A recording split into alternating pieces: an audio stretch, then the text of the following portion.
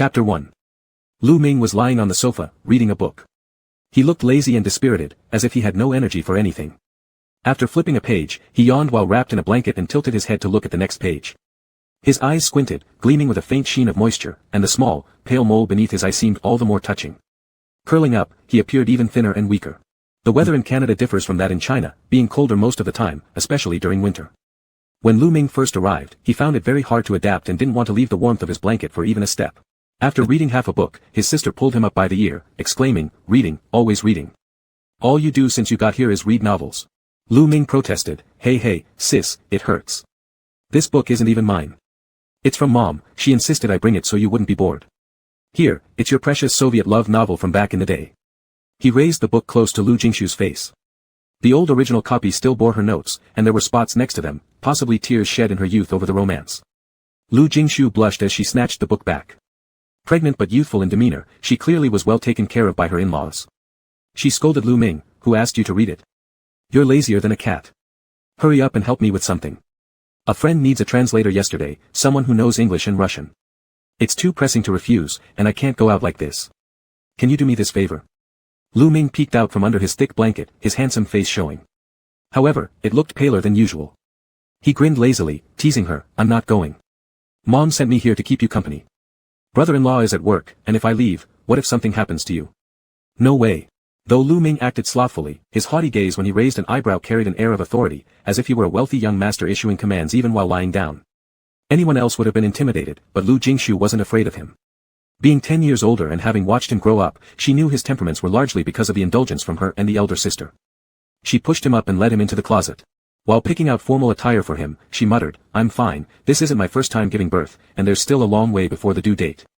I can take care of myself. If you went out, I'd feel better." She quickly matched a set for him, gesturing for him to change, continuing across the door, "You've been here for half a month. Where have you gone besides the supermarket? You don't act like a young person at all." Lu Ming laughed behind the door, saying, "Nonsense, I look quite young." Lu Jingshu also chuckled but quickly maintained her stern expression, "That might be true, but tell me, apart from your good looks, what else do you have?" Before she could finish, Lu Ming pushed open the door and walked out. A well-fitted suit hugged his lean figure. With his long, pale fingers tying a tie and smoothing his tousled hair, a small patch of smooth forehead revealed itself. His slim eyebrows arched elegantly over almond-shaped eyes, and when slightly curved, the pale mole below his eye became even more alluring. Looking at Lu Jingshu, he cocked an eyebrow smugly and declared, "Every bit of me is excellent." Lu Jingshu couldn't stop praising him either. Her younger brother stood out from childhood and now seemed like someone to treasure dearly. She approached to adjust his outfit one last time, commenting, "How nice you look properly dressed. You should dress up more and go out, maybe even find a foreign wife to bring home for Mom." Lu Ming only smiled without replying. Lu Jingshu handed over a file folder, gave him a few instructions, and sent him to the door, repeatedly warning him not to cause trouble, treating him almost like a child. Lu Ming replied with the same babying tone, "Got it, you go back inside, it's cold out here." He lightly touched her swollen belly, smiling with his eyes bent, "Baby, be good. Uncle will come back tonight with gifts for you." The translation company was a fair distance from their house. By the time Lu Ming arrived, unfortunately, the boss was in a meeting, so he waited in the lounge area. He took the opportunity to review the materials in the file, familiarizing himself beforehand. It was a mix of half English and mostly Russian, interspersed with numerous medical terms, giving anyone who tried to read it quite the headache. It seemed to revolve around the content of medical device acquisitions. As Lu Ming looked up words and made notes, his Russian came from studying with elders in the family. Back in that era, learning Russian and Japanese were more popular for the older generation. He and his second sister, Lu Jingshu, had enjoyed Russian since childhood and learned accordingly. During university, he'd even considered applying to a linguistic major but ultimately favored traditional calligraphy over other paths. Still, Lu Jingshu stuck with her passion for languages, eventually mastering 3, including Russian, and teaching abroad at a foreign university where she married a blonde-haired foreigner and lived a harmonious life raising children and managing their home. Lu Ming was still engrossed in his reading when the secretary hurriedly rushed back in and requested him to join a meeting. "I'm truly sorry," she apologized, "but the boss wants you there immediately for a meeting. Please follow me." As Lu Ming walked behind her, he speculated that the boss might be an impulsive type, perhaps someone always brimming with energy and action. However, after entering the meeting room and seeing the man, his preconceived notion was completely overturned. The meeting room's projector displayed slide after slide of precise machinery. Even through photographs, one could easily appreciate the sleek lines and cold metallic luster of these instruments. A tall man sat sideways at the head of the table, dressed in an elegant long black coat that still bore traces of chilly wind as if fresh from outdoors. The man was not particularly talkative, he remained rather quiet as a staff member beside him gave a lively presentation, frequently pointing to projections and speaking in low tones to the man. He patiently listened, expression neutral. Lu Ming was ushered by the secretary towards this man, and upon seeing him, the man simply raised his eyes, slightly inclined his head, and extended his hand, saying, Han Xiaoyu. Thank you for your efforts during this period. Lu Ming. After shaking hands briefly, feeling somewhat unusual under the grasp of Han's large palm, Lu Ming quickly retracted his hand. Han Xiaoyu showed no reaction and continued listening to the explanation given by his employee nearby. However, this time he couldn't help but frown faintly. Han director, trust me. I've served as an executive of Company X for many years, and while there may be shortcomings in other areas, management is my strength. Since the top brass recruited me, it's my duty to take responsibility for the company. Rushing out a new product would only worsen our current situation and bring no positive impact on market share, said a middle-aged man sitting nearby, raising his voice slightly in earnestness. Here it differs from the Russian market. Your strategies may not work here as well. Everything requires a gradual process, slowly accumulating experience. There must be a transition. A few people chimed in agreement from the side. These were all seasoned employees who'd been with the branch office for many years. While working under the previous supervisor, they'd maintained steady progress without any grave errors. Suddenly having such a parachuted-in princeling sent down from headquarters, some natural distrust and resistance arose. Han Xiaoyu cut in abruptly, yet declining performance is undeniable reality. Perhaps we haven't interacted much yet, but I believe everyone can agree on this one point, everything needs step-by-step accumulation, right? He swept his gaze across the room, the dim light still enough to discern the emotions in their eyes. Lu Ming picked up the paper cup beside him and sipped water quietly. Judging by just these few sentences, he anticipated heated arguments within the meeting room soon. As an outsider, all he could do was try to remain as unnoticeable as possible.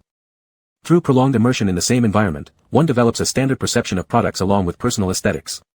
I feel like there are differing opinions regarding aesthetics among us. Han Xiaoyu tapped the desk lightly before addressing the group around him. Didn't last season's report make it clear? And yet, you insist on maintaining things this way. It seems to me your sensitivity to ugliness has dulled. Since there's no recognition of what's aesthetically displeasing, starting tomorrow, every senior manager at this original company will clean the toilets entirely, recultivating awareness of details, ugliness, and civilization. Hearing this, Lu Ming almost choked on his water and had to cover up with a few discreet coughs. One of the high-level executives turned beet red immediately. Director Han. Han Xiaoyu's lips curled slightly into a sharp smirk.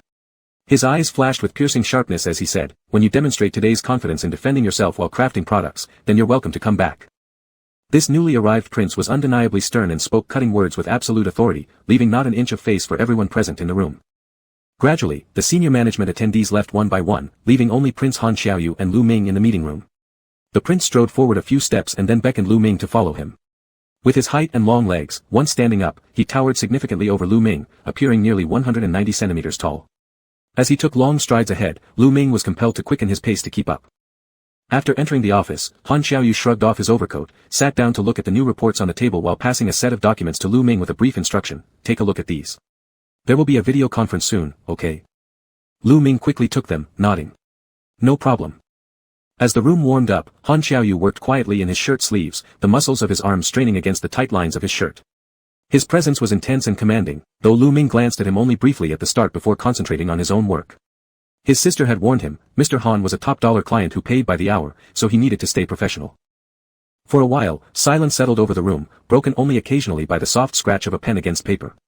Lu Ming finished marking the document given to him, but there was no sign of the video conference. As evening approached, he couldn't help checking his watch. Han Xiaoyu looked up and told him, have dinner with me tonight. Reluctant as he was, Lu Ming knew overtime was part of the job and eventually agreed, albeit hesitantly. He'd expected an outing with the prince would mean fine dining, but it turned out that the boss was a workaholic who simply ordered takeout for both of them to eat in the office. Stabbing his broccoli with chopsticks, Lu Ming reluctantly pushed the food around on his plate, finally nibbling on a few bites of bread just to get through the meal. Sitting nearby, Han Xiaoyu noticed how finicky Lu Ming was being and glimpsed the subtle dissatisfaction in his expression. He commented, it's not good to be picky. Lu Ming paused for a moment, then replied, I've always strived hard in my studies and career, working tirelessly to earn a lot of money. Really? Han Xiaoyu queried with mild interest. I know, Lu Ming continued, once I have enough money myself, I'll be able to choose only the foods I like. And when I eat what I like, I never pick at it. This surprised Han Xiaoyu, who chuckled softly and shook his head. Tell my secretary later what you fancy, let her prepare something for you. I'm not stingy enough to skimp on employee meals. Lu Ming tilted his head, judging that Han wasn't joking and smiled faintly, nodding. All right, thank you, Mr. Han. Han Xiaoyu nodded back, finishing his food rapidly as he had much more work ahead of him. Chapter 2. Lu Ming's first day of overtime ended with his boss driving him back. Han Xiaoyu was a man of few words, but his actions were decisive. Without allowing Lu Ming to decline much after grabbing his coat, he led him to his car. Lu Ming touched the tip of his nose and, with no choice, wrapped himself in his thick coat before following him into the car. Lu Ming rarely went out, he only knew the rough names of the streets. Han Xiaoyu had much better executive ability, and even so, he still successfully dropped Lu Ming off downstairs. After getting out of the car and thanking him, Lu Ming stood on the snowy ground in a thick windproof hooded cotton coat.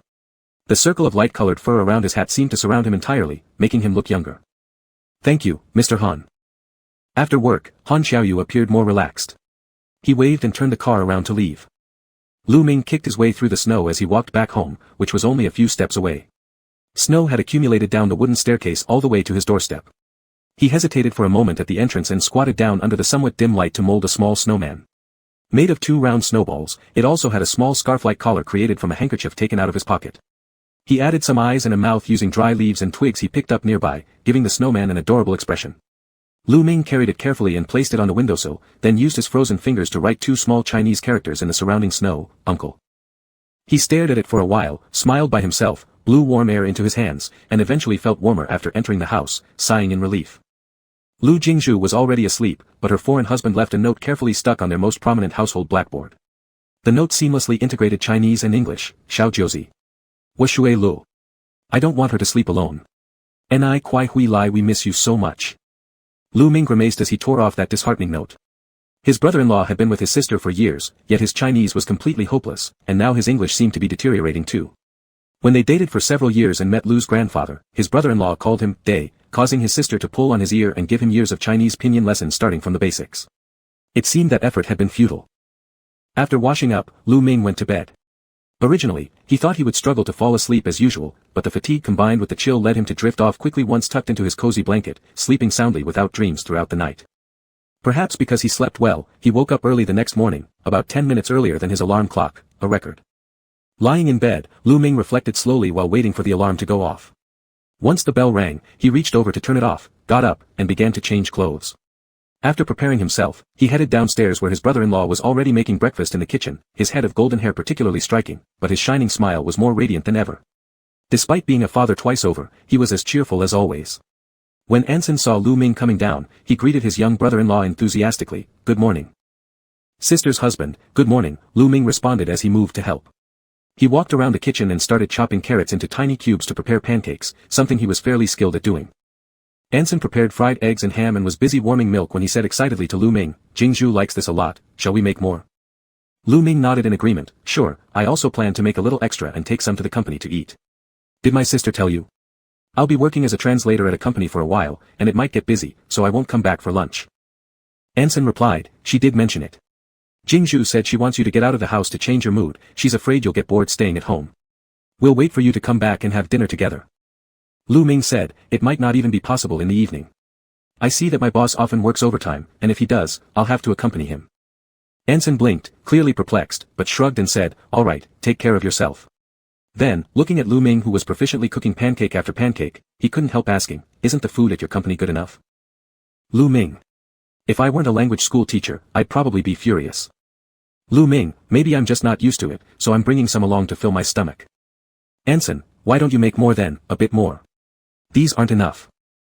Lu Ming, "Are you trying to eat too?" Anson laughed cheerfully, "Yes." After finishing the egg pancakes, Lu Ming left the remaining plating and wake-up duties to Anson. He then took the leftover diced carrots outside, found the small snowman he had placed on the windowsill the day before, and gave it a nose. After looking at it and feeling satisfied, he nodded approvingly. Lured by the delicious breakfast Anson prepared with care, Lu Jingzhu came downstairs. Then Lu Ming led her to the window where they could see through the glass at that small snowman. Lu Ming smiled and said, "Here you go, I returned home late last night and could only make a small gift for my little nephew at the door. Do you like it?" Lu Jingzhu was already laughing happily this early morning, giving her younger brother a kiss on his face, "I like it." Anson grabbed his briefcase and prepared to leave. Seeing this, he ran over like a big kid and pointed at his own face eagerly, "I want one too." Lu Jingzhu had been showing affection publicly with him for over 10 years, and without hesitation, also kissed her husband loudly. Anson smiled with his blue eyes twinkling as he lowered his head to give her a kiss, "You're beautiful, I love you so much." Lu Ming's teeth hurt from how sweet this was, so he wrapped half of his face with a scarf and winked stealthily at Lu Jingzhu. I'll go first, sorry, but I'm full from all this dog food today. Go quickly, you're such an annoyance. The atmosphere in the company was rather serious. On his first visit, the Crown Prince implemented management reforms, doing something unheard of in the industry, organizing all upper-level management personnel to clean toilets together. All the higher-ups were subdued like frosted eggplants within days, their airs vanished, they became obedient and disciplined, and no one dared to play around in front of Han Xiaoyu anymore. Han Xiaoyu had consolidated his autocracy within just 1 week.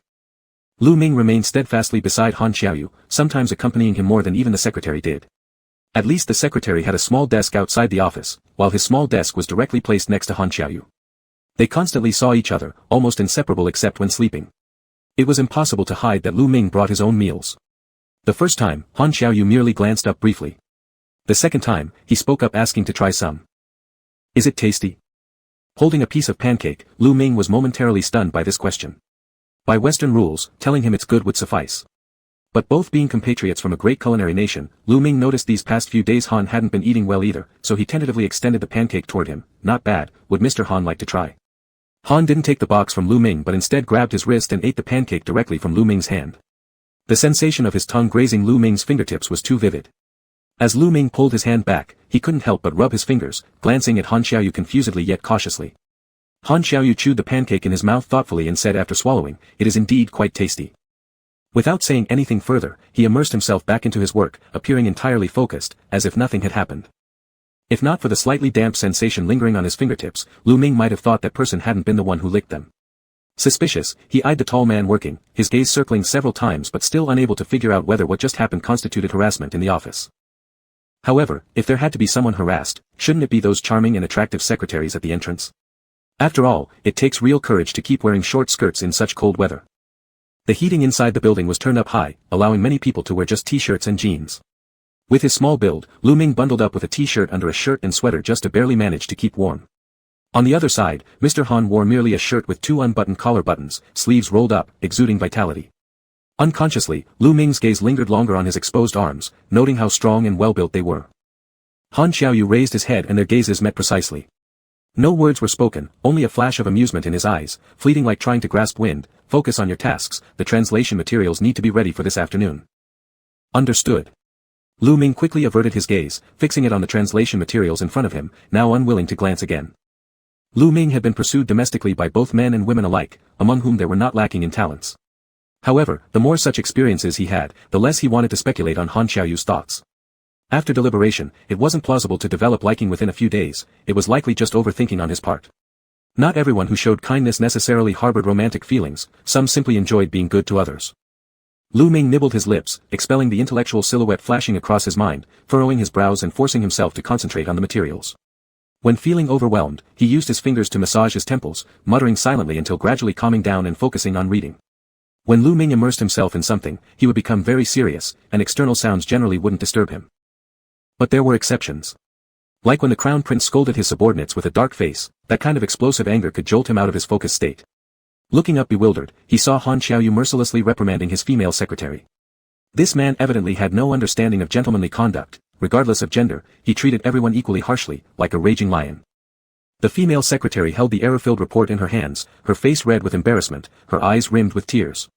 She was about to leave after the reprimand ended when she heard the dark-faced CEO speak again, "Come back." The female secretary quivered on the spot. "Mr. Han." Han Xiaoyu said, "Go get 2 cups of coffee and bring them over." The female secretary nodded quickly in agreement. However, due to the stress from the earlier criticism, while delivering the coffee to Mr. Han went smoothly, an accident happened when handing it to Lu Ming. She accidentally knocked over his cup. Lu Ming reacted swiftly and saved the documents, but his clothes got wet, the coffee stain spreading across the fabric and quickly dirtying a large area. Chapter 3. The female secretary apologized repeatedly, reaching out to help clean him up. Lu Ming quickly dodged and smiled, saying, "It's fine.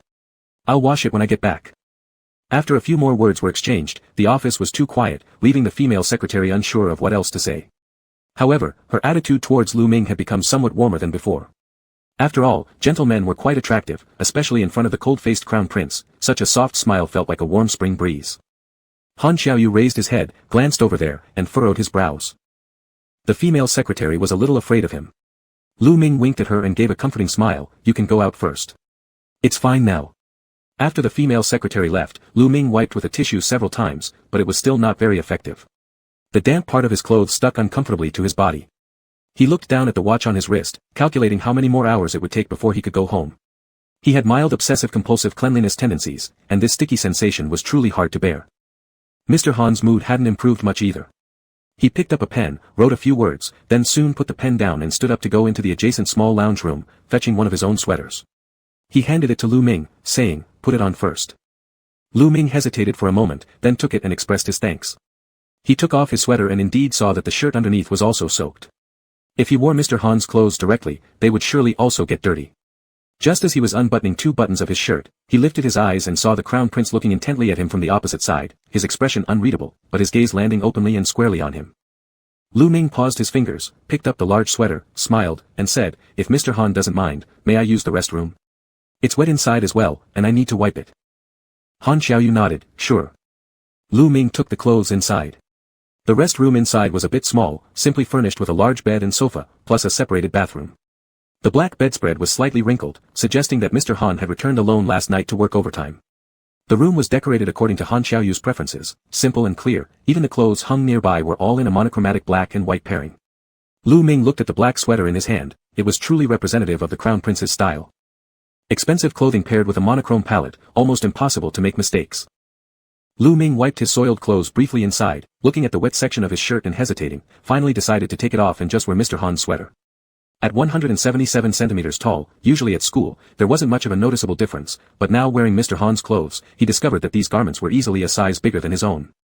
With a loose collar exposing most of his clavicle, the sleeves needed to be rolled up, making him look like someone stealing adult clothes to wear. But without other choices, Lu Ming had to roll up the sleeves and walk out. Han Xiaoyu had already returned to his original position and continued working. Seeing him come out, he merely glanced once, circled his gaze around, then returned his focus to the documents, showing little reaction. Lu Ming sat back down and continued with his work. The materials given to him by Han Xiaoyu involved technical regulations, regulatory policies, and social medical security in various aspects, along with special equipment terminology at the end pages from a medical expo. It made his head ache a bit and required slow translation. During this time, a manager came in again to report work progress. Han Xiaoyu seemed in a good mood due to some favorable news, his tone unusually mild, which made the person somewhat uneasy, frequently stealing glances at the Crown Prince's expressions, responding cautiously. In the evening, the female secretary brought them dinner, deliberately bringing an extra box of milk for Lu Ming.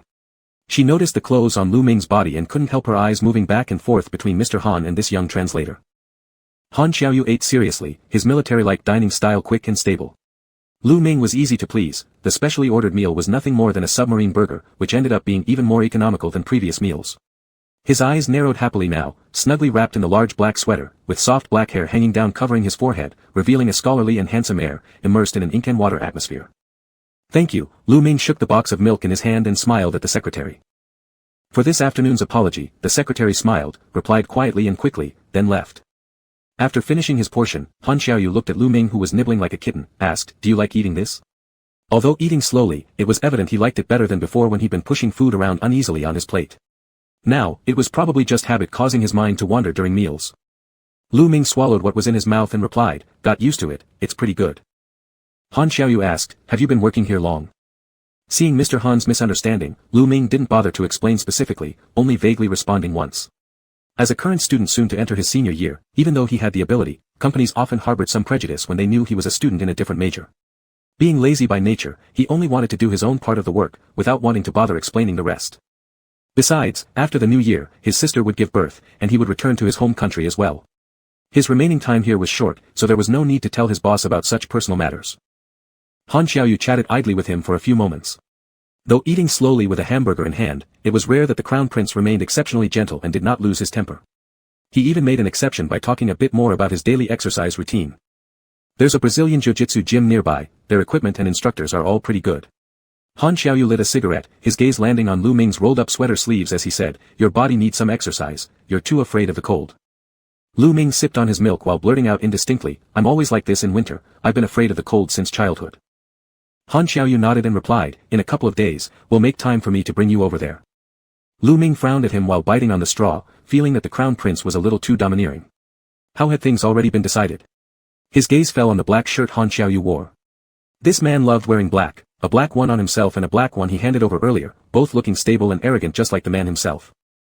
Han Xiaoyu noticed and looked up at him asking, "What? Is there something wrong with my clothes?" Lu Ming didn't outright reject it and replied, "No, the color coordination is pretty good." Mr. Han might be too busy to have much spare time to deal with these trivialities. Han Xiaoyu, smoking and flipping through contracts, glanced at him with a hint of a smile and asked, "Are you saying I'm lazy?" Lu Ming smiled slightly, inexplicably becoming less intimidated by him now. Lu Ming originally thought Han Xiaoyu, being so busy, was merely making a casual comment, but unexpectedly, he actually followed through on what was mentioned before regarding exercise. The secretary specially adjusted their schedules, and Han Xiaoyu worked overtime with him for 2 more days, squeezing out some free time so they could both head to the Brazilian Jiu-Jitsu gym together. Lu Ming wasn't too happy about it. Following Han Xiaoyu inside, he dragged his feet changing into his uniform while muttering, "Mr. Han, I thought I'd get some vacation time after the overtime."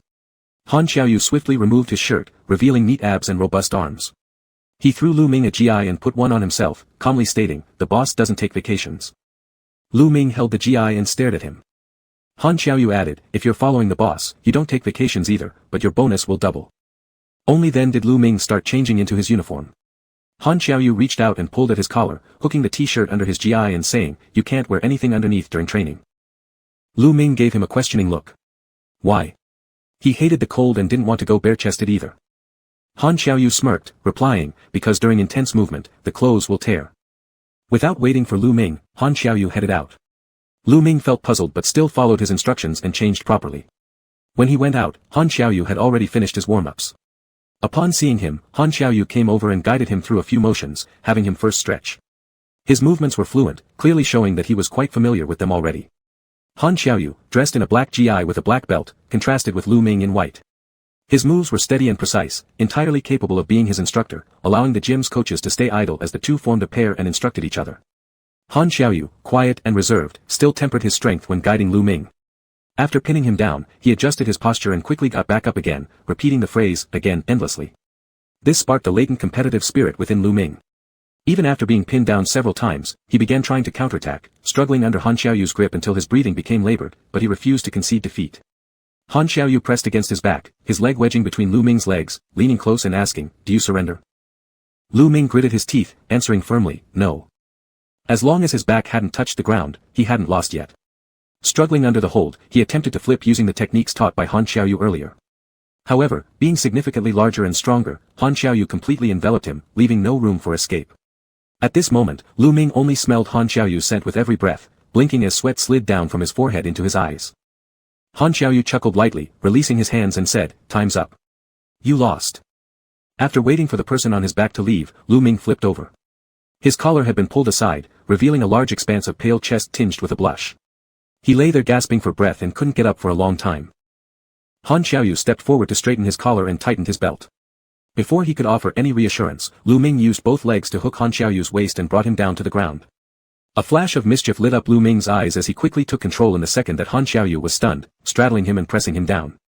But success or failure hung by a thread. Before Han Xiaoyu hit the ground on his back, he grabbed Lu Ming's collar, rolled on the ground, and pinned him again. His gaze towards Lu Ming darkened significantly. Lu Ming had already overexerted himself and hadn't recovered his strength, only managing to catch Han Xiaoyu off guard for an advantage. Now, his arms and legs felt weak. Under Han Xiaoyu's stare, the strength in his legs gave way, and his locked ankles around Han Xiaoyu's waist loosened. Pushing slightly at Han Xiaoyu's side with his knee, he hoarsely said, "I give up, I give up. Get off, you're too heavy." Han Xiaoyu kept looking at him. Feeling uneasy under his gaze, Lu Ming shifted his eyes away and urged him once more, "Get up."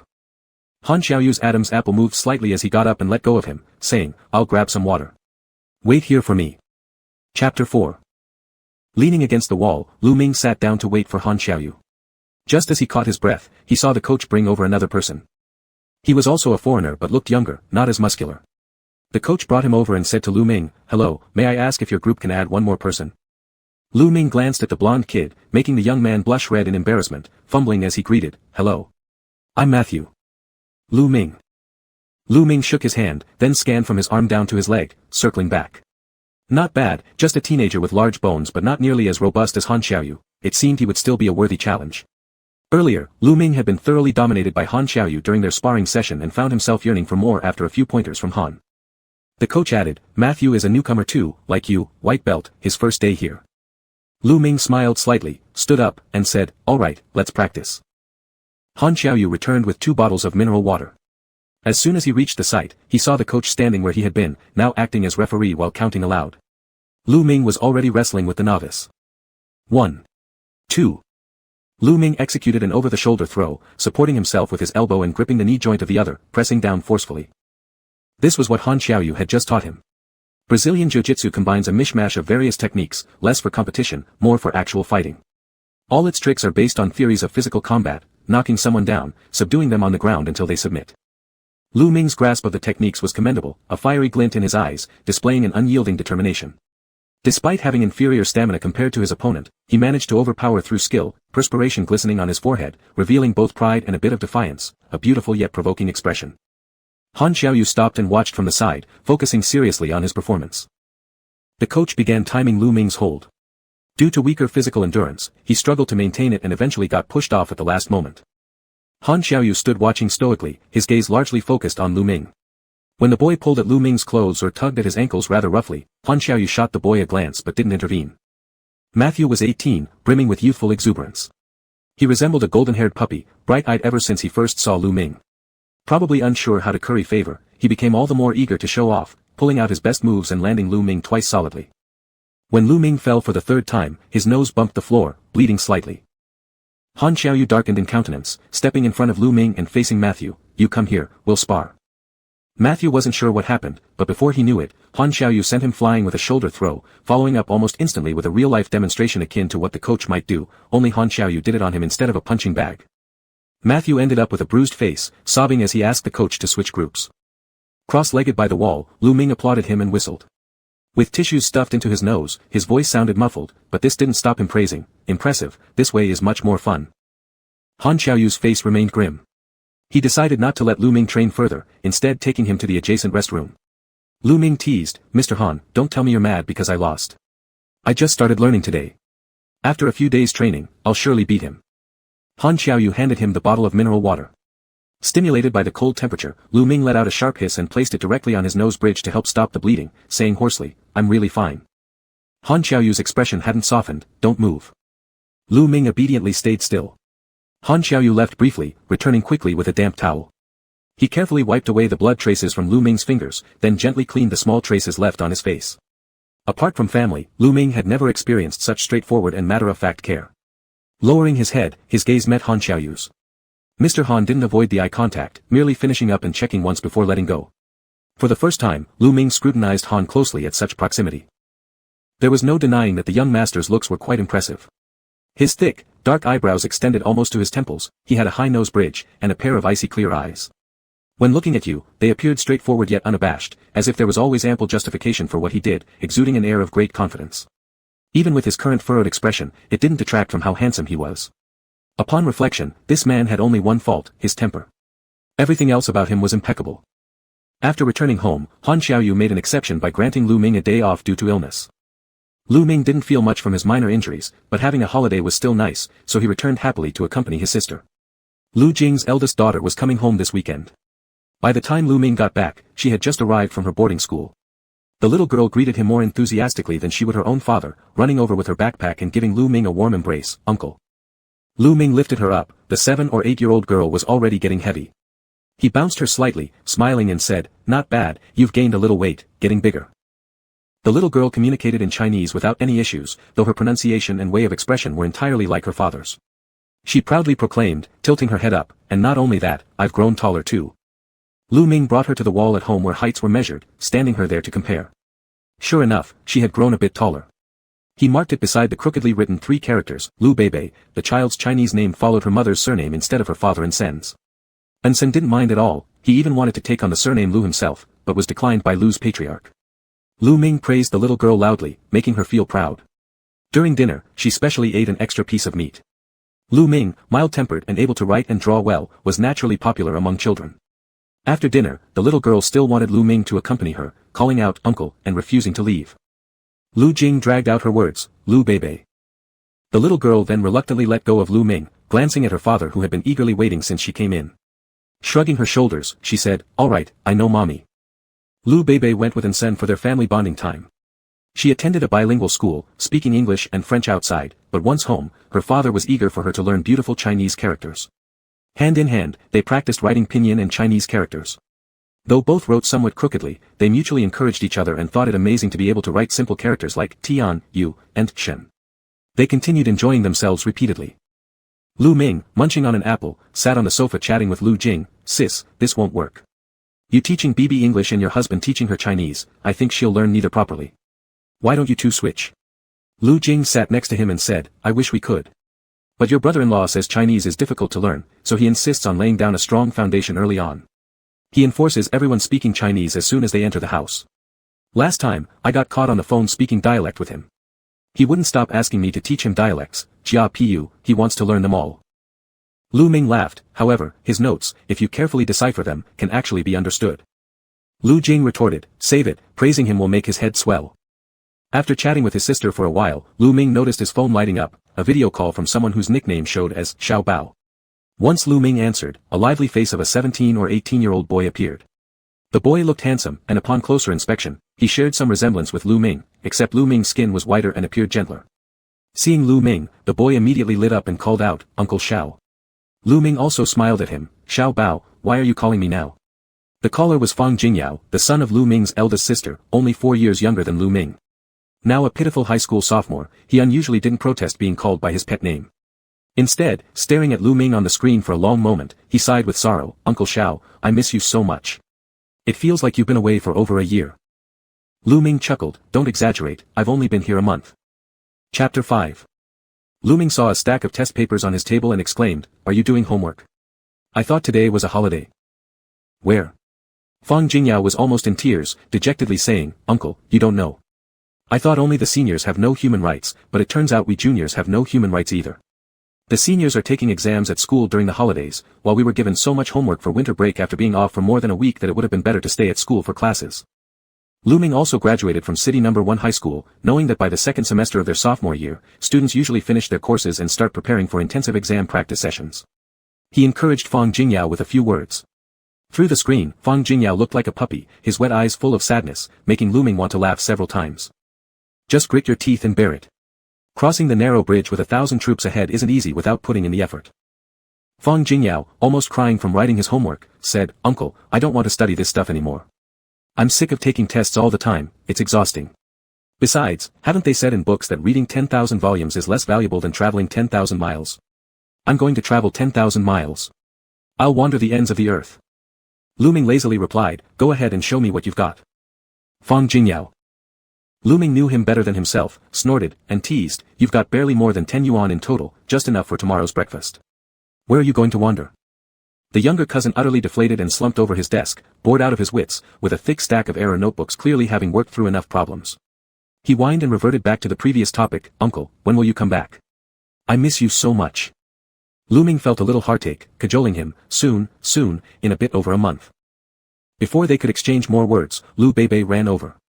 She liked her uncle even more and ran to hold Lu Ming's arm, wanting to video call with him too. She recognized Fang Jingyao as her older cousin, but compared to the mischievous older cousin, her gentle and considerate uncle was who she loved the most. The young girl was very particular, just like her father, about the Chinese seniority system, understanding clearly that the older cousin was of the same generation as her, but the uncle belonged to the elder generation. She had never seen any elder family member as handsome as her uncle. Lu Beibei was brimming with pride, wishing she could take her uncle and show him off to the whole world, though currently, her world was pretty small, consisting mostly of grandma's house and school. Lu Ming pinched the little girl's nose slightly and set the phone on the side table to video chat with her younger nephew along with Beibei. At first, Lu Beibei sat properly, but seeing Lu Ming constantly talking to Fang Jingyao, she began trying to get his attention. She climbed onto Lu Ming's lap and offered her Barbie doll to him. Once seated comfortably, she nestled into his embrace, tilting her head repeatedly calling out, Uncle, almost visibly announcing to him, pay attention to your baby now.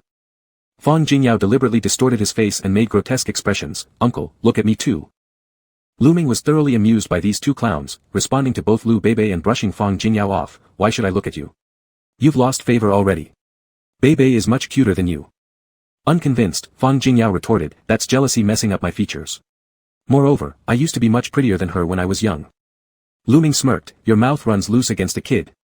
Fang Jingyao, nibbling on his pen, looked up at him, half admiring and half exhilarated, Uncle, Mom said you're continuing your education without needing further exams because of your good results, so now you can play around everywhere.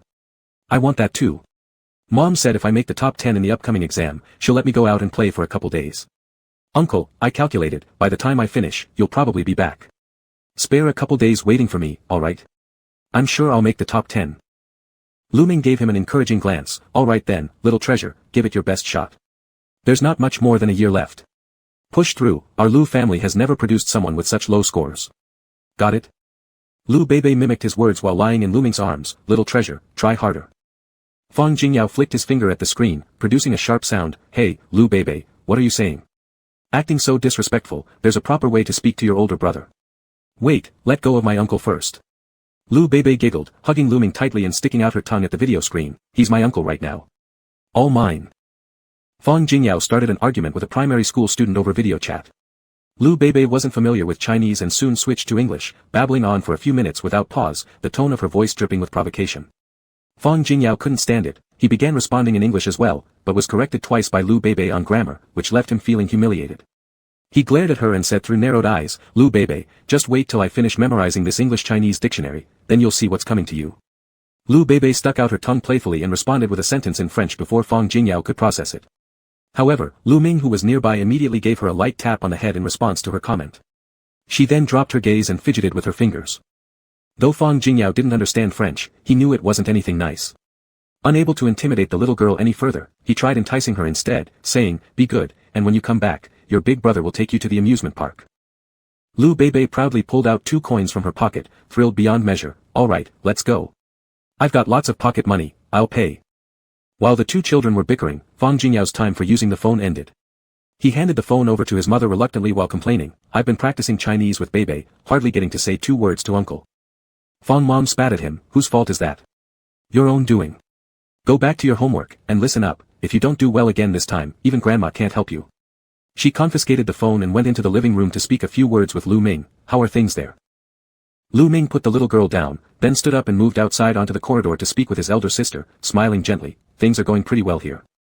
Fang Mom paused for a moment, then said, Professor Sun called asking about you. It seemed to be regarding the competition last time. He asked if you want to enter the returned work for exhibition domestically, claiming it'd be a waste to leave it sitting there. He wants to recommend it again and give it a try. Lu Ming responded nonchalantly, no need, sis. You can decline that offer for me. I aimed for that major contest anyway, so if I can't participate, I'd rather keep it at home to view privately. I don't feel like exhibiting it anymore. Sighing, Fang Mom remarked, you really have a stubborn streak in you. Whose nature did you inherit? Laughing softly, Lu Ming retorted, whose else? Dad's, of course. Also laughing, Fang Mom continued, Professor Sun has great hopes for you. He's called several times already, and it seems he feels somewhat apologetic. Your mentor truly is a fine person. Oh, and also, your classmates have called looking for you, they've inquired a couple of times now. They're organizing a get-together during winter break. Recalling this matter after some thought, Lu Ming exclaimed, ah yes, there was that thing, I arranged with some classmates for skiing in the mountains, and I got so caught up helping second sis that I forgot to inform them. I'll tell them later. He chuckled again, they're not exactly decent folks either, sis, don't pay attention to them, they probably just wanted to send pictures of their hot pot feast my way to show off. Slightly surprised, Fang Mom replied, could that be? They've called multiple times and even mailed some items to our house, all in English. Our mom kept them for us, though we're unsure what they are. Lu Ming stated, it should be from the senior who joined the competition, previously I entrusted him to buy me some pigments. Professor Sun mentioned during their trip to the Netherlands how amazing these pigments were, so I asked him to bring back 2 boxes. One for me, the other for Jingyao since he plans to study painting abroad right after high school, having reliable tools will definitely help. Fang Mom sighed with relief on the other end of the call, smiling. I was worried you hadn't fully accepted the rejection from that selection. Lowering his eyes slightly to conceal his emotions, Lu Ming admitted, I've thought about it for a month, it's enough. Being the eldest sister, Fang Mom was 20 years older than Lu Ming. She doted on him as if he were her own child. Lu Ming had excelled ever since he was young, winning countless awards and achieving fame early in life. What she feared most was if he suddenly faced a setback. After Lu Ming's painting wasn't selected previously, he had remained silent for a long period, appearing carefree only in front of them, yet clearly caring deeply. That concern weighed heavily on her mind. Lu Ming, I've seen you grow up. I know there's more to this than just the painting issue, and if you don't want to say, that's fine, she reassured him in much the same manner as when he was young. But seeing as you're willing to talk about the competition now, you must have let it go. That puts my mind at ease. You're still young, and there will be plenty more opportunities ahead. I understand, sis. Before hanging up, Fan Mom reminded Lu Ming once more to take extra care of himself while away and to watch his health. They all cared for him very much. Lu Ming replied with a laugh. After ending the call, he stood in the corridor for a while before opening the messaging app on his phone. He hadn't used it in a long time, and upon opening, a flurry of messages popped up, mostly asking where he had disappeared to. He stroked his chin thoughtfully, realizing that since arriving in Canada, he hadn't been in touch with anyone back home, making it exactly 1 month that he had vanished off everyone's radar. He replied to a few acquaintances' messages and noticed Professor Sun's unread message. Staring at the avatar that had been blinking for quite some time, he ultimately decided not to open it. Lu Ming slipped his phone into his pocket and grabbed his briefcase, returning to his room. He lay half-reclined on the bed, flipping through the materials he had at hand and concentrating more easily than before. Soon, he was fully immersed without any distractions. Boss Han paid well. Right about now, Lu Ming figured Boss Han was still working hard on the front lines, overtime no doubt. Smiling faintly and shaking his head as he glanced at his wristwatch, he couldn't help but think how truly dedicated this man was. Lots of work but poor meals. With such a devoted boss, he felt compelled to be even more diligent. Chapter 6. After Lu Ming returned to the company following his leave, Han Xiaoyu's attitude towards him remained unchanged as before. He didn't particularly pay much attention to Lu Ming, but whenever they were within each other's sight range, Han would always lend a helping hand. Sometimes when the secretary was speaking to Han, while he replied to her, he would simultaneously pass a new ballpoint pen to Lu Ming, who was busy opening a package box searching for a new pen. Lu Ming stared in silence. The female secretary adjusted her glasses perched on the bridge of her nose and said, "I will make sure this is communicated. If there is nothing else, President Han, I'll take my leave." Han Xiaoyu nodded. The female secretary walked straight toward the door without even glancing at either of them and, after exiting, kindly closed the office door behind her. As small acts like this happened more often, Lu Ming became accustomed and continued with his work. When he finished writing the last sentence on the materials he needed to mark today and pressed the pen intending to stand up and hand it to Han Xiaoyu for review, he heard someone speak behind him, "Are you done?"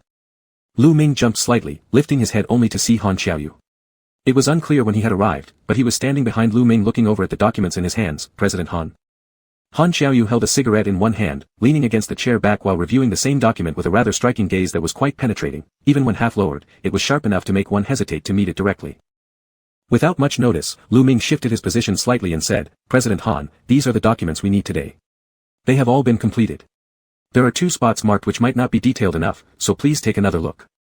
Han Xiaoyu extended his arm to receive the materials. Being tall and close, this action made it seem as if he embraced Lu Ming momentarily. A fleeting faint smell of tobacco passed by, quickly reverting to their prior distance. After flipping through the documents, Han Xiaoyu commented, "Not bad, your handwriting is also very beautiful." Lu Ming twirled the ballpoint pen in his hand, lowering his head and smiling silently without responding. This was the first time anyone had casually praised his handwriting, whereas during his college entrance exam for art, professors scrutinized his work repeatedly and lauded it more than just a single phrase. If his handwriting wasn't elegant, all those years of practice would have gone to waste. Before Han Xiaoyu could say something else, his phone rang. He got up to answer it, speaking softly to the person on the other end while taking his coat, seemingly getting ready to leave. Lu Ming let out a sigh of relief, waiting until Han Xiaoyu finished the call and asked, "President Han, all the materials for today have been dealt with already. If there is nothing else in the afternoon, may I go home?" Han Xiaoyu glanced at him and said, "I will have someone bring more materials." Lu Ming felt a bit confused. Although he wasn't from this industry, he could still figure out that Han, the heir, had come here to take charge of the Canadian branch company, doing so hastily while bringing some equipment acquisition work from Russia. Now, the wrapping up tasks were nearly complete, yet why did he need Lu Ming to translate more? Lu Ming thought about it and asked Han Xiaoyu, who, while grabbing his coat, responded briefly, "There are also past ones that need sorting." He left soon after leaving Lu Ming alone in the office. Soon afterward, the female secretary brought over a thick stack of documents, avoiding eye contact with Lu Ming altogether. Lu Ming took a deep breath and asked her, "So these are all of them, right?" The female secretary hesitantly answered, "Yes, Mr. Lu, I'm sorry to bother you." Lu Ming rolled up his sweater cuffs a little without giving her any hard time. "No problem, it's part of my job." These documents looked fresh, evidently printed not too long ago. Although Lu Ming wasn't sure when Han Xiaoyu would need them, the sooner, the better.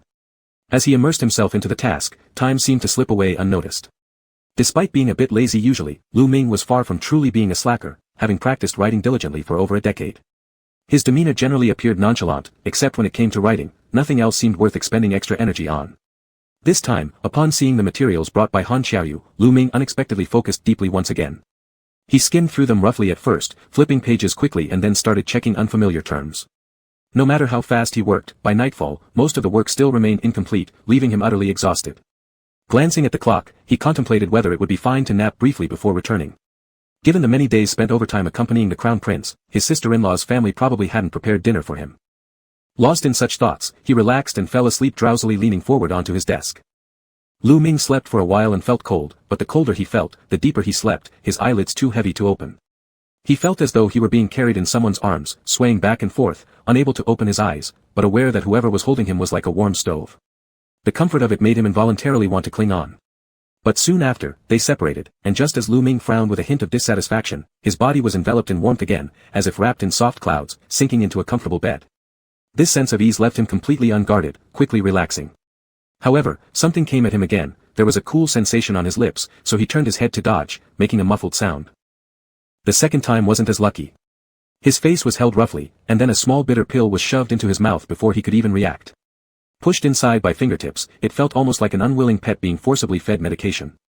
This time, when water was given, he swallowed without opening his eyes, but the fingers lingered, rubbing against his lips for quite some time. The medicine took effect quickly, leaving Lu Ming heavily asleep. When he woke up again, the first thing Lu Ming noticed was the bitterness in his mouth. Opening his eyes, all he saw was darkness. It took him a while to recognize where he was. The rest room in Han Xiaoyu's office had excellent light-blocking effects, dark enough that one couldn't see their hand in front of their face. Lu Ming suffered from a severe headache as he massaged his temples and got up, searching around for the little alarm clock he had seen beside the bed last time he changed clothes. He still had a vague memory of it. He touched the alarm clock, picked it up, and pressed a button, revealing the gentle glow showing the time, just past 6 o'clock. Lu Ming slowly walked out, the surroundings quiet. He thought he was the only one in the office, but turning his head, he saw Han Xiaoyu. The prince was sleeping on the sofa, wrapped in a blanket, frowning even in sleep, radiating an air of undeniable pride despite being unconscious. His slightly short bangs glinted faintly under the dim sunlight, which gently outlined his chiseled profile, making him look exceptionally handsome. Yet, his frowning expression was somewhat fierce, reminding Lu Ming of how the man would relentlessly beat opponents in martial arts training without changing his expression, whereas now he looked more like an oversized violent teddy bear curled up on the sofa with restricted movements. Lu Ming stepped quietly, poured himself a glass of water to drink, moving very gently. Still, the person on the couch gave a groggy and woke up. Seeing Lu Ming also caused him a momentary surprise, but he quickly raised his hand to block the sunlight coming in, clearly not yet accustomed to the light. In a raspy voice, he asked, "What time is it?" While drinking the water, Lu Ming replied, "Not even 7 o'clock yet, still early." Han Xiaoyu sat up, his shirt already crumpled beyond recognition, but he paid no attention to it. With a furrowed brow, he stared at Lu Ming and said, "You had a fever yesterday, your forehead was burning hot." "Ah, don't worry about it." Lu Ming poured another cup of water for him and handed it over, saying, "I tend to get like this when I read for long periods. A night's rest should fix it. Did you carry me in yesterday?" Han Xiaoyu nodded, drained the water in his cup, and kept looking at him, saying, "I originally wanted to take you to the hospital, but you were really afraid of the cold, clinging onto the blanket." He paused momentarily, then added, "So I gave you a pill." Lu Ming flicked his tongue and clicked his tongue as if savoring the residual bitterness. "That explains why I woke up tasting so awful this morning. How did you manage to make me swallow it?" "Did you give me any water?" he asked suspiciously. Han Xiaoyu chuckled, glancing away slightly under Lu Ming's scrutinizing gaze. "Yes, I gave you some, but you only drank 2 sips and wouldn't cooperate further. Every other attempt ended up spilling on your collar." He pointed to the nearby coffee spoon, adding, "Just 2 tiny sips, not a single extra gulp would go down." Chapter 7, Revised. Lu Ming touched his collar but found nothing, yet under the psychological suggestion, it felt a bit damp. After touching it, he became uneasy all over and thought of going home to change clothes. He looked at his wristwatch and said, "Mr. Han, it's still early. How about I go home first?" Han Xiaoyu had already fully woken up. He got up from the sofa and said, "Wait for me a moment while I wash my face." Lu Ming said, "Mr. Han, you're too polite. I can leave on my own." Han Xiaoyu was used to being domineering. Without finishing listening, he went straight in, quickly washed up and changed clothes. When he came out, he was refreshed and looked alert. Lu Ming had already put on his coat and scarf and was smilingly waiting there. Han Xiaoyu glanced at him, somewhat surprised that he had obediently waited like this, then stole another look. Lu Ming had also worn gloves and said to him, "Shall we go?" Han Xiaoyu immediately grabbed the car key from the table, feeling good, and said, "Let's go, I'll take you to eat something first." Han Xiaoyu took him to a nearby restaurant, rare to find one open so early. Inside, they saw familiar Chinese faces without much surprise. This restaurant offered various meals, run by a Cantonese boss who conveniently provided some dim sum breakfast items, which surprised Lu Ming a little as he carefully selected. Han Xiaoyu ordered everything available on the table, then told the boss, "Add 2 bowls of wonton soup, no seafood, keep it light." The boss didn't have many ingredients but basically made whatever was possible. With skills like his, the taste was usually fine, so he smiled and agreed. Lu Ming sat by the dining table, ate the egg yolk bun, and asked him, "Do you come here often?" Han Xiaoyu, a carnivore, spoke little while eating, only nodding.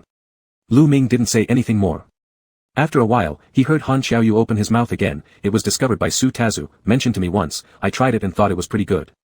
Lu Ming was momentarily stunned, realizing that this was an explanation for the earlier question.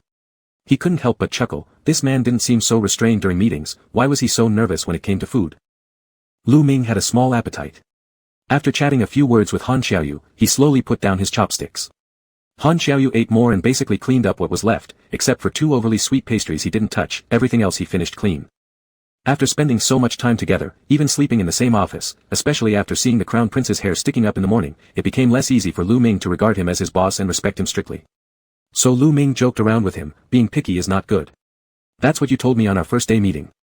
Han Xiaoyu smiled slightly and said, "You still hold grudges?" Lu Ming replied, "Mr. Han, how does that make sense, like you've seen me hold grudges before?" Han Xiaoyu smiled without answering, just picking up his wallet when he was stopped by Lu Ming, who said, "I will treat you, it's a way to thank you for taking care of me yesterday." Han Xiaoyu thought for a moment and sat calmly, saying, "All right, next time it's my turn to treat you. Thank you for your dedication to the company." Sharing food was the best way to close the distance between two people. Having eaten a lot together at one table, the initial estrangement gradually faded away. Han Xiaoyu drove the person home without much delay, merely giving Lu Ming half a day off verbally, reminding him to return to the company that afternoon before leaving. When Lu Ming entered his home, his brother-in-law was standing in the living room with an apron on, hands raised in defense, stubbornly arguing about something with his sister.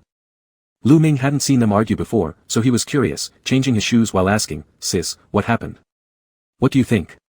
"I just wanted to do some yoga, barely spread out the mat, and your brother-in-law acted crazy, not letting me exercise." Lu Jingshu walked over holding her waist, complaining, "And you didn't come home last night. If it wasn't for your colleague calling me, I would have gone looking for you."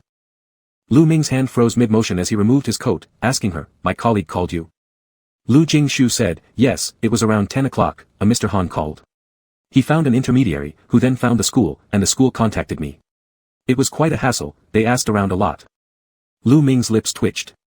Just one night of not going home, and it seemed like the entire local Chinese community already knew. Lu Jingshu had a good impression of Han Xiaoyu and was still praising him. "That colleague of yours is really great, very serious about work and courteous. He specifically explained to me that you were staying late working, and asked if you were allergic to any fever-reducing medicine. I told him 2 types you usually take, and he noted them down.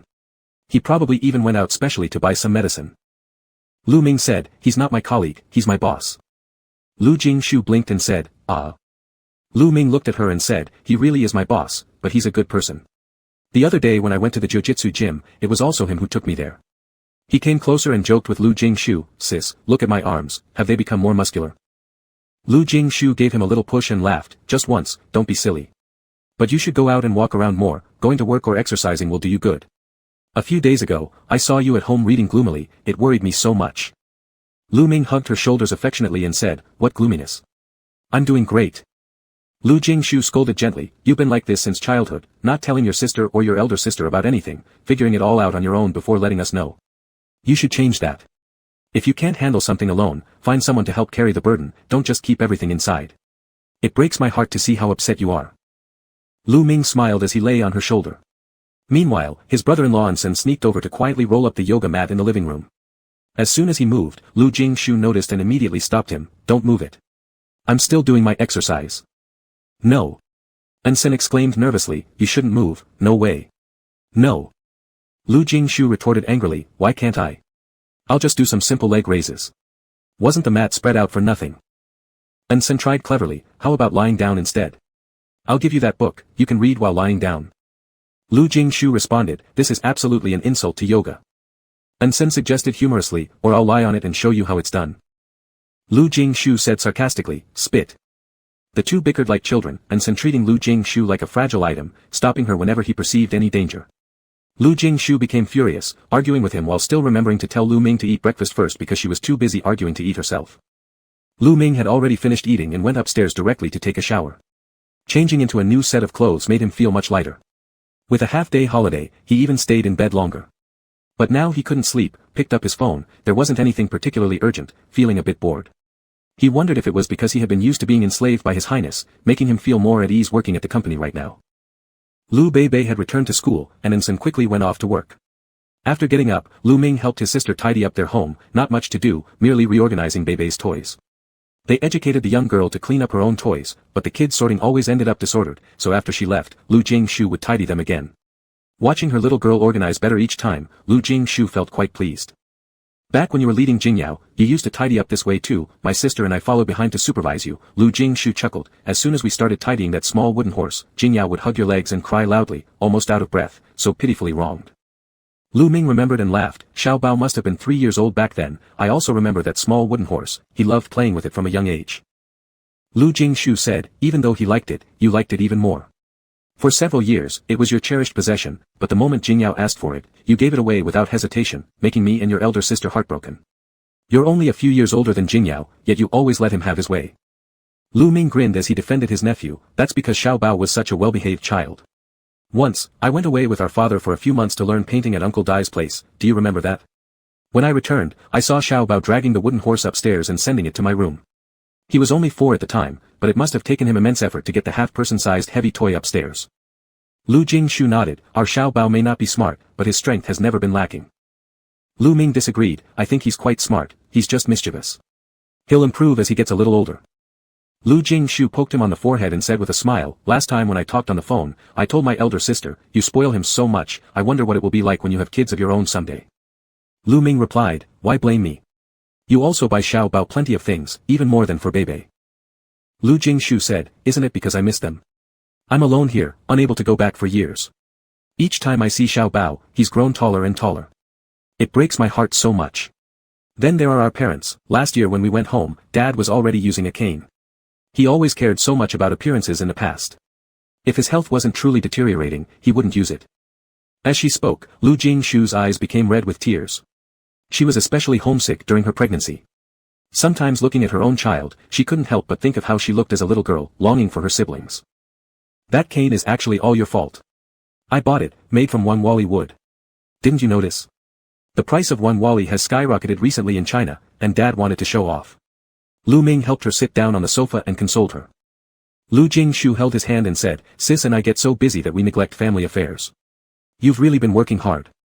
Lu Ming replied, even while studying out of town, I can't take care of things too much. Speaking of which, Xiao Bao sees them most often. Dad always goes to school events. Either Xiao Bao wins an award or gets punished by standing as punishment, it's always something stimulating. Last time, Xiao Bao got officially reprimanded, and Dad chased him up 2 floors with that cane. Lu Jingshu laughed, her sadness disappearing instantly. Ensen came home specially for lunch, glancing at the yoga mat in the living room carefully. Only after noticing it was neatly put away did he sigh in relief. He treated Lu Jingshu even more attentively. Lu Jingshu spat at him, but Ensen didn't mind at all, shouting, wife, repeatedly and laughing until his eyes disappeared behind his teeth. After lunch, Lu Ming hitched a ride with Ensen to the company.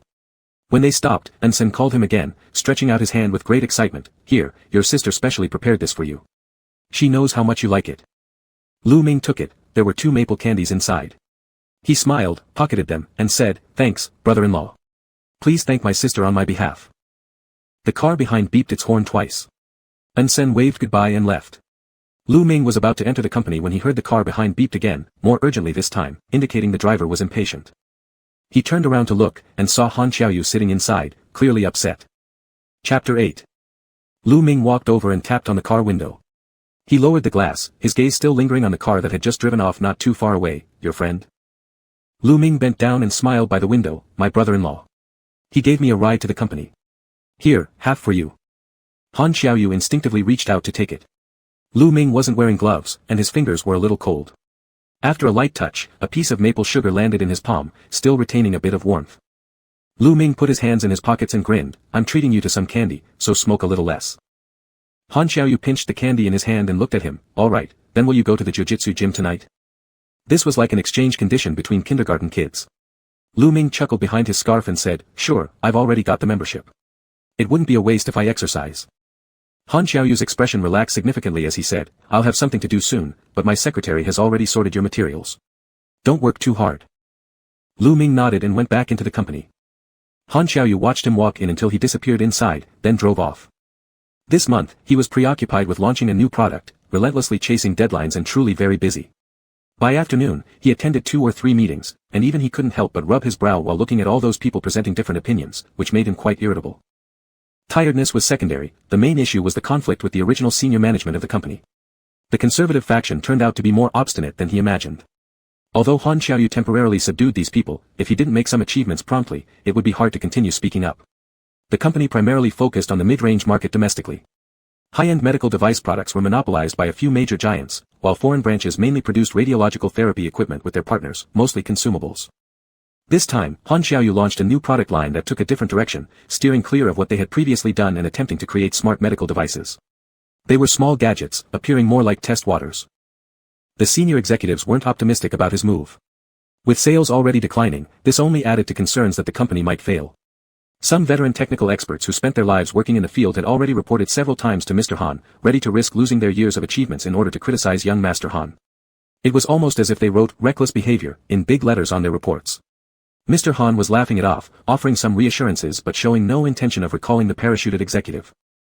Han Xiaoyu ran a dictatorial meeting, continuing with his own way without paying much attention to the outside criticisms, pushing the new changes boldly. He calculated the timing to complete what he needed to do and didn't wait for the elders to further harp on him. Saying, "Dismissed," he quickly left, towering nearly 2 meters tall, striding long legs that ordinary people could barely keep up with.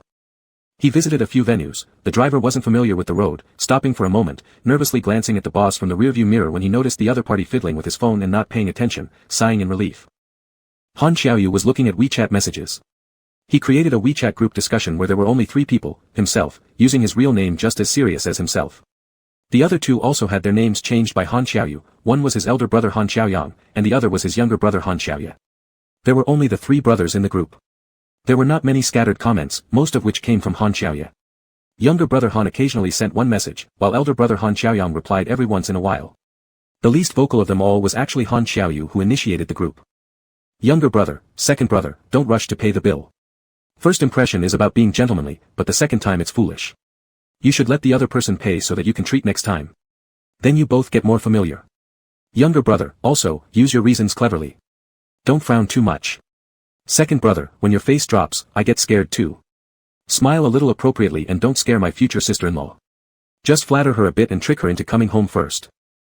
Elder brother, Xiaoye, isn't this somewhat improper?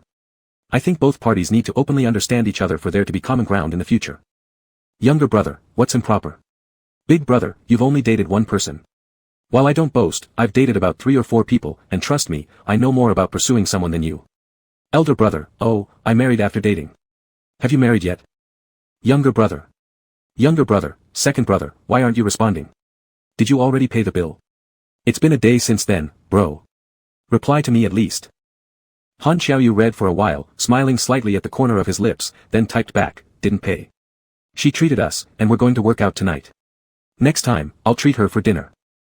Han Lao-san immediately jumped in, yes, that's right, second brother is doing good, exactly like this. You must press forward with one continuous effort to win the girl over. At this moment, you mustn't let up. Send her lots of things, how about trying to send her a bag? I can recommend a few brands for you. Older brother, too vulgar, it's better to send her a small pet instead, so that both of them can take care of it together. It's so loving, cultivating their feelings together would be best. Oh, I'll give you the number of an animal rescue station, contact them and adopt instead of buying, it's great, they're all little angels, I saw a long-haired little yellow cat yesterday, it was extremely cute. Then came a string of pictures, mixed with a few luxury brand bags sent by Han Laoshao, little master, instantly burying the images of the bags deep underneath. Han Xiaoyang liked small animals very much, unable to get enough of furry creatures, a seasoned lover of plushiness. Eldest brother, by the way, Xiaoyu, didn't you ask me last time to find some information on trade shows in Japan from a few years ago? What do you need that information for now? Is it Dad's idea? Does Dad want to tap into that market? Even if we go there, the R&D department here won't be able to keep up. Their system is different, usually, large hospitals are hard to penetrate. The success you had before was just by luck, I think the situation isn't the same as before anymore. It's better to proceed cautiously. Han Xiaoyu, I know, big brother, don't worry, I'm just organizing it. Eldest brother, alright, if you know, then that's fine. In this area, you know more than me. These days I'm looking forward to retirement every day. Once the third one comes back, we will enjoy peace and quiet. Han Xiaoyu, third brother, when will you graduate? Third brother. Han Xiaoyu chatted idly with them for a while, mainly teasing the younger brother with his 2 older brothers, feeling quite relaxed inside. At the company, Han Xiaoyu first returned to his office. When he pushed the door open, Lu Ming was on a video call with someone. Seeing him walk in, Lu Ming looked up, a smile on his lips, eyes curving into a gentle arc, even the mole under his eye seemed charming. "You're back." Han Xiaoyu stood at the door of his own office, inexplicably feeling a lump in his throat. Lu Ming glanced at him briefly, then continued speaking softly into the phone. "I wasn't talking to you, the boss has returned. I'll stop chatting with you, work hard for your exam, did you hear? If I do well on my exams, I won't ask for a present, come back quickly." The voice on the other end was choppy, barely audible but could be understood to belong to a boy. Lu Ming chuckled seeing his nephew's pitiful little expression. "There should still be a reward, I won't neglect you, hurry back to class, don't let the teacher see you with your phone, or you'll have to stand in punishment again." Fang Jingyao raised 2 fingers to his forehead, giving him a smart salute and grinned. "All right, you just wait and see." Lu Ming waited until the other side hung up before putting away his phone. Han Xiaoyu loosened his collar, his gaze lingering constantly on Lu Ming's phone, but frowned without saying anything. When Lu Ming finally snapped his fingers and messaged the other party, Han Xiaoyu couldn't help himself and blurted out, "What happened to your hand?" Lu Ming waved dismissively and said to him, "It's nothing serious, I bumped my fingernail moving boxes this morning. My nephew at home saw it, insisted that I take a close-up picture for him to check clearly." Han Xiaoyu was closer to Lu Ming and could see more clearly. Seeing his neatly trimmed nails were unharmed, his attention shifted slightly. He asked offhandedly, "Do you have a child?" Lu Ming responded, "That shouldn't be said recklessly, Mr. Han. I haven't gotten married yet. It's my eldest sister's kid, my nephew, who has always been particularly mischievous, like a little demon king's temperament, unless cajoled he wouldn't study properly, jumping around everywhere needing close watch." Han Xiaoyu thought for a moment and said, "I also have a younger brother, who isn't very obedient." Lu Ming looked up at him, as if sharing intelligence, his attitude earnest and deliberate, pausing before replying, "He ran away from home last year, traveled abroad to play once, and got beaten badly by me when he came back. It was personally administered by him, hit without any mercy." Lu Ming couldn't help but feel somewhat sympathetic towards Han Xiaoyu's younger brother. This person hits quite heavily, probably the younger brother got his nose and face bruised black and blue. Chapter 9. Han Xiaoyu felt much more relaxed in the office. After briefly handling official business, he got up to brew tea and also offered a cup to Lu Ming. Lu Ming held it in his hands without rushing to drink, surprised that such high-quality tea could still be found here. Han Xiaoyu said, "I brought it from home. An elder relative has some knowledge of tea art and likes tinkering with these things." Lu Ming took a sip, tasting the sweet aftertaste, and indeed confirmed it was good tea. Han Xiaoyu tidied up a few documents, then took the materials left by Lu Ming on the desk and carefully reviewed them for a while. Lu Ming felt bored standing aside, twirling a pen in his hand waiting for him. The secretary efficiently took away yesterday's stack of documents Lu Ming had organized, leaving only 2 pages of data for him. Most of it were diagrams with a few lines of text, making Lu Ming smile helplessly as he quickly annotated them. Han Xiaoyu studied those 2 pages for a long time and said, "You've done well. I'll pay attention to the notes you made." Lu Ming looked at him and asked, "Is this all we're doing today? Didn't Mr. Han say it's urgent?" Han Xiaoyu paused for a moment and replied, "It's not very urgent. We can take our time. The work you've done before is enough for now, but there are a few pieces of data that need further investigation. Moreover, you were sick yesterday, so don't overwork yourself." There wasn't too much to do with just a few lines of text, yet their boss wouldn't let Lu Ming leave. He had no choice but to wait there idly until the boss finished. They had agreed to go to the jiu-jitsu gym in the afternoon, and it seemed that Han Xiaoyu, who hadn't had a friend accompany him for training in a long time, was afraid Lu Ming might run off, so he kept glancing up from time to time. Lu Ming appeared to be quite picky about certain things, but after repeated experiences, he adapted rather quickly. Just like overtime at the company, he never thought they would be working so hard, but with Han Xiaoyu leading by example and standing firm like a mountain, they all got used to it. Or eating those meals, Lu Ming could fill up on a submarine sandwich alone, and one wouldn't call that picky eating, it was simply his habit of being cautious with unfamiliar food and refusing to touch it easily. In fact, Lu Ming wasn't too lazy either. He just preferred to stay in one place instead of going out. It was like he had moved from his sister's sofa to Chairman Han's. After finishing work, Han Xiaoyu took Lu Ming to a restaurant for dinner. For some reason, it was as if he had suddenly realized not to keep people stuck in the office eating boxed meals, thus opting for a decent ambience Western restaurant. The restaurant's environment was peaceful, with fewer people around. Not far away stood a harp platform where a brown-haired young man played. His blue-gray eyes were mesmerizing, captivating the attention of many purely due to his handsome face. Lu Ming sat directly facing Han Xiaoyu and also facing the young harpist. Their seats were perfect, right next to the stage, with music enveloping them, even causing the silver candlestick on the dining table to dance with the rhythm. However, Lu Ming didn't get a chance to enjoy it for long because Han Xiaoyu soon engaged him in small talk about jiu-jitsu techniques, full of strategies involving fighting outnumbered or defeating stronger opponents using softness. Romantic ambience aside, Crown Prince Han spoke sternly about matters that seemed to involve bloodshed. Don't use chokeholds too easily. If the opponent has strength on their back, there's still a chance to turn the tables. Focus on attacking smaller joints, targeting weak spots such as knees and elbows simultaneously. Lu Ming couldn't focus on the music anymore, having been dragged back to a heated discussion. He glanced up at Han Xiaoyu. Han Xiaoyu leaned sideways, resting one hand on the other chair, obstructing most of Lu Ming's view. He asked, "Did you ever get into fights when you were a kid?" Leaning back comfortably, Lu Ming replied, "Had my fair share of brawls, though you probably won't believe this, I was pretty good at it back then. Later, I started practicing calligraphy and eventually calmed down." Han Xiaoyu smiled slightly and said, "I was skinny as a kid and always lost in fights." Unbelieving, Lu Ming scanned him from top to bottom and exclaimed in surprise, "No way. You don't look like that at all." Han Xiaoyu's lips curled upwards as he replied, "That was before I turned 13. Back then, I fell sick several times, tall and thin, lacking any strength. Then, as I gradually trained my body, I became better." He called over a waiter to settle the bill, grabbing his coat and telling Lu Ming, "Let's go, you should train more too." Lu Ming followed him, growing familiar with the path after visiting a couple of times. Han Xiaoyu stood nearby waiting while Lu Ming changed into his uniform. He handed him a blue belt and personally tied it, adjusting it properly. Lu Ming joked, "Am I getting promoted already? I thought the coach would give me the belt." Han Xiaoyu lowered his head and smiled, "I can do it too." "Congratulations, you're no longer in the children's group." Lu Ming said, "What's this, children's group?" "This is the new village. Later, I can go to other places to fight tougher opponents." He reached out and hooked his finger on Han Xiaoyu's black belt at the waist, tapping it with a smirk as he said, "This looks much better than mine." Han Xiaoyu grabbed his wrist and gave him a glance, saying, "Don't touch things randomly." With the new blue belt tied around his waist, Lu Ming still followed Han Xiaoyu for the warm-up exercises. Han Xiaoyu, the prince of the Han family, did things his own way, taking care of others without showing too much gentleness. In fact, one could barely call it care because his hands didn't seem to hold back. Han Xiaoyu was tall and athletic, with a model-like physique that exuded an imposing presence when silent in his GI, attracting many gazes. He must be used to being looked at all the time, yet his eyes focused only on Lu Ming, completely ignoring those around him. Occasionally giving short, deep-voiced instructions, he helped guide Lu Ming's movements. Sometimes when Lu Ming didn't perform accurately, Han Xiaoyu patiently stood beside him to teach him. Some people watching thought Han Xiaoyu might be a coach from the jiu-jitsu gym and hesitated in their own practice. One girl, more daring than the rest, was encouraged by her friends to step closer.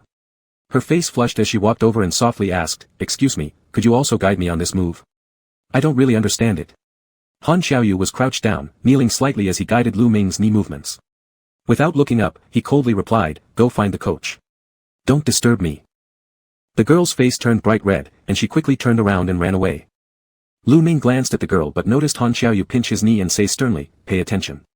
Lu Ming had seen Han Xiaoyu get angry at work, and this hardly counted as anything compared to that. Not intimidated in the least, Lu Ming laughed and said, "You're too unfriendly. Who's that harsh on girls? You've scared off several already." Han Xiaoyu furrowed his brow and gave him a look. "Am I that strict?" Lu Ming replied, "A little bit, at first I didn't even dare to talk to you much."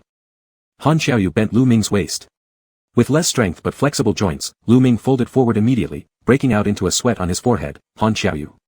Han Xiaoyu chuckled lightly. His large hand supported Lu Ming's waist, and the scorching force pressed through the GI, making Lu Ming shiver once. He heard Han Xiaoyu ask again, "Am I strict?" Lu Ming looked straight up at him and held his ground, remaining silent. Soon, his waist began to tremble under the pressure. Han Xiaoyu watched him for a moment and, seeing beads of sweat forming on his forehead, lifted him up and said, "That's enough. Your tendons are loosened now. Let's prepare for combat training." Lu Ming massaged his waist for a long time, recovering with gritted teeth and thinking of this man as nothing but a violent brute. Han Xiaoyu found a beginner with a white belt to spar with Lu Ming while he went over to spar with a few of the gym's coaches. The people who came here varied greatly in skill, most were there just to stay fit. Han Xiaoyu surpassed them both physically and technically. Sometimes, he would take on 3 rounds in succession to fully enjoy himself, releasing some pent-up energy like a dragon spitting fire, no doubt fueled by suppressed frustration from work. During his breaks, Lu Ming occasionally glanced over. Although Han Xiaoyu didn't hold back during their sessions, it was clear to Lu Ming now that Han Xiaoyu had actually been restrained before. Compared to Han Xiaoyu, Lu Ming appeared to have a better temper. His gentle smiles and handsome features, combined with his mysterious dark hair and eyes typical of an Easterner, made him especially likable. Gradually, some people started to gather around Lu Ming to practice together. With not much strength, Han Xiaoyu had mainly taught him joint lock techniques. Having trained with skilled practitioners for a long time, these moves came naturally to him when facing beginners. There was a small girl wearing braces, probably only about 10 years old, practicing rather timidly. Whenever Lu Ming faced her, she instinctively assumed a defensive stance, sometimes even trembling in fear, and would tearfully apologize whenever she made a mistake. "I'm sorry, I can't do it well." Since Lu Ming was close to her, he could clearly see that her hair was tied into a ponytail, but the uneven lengths made it obvious it wasn't styled at a barber shop. Then, upon noticing the few new and old scratches on her wrist, he understood the situation. Bullying happens in schools everywhere, most of the bullied ones silently endure it, while some who look weak and easily intimidated try to fortify themselves. The girl was still apologizing to him, her eyes already turning red. I'm too short and can't do this well. I'm sorry. Lu Ming paused his movements and smiled at her, saying, don't worry, let me show you an example. The girl hesitated for a moment, still sweating from exertion. Lu Ming looked around and quickly spotted Matthew, with whom he had trained earlier. Matthew had achieved a blue belt as well. Due to his height, his moves looked fierce, projecting an air of authority. Lu Ming walked over and tapped Matthew on the shoulder, whispering something to him. Matthew immediately nodded in agreement and followed him over. Lu Ming tightened his waistband and said to him, just until we make contact. Matthew grinned broadly and replied, no worries. Though Matthew had the height advantage and had beaten Lu Ming before, he started confidently by trying to grab the other's arm in order to immobilize them. However, Lu Ming moved swiftly, twisting his body and forcefully pressing against his knee joint, promptly knocking him to the ground. Matthew instinctively tried to turn over but was immediately restrained by Lu Ming, who applied a wrist lock on his left arm and bent it backward forcefully. Using his shoulder to leverage his strength, Lu Ming struck toward Matthew's back of the head with an elbow. Matthew couldn't even see it coming, yet the force of the punch scared sweat out of him, and nearby spectators screamed. Lu Ming stopped just a couple of centimeters away from Matthew's head, revealing a smile on his tensed face as he got up and released him, saying, that's enough, we agreed on stopping at contact. Matthew shook his arm in pain, exclaiming, ouch. This isn't stopping at contact, Lu, your hands are too heavy, it's like dealing with your so-called older brother. Lu Ming kicked him lightly and said, don't talk nonsense, that's not my brother. He then smiled at the girl again, saying, did you see? It doesn't matter if you're short, mastering this move is enough to control someone else. The key is to not be timid and believe in yourself, don't be afraid of the opponent. The girl blushed and eagerly stared at Lu Ming. Before she could speak, Matthew had already gotten up, rubbing his arm while bombarding Lu Ming with questions. Lu, what was that move? So powerful. My arm is still numb, how did you manage that? Lu Ming laughed and said, it's not a professional move, just street style. You can use it only against those slightly taller than you, but it must come unexpectedly or won't work if they're prepared. Glancing at the girl casually, he added, however, once you've taken down one person, the others will be intimidated. At that time, you shouldn't show any weakness regardless of how many opponents there are. When you knock someone down, others will subconsciously surrender. You should stand tall and confident, they'll end up fearing you instead. The girl listened carefully, nodding thoughtfully. Matthew was also enlightened, repeatedly nodding his head in agreement. At this point, one of the instructors blew a whistle signaling a stop. Han Xiaoyu protected his head with both arms and only managed to defend himself against the final few attacks, losing this round rarely. His instructor, who had just won, pulled him up, laughing as he extended his hand for a high five. But Han Xiaoyu simply pushed him away and strode towards Lu Ming. His gaze fixed on Lu Ming, his eyes gleamed with interest. Lu Ming, under his watchful eyes, felt uneasy and smiled, saying, what do you want? I'm not fighting you, I wouldn't win. That move won't work on you. Han Xiaoyu, sweaty and disheveled, paid no attention to his appearance, which he usually cared much about. His pitch-black eyes contained hidden amusement as he asked deeply, how do you know unless you try, Lu Ming? Let's have a match. Although Lu Ming didn't want to fight him, Han Xiaoyu's grip was firm, pulling him to a corner where they grappled fiercely. All the confidence Lu Ming had built after defeating Matthew vanished quickly. The technique that worked earlier was ineffective against Han Xiaoyu. When Lu Ming reached for Han Xiaoyu's wrist, Han Xiaoyu evaded swiftly, grabbed his waistband, pressed his leg with his lower limbs, and turned with brutal force, pinning Lu Ming down on the ground.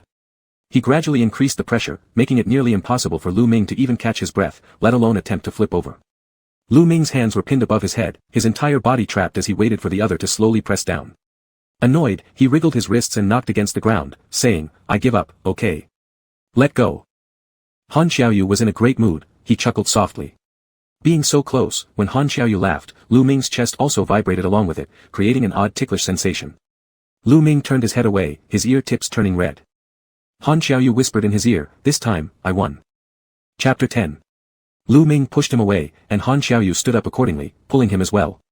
Matthew enthusiastically came over, waiting in line for another match with Lu Ming. It's my turn. It's my turn. Han Xiaoyu glanced at him and said, come here, let's fight. Matthew shook his head like a rattle drum, no, no, no. He repeated it 3 times, as if fearing that Han Xiaoyu wouldn't hear him. Those who had been watching Han Xiaoyu before were also paying attention to this side. A fiery-looking foreign girl never took her eyes off Han Xiaoyu. As soon as she heard what Han Xiaoyu said, she immediately stood up and rushed over with a smile, let me try, I'm pretty good too. How about a match, handsome?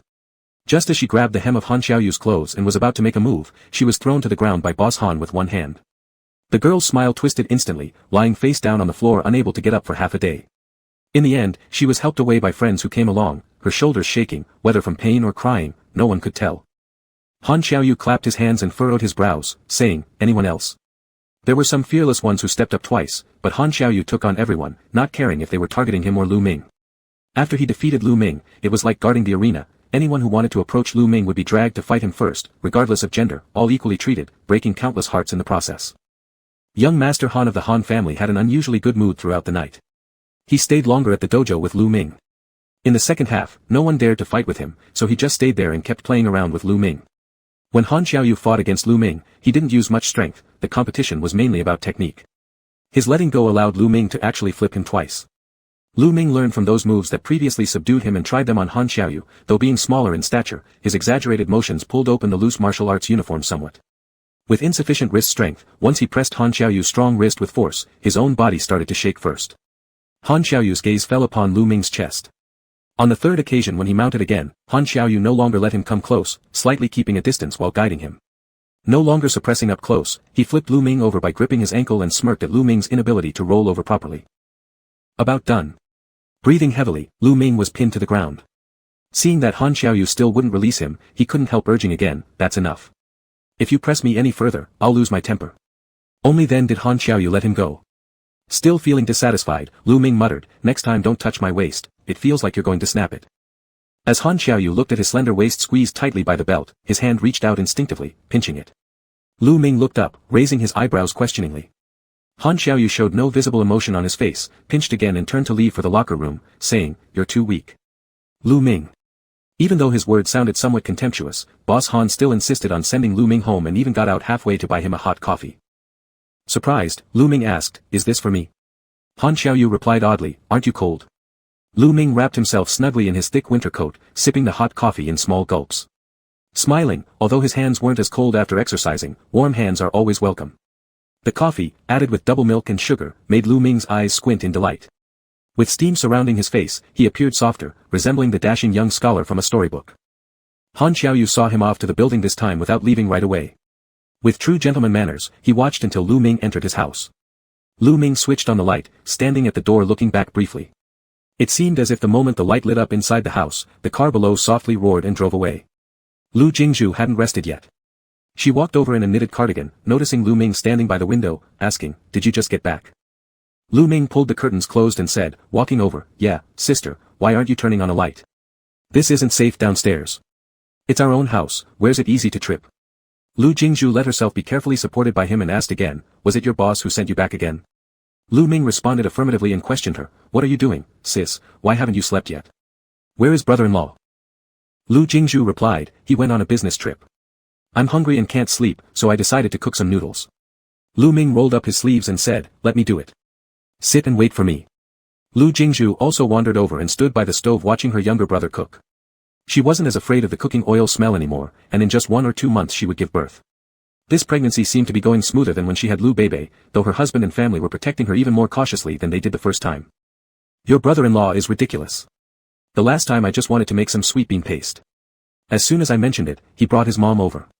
The elderly lady was very enthusiastic and made me 4 or 5 jars of fruit jam, so sweet that it could rot your teeth, Lu Jingzhu said with a laugh through her tears. Lu Ming smiled and said, I think your husband did nothing wrong. After chatting with him for a few sentences, Lu Jingzhu started to subtly steer the topic toward Lu Ming's boss, prying with a couple questions. Your boss surnamed Han, right? He looks Chinese too. How do you get along with him at work? Does he care about his subordinates? I've noticed he's dropped you off quite a few times. Lu Ming looked at her and smiled, his eyes curving into crescents. Sis, you're asking what kind of relationship we have, aren't you? Lu Jingzhu didn't dodge the question, laughing shyly. I'm just curious. If you, Mingming, want to find someone, sis will support you, whether it's a man or a woman. Really? In Canada, you can get a marriage certificate. A few of my friends are like that. If you do marry, I'll definitely tell you to choose wisely, but you're still young. There's no need to decide so early. You can date first, have fun, and see how things go. Lu Ming quickly fished out the noodles and cut a small dish of vegetables, setting them on the table for her. Sitting nearby with his chin resting on his hand, he watched her eat. I can't say yet. Lu Jingzhu took a bite of the noodles. What can't you say? Lu Ming said, I actually only came here to accompany you for 2 months, I didn't plan on dating anyone. After thinking seriously for a moment, he laughed and said, but if I meet the right person, I'll give it a try and see. Chapter 11. Lu Jingshu nodded and encouraged him, we have 3 children in our family. Mom and Dad don't expect you to support them. Eldest sister has Jingyao, I have Bebe and this little one, we're not short of children. You should find someone you like. After eating the noodles, her lips turned rosy, and she winked teasingly at Lu Ming, if you want kids in the future, with modern medicine being so advanced, it can be done. But I still suggest you enjoy more of your 2-person world. You don't know how annoying these kids are, they're just like little shadows. Lu Ming also laughed, leaning on the table and teasing back, nonsense, Bebe is so cute. Lu Jingshu scolded lightly, that's a girl. Lu Ming said, boys can be cute too, look how obedient Xiao Bao is. Lu Jingshu said with a sniff, yeah right, when Xiao Bao was 7 or 8 years old, he was such a nuisance that elder sister almost threw him away. Lu Ming couldn't help laughing when he recalled his nephew's antics in the courtyard provoking trouble with cats and dogs, but deep down he was still protective and favored him, saying, I was mischievous as a child too, not just him, all boys are like that. Lu Jingshu sighed, you were much better behaved than him. Mom said taking care of you was far less trouble than taking care of me. After Lu Jingshu finished eating, Lu Ming went to wash the dishes. Still hungry, Lu Jingshu took an apple and chatted softly with him while eating it, reminiscing about their childhood with a smile. When you were 8, didn't you go to Uncle Dai's house to learn painting? Back then, you went abroad with Dad, and I envied you so much that I even cried secretly. At the time, I thought Mom and Dad favored you and believed abroad was amazing. Who would have thought I'd end up living overseas for more than a decade, unable to return home? Your husband and Bebe are by your side. With them around, here is your home. If you miss us, just call Dad and ask him to use his stash money to buy you an air ticket. That old man secretly saved quite a lot, I saw him stuffing money into a cookie tin. Lu Ming grabbed the apple from her hand, cut it into the shape of rabbit ears, placed it neatly on a plate for her, and casually bit into the core himself. Lu Jingshu joked with him, Dad has that much nerve. How much has he saved? Lu Ming paused for a moment, seriously saying, at least 2,000 yuan. The siblings imagined the image of the old man sneaking money into the iron cookie box and laughed together. The next day, when they met at the company, Han Xiaoyu's good mood persisted, treating Lu Ming slightly more enthusiastically than usual. However, he smoked very little today, instead placing a piece of maple sugar on the table. As usual, Lu Ming submitted only 2 sheets of paper, but this time it was even worse, entirely consisting of equipment color diagrams without a single word. The female secretary handed it over without even looking up at him. Throughout the morning, she didn't enter the office once to disturb him, not even serving tea. Lu Ming poured his own. Any slight movement he made drew Han Xiaoyu's gaze, prompting Lu Ming to touch his nose and had no choice but to pour a cup of tea for Mr. Han too. Thus, the young master's mood improved even more. By lunchtime, Han Xiaoyu didn't bother to find an excuse and, putting on his coat, impatiently raised an eyebrow when he noticed Lu Ming hadn't moved. Won't you come along? Lu Ming looked at him for a while, smiled, and retrieved his coat. All right. Han Xiaoyu took him out without a chauffeur, driving himself to find a restaurant where they sat across from each other and enjoyed a fine meal. With increased familiarity after numerous meals, they now spoke freely about their hobbies and families. Han Xiaoyu told him about his younger brother, and Lu Ming shared a few funny stories about his nephews. Han Xiaoyu listened intently, his face softening whenever Lu Ming spoke warmly of his naughty nephews. This restaurant wasn't far from the company. On the way out, they encountered 2 technical staff members from the company who greeted Han Xiaoyu warmly. Han Xiaoyu fetched the car and left with Lu Ming. Through the window glass, Lu Ming saw those 2 young men walking down the street holding hands. They hugged and kissed each other, not just on the cheeks, but a light kiss landed on their lips. Han Xiaoyu suddenly spoke up, what do you think about same-sex marriage? Lu Ming watched the couple vanish through the car window, thinking for a while before replying, everyone's situation is different, but encountering the right person is always something worth celebrating. Han Xiaoyu gazed at him for a moment, smiled faintly, appearing pleased. Lu Ming tilted his head to glance at him, his eyes moving over his face once before averting his gaze with a soft cough, hiding his smile behind his hand. With a bit of peculiar sentiment in mind and under the persistent gaze of General Manager Han, Lu Ming, once crossing the boundary of ordinary friendship, began observing Han Xiaoyu. Han Xiaoyu was a workaholic, but he looked incredibly handsome when focused on his work. The way he furrowed his brows exuded the charm of a mature man. It seemed he had never before noticed how handsome his profile was when working, or how serious he appeared while writing documents, or even the way he would look up. Han Xiaoyu watched him silently without speaking. Lu Ming tilted his head to look at him and smiled, would you like some coffee, Mr. Han? I'll go get you a cup. Han Xiaoyu nodded, soon receiving a steaming cup of coffee. Even though it wasn't very sweet, the corners of his lips still curved upward after a sip. He drank more than half the cup subtly, then turned toward Lu Ming, saying, you seem to have been in a good mood these past few days. Yeah, less work means less pressure, so naturally, my mood is better. Lu Ming twirled the pen in his hand and teased him, it'd be great if we didn't have to do overtime, wouldn't it? Han Xiaoyu frowned, as if seriously considering this suggestion, yet his expression turned sour immediately. Lu Ming waved a hand dismissively, I'm just teasing you. Anyway, I charge by the hour, and Mr. Han is so generous with pay that I need to save up for my little nephew's present. Han Xiaoyu gave a faint smile and didn't bring up the topic of letting him go home early again. When the female secretary came at the end of the month to settle Lu Ming's salary, she provided a generous remuneration. When Lu Ming received it, he felt somewhat taken aback. Lu Ming squeezed the envelope, stating, this is too much. The female secretary smiled kindly at him, this is what Mr. Han wanted. As the person who stays late most with the boss, you deserve it. Recalling their several all-nighters for work recently, Lu Ming tucked the paycheck into his pocket.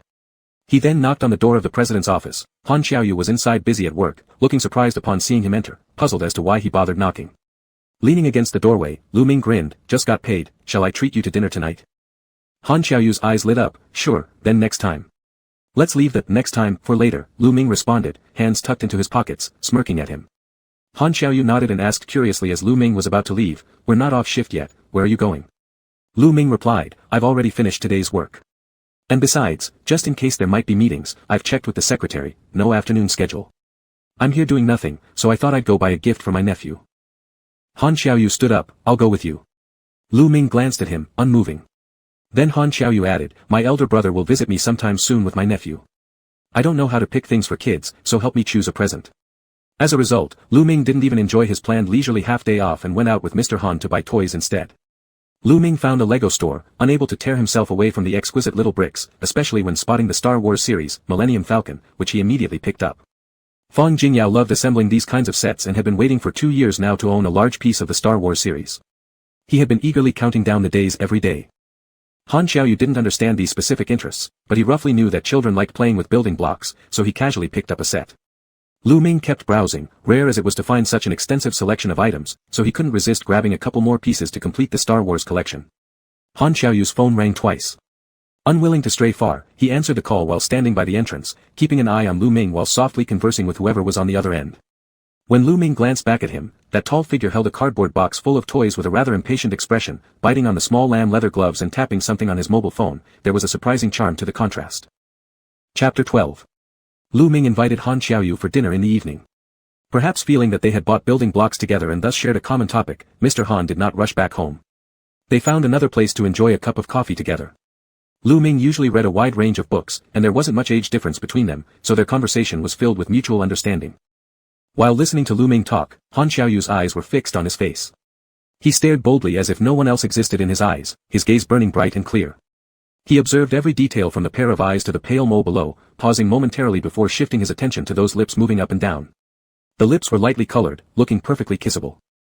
Han Xiaoyu's stare turned deep and dark, and the words from Lu Ming became unclear to him. Feeling an itch in his throat, he lifted his glass to take a sip of water. Under the table, Han Xiaoyu's leg was accidentally touched by Lu Ming's, causing his muscles to tighten. His ear tips turned red instantly, and he choked on the coffee, coughing violently. The waiters around assumed that he had been scalded and quickly brought him napkins and ice cubes, repeatedly asking if he was all right. Lu Ming handed him a napkin, are you okay? Han Xiaoyu shook his head, wiped himself clean, and said, I'm fine, it's just a little hot. His speech was vague, and when he looked at Lu Ming, he couldn't maintain the same confidence as before, subconsciously averting his gaze. Lu Ming's coat was draped aside, leaving only a thick knitted sweater. The white sweater made him appear warm, and his smile was quite appealing. However, Han Xiaoyu could only look at the hands gripping the white porcelain coffee cup, his fingers long and evenly spaced, different from the delicate whiteness of women's hands. It carried a refined elegance that suited writing letters or pleasing a woman. Suddenly, Han Xiaoyu furrowed his brows, unable to relax, as if burdened by something heavy on his mind. Lu Ming glanced at his wristwatch, this time refusing Han Xiaoyu's offer to send him off. He merely waved goodbye with a smile and returned home by himself. Han Xiaoyu stood outside the coffee shop watching him leave, his expression unreadable as he looked at his departing figure. When Lu Ming initially came to the company, it was just a temporary job, doing part-time work. He should have left once the meetings ended, but Han Xiaoyu forced him to stay for a while longer. Still, this couldn't last forever, the more time passed, the shorter their interaction grew. Lu Ming had already started handing over his duties and nearly completed the report for the female secretary. The mood of the crown prince fluctuated unpredictably, showing signs of increasing restlessness. Lu Ming, however, seemed no different from before. Occasionally, he would try helping Han Xiaoyu with small things like how Han Xiaoyu had helped him earlier. He also trained diligently during breaks at the jiu-jitsu gym, learning a couple of new moves, seemingly maintaining their relationship without becoming distant. Neither of them mentioned Lu Ming's departure, trying instead to sustain a short period of peaceful coexistence. After finishing their jiu-jitsu training, Han Xiaoyu massaged Lu Ming's legs, probably pondering over the file about Lu Ming delivered by the secretary in the morning. His frown deepened, and unknowingly, his hand pressure became slightly heavier. Lu Ming let out a slight moan, prompting Han Xiaoyu to ease off. "Sorry, I was thinking about something." Lu Ming, still sweaty after his workout, glanced at him and asked, "What's troubling you so deeply?" Han Xiaoyu glanced at his own hand briefly. Lu Ming's ankles were thin, almost as if a bit of pressure could break them. A slight force might be all it took to make sure Lu Ming couldn't walk away. Lu Ming wiggled his foot, urging him. "I was just thinking that your legs are nice," Han Xiaoyu replied as he switched to the other foot, kneading twice. "You kicked me under the table at lunch today, right? Did you do the same thing when we drank coffee last time?" Lu Ming lay on the mat laughing, extending his legs for him to see. "They've grown a bit recently, aren't they long enough?" Han Xiaoyu smiled too, his eyebrows relaxing a bit. Just as he was about to say something to Lu Ming's phone started ringing repeatedly. Glancing at the screen, Lu Ming immediately sat up, taking the call in a low voice. "Xiao Bao, what's wrong? I saw the photos you sent. You don't need to keep them, they're yours anyway." "Yes, aren't there 2 copies? One for each of us." Han Xiaoyu waited for him to finish the call, standing where he was waiting for an explanation. Lu Ming swung his phone, smiling and explained, "It's my nephew. He's learning how to paint lately, so I bought some paints for him." Han Xiaoyu asked, "Do you like these kinds of things?" Lu Ming responded, "Yes, very much. But first the words, then the paintings. I haven't perfected my handwriting yet, so painting can wait." He glanced at Han Xiaoyu, realizing his grip had become painful again. "Mr. Han, after this week, I won't be coming to the company anymore." Han Xiaoyu said, "There are still some things that require your help. There's a meeting at year-end." Lu Ming replied, "Find someone else. My sister can introduce professional teachers from her school. I shouldn't be involved." Han Xiaoyu looked disapprovingly at him, but before he could speak, Lu Ming smiled and said, "Really, I came as a replacement for my sister in the first place. We agreed it would only last a month, and you've already exceeded that time." Han Xiaoyu asked, "Can't you stay?" Lu Ming shook his head and replied, "No, I have other things to do." Han Xiaoyu questioned him, "What things?" Lu Ming just smiled at him without saying anything. Having no choice, Han Xiaoyu said, "All right then. Next week, there's the company's annual gathering, will you come?" Lu Ming thought about it for a moment and nodded, "All right." Han Xiaoyu let go of his ankle and pulled him up. After exercising, Lu Ming easily sweated, leaving his palms warm and moist, his face looking healthier than before. Han Xiaoyu opened his mouth but did not manage to ask Lu Ming out again. His plans were all disrupted, and he needed to reassess how to proceed with the next step. This time, Han Xiaoyu drove Lu Ming home, and Lu Ming did not refuse. However, there was no smile on Mr. Han's face. After Lu Ming got out of the car, he couldn't help lighting a cigarette inside the car. He took out his phone and opened a small group chat. In the group, the eldest brother Han Qiang, with a calm temperament, merely posted a family portrait taken at the airport, indicating that he had already set off with his wife and children. The third brother Han Xiaoye was furious and filled the chat with complaints. "Third brother, why? Why does the elder brother get to take Xiaozhua for vacation and leave me behind? Third brother, Dad is also partial. He gave elder brother a holiday while I'm stuck studying the whole year. It's hard enough getting this winter break, now Dad wants me to substitute for the elder brother in the technical department. I don't even know that stuff, why should I replace him? Third brother, elder brother, you're not going for inspection at all. I checked your flight tickets, you've planned 3 flights afterward, staying with second brother for only a day. Aren't you going to see seals? Too cunning, aren't you? Eldest brother, stop making a fuss. This furry toy is for you. Third brother, isn't this the plush toy I won for Xiaozhua at the claw machine before heading to the airport? Brother, who are you trying to fool?" After remaining silent for a few hours, another large chunk of motivational text appeared, cobbled together from advice on chasing girls with sugary phrases. Han Xiaoye had already given up on persuading the eldest brother and turned his charm toward the second brother instead, hoping that after winning favor, he might score an airline ticket to join the seal watching trip. He was an enthusiast for wild animals, with much broader interests compared to his older brother. Han Xiaoyu, holding his cigarette casually, opened a random picture containing text. There were words written somewhere unknown.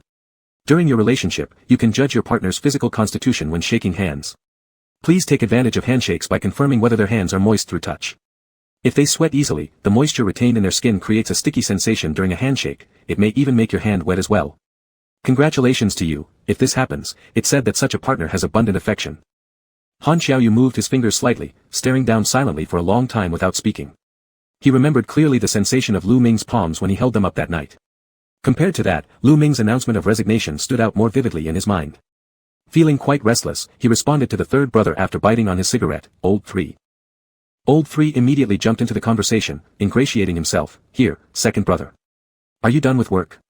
Are you tired? Han Xiaoyu, get lost." Old 3. Chapter 13. Lu Ming didn't go back to the company after the weekend, he stayed home accompanying Lu Jingshu. As the Lunar New Year was approaching, Lu Jingshu's family began preparing things for the Spring Festival celebration. Aside from Christmas, their family also celebrated Chinese New Year grandly. Preparations in previous years had always been splendid, and this year Lu Ming enthusiastically prepared even more festively. Brother-in-law Anson especially loved Chinese New Year, even more actively than the Lu siblings. He bought quite a lot of celebratory stickers and trinkets at Chinatown, adorning the house days in advance with red decorations. When he excitedly tried to paste a big red "she" character on the door, Lu Jingshu finally couldn't help but stopped him, laughing helplessly. "Why are you sticking this? This is for weddings." Anson reluctantly didn't want to take it down, as he thought that "she" character looked particularly beautiful. He looked longingly at Lu Jingshu with puppy eyes. "Can't I stick it here? It's red too." Lu Jingshu thought for a moment and said, "How about you stick it in another room, but not on the main gate?" Anson, being a dad obsessed with his daughter, after knowing the meaning of the double "she," did not want to put it in his daughter Lu Bei's room because he was reluctant to see her get married, the later, the better. But that red double "she" was truly stunning. After only a moment of consideration, he happily stuck it in his brother-in-law's room. Lu Ming. Lu Ming was already very troubled looking at the big red "she" above his bed. Rubbing his temples, he asked, "Brother-in-law, isn't it inappropriate to stick it here?" Anson patted his shoulder like a veteran giving advice, "It will bring you good fortune. You'll have love bloom." "Really?" Lu Ming's mouth twitched. To attract good romantic luck they usually give out crystals. "This is the first time I've seen someone use a "she" sticker." Anson exclaimed delightedly, "Are there crystal "she" characters?" Lu Ming. "Forget I said anything. Stick it wherever you want." Lu Ming no longer stopped him. He let his brother-in-law freely interpret Chinese culture. The whole house inside and out turned completely red, though rather garish. Anson wouldn't let them help, decorating the house by himself, leaping around nimbly. After sticking all the decorative paper in the rooms, he went outside to hang lanterns, overjoyed. By now, Lu Ming's mindset had grown peaceful. Standing at the doorway with Lu Jingshu, watching his busy activities, he laughed and said, "Sis, seeing brother-in-law reminded me of our childhood, we were so silly then, eagerly waiting for the new year just like this, right?" Holding a cup of hot water to warm her hands, standing by the doorframe, Lu Jingshu smiled and said, "Exactly, hopping around all excited, just waiting for Dad to paste the blessing character "fu" upside down so it would mean good luck coming our way." With each little red touch, we felt the New Year atmosphere strongly, realizing the New Year was coming. Lu Ming laughed and said, "My sister-in-law really knows how to celebrate. Was it always this lively before?" Lu Jingshu nodded, smiling as she watched her husband outside. Lu Ming teased her, "Sister-in-law sure is considerate. If I tell Mom and Dad, they'd be relieved too, marrying off their beloved Thousand Genes Palace gem across the distance, but look, she got a good son-in-law."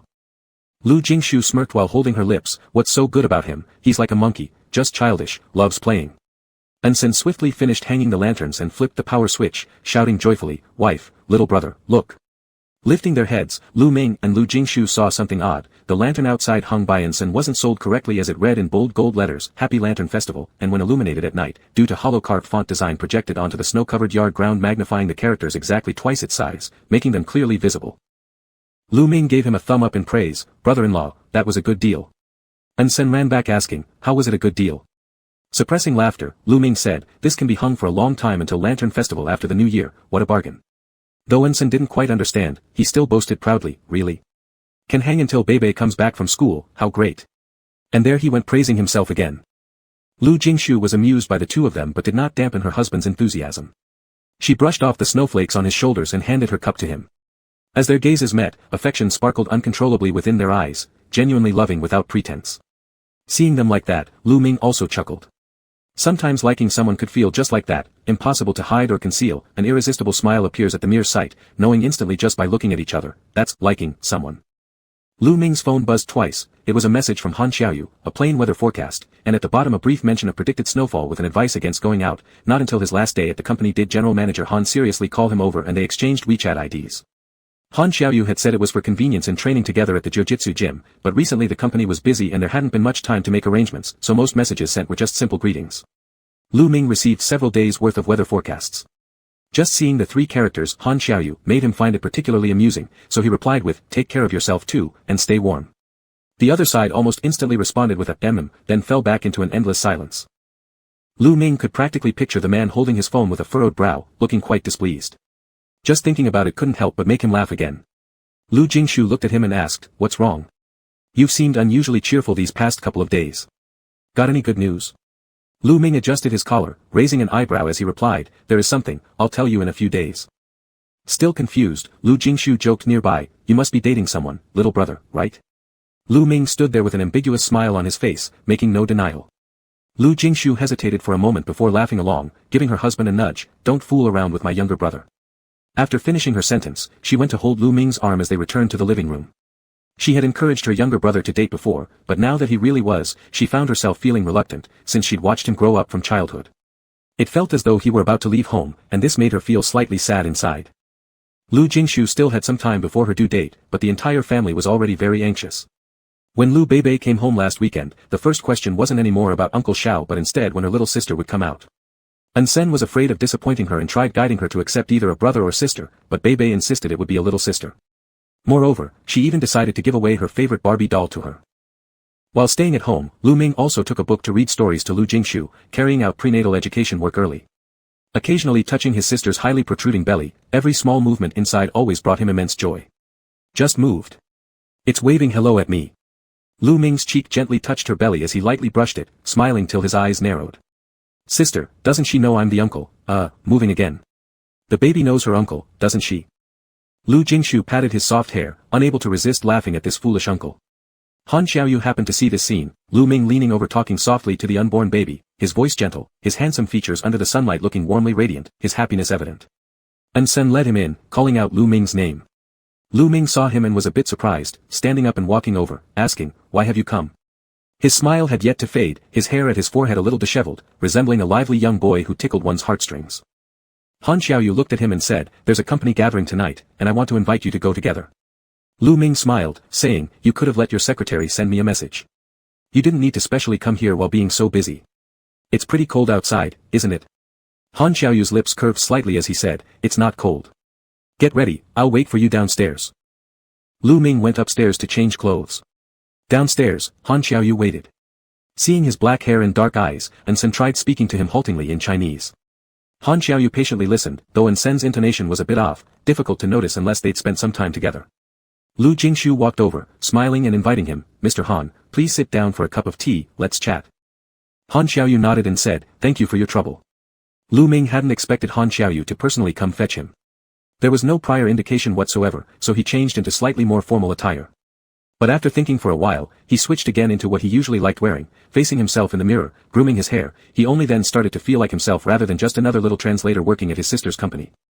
He smirked to the image in the mirror, where the handsome youth grinned back at him. Gradually, his rapidly beating heart relaxed a bit, and he felt less nervous. Pounding himself in the mirror, Lu Ming whispered with a chuckle, come on, tonight's all up to you. Chapter 14. When Lu Ming came downstairs, Han Xiaoyu had already sat down and was drinking tea with Lu Jingshu. The two seemed to be having a good chat, Lu Jingshu's face was full of smiles. Han Xiaoyu didn't show even a hint of impatience despite the tongue-twisting Chinese that Sen was spouting out. In fact, he was still listening attentively, though it seemed like his patience was nearing its limit. Lu Ming glanced over at them again, this was the man who would frown blackly if anyone made a mistake during a meeting, yet today he was giving Sen so much face. Seeing him come down, Han Xiaoyu stood up and said, then I won't bother anymore.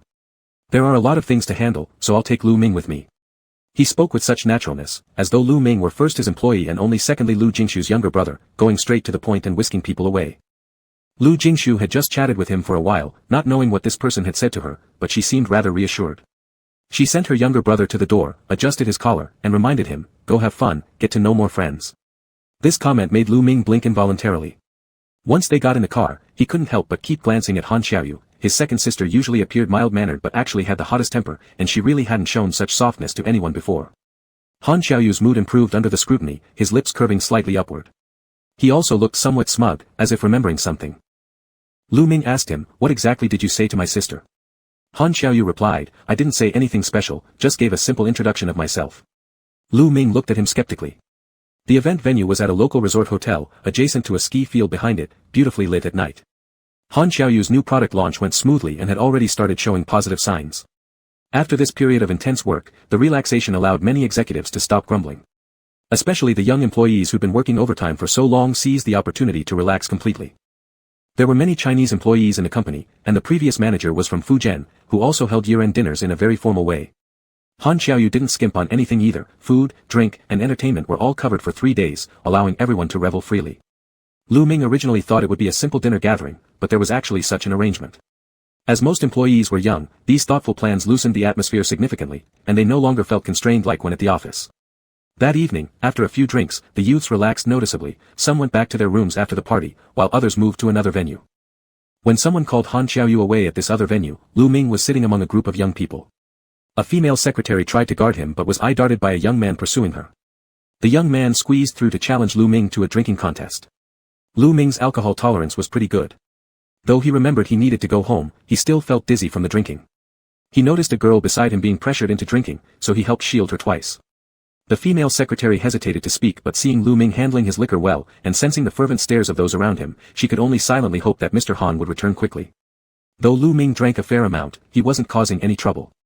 He simply smiled, his cheeks flushed pink in the lights, looking especially vivid. Usually someone who stayed aloof and handsome at higher places now seemed more approachable. This excited the surrounding girls, pushing away those young men to talk to him themselves. Some who didn't know Lu Ming were asking around which department he was from. Lu Ming joined them in drinking. It was mixed with too many types, including several soda-like beverages. While drinking, it didn't feel unusual, but the kick set in afterward.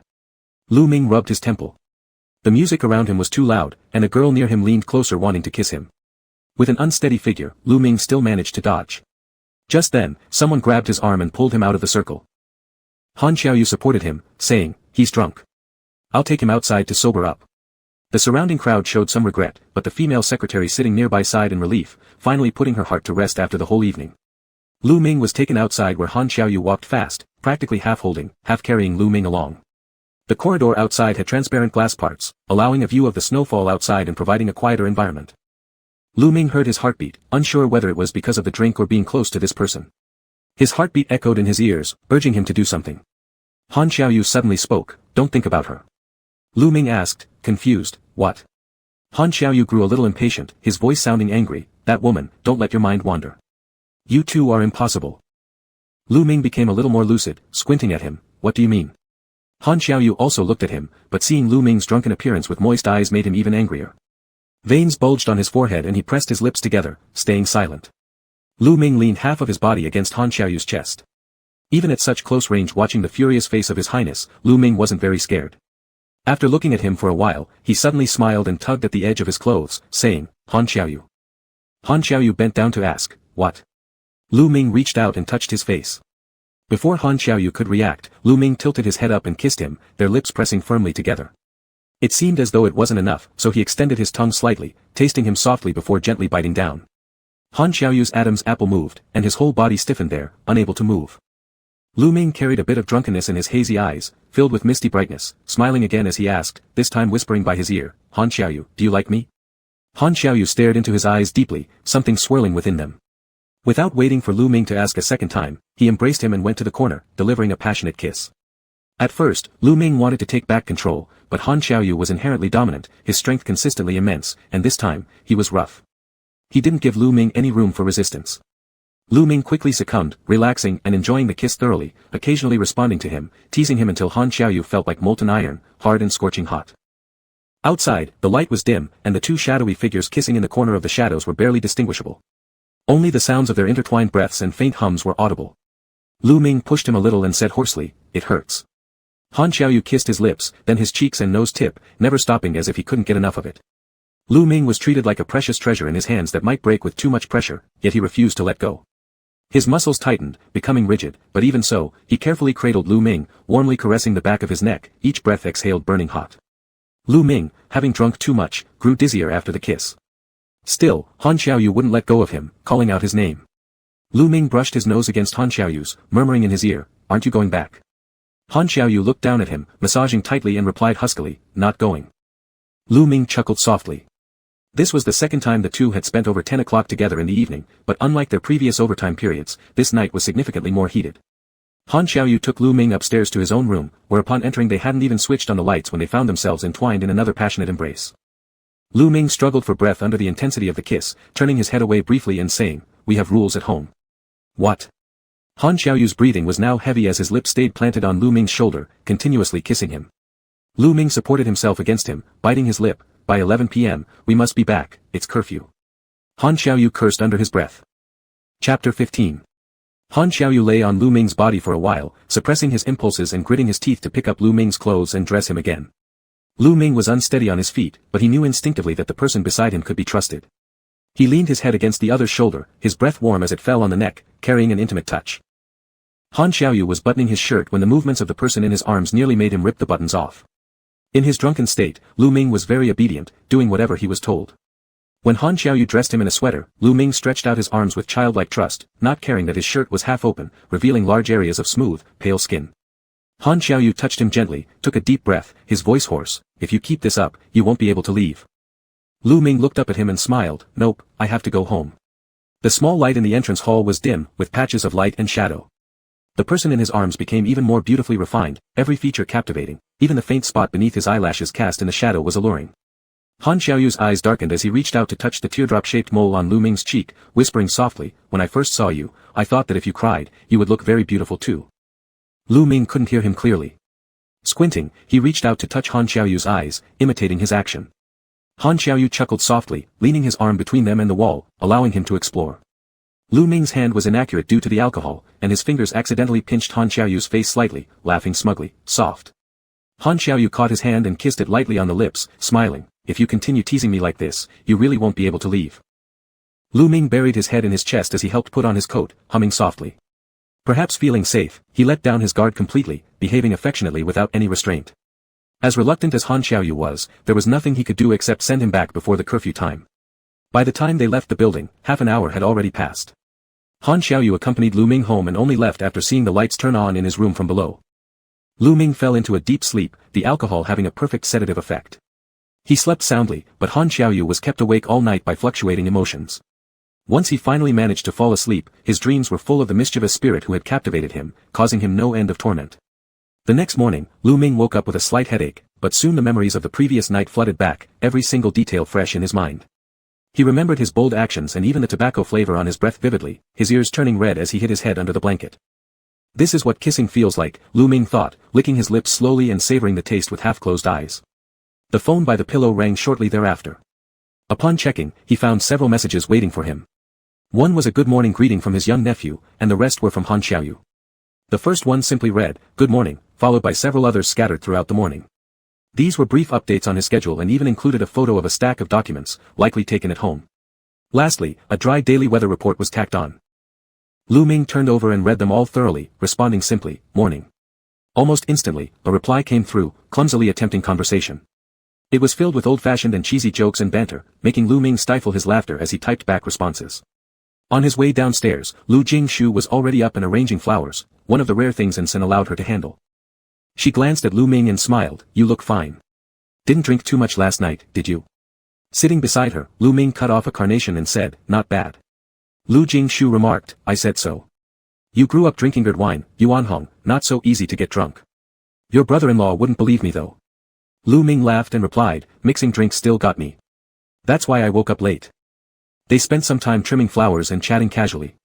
In just 10 minutes or so, Lu Ming's phone rang multiple times, prompting him to switch it to silent mode. Lu Jingshu asked, "Is it Xiao Bao again? Still finding you so early?" Lu Ming grinned, pocketed his phone, and said, "Yeah, can't seem to leave his side anytime soon." After arranging the flowers to her satisfaction, she let Lu Ming place them neatly on the table, instructing, "Eat something simple for lunch and lamb chops tonight." "I'm not eating at home tonight," Lu Ming said. Lu Jingshu asked him, "What's up? Did you make plans with a friend?" Lu Ming nodded generously and smiled, "Yes, I made plans with a friend." Naturally, they were having dinner together that evening. Lu Ming chose a restaurant, and Han Xiaoyu readily came for the appointment without hesitation. They had just parted ways the previous day, but when they met again today, both of them felt somewhat different. Lu Ming carried an ease about him, he sat down to interact more closely than before. From the moment Han Xiaoyu entered and saw Lu Ming, his eyes couldn't leave him, and he kept staring. Lu Ming said, "Mr. Han, check the menu. You keep looking at me, and I can't place an order like this." Han Xiaoyu chuckled slightly and said, "What would you like to eat? I'll join you in it." Although they met less often now compared to their days in the company, there was no significant difference in how they got along. They ate, chatted, and then went together to the jiu-jitsu gym. The first time Lu Ming developed feelings for Han Xiaoyu was actually in the jiu-jitsu gym. Back then, it was the first time he encountered the crown prince outside the company environment. He found Han Xiaoyu knowledgeable and supportive, not overly coddling. Yet his strength and control during grappling sessions were precise and never left anyone injured. This made Lu Ming feel secure while also considering him incredibly reliable. Occasionally exchanging light-hearted jokes, most times Han Xiaoyu would merely raise his eyebrows and look at Lu Ming without responding, much like his college friends, making their interactions even more relaxed. But things were different now. Han Xiaoyu handed Lu Ming a GI, personally helping him tidy it up, tying the belt, and asked, "Did you feel unwell after sobering up from last night's drinking?" Lu Ming replied, "It was fine, just a bit of a headache." Han Xiaoyu looked at him once, "Did you forget anything?" Lu Ming, shorter by a little, stood barefooted, tilted his head up to kiss him lightly, and laughed, "This one." Han Xiaoyu almost lost it and almost pulled him out of the changing room. During training, Han Xiaoyu wouldn't let Lu Ming pair with anyone else. He didn't approach the coach either but stayed firmly paired with Lu Ming. Lu Ming hadn't noticed it earlier, but now everywhere he went, it seemed Han Xiaoyu was taking advantage. His hands were always in the wrong places during demonstrations, and actual sparring had him pressed so close that he wanted to embrace Lu Ming outright. Any attempt Lu Ming made to distance himself slightly, Han Xiaoyu would say something like the move being incorrect and immediately pin him down to the mat, refusing to let him get up. Lu Ming tried to push him away, but Han Xiaoyu stood firm, raising his brows to gaze at him and said, "Use your own strength." Small flames sparked in Lu Ming's heart, who then locked his legs around Han Xiaoyu's waist, reversing the position and attempting to climb over him. The first time, he was held down by Han Xiaoyu. The second time, although he managed to rise partially, straddling Han Xiaoyu with his knees pressing against his waist, he noticed the red flush spreading from Han Xiaoyu's face down to his neck, gazing at him with darkened eyes as if pondering something deeply. Lu Ming's thigh brushed something slightly, making his face turn instantly red. Wanting to get up and leave, Han Xiaoyu grabbed his ankle and flipped him onto the mat, whispering into his ear, "That riding technique of yours was quite standard."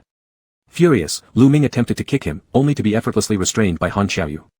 He patted his rear end lightly and loosened his grip on him, saying, "I'll go grab a bottle of water. Don't wander off. Wait for me." After saying that, he stood up and left.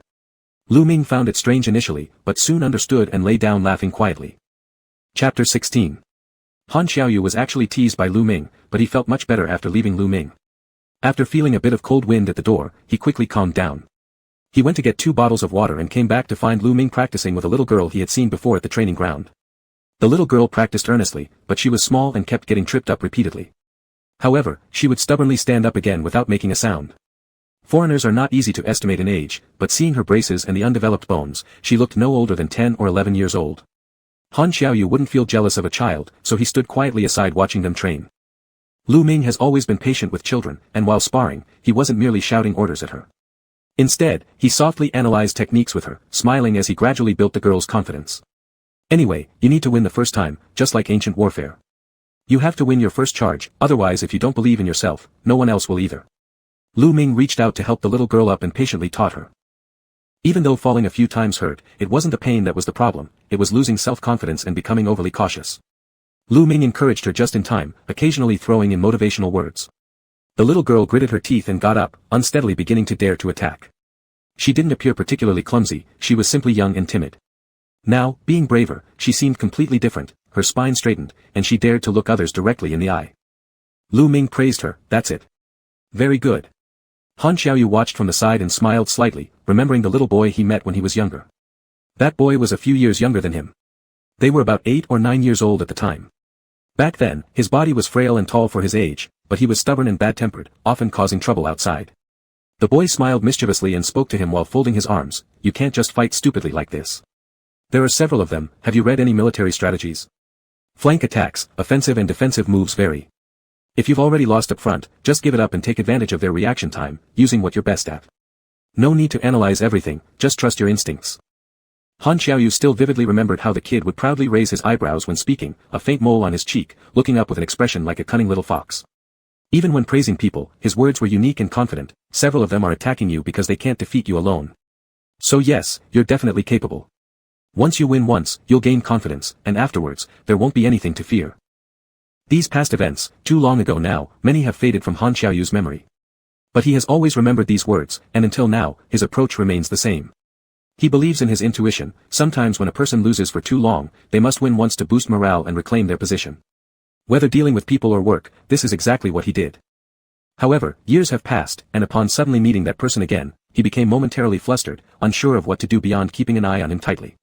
He wished to keep that person hidden in his embrace forever, but this person slipped away as soon as he tried to hold them close.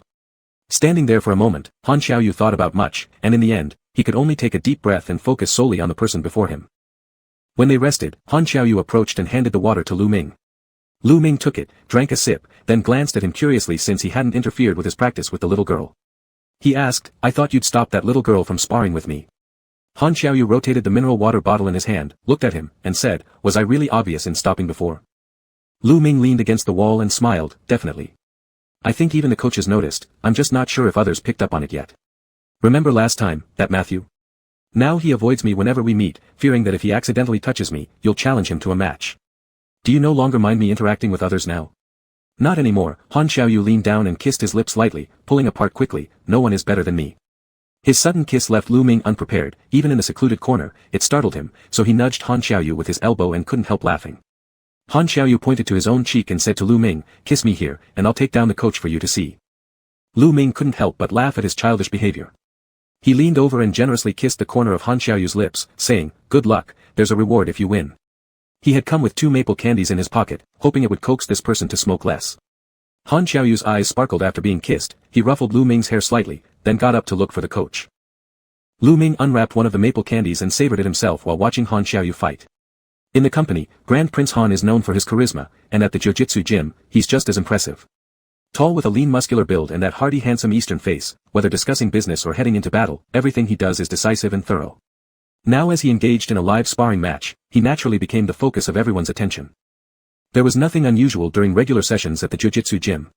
But today, it seemed like Han Xiaoyu was deliberately showing off by performing a few advanced moves with the coach, originally intended for Lu Ming to see. Unexpectedly, it drew a crowd of students, though few were paying attention to his technique, most were staring unabashedly at his face and chest muscles, as if wanting to devour him alive. Lu Ming chewed on the candy and observed Han Xiaoyu carefully. He compared him to the male models he'd sketched before and rated him fairly high. The crown prince still held up quite well under scrutiny. This kind of close combat best stirs up the inner fighting spirit in a person, letting hormones run rampant all around. Han Xiaoyu looked through the crowd for Lu Ming. When he caught sight of him, he offered a faint smile, slight though it was, but enough to cause palpitations from people nearby who were used to seeing his otherwise stoic expression. Lu Ming wasn't fazed much. After the match ended, he applauded sincerely for the victorious Grand Prince. Then, Han Xiaoyu dragged him to do a few rounds of training. However, these training exercises were far less intense than what he had just done with the coach, more akin to an affectionate large dog begging for attention. Every time Lu Ming was pressed down by him, all he could do was look at his dark bright eyes and try not to laugh multiple times. The day's workout wasn't too strenuous. Once they finished their few sets, they changed clothes and prepared to head home. As Lu Ming stepped into the locker room first, Han Xiaoyu followed closely behind, pushing him into a partition in the changing room and leaning down to kiss him. Lu Ming was squeezed into the corner, his GI partially opened, and his hair disheveled under the large hand pressing it against the back of his head. The entire shadow of that person enveloped him completely, accompanied by heavy breathing in his ear and the unmistakable smell of sweat mixed with fresh fabric. This man was entirely dominating in his fervor. Han Xiaoyu traced from his earlobe down, kissing his chest, wedging his leg between them so he could let Lu Ming feel him through their clothing. Lu Ming almost moaned when pushed several times through his clothes, striking the person on the shoulder with force. "Are you crazy? This is outside. What if someone comes in?" Han Xiaoyu. Han Xiaoyu stopped, looking at him for a while with half-closed eyes and kissing his lips more gently this time. Lu Ming reluctantly opened his mouth, allowing him to invade step by step. Although the kiss wasn't as fierce as before, it penetrated deeper. Feeling this way, Lu Ming found Han Xiaoyu even more dangerous now, but didn't dare to pull away.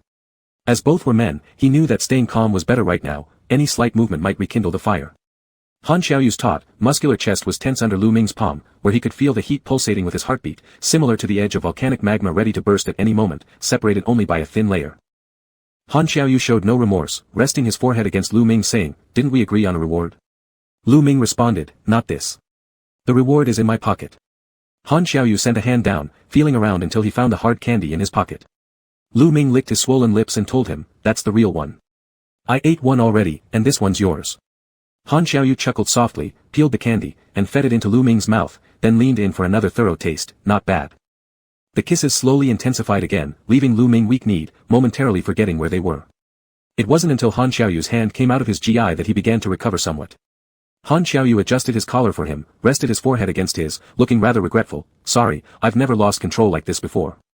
Lu Ming hearing his words snapped back to clarity. "Before? What I mean is, when I'm alone, I've never lost control like this. I just wanted to kiss you, but somehow. I've never been in a relationship, it's only you, really. If you don't believe me, I can give you my brother's number, you can ask him." Han Xiaoyu hugged him and laughed softly, caressing his back gently with a tender gesture. I wasn't thinking of doing anything more here, the moment I touch you, I just lose myself. Lu Ming nipped at his shoulder, is it my fault? Han Xiaoyu chuckled as he tousled his hair affectionately, a smile in his eyes, no, it's not your fault. There are so many things I want to talk to you about properly, Lu Ming. I want to be with you every day. He leaned down and kissed Lu Ming, feeling his compliance beneath him. The sweetness filled him from head to toe, making him feel incredibly content. I want that too. Is your company not keeping you busy? Lu Ming whispered. Han Xiaoyu nibbled on his lips, murmuring, flanking attack, won the first round. Lu Ming didn't quite hear him clearly and was pulled closer for another passionate kiss. As Lu Ming went along, Han Xiaoyu gradually calmed down. However, even after they changed clothes and prepared to go home, the prince still looked exceptionally gloomy. The car moved slowly but eventually reached its destination, and Han Xiaoyu was reluctant to let him go even as they stopped downstairs. Lu Ming's hand was held tightly, though warm, leaving him no choice but to sigh amusedly, let go, I really need to go. Han Xiaoyu edged closer slightly, and Lu Ming kissed him briefly, yet the other man remained lingering nearby, his nose brushing against Lu Ming as he quietly inquired, can you please take leave from home today? Lu Ming chuckled lightly. The man beside him soon narrowed his eyes and tightened his waist possessively asking, do you actually have a curfew? Yes, you can ask my sister if you don't believe me. Lu Ming wrapped an arm around his neck and kissed him again. Han Xiaoyu's expression softened a bit, but he was still reluctant to release his grip. Lu Ming considered it and said, wait a few days. My brother-in-law will be off during the weekend, he can take care of my sister, then I'll spend the whole day with you. Han Xiaoyu looked pleasantly surprised, quickly replying, then we'll go skiing.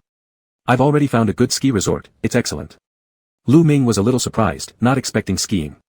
He assumed Han Xiaoyu might suggest something indoors given their current state. But skiing seemed better, it felt more like a romantic date. Lu Ming kissed him again and smiled, alright, let's go skiing. Chapter 17. The weather was pretty good on the weekend. While packing his bag, Lu Ming specially asked Han Xiaoyu what they needed to bring. After learning that everything was ready, he teasingly asked, it won't just be the two of us, will it? Han Xiaoyu replied quickly, no, there are 6 more friends. Lu Ming suddenly became curious. He couldn't imagine how Han Xiaoyu could gather so many friends and actually started looking forward to leaving earlier. Lu Jingyu, hearing that they would go skiing with a group of 7 or 8 people, prepared some homemade dried meat snacks for them. Lu Ming didn't refuse, as he liked these himself. Han Xiaoyu was even more carnivorous and had often snatched food from him at the office. As long as it wasn't too sweet, Han always ate without complaints. The ski resort chosen by Han Xiaoyu was rather remote, close to the mountains. With the long drive, Lu Ming chatted intermittently with him. Han Xiaoyu was more talkative than usual, and when only the two were together, he felt much more relaxed. They started chatting about his family. My elder brother is bringing his family here to celebrate the new year. My brother joined the company 2 years before me. In fact, this place should have been managed by him, but he doesn't like dealing with people. He prefers technical work, so he chose to stay back home and didn't come over. However, now that he's here, I can take an extra couple of days off to be with you. A smile crept onto Han Xiaoyu's lips as he reached over and held Lu Ming's hand. Lu Ming slapped his shoulder and joked, drive properly. I haven't bought insurance yet. Han Xiaoyu chuckled, wrapping his hand around Lu Ming's and squeezing lightly, don't worry, my skills are great. As they continued their chat, Han Xiaoyu's phone rang. It was a message from his elder brother. Glancing at the content, Han Xiaoyu said, can you reply for me? He probably wants the address again. He mentioned something yesterday about mailing things over. Lu Ming opened it and saw a series of pictures sent over. Evidently, Han Xiaoyang was utterly mesmerized in this icy wonderland. There were photos of skiing, pictures of baby seals, and the last few seemed entirely focused on animals rather than people. Han Xiaoyu, what did he say? Asked Lu Ming. Lu Ming looked intently for a moment before saying, your brother has sent some photos, they've already arrived and plan to check out the aurora and seals first. He glanced sideways at Han Xiaoyu sympathetically, they didn't come to see you, huh? Han Xiaoyu. Taking advantage of the traffic light, Lu Ming showed him the pictures. The photo depicted Han Xiaoyang dressed in a thick white snowsuit, lying on the ground mimicking baby seal movements, rolling on the snowy floor while someone far away snapped the picture, shaking with laughter. Lu Ming looked for a while and curiously asked, which one is your elder brother? After scrutinizing for a bit, Han Xiaoyu uncertainly said, the one on the left, I guess. Seals should be smaller. Before long, elder brother sent a few more pictures, all showcasing cute little seal pups. He changed his profile picture as well, choosing a soft chubby face shot of one of the seal babies. Lu Ming began to understand this side of their family, laughing uncontrollably, your brother is way too hilarious. Honestly, compared to him, you seem older. Does your other younger brother act the same? Han Xiaoyu replied, Xiaoyi. He's similar to big brother, he also loves small animals. Lu Ming then asked him, what do you like? Han Xiaoyu glanced at him, smiled slightly, and remained silent. Lu Ming waited impatiently, nudging him after a moment, hey, seriously, tell me. Han Xiaoyu thought for a moment and said, in our family, we have a rule, since we're expected to take over eventually, according to Grandpa, we'll be tied down to work hard at the company forever. So the family gives each of us about 2 or 3 years post-graduation to do whatever we truly wish to pursue. We won't have time for personal pursuits later. My big brother really liked small animals back then, so he worked as a veterinarian for 2 years. He met big sister-in-law at the rescue station, and they've always had a very good relationship. Lu Ming said, is your big sister-in-law also a veterinarian? Han Xiaoyu laughed slightly, no. He mentioned a quite famous domestic company, which made waves recently after switching its business focus to tea beverages and gained significant popularity. She's the daughter of Du Corporation. She also loved small animals, went there as a volunteer. Later, she noticed my big brother struggling financially, almost unable to make ends meet at his humble clinic, treating stray cats for free, even offering cat food donations. Maybe out of pity, she supported my brother for some time. Lu Ming, who was drinking water at the moment, choked laughing, who exactly supported whom? Han Xiaoyu said, my sister-in-law raised my brother. My elder brother almost became a son-in-law living with the Du family until my father brought him back when their engagement was announced. It caused quite a stir. Now, even at their age, they still try to one-up each other whenever they meet, over that past issue. Lu Ming had always known Han Xiaoyu came from a good family, but he never expected the high society gossip to be so entertaining. After hearing Han Xiaoyu's story, Lu Ming also became highly interested in Han Xiaoyang, the eldest brother. But soon enough, his curiosity shifted back to Han Xiaoyu, as he asked, then what about you? Where did you go? What did you do? Han Xiaoyu replied, I liked wilderness operations, so I spent 2 years in the army. Lu Ming joked with him, what kind of army unit? It wouldn't have been the paratroopers, would it? Han Xiaoyu mentioned a specific unit number. Lu Ming's nephew, Fang Jingyao, was a military enthusiast for a while, playing with toy soldiers and explaining different branches of the military both domestically and internationally to Lu Ming. Hearing the unit name Han Xiaoyu mentioned, Lu Ming was startled, it really was them. You're truly amazing. The paratrooper training is extremely rigorous, often regarded as special forces among special forces. In addition to mastering various light weapons from the east and west, members must also be experts in hand-to-hand combat. While other units might require operation skills of different land vehicles, in their case, at least mastery over air and land transport types was necessary. Although Lu Ming knew little about this, his nephew Fang Jingyao's favorite movie, Escape from Amazonas, was based on 2 Chinese paratroopers who participated in a training program at Venezuela's Hunter School. Han Xiaoyu said, I'm not as strong as you think. I just participated in the intensive training and didn't get deployed. He paused halfway through his sentence, suddenly stopping and placing a hand on his abdomen where Lu Ming was touching. Lu Ming, stop fooling around. Lu Ming stroked his abs, praising them, they're indeed very solid. Han Xiaoyu gave him a small pinch as punishment. Lu Ming asked him, hey, Boss Han, if your background is so good, why haven't you found someone before? Han Xiaoyu looked at him, his eyes darkening, whispering hoarsely, our family has strict rules, insisting on the unity of body and mind. Lu Ming was still feeling his abs, distractedly saying, Han Xiaoyu took his hand, kissing it lightly at the lips, murmuring softly, the first person who moved me was you. Lu Ming's fingers grew warm where they were kissed, the tingling sensation spreading all the way to his heart. He looked at Han Xiaoyu, blinking his eyes, smiling. After driving continuously for several hours, they finally arrived at the ski resort. At the entrance, the people welcoming them had already prepared everything. Besides skiing equipment, there were 6 Alaskan sled dogs. Each sled dog was about half as tall as a person, their fur black and white shining brightly. They had sturdy necks, muscular waists. As they saw them getting out of the car, the dogs made a few small steps forward but stopped once held back. Their heads pointed towards Lu Ming and the others, showing both caution and curiosity in their eyes. Lu Ming was pleasantly surprised, walking closer and getting to know the 6 little ones under the staff's help. Soon enough, he was licked a few times on the palm. He turned his head and laughed at Han Xiaoyu, asking, these wouldn't happen to be the 6 buddies you mentioned earlier, would they? Han Xiaoyu smiled and nodded, yes. Chapter 18. The lead dog among the 6 sled dogs was named Luna, a highly trained lead dog with excellent coordination. While Lu Ming was learning how to command the dog sled, she would always give some feedback and even licked Lu Ming's hand as a sign of friendliness. Han Xiaoyu protected Lu Ming from behind, completely letting him take the lead. At first, they ran unsteadily on the mountain for a while, quickly following a trail through the forest. This was the first time Lu Ming had tried this and he felt extremely excited. When they reached a spot with thick dry snow, the sled dogs stopped. They also seemed very excited, and one of them even came over to rub against Lu Ming's legs and the bag by his side.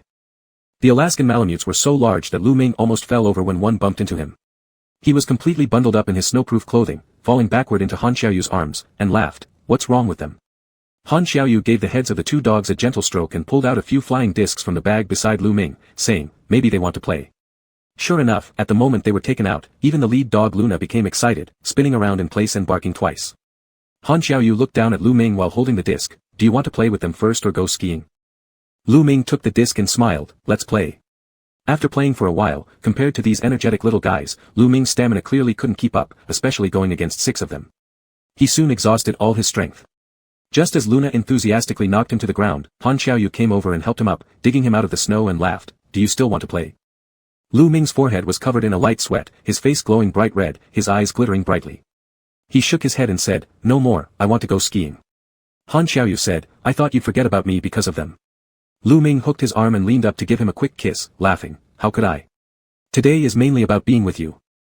Han Xiaoyu rubbed noses with him and also laughed.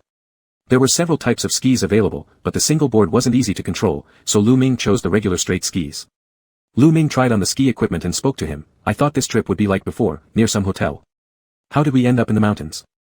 Han Xiaoyu squatted down to help him wear his ski boots, replying, didn't you say before that your friends gather in the mountains and you missed it last time, which was a bit regrettable. As he fastened the iron buckle of the fixing device for Lu Ming, I'm making up for that for you. Lu Ming didn't expect him to say that, and his heart softened instantly. It was just something he casually mentioned during their chat, yet Han Xiaoyu remembered it. He held on to Han Xiaoyu's shoulder and smiled, then I'll take more pictures later to send them to those people, who kept sending me hot pot pictures. Han Xiaoyu replied, alright, I'll take pictures for you. Han Xiaoyu harbored a bit of selfishness, using his own phone to take photos and hardly stopping. Lu Ming didn't bother exposing his behavior when he asked for the phone, which Han Xiaoyu reluctantly handed over while frowning and keeping an eye on him, fearing that he would delete a couple of photos. His eyes showed nothing but reluctance, until Lu Ming pulled him closer, and together they took a selfie, both of their heads pressed close together smiling. Han Xiaoyu obviously didn't expect the sudden photo and his expression showed a look of surprise. Lu Ming couldn't stop laughing and took a couple more pictures. By then, Han Xiaoyu had finally caught on, encircling Lu Ming's shoulder with one hand, seriously taking a couple more pictures. In the last shot, Lu Ming turned his head and kissed him, just as Han Xiaoyu was turning back to look at him. His soft lips touched his lip corner with a smile, the profound love in his eyes turning tender. Lu Ming didn't expect him to turn back, feeling slightly embarrassed, yet still generously returned the phone to him, saying, send me these pictures, I'll keep a copy. Han Xiaoyu nodded, his mood having been good since earlier, alright. The two skied around for a while, and it slowly began to snow on the mountain. Lu Ming initially thought it was just wind blowing up the snow, but when snowflakes landed on his face as he tilted his head up, he realized it was actually snowing. Just as he was momentarily lost in thought, unable to properly control the direction of the skis, he fell. Han Xiaoyu was there alongside him, seeing it immediately, without hesitation, he let go of the ski pole in his hand, embracing him tightly. Together they rolled in the snow, Han Xiaoyu protecting him safely within his arms. The snow cover was thick, and Lu Ming didn't worry about falling, lying in the snow supported by Han Xiaoyu's arm while laughing, it's snowing. Han Xiaoyu held onto him without loosening, looking seriously at him and said, with such heavy snowfall, we shouldn't return today, right? Lu Ming used his glove to gently rub Han Xiaoyu's cheek covered in snow, feeling the icy touch, which didn't make him move even a fraction. He waited patiently for Lu Ming's answer. Lu Ming smiled and said, we won't go back, today is for you. Han Xiaoyu leaned down and kissed his cheek, then kissed his lips gently, brushing against his lips like handling a treasure in the palm of his hand. The ski resort also provided accommodation, with individual wooden cottages standing amidst the mountains and forests. The rooms were warm and comfortable, offering a view of the falling snow from the window, making it an excellent place to enjoy the snowy scenery, and being part of the landscape itself. Han Xiaoyu had arranged everything in advance, and he stayed close by with Lu Ming. They took turns showering. When Lu Ming was showering himself, he didn't feel anything unusual, but when Han Xiaoyu came out and sat on the bed, Lu Ming's ears turned red, his heart racing fast, though he wasn't particularly afraid, just feeling a bit nervous as he anticipated what was about to happen. Han Xiaoyu came out wearing a bathrobe. Lu Ming felt the mattress sink under him as he continued drying his hair with a towel, saying softly, next time, you should dry your hair properly. Lu Ming smiled slightly and suddenly felt less scared. He tilted his head to look at Han Xiaoyu, who was still diligently drying his hair, a little awkward but doing it naturally as if it were his responsibility. Lu Ming raised his hand to hook around Han Xiaoyu's neck and whispered in his ear, you haven't dried yourself either. Do you want to check? Han Xiaoyu rolled his Adam's apple twice, then kissed him, pressing down onto the bed and deepening the kiss, his breathing becoming more rapid. When Lu Ming was enveloped by Han Xiaoyu's body, he softly called out, can you turn off the light? Han Xiaoyu used one hand to fumble for the light switch while keeping the other busy, only managing to dim the lights before losing all focus again due to the person below him. Outside, there was a violent snowstorm all night long, the wind blowing snowflakes against the windows, producing a pattering sound. But inside the room, it was unbearably hot. Lu Ming's clothes had already been pushed up halfway, and Han Xiaoyu buried his head in his chest, licking and biting like savoring a delicacy. When he reached the most sensitive nipple, Lu Ming couldn't help but move a bit, only to have his wrist grabbed tightly and held above his head. Every lick and nibble sent ripples of sensation through Lu Ming's body, his chest feeling like currents surged beneath his skin while his arms remained immobile, making it easier for Han Xiaoyu to take him deeper. Lu Ming, you let go of my hands first. His response was suction followed by licking, so strong that Lu Ming unconsciously twitched, quickly melting into softness. His eyes became misty with moisture. Han Xiaoyu freed his other hand and explored downward, reaching his hardened member, lightly flicking it, laughing softly, so sensitive. Lu Ming glanced at him, originally intending to glare, but instead looked wet-eyed with an extra allure. Han Xiaoyu's breathing became heavier, licking the corner of his eye and gently biting a mole under his eye. He then took Lu Ming's hand and brought it down to touch his own arousal, which was completely hardened, surprising Lu Ming with its heaviness. As Lu Ming managed to grab it, prominent veins stood out prominently and it twitched twice in his hand, proving vitality. Lu Ming bit his lip and looked up. Why is it so big? At this statement, the thing in his hand seemed to swell even more. Lu Ming's fingers slid along its length and he heard a low moan from Han Xiaoyu. While moving his hand, Lu Ming negotiated, otherwise, let's do it by hand today. Han Xiaoyu, will you let me help you? Han Xiaoyu kissed his earlobe, whispering, no. Even as Lu Ming kept stroking, using his fingertips to pinch the tip slightly, he quietly pleaded, really not. But it's too big. Han Xiaoyu was nearly driven to eruption just by Lu Ming's hand. Soon after, he kissed the little fox, his fingers dipped in cold liquid sliding down between the cheeks of Lu Ming's bottom, pressing against the opening and massaging a few times. The person in his arms trembled slightly. He laughed, slowly inserting his finger inside, the person resisting slightly but cooperating by relaxing their body. When it was time to get serious, Lu Ming paled as soon as he was penetrated. Han Xiaoyu soothed him in front and kissed him continuously while entering further slowly. Beads of sweat formed on Lu Ming's forehead as Han Xiaoyu moved cautiously to avoid hurting him. But it was slow torment nonetheless. Clinging to Han Xiaoyu's shoulder with a hoarse voice, Lu Ming said, why isn't it over yet? I feel like you're inside me entirely. Han Xiaoyu pinched his waist and kissed him, saying, don't tease me. Lu Ming bit him, getting withdrawn and re-entered, deeply and forcefully, letting out a soft cry. Han Xiaoyu gently thrust inside him for a while as he imagined, and the person in his arms was warm and soft, his wet little mouth biting seductively, driving him wild with desire. When the first time ended, Han Xiaoyu pulled out promptly, only releasing semen at the entrance without fully flooding him. The second time went more smoothly, the body gradually opened up. When Lu Ming felt the peak of pleasure deep inside, he shivered slightly, struggling to take a deep breath before wrapping his arms around Han Xiaoyu's neck and saying, I think I can barely endure it. Han Xiaoyu softly thrust as he guided their hands downwards, hoarsely whispering, I'm only halfway in. Lu Ming's face flushed red after initially paling, his ear tips bright red like they were bleeding. His gaze, despite having a shy and sensitive body, held a bit of determination. With his legs hooked around Han Xiaoyu's waist, pressing him closer, he choked out through trembling lips, no, you, get in further. Han Xiaoyu slowly entered deeper, making Lu Ming tremble from the sensations. Han Xiaoyu tenderly massaged his back to comfort him, kissing his forehead and cheeks. With tears welling up, Lu Ming bit down on Han Xiaoyu's shoulder, muttering hoarsely, you're so big, what good is this, it hurts so much. Han Xiaoyu's firm muscles in his shoulders and back quivered from stimulation, his eyes darkened completely.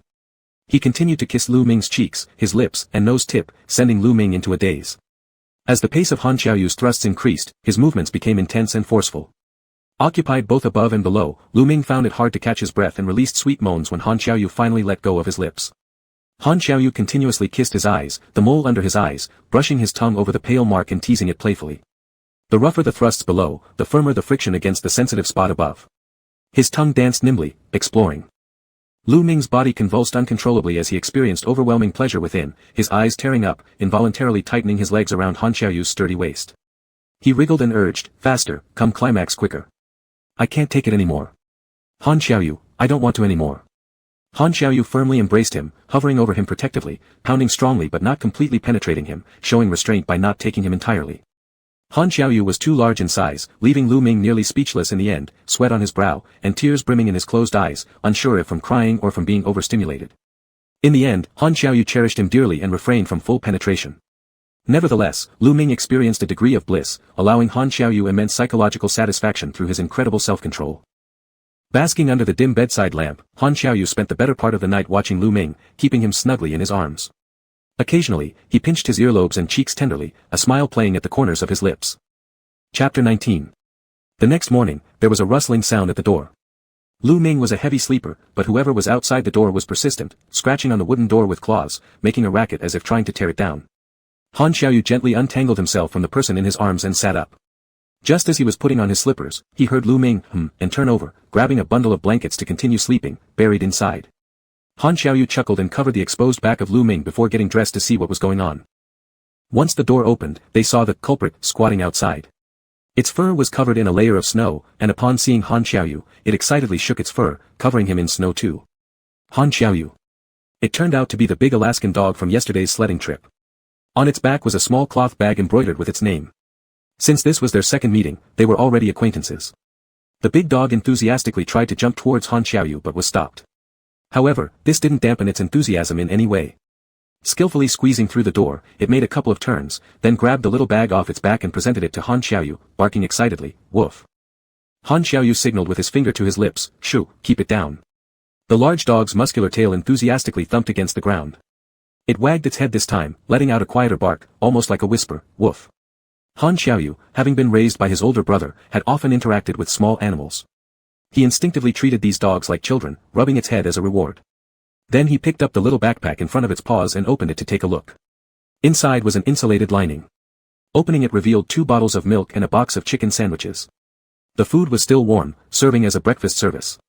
Holding the milk bottle, Han Xiaoyu looked at the big dog for a moment, then stuffed a tip into the now empty little bag, hanging it back onto the dog's neck. The dog showed no particular reaction, not even rushing to leave with the bag. Instead, it sprawled lazily on the soft rug at the door, looking ready for a nap, its tail curling onto its back, lightly wagging a few times.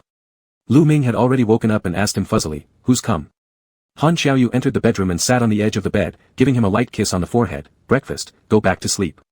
I'll heat up the milk and call you when it's done." Lu Ming, who had low blood pressure and needed some time to wake up fully, nodded, closing his eyes and kissing Han Xiaoyu again. The room's facilities were complete. The open kitchen was spacious, with a variety of prepared ingredients, including all sorts of jams and cheeses for breakfast accompaniments. Han Xiaoyu wasn't much interested in those things.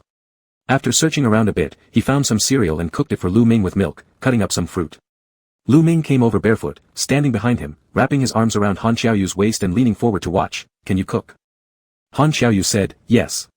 Lu Ming smiled. "This is the first time I've heard someone say it so confidently. Normally people would say, a little." Han Xiaoyu raised an eyebrow. "Why bother being humble? I can do a lot." Lu Ming nuzzled his head against Han Xiaoyu's shoulder twice and laughed. "I'm not that good at cooking. I haven't spent much time in the kitchen either, just know how to make a few things for kids when I was taking care of Bauer because he kept pestering me." Han Xiaoyu said, "In the future, you don't have to learn that. You stick to what you're good at, and I'll cook for you." Lu Ming stood silently behind him, placing kisses one after another lightly on his shoulders. Han Xiaoyu maintained a normal expression, but the muscles on his back tightened as if he was restraining himself from something. Lu Ming didn't notice and continued to express his affection with more kisses, enjoying these intimate moments. Han Xiaoyu couldn't help himself and said, "Be careful not to get burned." Lu Ming held on to him, really stopping the kisses, and quietly watched him cook the porridge. Han Xiaoyu's hair hung loosely on his forehead, slightly short, sticking up, making him look younger. But the air of youthful arrogance and haughtiness was still easy to spot, even wearing pajamas with a straight spine. Lu Ming's hand itched and carefully touched his slim yet strong waist. Han Xiaoyu sucked in a breath, turning off the fire, and then turned to lift Lu Ming slightly, setting him on the nearby countertop. Supporting himself on both sides of Lu Ming, he leaned down and gave him a deep adult-like kiss. After quite a while, Han Xiaoyu finally released him, brushing his nose against his, murmuring hoarsely, "Don't tempt me. We didn't finish dinner last night." Lu Ming nudged him with his forehead in dissatisfaction. "Whose fault is it?" The next few words were almost inaudible, but during their intimate whispers, Han Xiaoyu could still hear them clearly. He curled his lips and kissed Lu Ming some more until Lu Ming's eyes turned red from the corner. Then he lifted him off gently, patting his buttocks. "All right, I'll cut some fruits, go wait outside. If you stay here, I won't be able to work." Lu Ming thought that at this pace, they wouldn't leave the kitchen all day. Hearing Han Xiaoyu's command, he slipped into his bathrobe and went out without coming back to disturb. When Han Xiaoyu brought out the breakfast, he saw Lu Ming squatting by the door playing with the big dog, feeding it with a bag of dried meat. The big dog was thrilled, its tail wagging so hard that it made slapping sounds against the ground, using its head to rub against Lu Ming's knees and feet as if asking for a belly rub. It looked incredibly fond of him. Han Xiaoyu took a glance and frowned. "I'm not mistaken, is that dried meat supposed to be mine?" Lu Ming stood up, stretching lazily. "Why would you fight with it over food?" "What do you mean, fight? It's originally mine." Han Xiaoyu walked over to check, dissatisfied as he said, "There are way fewer pieces now, there are only a few left." When Lu Ming set off, he mentioned on the road that these snacks were given by his sister, and Han Xiaoyu instinctively considered them as part of his private belongings. Lu Ming couldn't stop laughing but found his serious behavior while competing for attention amusing. He pinched Han Xiaoyu's cheek and kissed him. "Next time, I'll separate yours first, no competition. There weren't many anyway, you ate most of it yourself yesterday, remember? Besides, they shouldn't consume too much salty food, I just gave it 1 or 2 pieces." Han Xiaoyu collected the remaining pieces and went to open the wooden door, giving the dog a gentle kick until he sent it outside and closed the door firmly behind him. He explained to Lu Ming, "It came earlier to deliver the milk, it should have gone back already, otherwise its owner will look for it." Lu Ming had played enough and went to wash his hands to prepare for eating. Han Xiaoyu was right in the middle of an intense phase of affection. Before finishing a bowl of oatmeal porridge, he pulled Lu Ming onto his lap, unwilling to part from him even by an inch, wishing to bind him to himself. Lu Ming tried to squirm away, but the person hugging him only tightened their arms around him. He relaxed and relied on Han Xiaoyu's embrace while sipping the porridge, slowly saying, "My little nephew used to act like this when he was little, always clinging to me. I was the one holding him." Han Xiaoyu didn't feel ashamed at all and bent down to kiss him softly. "In the future, I'll hold you." Lu Ming responded, "No, once or twice is fine, always doing it like this would be strange." He moved slightly, trying to find a more comfortable position. Han Xiaoyu's body felt harder than the nearby cushion, offering less comfort. After moving a few times, he realized he wasn't quite sure how to please Han Zong, who embraced him tightly. Suddenly, he heard a light chuckle above his head. Han Xiaoyu placed him on a nearby soft cushion and handed him another plate of plain fruit. Lu Ming ate less in the morning, so the 2 chicken sandwiches went entirely to Han Xiaoyu. Not letting go of the last few pieces of dried meat, he chewed and swallowed them fearlessly as if guarding them from being taken away. With inconvenience caused by his physical condition, coupled with ongoing snowfall, the next day's plan got cancelled halfway. The two remained together on the broad sofa inside the cabin, playing cards. Around noon, Lu Jingshu called to inquire. She always treated her younger brother as a child, feeling uneasy unless she received daily reassurance from him. Lu Jingshu asked, "It's reported there will be a heavy snowstorm these 2 days. If the snow gets heavier, just stay there a bit longer, no need to rush back. Driving in the snow can be dangerous. Safety comes first, right?" Lu Ming answered affirmatively. She then asked about how well he got along with his friends. Lu Ming said, "Pretty good. We went up the mountain yesterday. It was my first time riding a sled car, very interesting." Hearing that he was having fun, Lu Jingshu encouraged him to stay a few more days. Lu Ming laughed, "Sis, do you miss me?" Lu Jingshu said, "How could I not miss you? But you seem to have more fun with your friends. Young people gathered together make it lively." She assumed they were a group of 7 or 8 people traveling together, asking, "Who are they? Are there any pretty girls?" Lu Ming replied, "Yeah, there is, her name is Luna." And he recited several names of Alaskan dogs, teasing his sister as if they were real. Han Xiaoyu embraced him, pointing to his nose. Lu Ming kicked him lightly, almost laughing, amazed how competitive Han Xiaoyu had become, even competing with a dog for affection. That day, the two couldn't leave due to the heavy snow, temporarily stranded here. Calculating carefully, it was their first time staying together for this long, never parting even for a moment throughout the whole day. The first night was exciting and nerve-wracking, leaving Lu Ming almost passed out from fatigue, not noticing much else. It wasn't until the second night that he began to feel what it was like to have another person in bed with him. Han Xiaoyu was an attentive lover, apart from their first night together, the rest of the time they just kissed. But this was only his demeanor before sleep. Once asleep, Han Xiaoyu would stretch his hand possessively around Lu Ming, holding him close without letting go. Lu Ming wasn't accustomed to such intimacy and had never slept being held by someone else. He pushed him slightly and saw Han Xiaoyu tighten his embrace even more with his eyes closed. Estimating that Han Xiaoyu was still half asleep, he mumbled faintly, "Are you cold?" Lu Ming, hearing those words, couldn't help but comply and find a comfortable spot against his chest to close his eyes again. Han Xiaoyu's body radiated warmth, with a steady heartbeat, making Lu Ming drift off quickly.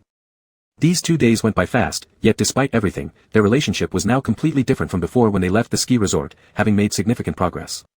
Closeness has its pros and cons, having someone to share things with felt nice, but allowing another person to fully enter one's life always required a little adjustment.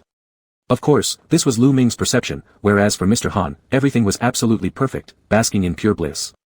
Chapter 20. On Monday, when they returned from the ski resort, Han Xiaoyu covered Lu Ming with one of his down jackets. Wrapped in the jacket, Lu Ming didn't talk much to him and was catching up on sleep.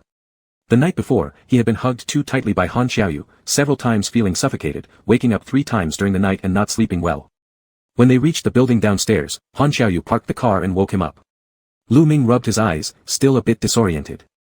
His sleepy expression made Han Xiaoyu smile slightly as he leaned over and kissed him gently. "We're home." Lu Ming turned his head and looked at Han Xiaoyu for a while, saying, "I'm so sleepy. You kept me up all night."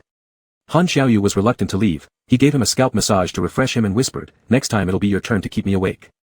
Lu Ming closed his eyes, letting him give the massage, but suddenly his ears started turning red. "You're being ridiculous." After this trip, Han Xiaoyu became even clingier.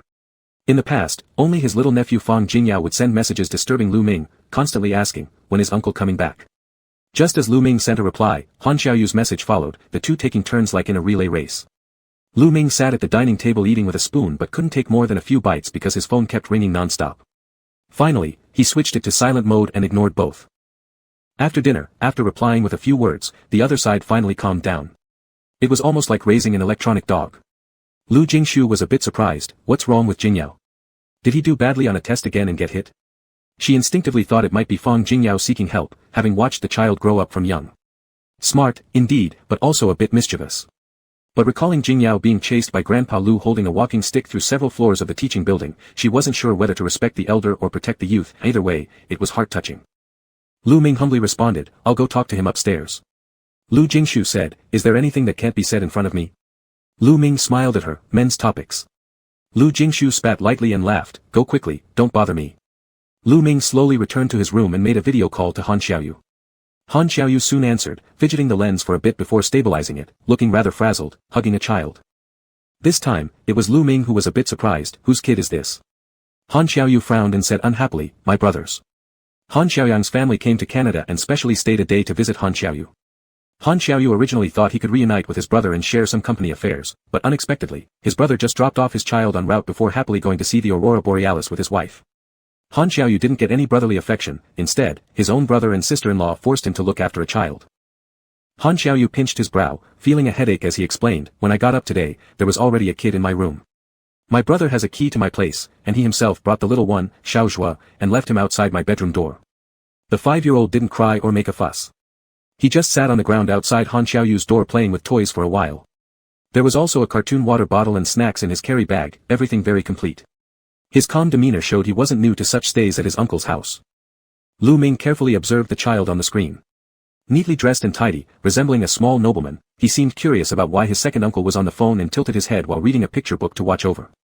The little face showed no emotional fluctuations, yet there was something familiar in the composed expression similar to the tense look on Han Xiaoyu's face. Quietly sitting on his lap without a sound, the child displayed good upbringing. Lu Ming was thoroughly interested, as Fang Jingyao was never this obedient in his childhood. It was quite rare to see such a well-behaved kid. Han Xiaoyu hesitated for a moment and asked, I have an important meeting this morning, so I must go to the company. Could you please help me take care of Xiaozhua? Lu Ming agreed readily, sure, I'll come find you. Han Xiaoyu gave him the address, which Lu Ming noted down and soon set out to find him. On the way, he asked Han Xiaoyu about the boy's preferences, knowing that the little guy liked Rubik's Cubes, he especially bought one at a roadside shop and carried it in his pocket. Just as he pressed the doorbell, Han Xiaoyu came to open the door with a child in his arms. Little Han Zizhua was curious about him but still instinctively held on to his second uncle's neck, not letting go. Chapter 21. Hello, little friend Han Zibo, right? I'm Lu Ming, a good friend of your uncle. Has he mentioned me to you? Lu Ming greeted the child. Han Zibo nodded slightly, becoming less unfamiliar with him and replied in a low voice, he talked about it during breakfast. The initial trust building was done. Once there were elder family members present, the child quickly recognized Lu Ming as an elder at home. After 5 minutes, upon receiving the Rubik's Cube Lu Ming gave him and watching him play a bit, he had already opened up enough to say things like, Uncle Lu, play with me. After having a simple breakfast, Han Xiaoyu began preparing to bring them both to the company. Usually, he didn't need to carry much himself, but now that he had a child, things got more complicated. However, Han Xiaoyu didn't spoil his child excessively and gave direct instructions, Little Zhe, go get your backpack yourself. We won't be back home until tonight. Choose 3 things you want to bring and put them in your bag, understand? Han Zibo nodded and slid down from the chair, running off to the bedroom to get his bag. Lu Ming, who had always doted on his young nephew for years before this, found great interest in seeing how well-organized military-like discipline worked for a child. With amusement, Lu Ming asked Han Xiaoyu, do we have to go to the office too? I thought I would just help take care of the kid at home. With displeasure, Han Xiaoyu said, we can't treat someone specially over others. What? Lu Ming replied. Taking advantage of the moment when the child went to get his own backpack, Han Xiaoyu leaned down and kissed Lu Ming briefly. The seriousness he had pretended earlier melted into a smile, and then he softly nibbled Lu Ming's earlobe, whispering, I miss you too. I want you with me. Hooking Han Xiaoyu by the neck, Lu Ming responded with a kiss and smiled. Work was still bustling as usual. While Han Xiaoyu attended a meeting, Lu Ming stayed in the office to play with Han Zibo. At first, Han Zibo couldn't adjust himself. He kept staring at the door, waiting for his second uncle to come back, looking like an abandoned puppy, obedient to the point of breaking your heart. Glancing at him once, Lu Ming did not intentionally talk to him. Instead, he found some paper and started doing handicrafts. After glancing around several times, out of curiosity typical of children, Han Zibo gathered over quickly, standing on tiptoes by the desk, watching Lu Ming fold the paper. Lu Ming was thoroughly familiar with Han Xiaoyu's office. Apart from boring official documents on the table, nothing else was present. Without anyone to chat with, an average person might feel overwhelmed within 5 minutes. However, Lu Ming was used to spending time with Fang Jingyao since he was young and felt none of these difficulties. He took a white piece of paper and folded quite a few small animals for the child. Han Zibo looked at him with admiration, almost treating him like a magician. Lu Ming said, "Here's what I propose, Zibo, can you help me? Let's do a few together. I'll fold them, and you are responsible for coloring them." He grabbed a dual-color red-blue marker that he'd kept previously and handed it over to the child, saying, "Once we're finished, we will split them equally, 1/2 each. You could keep them as gifts for your parents, all right?" Han Zibo nodded, replying enthusiastically, "All right." For the rest of the time, the little one behaved exceptionally well, meticulously coloring the eyes of the little frog using the dual-color pen, even drawing various patterns. His face was particularly serious, reminding Lu Ming very much of how Han Xiaoyu looks while working, serious and rarely cracking a joke. Although Han Xiaoyu has authority, Han Zibo's chubby cheeks make him irresistibly squeezable. Lu Ming, feeling a little itchy, pinched his cheek. Immediately Han Zibo stopped drawing, raising his head to look at him questioningly, "Huh?" Lu Ming maintained solemnity, "Oh, no problem, something got stuck on your face earlier. I helped you wipe it off." Believing him, Han Zibo, in his little heart, added more respect toward Uncle Lu. His eyes shone with trust and gratitude. Lu Ming was immensely moved. When Fang Jingyao was younger, his tricks were all about deliberately getting ink on his hands and offering, "Uncle, let me wipe your face." But today's kids were truly different. They were well-educated, clean like white paper without a shred of cunning. Their morning work resulted in 7 origami animals. Lu Ming claimed 3 for himself and generously gave 4 to the child. "You've drawn them wonderfully, thank you so much. Here's an extra one for reward." Han Zibo's little face turned bright red in excitement, completely unprepared for this unexpected bonus. First, he embraced Lu Ming and delivered a cute peck on the cheek, and then started deliberating who should receive the extra one. He calculated beforehand, 1 for father, 1 for mother, and the third one for second uncle. Now he wasn't sure whether to give it to grandfather or grandmother at home. Third uncle is also really nice to him. Lu Ming's 3 shares were effortlessly distributed. He left them on the desk for Han Xiaoyu because he was accustomed to being favored, knowing that whoever received it would feel happy. At noon, the secretary delivered 2 meal sets. Perhaps because Han Xiaoyu wasn't there, her curiosity got the better of her, and she couldn't help but glance at this big and small pair more than once. She tried to find similarities between the 2 Asian faces, then focused her gaze on Lu Ming with an almost fervent intensity. Feeling he shouldn't let her imagination run wild anymore, Lu Ming spoke up, "He's not mine, he's Han Xiaoyu's." The secretary widened her eyes as her expression transformed from astonishment to understanding.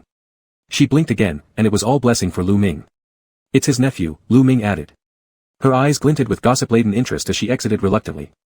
Lu Ming had spent the entire morning with the young child, and the two had already established trust and familiarity. Coaxing him into eating was so easy that it reminded Lu Ming of the days he had taken care of Fang Jingyao. Others at age 3 could already use chopsticks by themselves, but his 5-year-old nephew still needed to be fed by someone else. Back then, he held the spoon while feeding little Fang Jingyao, being barely taller than the boy, and kids of that age don't have much patience. After each mouthful, Fang Jingyao would happily shake his head back and forth at the small dining table. After a couple more bites, he stopped eating entirely and only kept shaking his head for fun. Losing his temper, Lu Ming tapped the edge of the bowl, "Eat your food properly, do you think I'm being nice or what?" Little Jingyao blinked up at him, confirming Lu Ming was genuinely angry before obediently starting to eat in large bites, like he was trying to accomplish something great with every gulp. Despite losing his cool and often banging on the table due to his nephew, when he saw the chubby child bowing his head earnestly eating while wearing the bib he used to wear when younger, a sense of pride and satisfaction surged through him, as if no other child in the world could possibly be cuter than his nephew. Han Zibo ate rather well-behavedly, but considering his age, he ate too little. Moreover, like many children, he disliked vegetables. Han Zibo was especially particular, only tasting just enough vegetable leaf the size of a peanut before sitting still claiming he was full. Lu Ming disassembled one layer of the Rubik's Cube, and soon he held several colorful plastic square plates. Han Zibo's gaze was drawn over, watching curiously. Lu Ming said, "If you take one bite, we put down one counter. Then, once we gather 5, you can play dominoes, okay?" "What are dominoes?" Han Zibo tilted his head up and asked earnestly. Lu Ming took a few plastic square plates and stood them upright in segments on the desk. A flick of his finger caused them to fall in a cascading sound.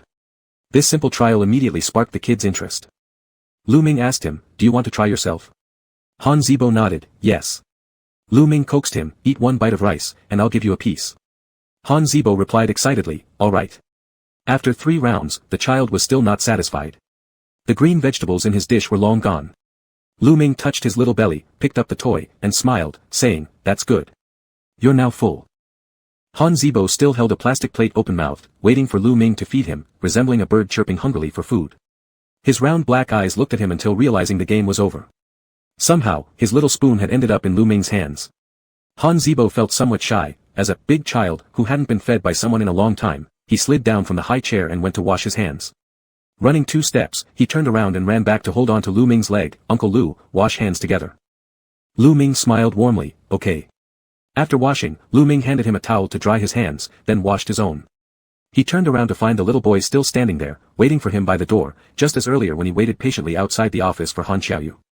Han Zibo obediently waited without causing any disturbance, rubbing his eyes slightly. Lu Ming looked at him, asking gently, "Are you sleepy? Do you want to take a nap?" "Carry me, Uncle Lu." Han Zibo rubbed his eyes again, extending his hand toward him. Lu Ming carried the milky-smelling child to the resting room, where he quickly fell asleep. When Han Xiaoyu returned, he didn't see them in the office. Upon quietly opening the restroom's door, he saw the 2 figures hugging each other, wrapped in his blanket, a sight that exuded warmth and softness.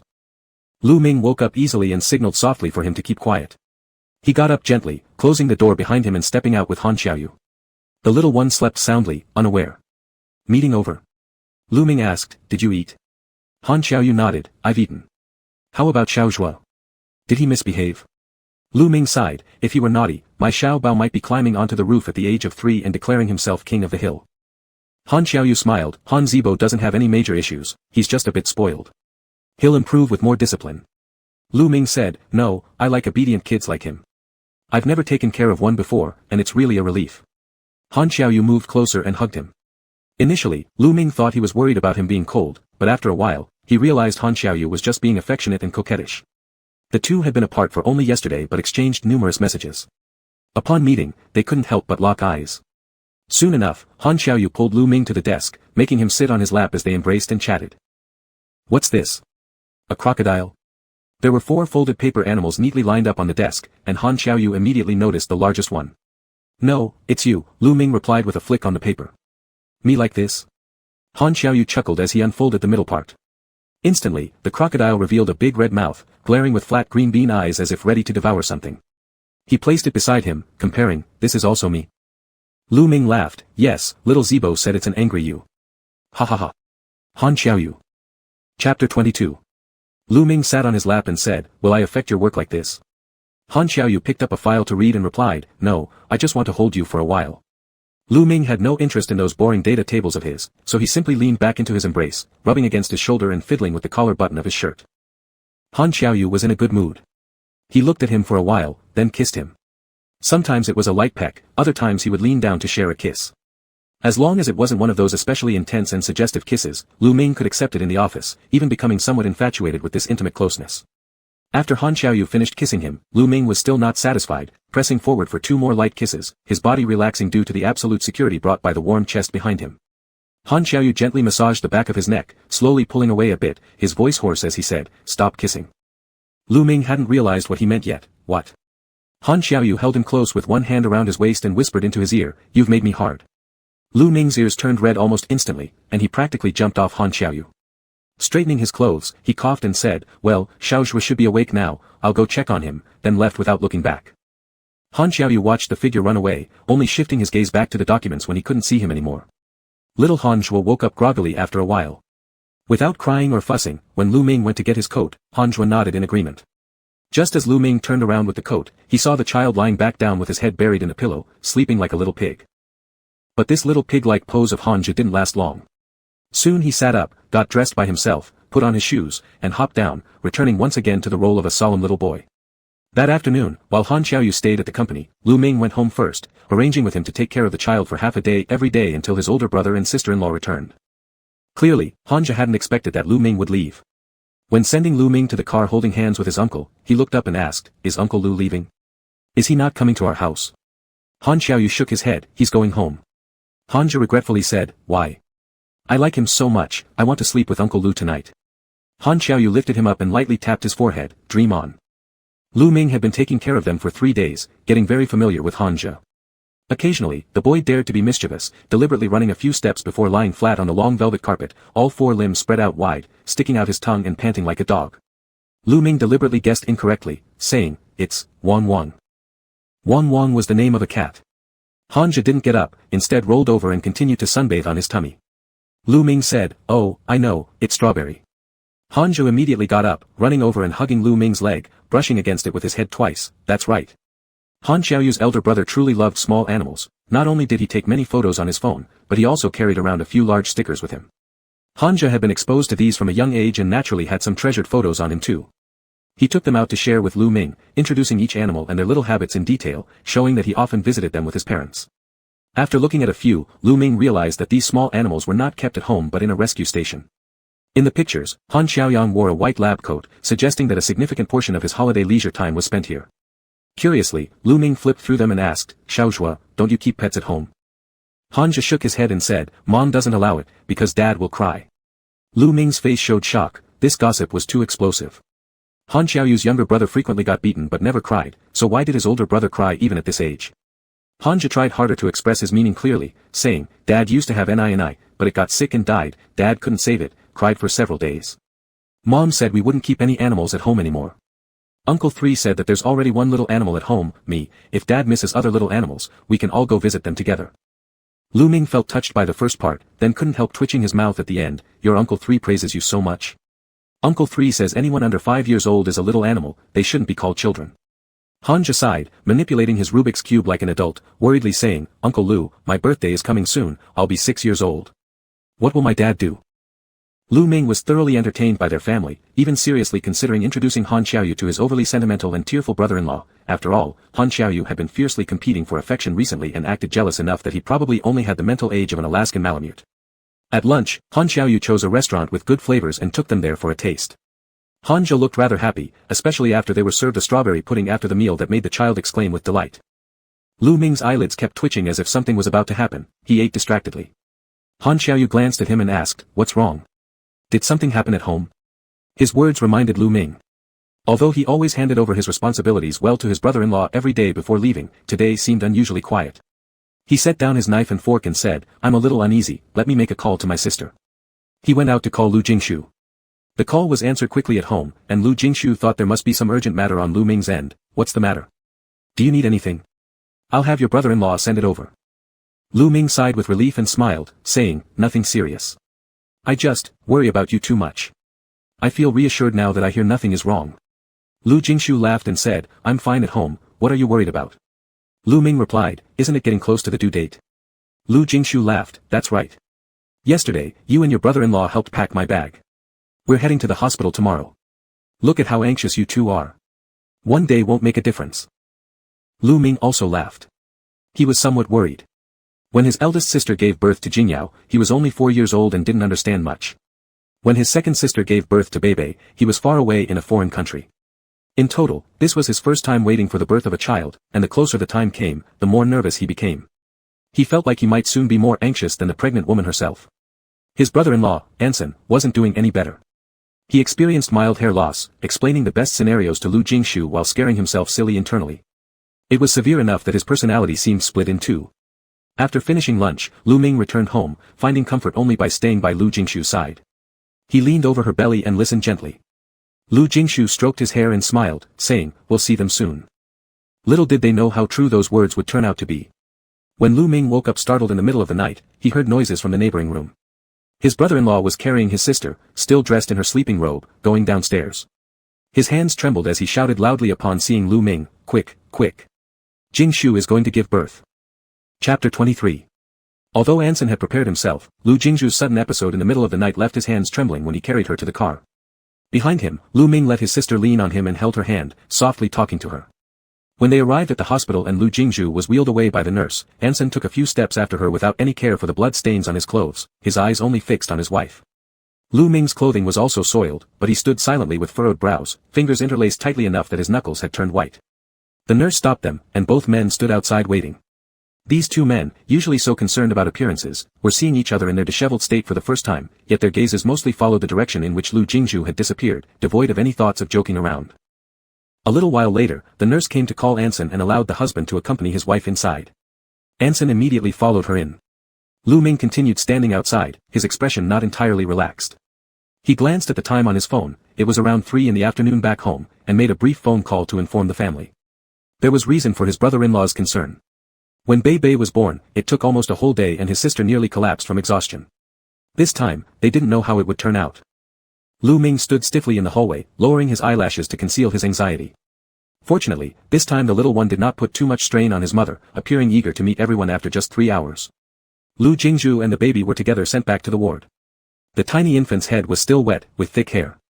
His eyes closed, his mouth opened wide as he cried, but when Lu Jingzhu held him close in her arms, the small baby extended his chubby little arms toward her, turning as close as possible, stopping his cries and calming down. Anson sat beside the bed crying uncontrollably, holding Lu Jingzhu's hand while stammering, "I cut the umbilical cord. He looks just like you, extremely beautiful." Lu Jingzhu laughed, "What are you talking about? We should say boys need to be strong." Anson nodded through tears, "Whatever you say is right." He was still shaking, his face paler than Lu Jingzhu's, looking as if the baby had been born from him instead. Lu Jingzhu didn't cry. It was her second time as a mother, but the joy was no less than the first time. The birth of Lu Bebe was labor-intensive and painful, and both she and Anson had cried upon seeing the baby. Now, hugging this tiny one, her heart was full of delight. She smiled, ignoring Anson who looked like a foolish father. Lu Ming approached, looking down at the baby. "Why is the nose flat?" Lu Jingzhu said, "Newborns all look like this, flattened during delivery." Lu Ming worriedly asked, "Will it become pointed again later?" Anson immediately defended his son, "Of course. My nose was flatter than his when I was just out of the hospital. Look at me now." Lu Ming took several photos of the baby and sent them to the family WeChat group. After the earlier notification, the entire family had gathered around their phones waiting eagerly. Once Lu Ming sent the photos, the relatives quickly began showering blessings. He carefully observed, realizing no one commented on the baby's flat nose. An hour later, the baby began breastfeeding and was then taken to be bathed by the nurse. Lu Ming watched him for an hour, already finding his flat-nosed little nephew not so ugly anymore. With great interest, he followed the mobile transparent baby crib. Anson stayed behind to accompany Lu Jingzhu, and once again, this silly father started crying, wiping his face with the back of his hand, his shoulders shaking, repeatedly asking her, "Did it hurt a lot just now? Do you still feel pain?" Lu Jingzhu slightly raised her hand, and Anson promptly leaned forward to allow her to touch his face. Her raven-haired, black-eyed husband smiled and said, "Foolish, it doesn't hurt anymore." After spending 2 days in the hospital, Lu Jingzhu was discharged. She talked and laughed all the way home, in very good health, appearing exceptionally spirited. The newborn in the baby basket slept with bubbles emerging from his mouth, incredibly adorable. Along the way, Lu Ming took many pictures, while back home, Grandpa Lu and Grandma constantly urged for more photos. Secretly, the old man even sent a 50 yuan red envelope to bribe Lu Ming. Thanks to an abundant supply of breast milk, the baby underwent noticeable changes within 10 days. He was no longer the red-skinned, flat-nosed little monkey he had appeared to be before. Every day, Lu Ming followed the remote instructions of the old lady to stew soup for Lu Jingzhu. Otherwise, he was busy appreciating his little nephew. In his memory, when he was with Jingyao could already run all over the place. This was the first time he had such close contact with an infant. The little baby inherited the advantages of his parents, his eyes were big and bright like gems, and his previously flat little nose had completely straightened out, finally putting Lu Ming at ease. Lu Ming took a photo, admired it for a while, and then said to Lu Jingzhu, "Sis, his eyes are not quite the same as Bebe's, are they? They seem to be light brown." Lu Jingzhu replied, "Bebe was like that when she was little, but her eyes became darker as she grew up." Lu Ming thought it was quite amazing and remarked, "It's really great, but too bad I have to go back. Otherwise, I could witness this myself." Lu Jingzhu also sighed, somewhat reluctant to part. Time always flew by quickly when loved ones were around, and Lu Ming had indeed been there long enough. She suddenly asked, "If you're going back, what about your friend? What are you planning to do?" Lu Ming blinked his eyes at her. Lu Jingzhu pinched his face and smiled, "Don't pretend to be stupid with me. Are you seeing someone?" Lu Ming said, "Do you know already?"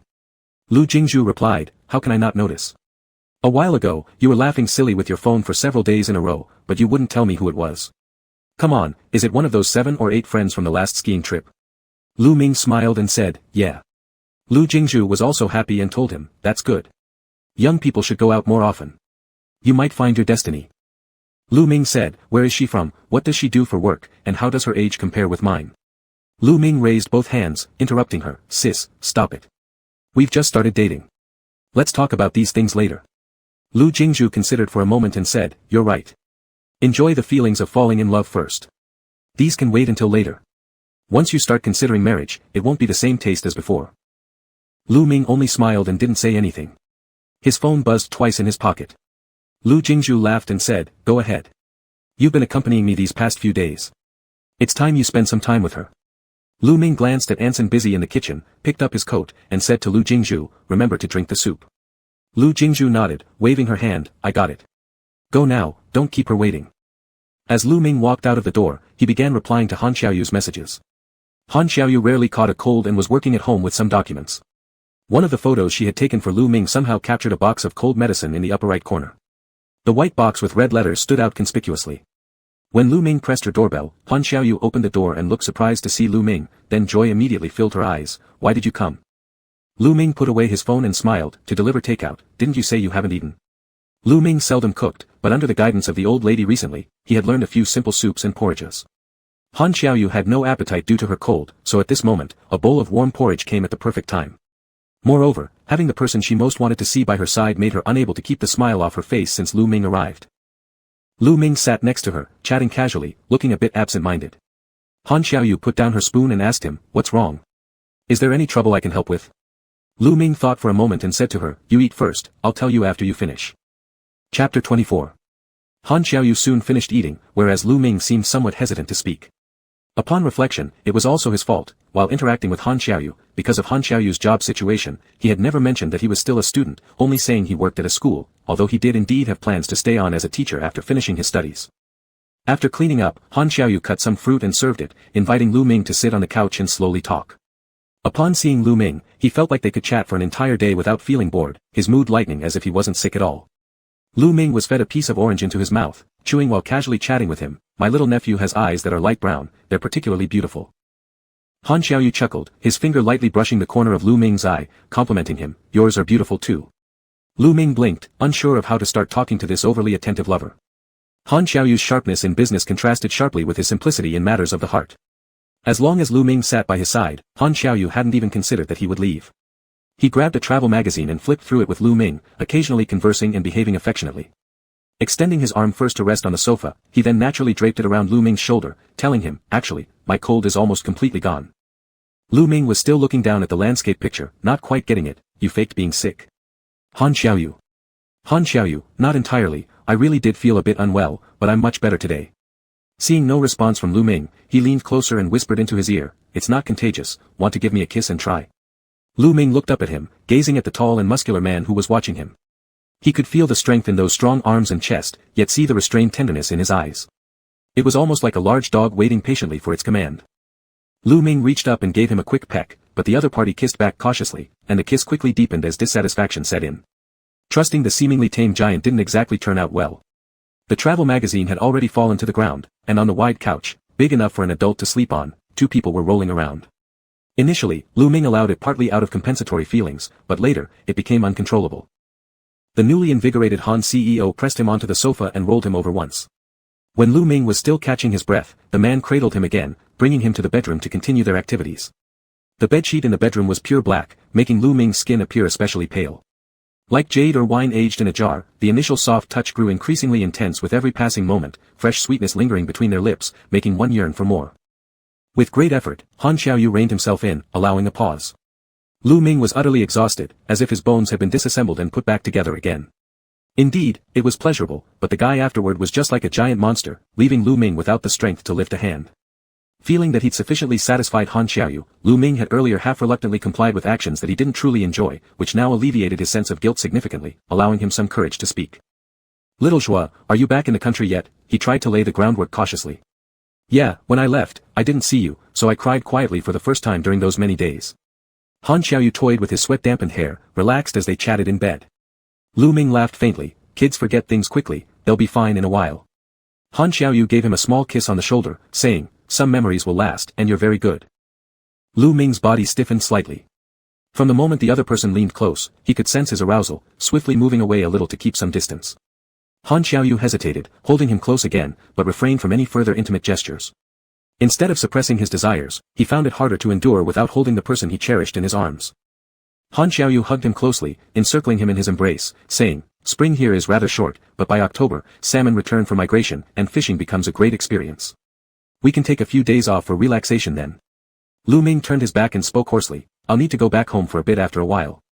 Han Xiaoyu paused, his hand resting on Lu Ming's lower back before murmuring into his ear, "Have you made your choice? Do you plan to become a teacher at school?"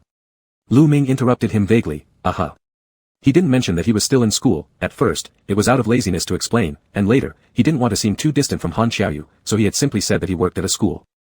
Han Xiaoyu's hand returned to his waist, gently kneading as he said, actually, you don't have to choose schools only within the country, some here are pretty good too, like the translation school your sister used to work at. If you'd like, I can. I haven't finished my coursework yet in China, Lu Ming murmured face down into the pillow.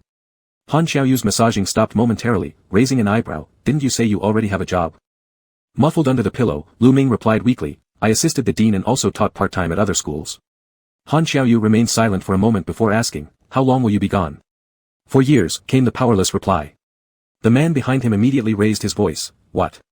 1 year for undergrad, 3 for grad school. This time, Han Xiaoyu started feeling the headache, while Lu Ming wouldn't turn over from beneath the pillow.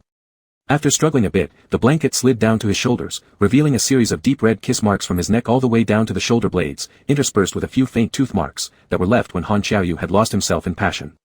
At the time, Lu Ming just shuddered and clung tightly to him without a word beyond perhaps a faint Seeing this made Han Xiaoyu more reluctant to let go. Sighing, Han Xiaoyu lifted Lu Ming off the pillow and asked, when do you leave? Lu Ming turned over, burying his head against Han Xiaoyu's chest, listening to his heartbeat, next Wednesday. Han Xiaoyu frowned, can't it be later? It's already arranged with the professors there, I've changed flights once already, this is the latest one possible. Han Xiaoyu was quiet for a while, soon feeling a hand slowly travel from his chest to his cheek, lifting his lips slightly with a mischievous finger. When it reached his mouth, Han Xiaoyu nipped at it lightly, teeth grazing just enough to tease before releasing. He sighed and leaned down to kiss Lu Ming, saying, then after you get back, send me a schedule, or your class schedule, anyway, remember to send it to me. I'll call you. Lu Ming wrapped his arms around his neck, leaning in to kiss him and murmuring against his lips, okay. Seemingly sensing the impending departure, Han Xiaoyu seized another chance for himself and went at it again. Startled, Lu Ming twisted around to look at him, how, are you coming again?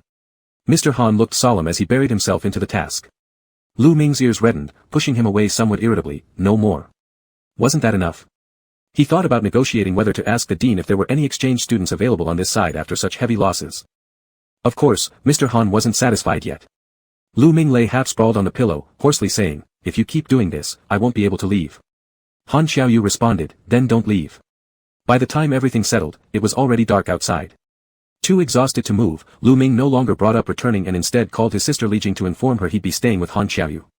After eating a little, Lu Ming fell asleep, his body utterly drained. Within minutes, sleep took over him. But Han Xiaoyu showed no signs of drowsiness, furrowing his brows in deep thought. After extinguishing his cigarette, he laid down, holding Lu Ming close in his arms, gaining a sense of ease but mostly feeling the anxiety of losing the one in his embrace soon. Han Xiaoyu's assertiveness left Lu Ming's body memorizing many things instinctively as he curled up obediently in the warmth, earning himself a bit of restful sleep. Seeing Lu Ming like this softened Han Xiaoyu's heart. Many things easily achievable surged repeatedly in his mind, but he suppressed them. With pitch-black eyes, resembling the night sky, after a long while, he finally closed them amidst the soft breathing of the person in his arms. Yet even in slumber, his grip on Lu Ming never loosened, keeping him bound in his embrace the entire time. Chapter 25. Perhaps because they were nearing their farewell, Han Xiaoyu's self-control also dropped significantly. Lu Ming was reluctant to part with him, and at times, after a brief hesitation, he would go along with Han Xiaoyu's wishes. The result of this was that Han Xiaoyu kept pushing his boundaries further. However, overall, they still maintained a delicate balance on the edge. The longer Lu Ming stayed, the more Han Xiaoyu could feel the difference when this person was present or absent. After having tasted the sweetest moments, suddenly being separated felt like something was forcibly torn away from his heart. Sometimes Lu Ming would visit his company, other times they'd spend the night together at Han Xiaoyu's house. Han Xiaoyu's care for Lu Ming was akin to a slow offensive, gradually eroding his original living habits and atmosphere. One evening, as Lu Ming was habitually pulled into an embrace, he suddenly realized that perhaps it wasn't just Han Xiaoyu who was reluctant to let him go, he himself was beginning to feel somewhat unable to leave too. After returning home in the evening, Han Xiaoyu had dinner with Lu Ming. He cooked personally, and for several consecutive days, the meals received high praise. Lu Ming praised him, I thought you were just boasting before, but your food is even better than what they serve in restaurants. It's really delicious. Han Xiaoyu replied, there's more I can do. I'll cook for you slowly over time. While Han Xiaoyu cooked, Lu Ming washed the dishes, which was merely tossing them into the dishwasher. Everything Han Xiaoyu had was well equipped, and allowing Lu Ming to handle these tasks was partly out of respect for his dignity, and partly just enjoying the sight of Lu Ming wearing an apron. Lu Ming had a slim waist, and after tying the apron, Han Xiaoyu measured it again with his hands. When Lu Ming laughed and pushed him away, saying he was ticklish, Han Xiaoyu sighed and leaned forward, wrapping his arms around Lu Ming. Lu Ming patted his arms soothingly and said, in a few months, summer vacation will start. As soon as school's out, I'll come to see you, okay? Han Xiaoyu rubbed his chin against Lu Ming's shoulder and said, all right. Lu Ming was more optimistic and began calculating the holidays by counting on his fingers: summer vacation, National Day, and winter break. Look, there are so many. If there's enough time then, I'll bring my assignments and work here. You don't know how long some paintings take, sometimes over a month. If not, I'll come here to study. Han Xiaoyu smiled and softly asked, do you need help from your parents? Though confident about his field, Lu Ming chuckled, who's going to help me? You. His tone rose slightly, carrying an unmasked hint of pride. Maybe I'm not as good as you in some areas, but after years of practice, I certainly won't lose to you when it comes to writing. Having good handwriting doesn't mean much. Writing with a brush pen might be new for you since it's no different than learning all over again. Han Xiaoyu was captivated by Lu Ming's confident expression, completely unlike his previous demeanor. Speaking about calligraphy lit up his eyes, and Han Xiaoyu couldn't resist leaning in to steal a kiss. Seeing no resistance, he quickly pressed another 2 kisses near his lips, slowly inching closer. Lu Ming bit his tongue slightly and glanced at him warily, warning, don't dare try that again. I've told you not to lose control in the kitchen. Han Xiaoyu reluctantly withdrew. With their parting approaching, Lu Ming's luggage was almost ready. Han Xiaoyu also prepared some items and tried to have Lu Ming take them back when he came over, though they were heavy, it showed clear effort. Lu Ming was surprised by the pile of items spread across the living room, but refused, politely declining, no need. Han Xiaoyu asked, is it unsuitable? I can replace it. Lu Ming smiled, maybe next time. When the opportunity arises, you can personally give them. Han Xiaoyu looked at him for a while and suddenly spoke, Lu Ming, I know this is sudden, but I am very sure that I will never meet another person like you. I think, wouldn't it be better if we settle our relationship first? Lu Ming had an ominous feeling, what? Han Xiaoyu said clearly, I want to marry you. Chapter 26. Lu Ming reached out to touch his forehead and said humorously, are you running a fever? Why are you talking nonsense? Han Xiaoyu pulled his hand down and replied, I'm serious. Lu Ming responded, so am I. How long have you known me? A couple of months and we're talking about marriage already? Even those who rush towards marriage, they need at least 1 or 2 years together before discussing such things. Besides, our nationalities are different. Even if we make vows abroad, it won't mean much. I think. He sighed, marriage is something too far off. I haven't even thought about it yet. Han Xiaoyu frowned as he tried to understand him, is there something wrong with what I've done? Lu Ming shook his head and began to feel a headache coming on, no, you're good. But this isn't just about the two of us. Each had their own families to consider. Lu Ming cared for his elderly parents, while Han Xiaoyu, considering his identity, made their union rather risky. Han Xiaoyu looked at him, pressing his lips, and asked, then shall I just let you go like this? Lu Ming smiled wryly at him, what would you have me do? Han Xiaoyu thought for a moment, or we can get engaged first. Lu Ming raised an eyebrow, does it matter, Mr. Han? Although Han Xiaoyu wasn't fully satisfied with his own suggestion, he still said, yes, it does. Letting you leave feels unsettling. Lu Ming reached out and patted his chest, pinching his firm pecs lightly and said, what's so unsettling? Do you want me to treat you? Would nitroglycerin help?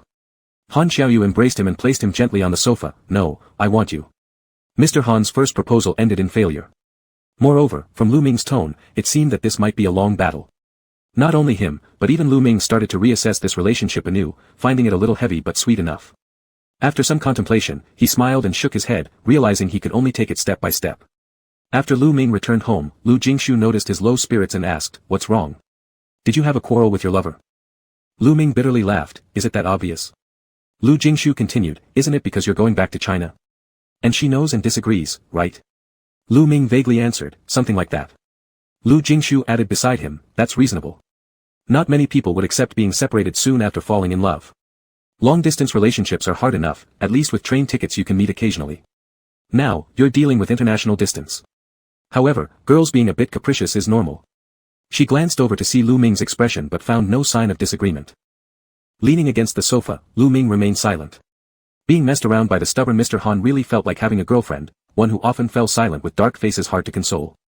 Lu Jingshu slowly opened up again, though, remember that Korean boss from your part-time job last time? He was quite good, last time when he came he chatted with us for quite a bit. Lu Ming became slightly interested, what did he talk to you about? Many things. He was very conversational. He mentioned quite a few family matters, it turns out his family is pretty impressive, recalled Lu Jingshu, surprised at how the man immediately started boasting about his background when originally she was curious about Lu Ming's work situation. Lu Ming chuckled, he is pretty excellent. Lu Jingshu remarked with a sigh, I wonder what kind of person someone like him will end up with in the future. Sitting back against the couch with laughter still gleaming in his eyes, Lu Ming responded, do we even need to ask? They must also be exceptionally talented. Despite his excellence, Han's mood gradually grew more dispirited each day, until eventually he struggled to smile. By the time of Lu Ming's departure, Han's antics had left him somewhat apprehensive. But during their final night, nothing happened. All Han Xiaoyu did was hold onto him tightly, planting countless kisses everywhere, from the corners of his mouth to his cheeks, with the last one landing gently on his brow center. Lu Ming heard a light sigh escape from him. Deep within himself, a chord was struck resonantly. On the day of Lu Ming's return to China, Han Xiaoyu came to see him off at the airport. Hugging Lu Ming without saying much more, after a long while, he kissed his forehead lightly and said, "I'll come back after taking care of business here. At latest, within 2 years." Seeing the dark circles under his eyes, Lu Ming touched them gently with a hint of concern and said, "Take good rest. Don't overwork yourself." Han Xiaoyu smiled faintly, holding his fingers close to his lips and kissed them softly. Understood. Back in China. As soon as Lu Ming landed and got off the plane, he received a call from Fang Jingyao. His little nephew sounded full of energy. "Uncle, where are you?" "At the airport. What's up?" Lu Ming asked him, "How did you know I was coming back today?" "Did your mom tell you?" Fang Jingyao excitedly replied, "Yeah." Lu Ming chuckled, holding the phone between his shoulder and ear as he pushed the luggage trolley. "That's great. I brought you a gift. I'll give it to you in a while." He didn't finish speaking when someone yanked on his luggage trolley just a few steps ahead. Looking up, he saw Fang Jingyao's lively and cheerful face with white teeth flashing in a smile. Not caring about anything else, he went straight for a big hug around Lu Ming. And that wasn't all. He spun Lu Ming around once before receiving a light slap on the head but continued to grin foolishly. "Uncle, you're really back. I missed you so much."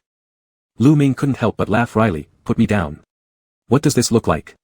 Fang Jingyao was overjoyed, not caring about the slight slap, because how could uncle ever truly hurt him?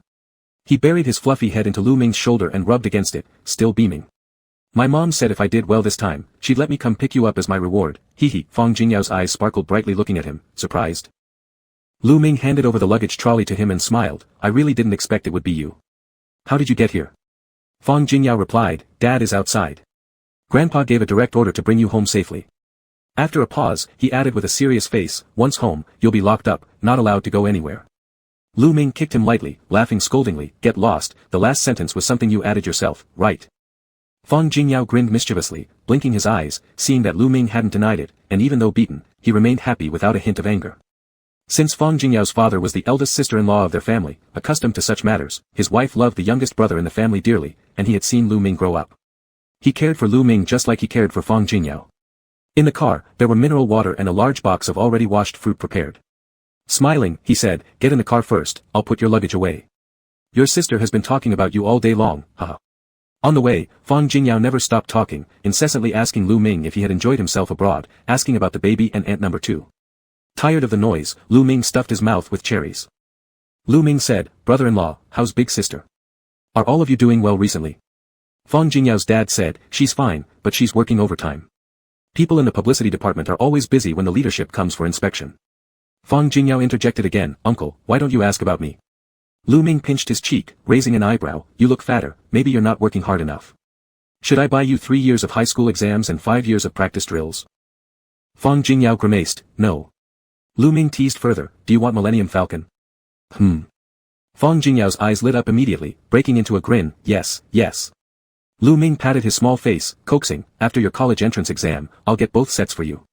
Fang Jingyao struggled internally but finally nodded, then taking advantage of being doted upon added another condition, "Then you must help me assemble it." Lu Ming gave him a look, "We'll see how you behave. You need to be good." After arriving home, Lu Ming carried his luggage out of the car. Fang Jingyao wanted to stay at Grandma's house too, clinging to the car door and refusing to leave until his dad came and dragged him away. Lu Ming sent Han Xiaoyu a text message, hesitating slightly as the time over there was only around 4 or 5 in the morning. But after some consideration, he decided to send a message confirming his safe arrival. However, before Lu Ming had even walked through the door, Han Xiaoyu had already called, "Have you arrived?" Lu Ming responded, "Just stepped inside, changing shoes now." Han Xiaoyu said, "Oh, you left your sneakers at my place. I'll remind you to take them next time you come." Lu Ming paused. He had just returned, and that person was already counting down to the next visit. Yet indeed, there was a sense of nostalgia. Hearing Han Xiaoyu say these words reminded him of their times going out for sports together and heading to the jiu-jitsu gym, softening his attitude towards Han Xiaoyu somewhat. "Why are you awake so early?" From the other side came a laugh. "Missed you." Lu Ming felt heat creeping up to the tips of his ears. "Stop that nonsense." He chatted with Han Xiaoyu a bit more and then heard his parents calling him. To Han Xiaoyu, he whispered, "Remember to rest and don't work too hard. I'm hanging up now, Dad's calling." Han Xiaoyu responded, "Okay." Along with the promise, a very light kiss sound transmitted through, making Lu Ming's ears burn. Just as Grandma Lu had walked into the hallway, he quickly disconnected the call, shoving his phone haphazardly into his pocket. Grandma Lu was already over 60, but she looked well taken care of. She was a very kind-looking old lady whose smile made her even more approachable. She took Lu Ming to have dinner first. Grandma Lu wanted to say that her younger son had become slimmer, but upon closer inspection, he didn't seem much different from when he left. In fact, his complexion looked even better. She served him a bowl of lotus root and spare rib soup, asking him, "Are your second sister and her husband all doing fine?" Lu Ming took a sip of the soup, feeling it soothing his stomach, then answered her, "They're doing great. My brother-in-law is on paternity leave now, taking care of them at home. The baby has gotten chubby, and so has my sister. She's constantly talking about losing weight, saying that she gained some pounds after having the baby." Grandma Lu felt sorry for her daughter and said, "Why lose weight? Her small frame can't afford to lose any more. Bei is just like her, no matter how much we feed her, she doesn't gain any weight. It's truly heart-wrenching to see." Lu Ming replied, "This time you're wrong. Bei has also gained some weight. Making meals with those soup secrets you gave us, everyone loves eating them. By the way, Bei made you a card, I'll give it to you in a moment." Grandpa Lu, who was sitting in the living room, couldn't help joining in the conversation, raising his head and looking at Lu Ming curiously. What did Bei make? Lu Ming deliberately sipped the soup and pretended not to hear. Impatient, Grandpa Lu asked again, "Do I get one too?" Lu Ming smiled, "Of course, yes. Everyone gets one." After calmly drinking 2 bowls of soup, under the eager prompting of the 2 elderly people, Lu Ming went to unpack the gifts. A bunch of things were laid out on the table, but the old couple only focused on the greeting card in their hands, completely ignoring the rest. Grandma Lu praised happily, "It's wonderful. Bei is learning pinyin there. I thought she would only write in English." Grandpa Lu was more reserved, but he still commended sincerely, "These Chinese characters are well written, horizontal strokes level and vertical strokes straight." Clearly, Jing Shu didn't stint on teaching the child over there, which shows her dedication. Lu Ming, leaning against the table with his chin resting on his hand, chuckled as he observed the delightful behavior of the 2 elders. Grandma Lu carefully stored away the card before reminding Lu Ming, "Oh, Ming, there is a package for you, sent from abroad. Take a look." Lu Ming remembered. He had previously entrusted a senior disciple to buy quite a few paints for him. When he heard about it, he immediately stood up to check. However, the box was too big, encased in an extra layer of wooden framing. The weight also seemed unusual. Lu Ming half doubted and opened it hesitantly. Inside, rather than paint boxes, lay a painting. It was an oil painting depicting someone between adolescence and youth. His features were handsome, and his eyes exuded arrogance. It captured that fleeting moment when he glanced upwards, half smiling, half indifferent. It was himself. Lu Ming silently stared at it for a while, then shoved the painting back into its cardboard box. The size of the painting was substantial, causing some distortion to the carton during transit. On top, however, remained a number label indicating the sequence number for competition entry. After placing it back inside, he directly stored it in the basement and never took another glance. Lu Ming spent 2 days at home resting. Aside from remotely tutoring his young nephew in schoolwork, he stayed by his family's side. Grandpa Lu had long since retired and had no other hobbies besides writing calligraphy and playing chess. Lu Ming usually let him win, but this time he was distracted, replying to several messages from Han Xiaoyu. As a result, he unintentionally delivered a fatal checkmate. The old man got so frustrated after playing 2 rounds with him that he stormed off, cane in hand, muttering something about not wanting to deal with Lu Ming anymore. Thus, Lu Ming could only keep Grandma Lu company while watching TV. Grandma Lu asked him, "When will you return to school?" "I'll pack up tomorrow evening and take the train back," Lu Ming replied. Hearing his plan, Grandma Lu stopped asking further questions. Their youngest son was always low maintenance and seldom required special attention ever since he was little. Lu Ming accompanied her to watch her favorite local Life Channel show, filled with everyday household stories like lost and found pets. During one episode, they watched a dog stuck outside a balcony railing, barking incessantly until its neighbors called firefighters to rescue it while the owners were away on business. Upon seeing this, Grandma Lu expressed her sorrow. The owners of this house really shouldn't have left their dog like this. What if no one noticed?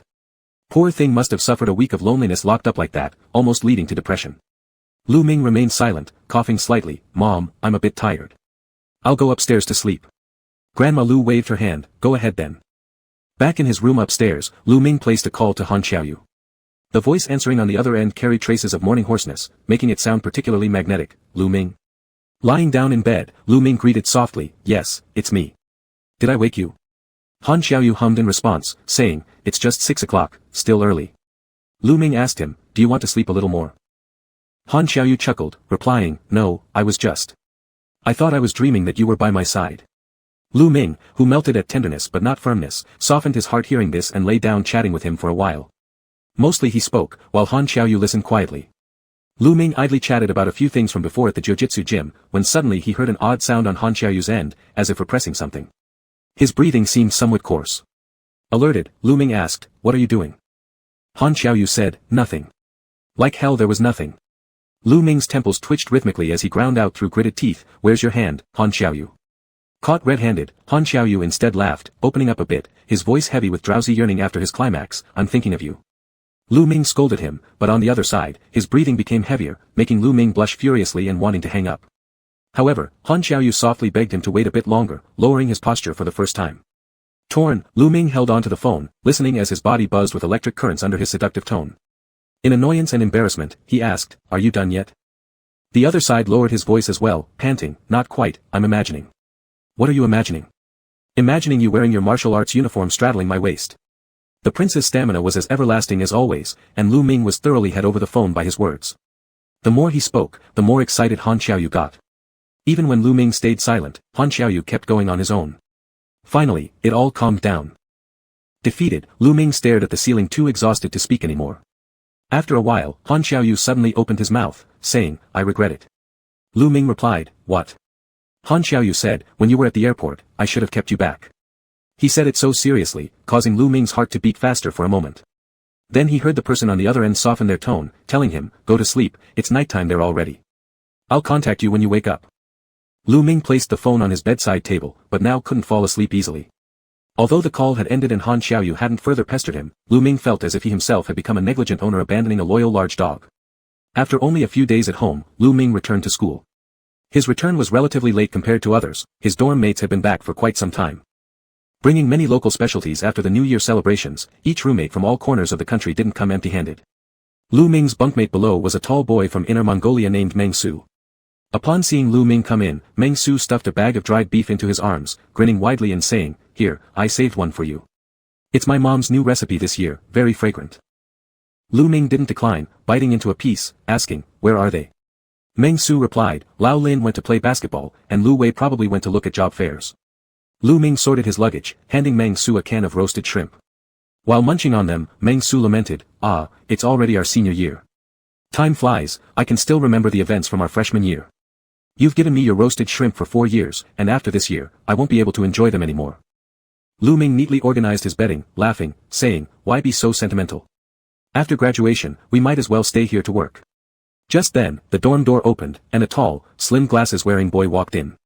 He happened to hear Lu Ming's words, looked up at him and said, "Stay here." "That depends on fate."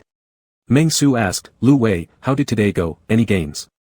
Lu Wei adjusted the glasses on his nose, replying, "You know how hard it is to find jobs in pure art fields. No matter how far we run ourselves ragged, it isn't worth what others achieve with just a word. Why don't you let the young master help find a place to stay in the capital for you?" Master was a nickname the roommates gave to Lu Ming. Though Lu Ming's family was average, his individual charisma was exceptional. Even if he carried a 5-yuan fan like everyone else, it looked as though he came from a wealthy family. His cultured aura made him especially impressive when engaging in intellectual conversations. Despite appearing lazy, once he picked up his pen, he could write and draw expertly, excelling in his field and drawing envy wherever he went. Lu Wei's family conditions weren't great, and his parents couldn't offer much help. If he wanted to stay in the big city, he would inevitably face pressure. Therefore, even during the Spring Festival recruitment fair, he stayed behind, renting accommodation outside the campus for the holiday period. Meng Su also sighed in feeling, still, Lao Lin has it good, he got it locked down way ahead. Lu Wei's words carried a tinge of sarcasm as he said, "You really think it's good? That's equivalent to signing away your freedom. For a bit of tuition, you've sold yourself to be a cheap labor without even realizing it." Meng Su had a fiery temper, always on the school basketball team alongside Lao Lin. In a flash, he was nearly at odds with Lu Wei, shouting, "What do you mean by that? Are you jealous of Lao Lin's company, which has a big name and great benefits? Is this how one speaks?" Lu Ming stepped in to stop them, saying, "That's enough, no fighting." Lu Wei, physically weaker than Meng Su who stood head and shoulders taller, was pushed aside slightly. Glancing at Lu Ming, he said, "You're right, there's no need for a fight. A rich young master is just living in his honey pot." With that, he stormed out of the door. Meng Su spat towards the door and cursed, "Freaking pretty boy, such a sissy." Lu Ming said, "That's enough from you too. We're graduating soon, do you want a disciplinary mark?" Meng Su grumbled, "I just can't stand him, always so snide like some kind of girl, looking all gayish." Lu Ming. Seeing no point in leaving Meng Su alone in the dorm, Lu Ming changed into sports clothes and pulled him out, saying, "Let's go exercise, play basketball with Lao Lin." And let me tell you, I didn't stop training during winter break. It's different now, you know. Meng Su's fiery temper flared quickly but dissipated just as fast, shifting focus after only a few words exchanged. At the basketball court, Lu Ming saw Lao Lin from afar, who was playing a game of street ball against another team. Seeing them, Lao Lin shouted, "Meng Su, Lu Ming, come join us." The teammate grouped with Lao Lin was from the Physical Education Institute. They had played a few friendly games together before. Lao Lin, crafty and worried about the art academy losing, added a foreign player secretly. The opposing side recruited from the same school, leading him directly to the Physical Education Institute. This boy, tall and thickset with a gentle personality, was also from the same hometown as Lu Ming. Upon seeing Lu Ming, he smiled foolishly and couldn't help but unconsciously rub his head, appearing somewhat nervous. After half an hour of playing, they were satisfied. Lu Ming came down to drink water and glanced at the phone in his jacket pocket, checking the messages sent by Han Xiaoyu. This guy was incredibly thoughtful, sending over the domestic weather forecast despite being miles away. Lu Ming stood there laughing, replying briefly to him. Lu Ming. That athlete ran over, holding water in front of Lu Ming, offering, "Do you want water?" Lu Ming shook the half bottle of water in his hand and replied, "No, I still have some." The athlete simply, O.D., standing there without moving. He remained silent, his eyes following Lu Ming's every movement. There was an uninitiated yet silly fondness, akin to a romantic attraction between opposite genders but treating him like a brother. His gaze was intense, naturally glowing when looking at Lu Ming. Lao Lin's group approached with arm-in-arm camaraderie, inviting them for dinner. Lu Ming said, "I won't be going. I'll visit the art studio later." Lao Lin gave him a thumbs up, saying, "Rich young man working hard, what about I bring you food?" Lu Ming replied, "I'll eat at the canteen." After asking, they left, leaving only that PE student standing like a post unmoved. Lu Ming glanced at him and smiled, saying, "If you have anything, feel free to leave first." The PE student scratched his face, rather bashfully saying, "Your poster last time was amazing. Our club president asked me to definitely thank you. So, let me treat you to dinner next time. Our campus canteen is particularly good, especially the ethnic dining area where their hand-grabbed rice dish is excellent." Lu Ming said, "We'll see." He still smiled while maintaining polite tones, but the opposite PE student felt like he lost some opportunity. The person in front seemed like a breeze, impossible for anyone to grasp. Whenever caring for you, he seemed flawless, but sometimes it felt like he kept his distance, inscrutable. The PE student fished out a book from his bag and handed it to Lu Ming, then, "Take this. It's just a comic book I coincidentally found at the night market. This serves as my thanks for the poster." Using his strength, he forcefully shoved it into Lu Ming's hands, not giving him any chance to refuse before running off. Lu Ming flipped through the book. 8/10 new, it was a white outline comic book. At the back, the price read 35 cents, truly ancient. That evening, the art room was quiet. Lu Ming laid out paper and wrote a few words, finding a touch of inspiration. He created a piece he thought was decent, took a photo, and sent it to Han Xiaoyu. Not long after, a call came through. Laughing, the other side said, "Still working hard at night?" "There's nothing I can do, in a few days the teacher will be back, I'm afraid he will check my homework." Lu Ming put down his pen and focused on chatting, his tone also carried laughter. "What about you, have you just woken up?" Han Xiaoyu said, "Yeah, have you had your meal?" Lu Ming, "I've eaten crossing the bridge rice noodles." Han Xiaoyu, "Why not eat something better?" Lu Ming educated him, "In the school canteen, this is pretty good already. If you go late, you won't even be able to buy it." Han Xiaoyu laughed, "When you were with me, you were much pickier than now." Lu Ming said, "There's nothing I can do, since you're not here, I can only bear it, right?" After a moment of silence from the other side, Lu Ming finished his last stroke and changed the topic, saying, "I read a book today, it was quite interesting." Han Xiaoyu asked, "What book?"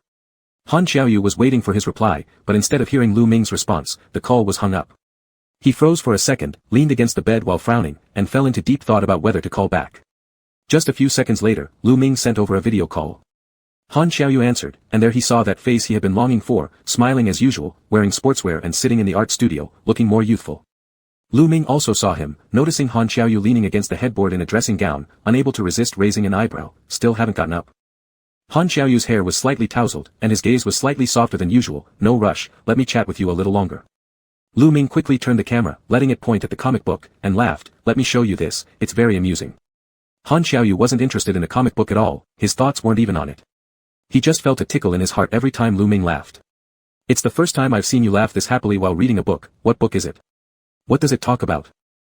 Lu Ming flipped the pages one by one for him to see, marveling endlessly, a storybook for children, telling tales from the Three Kingdoms period. If my dad sees this, he'd probably get into a fight with the illustrator. The illustrations were relatively delicate, but the storyline was terribly jumpy and the timeline was all over the place. First came the scene where 3 heroes battle Lu Bu at Hulao Pass, then the Peach Garden Oath scene when Lu Bu was still standing there, almost ready to kneel with them. The next picture was even more amazing. Lord Guan rode a red horse. Lu Bu fiercely raised his trident, not to kill him though, because the red horse belonged to Lu Bu. It's not something Xiao Bao should see either. His favorite is the Fangtian Hujia spear in Lu Bu's hand, and how the illustrator depicted him is simply breathtaking. Lu Ming flipped 2 more pages, and seeing the trident in Lu Bu's hand couldn't help but laugh again. Han Xiaoyu said, Lu Ming, turn the camera around. Lu Ming flipped another page of the book. Do you want to see this? Han Xiaoyu. Not really, I want to look at you. Lu Ming turned the lens towards himself, smiling while watching him. Missing me again? Han Xiaoyu quietly stared at him for a while, extending his finger to touch him on the phone. Yes. Lu Ming sighed, propping his chin with his hand as he watched him. We've only just begun, there are still several months until summer vacation. Han Xiaoyu gazed at him for a while without speaking. They silently watched each other for a long time, until Han Xiaoyu had to get up for work before hanging up. Lu Ming looked at the silent phone beside him, no longer feeling any drive to write. He leaned on the desk, playing with the phone for a couple of turns, sighing for himself. The next day, Han Xiaoyu seemed much calmer emotionally and could join in a conversation about some well-known painters when talking to Lu Ming. He appeared knowledgeable. Lu Ming said, you understand paintings too? Han Xiaoyu replied, not bad, bought a few at auctions. Lu Ming. Wicked bourgeoisie. The other side laughed cheerfully, telling him, it's my father who likes these things, and there are some elders in our family who work in this field. Lu Ming became a bit interested and wanted to ask more but heard a classmate pushing the door open saying that the teacher was looking for him. Lu Ming told Han Xiaoyu, I'll stop here, the teacher is looking for me. Han Xiaoyu said, all right. People usually feel uneasy going to the dean's office, either for awards or punishments. Lu Ming visited there often, but not for those reasons. His mentor was President Sun. President Sun had just returned from a trip abroad and called Lu Ming over immediately after arriving at school.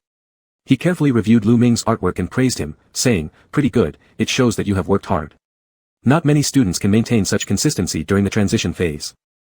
Lu Ming listened quietly. President Sun said, stop with the sketches for a while, focus on quick drawings, it's closer to the grand freehand style. He then spoke a few more sentences to Lu Ming, showing particular care towards this proud disciple he had nurtured from scratch. Teaching painting was different from lecturing, where he faced dozens of students.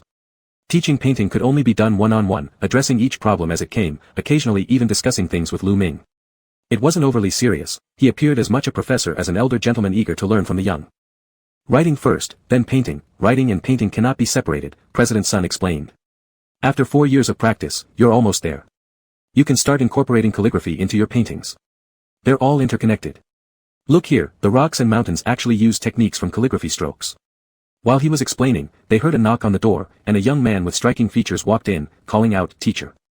The president glanced at him and said, Lu Ming is here, no outsiders around, go ahead and call him directly. Sun Boxian smiled slightly before calling out, Dad. President Sun continued teaching Lu Ming, not giving too much attention to his own son. Lu Ming, aren't you fond of flowers and birds? Then go take a closer look at them, paint more. Last time, I saw your little lotus leaves, you did quite well. Painting expresses emotions. Without emotion, don't paint it. With emotion, what you create will be appealing, it carries feelings. Sun Boxian stepped closer and also observed the painting they were discussing, brought by Lu Ming. Though it wasn't about quantity, just that one piece was enough, it truly had spirit. Professor Sun continued, why don't we just snap a photo instead of painting it? That's why you're supposed to paint them, not just flowers and birds. Even when you paint people, first, you must genuinely like them. Lu Ming acknowledged with a nod. Sun Boxian looked at him, noticing how the other focused on watching the teacher move the brush without sparing even a glance toward him, leaving him feeling somewhat disheartened. When President Sun finished guiding, he suddenly remembered his son and asked, what brings you here? Sun Boxian replied, to discuss the art exhibition, as mentioned last time. The president said, hold an exhibition. Those are for showing off the best works of a lifetime. Does that mean I can't paint anymore now and should show what I painted in the past? But I'm not stopping yet.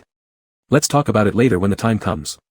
Sun Boxian tried to persuade further, but Lu Ming interjected, teacher, you two go ahead and chat. I'll leave first. President Sun said, all right, go back and keep practicing, don't slack off, there will be several competitions in the second half of the year. I've recommended you to the department. You better bring honor to me then, understand? Lu Ming nodded, I know. Chapter 27. Lu Ming hadn't walked far from the office when Sun Boxian also came out, quickened his steps to catch up with him, and asked, Lu Ming, wait for me a moment. Lu Ming nodded and waited for him to continue. Sun Boxian gave a bitter smile and said, are you blaming me because of the competition? Lu Ming replied somewhat confusedly, no, it's my own problem that I didn't paint well enough. It has nothing to do with you. Sun Boxian sighed, after coming back, I haven't heard you call me big brother. Lu Ming had no choice but to say, big brother, I am not really angry. This time there were so many people recommended by the department, and the number of participants is limited. I was already prepared to be disqualified. Sun Boxian said, there are 2 fewer spots for oil painting and printmaking in this batch. On the Chinese painting side, there were too many flowers and birds. The professors leading our group discussed and decided that they still wanted to ensure participation in a variety of types for the competition. He hesitated for a moment and then quietly explained, besides, there are several domestic competitions later this year that your father and I can take you to try out. Compared with those abroad, winning awards is more guaranteed here, so selfishly speaking, I personally hope you. Lu Ming stopped walking and looked at him, do you hope that I'm disqualified? Sun Boxian frowned, no, that's not what I mean. Since this is an international event, the judges tend to favor Western techniques. Compared to large-scale ink paintings, small ones may win their approval more easily. Lu Ming seriously said, you'd better not let the dean hear this. If he does, I fear he might abuse you at school. Sun Boxian. Also, if I painted according to other people's preferences, then sent it for selection, and ultimately got evaluated reluctantly, what would be the point? I never paint to please others. Lu Ming glanced at him and said, I only please myself. Sun Boxian's heart jumped slightly as he was stared at. The person before him looked handsome, but it was especially captivating when those eyes filled with emotions gazed upon him. Even in anger, with some arrogance and naivety, he resembled a young pine tree that hasn't been touched by frost and snow, standing tall and green, yet fragile enough to break one's heart. If it had been anyone else, Sun Boxian would not have cared much. But seeing this boy, he couldn't bear to ignore his feelings. He grabbed Lu Ming's arm, setting aside his role as a teacher, acting more like a big brother who nagged a little. Since high school, Lu Ming had often brought his paintings to show Dean Sun, and Sun Boxian along with a few senior students treated him like a younger brother. Due to his relationship of staying on campus to teach, Lu Ming would respectfully address him as Professor Sun during meetings at school, but privately called him elder brother more frequently. After talking so much, Sun Boxian noticed Lu Ming wasn't saying anything in rebuttal, looking up only to find the other appeared lost in thought, half present, the other half wandering elsewhere. Suddenly he asked, are you satisfied with that painting? Lu Ming refocused a bit and said, my autumn lotus. It's actually alright. During the spring festival, I rethought it carefully. There are indeed flaws in composition that need improvement.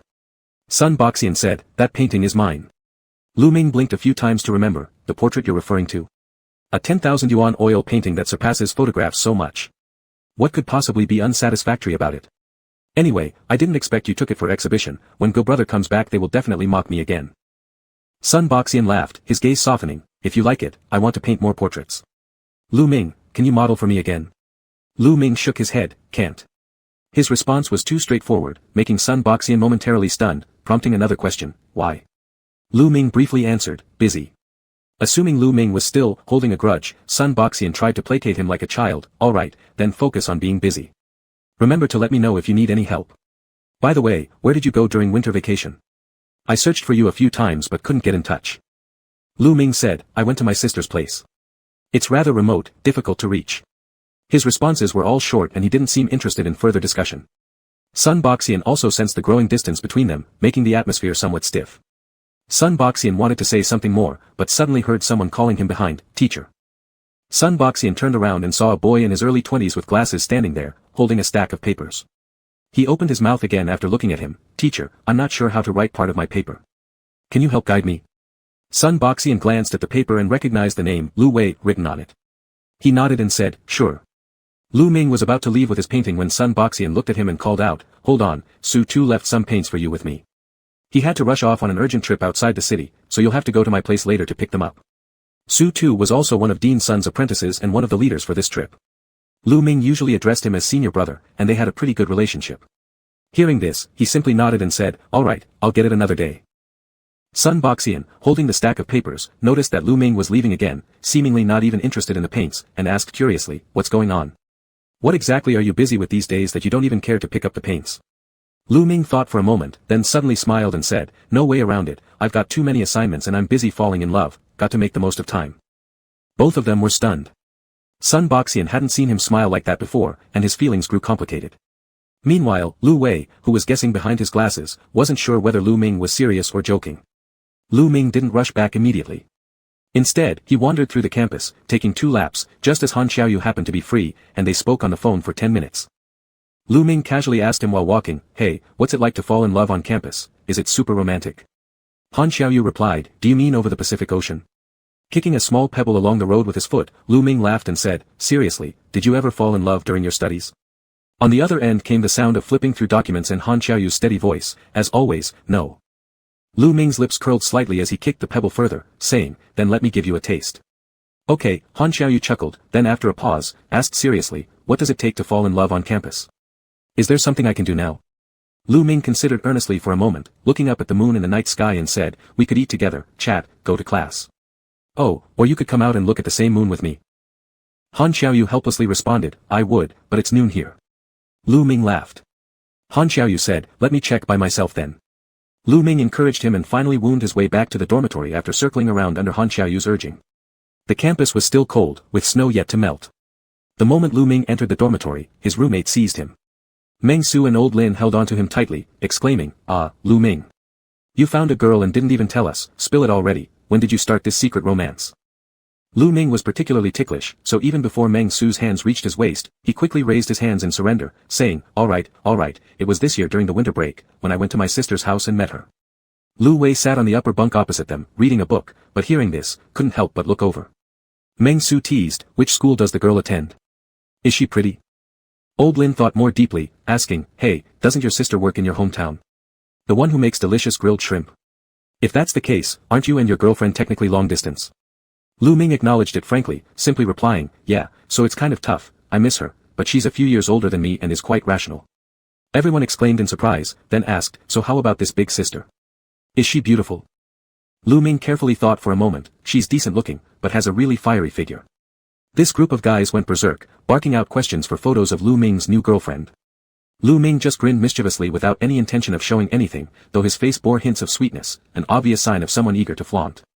Lu Ming, we've been brothers for 4 years, you're being too stingy. Lu Ming raised an eyebrow, that's just who I am, didn't 4 years with me teach you anything? The dormitory mates grilled him all evening, gradually learning that the big beauty was a few years older, had a great body, and was accomplished in her career. Meng Su especially envied Lu Ming, he loved mature women. Old Lin sighed repeatedly, lamenting how the entire dorm full of single men finally graduated only for Lu Ming to abandon the common folk, it was downright betrayal. But traitor Lu Ming remained completely oblivious, humming love songs with an earbud in place. Old Lin listened to his crooning and nearly vomited from toothache, making motions as if climbing down to threaten Lu Ming. Lu Ming kicked him away with a laugh and scolding, go away. Did you wash your feet? Don't touch my bed. His phone suddenly buzzed with a text message alert. Not giving it much thought, Lu Ming picked it up for a glance. Dear Global Pass user, greetings, your recharge of 5,000 yuan was successful. Your current account balance is 5,021 yuan. For inquiries and payment, please log into the mobile service hall at XXX. Even though it came from the 10086 system number, it still looked like a scam text message. But if it wasn't a scam, then there was only one possibility. Lu Ming sent him a message asking, did you just top up my phone credit? Yes, Han Xiaoyu's tone carried a bit of confusion as well, isn't that how you do campus romances? Lu Ming, who was thinking about changing his phone number after graduation, could only stare blankly. What an idiot. Who in their right mind spends 5,000 on phone credit for a campus romance? With his forehead resting on one hand, Lu Ming couldn't straighten up for a long while. Chapter 28. Han Xiaoyu's campus romance was bumpy, but he put in a lot of effort. Not only him, the two sworn brothers behind him were also racking their brains to help with ideas. Especially Han Xiaoyu, who gave a lot of suggestions as a college student after hearing from his second brother that the person he liked was still studying. In the WeChat group of the three brothers, Han San enthusiastically suggested, second brother, aren't you going to send her a bag? The last time Xia Chun Kai sent one, it was very useful. Basically, bag cures all ills. Han Xiaoyu rejected him outright, no. Han San thought for a while and said, setting off fireworks under the building is too childish, those who do this now are all hicks. Otherwise, school has already started, and second sister-in-law can't easily skip class. Getting a visa processed would be rushed, so let her pick a place domestically to play around. Han Xiaoyu asked, what do you mean? Han San replied, isn't there a saying that if someone is naive, you should take her to experience all the worldly splendor? After playing enough, then ride the carousel. Han Jia's eldest brother slowly replied, Xiaoya, who are you learning these things from at school? They don't sound quite right. Han San was more surprised, what? Isn't campus romance not done like this? Big brother Han said. Xiaoyu, block his card. Han Xiaoyu replied, alright. Han San got into trouble for what he said, and his card was blocked for a month. He was heartbroken to the point of almost bleeding. Han Xiaoyu himself dated step by step, although he felt a bit inexperienced, he was having a flavorful romance. Lu Ming was not an overly clingy partner, and Han Xiaoyu was a self-disciplined person.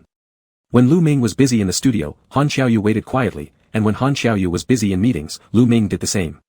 The two had a lot to talk about, but most of the time, due to the distance and timing, they could only silently accompany each other in their own ways. However, communicating solely through mobile phones occasionally caused small disagreements. After coming back from an engagement, Han Xiaoyu noticed it was still early and occasionally called Lu Ming to wake up. This time, the call was picked up quickly, and Lu Ming almost jumped out of bed when he heard the ringtone to answer the phone. When Han Xiaoyu heard him speak, he could also hear his laughter and panting, which made him pause for a moment before his mood brightened. While unbuttoning his tie, he asked, "What were you doing? Running?" Lu Ming laughed, "No, I was just fooling around with some roommates." Han Xiaoyu relaxed on the sofa and asked again, "What kind of game?" He asked seriously, as if demanding a report. Lu Ming chuckled, "Just like usual, messing around. Old Lin and others are about to start their internship. Another friend might stay behind to prepare for postgraduate entrance exams, but it's uncertain yet. We chatted casually together. Do you want me to write a written report for you, Mr. Han?" Han Xiaoyu laughed, "If it's convenient for you." Lu Ming immediately begged, "It's inconvenient. I'm super busy lately." Han Xiaoyu almost imagined Lu Ming pleading in front of him with his hands together. He softened upon being appeased and said, "You're going for your internship soon, right? You mentioned helping your teacher earlier." Lu Ming said, "Yeah, but it's half helping, half internship for me anyway. Anyway, I won't have exams soon, staying in the dormitory too long makes everyone hate me. I'm almost becoming the class enemy." He laughed softly and tapped on the iron railing with his fingers, sounding melodious like a string of notes. "I've been helping Dean Sun recently. Remember that painting from last time? The one you accompanied me while I was painting in the studio? Dean Sun said he wanted to use it as a demonstration piece and praised my brushwork." They mostly communicated through text messages, occasionally using voice or video chats. There weren't many quiet places in the school with few people, but Lu Ming's painting classroom was serene, plus it was nearing graduation season, so not many people went there. Han Xiaoyu asked Lu Ming to keep the video chat open on the side table nearby. Sometimes, he watched Lu Ming draw silently for an entire morning without speaking, but knowing that the other was there made both of them feel better. Han Xiaoyu remembered that painting, tender summer lotus flowers and dragonflies, free ink and wash strokes full of interest, similar to Lu Ming's personality, seeing it made one feel fondness instantly. He carefully asked, "Will they return it if they take it away?" Lu Ming couldn't stop laughing and promised after repeated questioning from Han Xiaoyu to ask later, "What would you do with it anyway?" Han Xiaoyu solemnly replied, "I'll collect it." Lu Ming said, "Forget it. Putting me alongside the masterpieces of your family members, I wouldn't be able to handle it." Han Xiaoyu said, "Then I'll place it alone in a separate room for collection." After chatting a bit more about the painting, the conversation shifted back to Lu Ming. Han Xiaoyu's work was too monotonous, and compared to himself, he preferred listening to Lu Ming talk. However, when Lu Ming mentioned the school shower room, Han Xiaoyu slightly furrowed his brows, reaching for a glass of water and sipping it slowly before carefully asking, "Isn't there individual bathing facilities in the dormitory?" Lu Ming replied, "It broke a few days ago, but repairs have been slow." Han Xiaoyu tried to keep his tone calm as he suggested, "Lu Ming, why don't you move out?" He paused briefly before adding, "I'm not interfering with your life, I just think living with others in the dormitory might be inconvenient. Like the different schedules, you mentioned they're interning and preparing for postgraduate exams, right? Staying late at the art studio would disturb their rest." Lu Ming hesitated, "You're just not comfortable with me showering with them, right?" Han Xiaoyu. "It's not entirely that. They're working hard on their internships, waking early and returning late. I'm worried about your sleep." Lu Ming chuckled and leaned on the railing overlooking the campus where he had lived for 4 years. "There's no need to move. Soon everyone will be leaving for internships anyway, we won't see each other often. Moving out wouldn't be worth it." Han Xiaoyu remarked, "Your roommate is lucky." "What do you mean?" Lu Ming asked. Han Xiaoyu sighed, "Whenever I want you to stay, I always have to come up with ways to keep you overnight. You've probably forgotten how much trouble you cause me. It's not even close to the same thing. We've been brothers for 4 years together, totally different from you." Lu Ming laughed teasingly, stretching the syllables as he joked, "Han Xiaoyu, are you jealous?" The reply came without hesitation, "Yes." Lu Ming laughed again, "Don't be silly, when you were in the military, you must have bathed with plenty of people too. Hey, does your comrade have such good looks? How many did you see?" The voice on the phone seemed to seriously consider the question, "Can't remember anymore." Lu Ming felt a pang of jealousy, raising his eyebrows, "A lot, huh?" "Before you, I paid little attention," the voice paused, then softly replied with delight, "All I remember now is yours." Lu Ming lay sprawled across the top-floor balcony chatting and laughing. When the time got late, they both fell silent, waiting for the other to hang up first, one wishing him a good morning, the other saying good night. With its screen already blackened, the warm mobile phone in hand no longer transmitted that person's voice, nor the relaxing laughter or casually spoken words that touched his heart. Disconnecting wasn't merely cutting off communication, it was like severing a good mood along with it. The sudden rush of loneliness was truly confusing and painful. Han Xiaoyu tapped on the desk, sat back in his swivel chair, and stared out the window, his frown lingering for a long while before finally sighing, "For years. A knock came at the door. Han Xiaoyu quickly composed himself and resumed his businesslike appearance, still stern, efficient, and decisive Mr. Han. Time passed quickly. Lu Ming and Han Xiaoyu remained in contact frequently, though not as often as in the beginning. Han Xiaoyu's work was overwhelming, and Lu Ming's schedule was tight as well. Sometimes when Lu Ming missed Han Xiaoyu, the latter was already asleep, leaving an incessant sense of emptiness and frustration surrounding him. Lu Ming focused his mind on calligraphy, painting, and preparations for graduation matters. At night, deep into silence, Han Xiaoyu sometimes drank a glass of wine, reliving memories imbued with sweetness, wishing to break them down and swallow them with the liquor. He couldn't bear it, yet didn't want Lu Ming to suffer from lack of rest due to late-night conversations. So they agreed that, no matter how busy, every day one of them would record a short voice message and send it to the other. Occasionally showing signs of loneliness, Han Xiaoyu might receive several photos from Lu Ming, using these small comforts to endure the months. From the messages sent sequentially, Han Xiaoyu learned about Lu Ming's recent situations. He knew what paintings Lu Ming had completed and received praise for, the days he spent antiquing with his seniors, and even when his handwriting didn't meet the teacher's expectations and was criticized. He wanted to know everything about Lu Ming, understand all his conditions, to weave his life into Lu Ming's. Han Xiaoyu watched a short video sent from his phone, showing Lu Ming playing ball during the day. He played well, surrounded by a group of people. When he reached for his phone, the bright smile on his face had yet to fade, his forehead glistening with sweat. As he laughed, his nose crinkled slightly, revealing a small tiger tooth. The phone shook a bit as he held it up, thanking the other person. Then, a soft shy female voice could be faintly heard replying, "It's nothing." Before Han Xiaoyu could react, Lu Ming's enlarged grin filled the entire screen, capturing all his attention. Lu Ming looked up, raising an eyebrow, and flashed a victory sign while laughing smugly, saying, "I won. You lost that bet before. Who said short guys can't play basketball well? You, think about what you're going to give me." Han Xiaoyu replayed the video several times, pausing at one frame where Lu Ming wore his sweat-drenched jersey and flashed that proud smile. Every detail made him like him even more. The jersey was loose, exposing a large section of collarbone. Han Xiaoyu instinctively reached out, touching the screen lightly over the image, feeling the vividness but also its untouchability. He quickly pulled back his hand, frowning as he stared at the image for a long time before sighing heavily. The calendar beside him clearly showed May. It was already May, and there was only 1 month left. In 1 month, they would see each other again, and he had just enough time to prepare a good gift for Lu Ming. Chapter 29. June, Fang Jingyao was about to take the college entrance exam. There were several others in Lu's family who were around the same age as Fang Jingyao. Since the examination venues for these children were close by, the elders in the family took special care of them and arranged a dedicated business car to pick them up and drop them off. Lu Ming had accompanied Fang Jingyao earlier during his art exams, going through a few test sites to draw pictures, but when it came time for the cultural subjects, Lu Ming didn't accompany him specially anymore. He only made a call to encourage Fang Jingyao. Fang Jingyao's professional course scores were good, and since he was trained solely by Lu Ming, his skills matched the requirements of the Fine Arts Academy well. He already received quite a number of admission notices from the Fine Arts Academy, and now all they were waiting for were his cultural subject scores. These days, Lu Ming paid more attention to his little nephew, inevitably neglecting Han Xiaoyu a bit. Mr. Han seemed somewhat jealous, probing into what Lu Ming had been busy with, asking so many questions that it felt like he wanted to grill out every single detail. Lu Ming's anxiety vanished due to his inquiries while revising his thesis. He said, "Who else could it be? Xiao Bao is having his exams these days. I'm worried sick about this kid, don't bother me." Han Xiaoyu suggested, "How about finding a private tutor?" His sister-in-law had prepared a few tutors for Han Zixua ahead of time, and they were said to be pretty good, enough for primary school to junior high. "No need, I can handle him. Besides, there isn't much time left anyway." Lu Ming sighed, twirled the pen he was holding a couple of times, tilted his head and asked with headphones on, "You seem to have plenty of free time these days. Is the company not busy?" Han Xiaoyu replied, "It's just that you're too busy. Haven't you forgotten the upcoming visit? How many days?" "There are still 2 weeks," Lu Ming laughed and said, "How are you acting like a kid? You're clingier than Xiao Bao." Han Xiaoyu teased, "I do miss you. Want to give it a try?" Lu Ming pleaded, "No way. 1 child is enough. I certainly don't want to take care of another freeloader." Han Xiaoyu also laughed on the other side, sounding much happier. "The other day, my big brother mentioned you, asking when you'll find time to come over and play with him." Lu Ming showed interest and asked, "He still remembers me?" "Sure does." Han Xiaoyu's voice was deep and carried a laugh. "Recently, Big Brother went to the capital for a meeting, and there was no one at home to look after him, so he brought him along. When he left, he even took the Rubik's Cube you gave him, which he really likes." Lu Ming was delighted to hear this and chatted with him for a bit longer. But when asked again about when exactly he planned to come to pick up, he became hesitant again. It might be postponed a few more days. The professor hasn't finalized the schedule yet.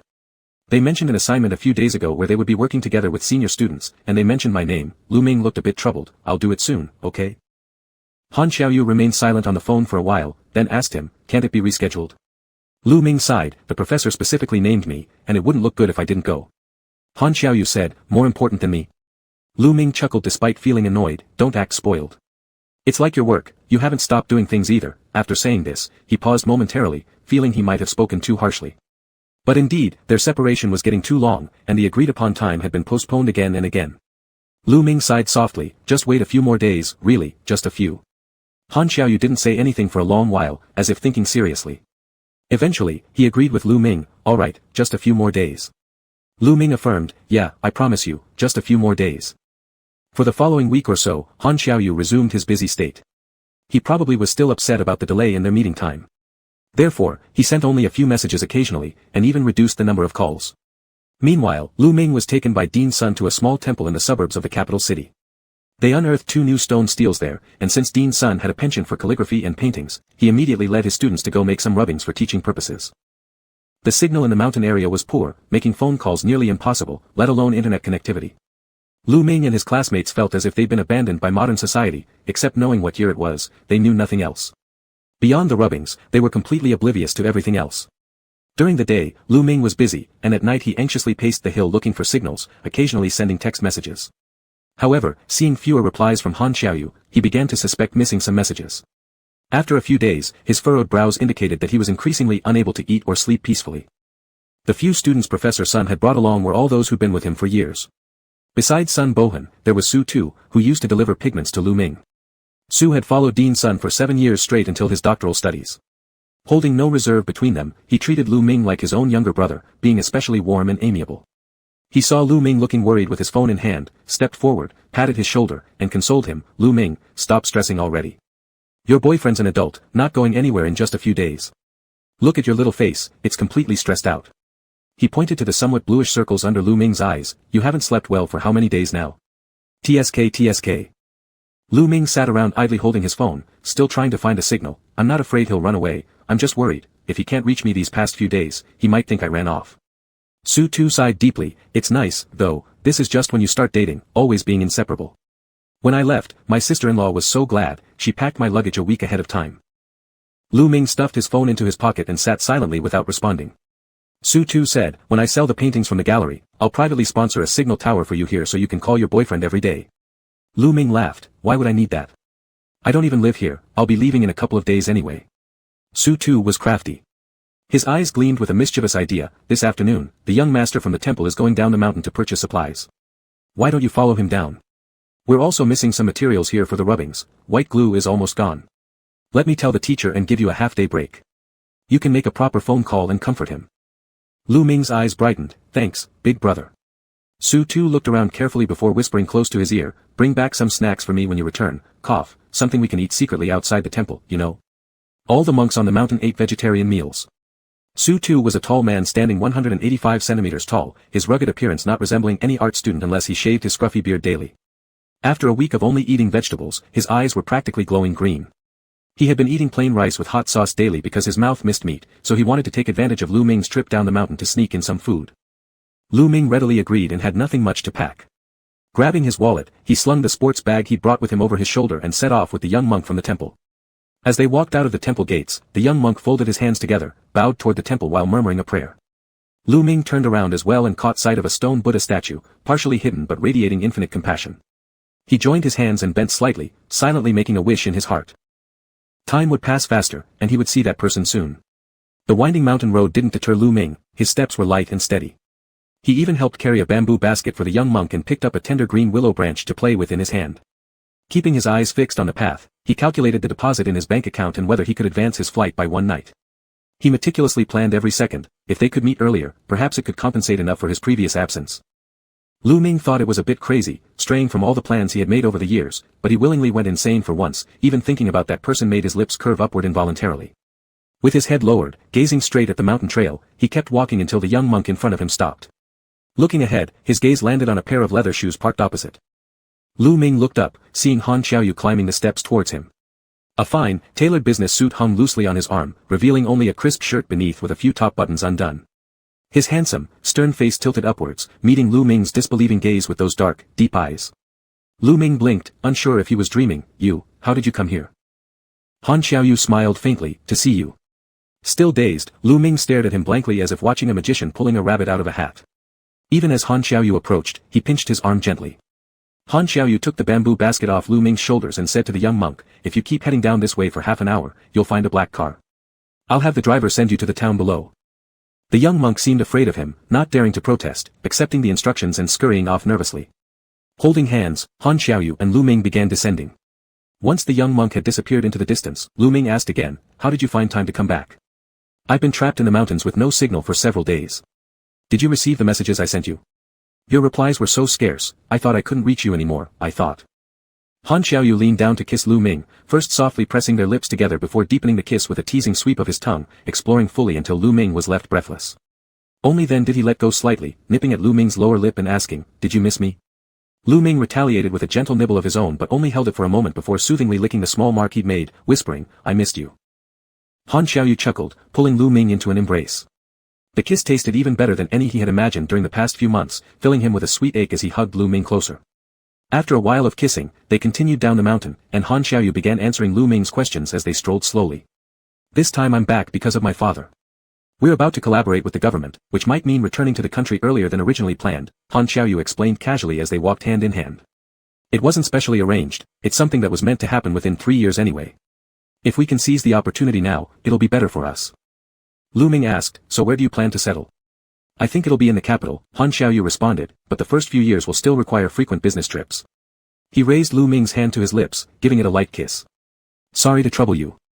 Lu Ming's ears turned red at this gesture, quickly withdrawing his hand. "You focus on your work." "What does that have to do with me?" But Han Xiaoyu wouldn't let go this time, tightening his grip around Lu Ming's hand so he couldn't escape. His strength matched exactly what Lu Ming remembered from before.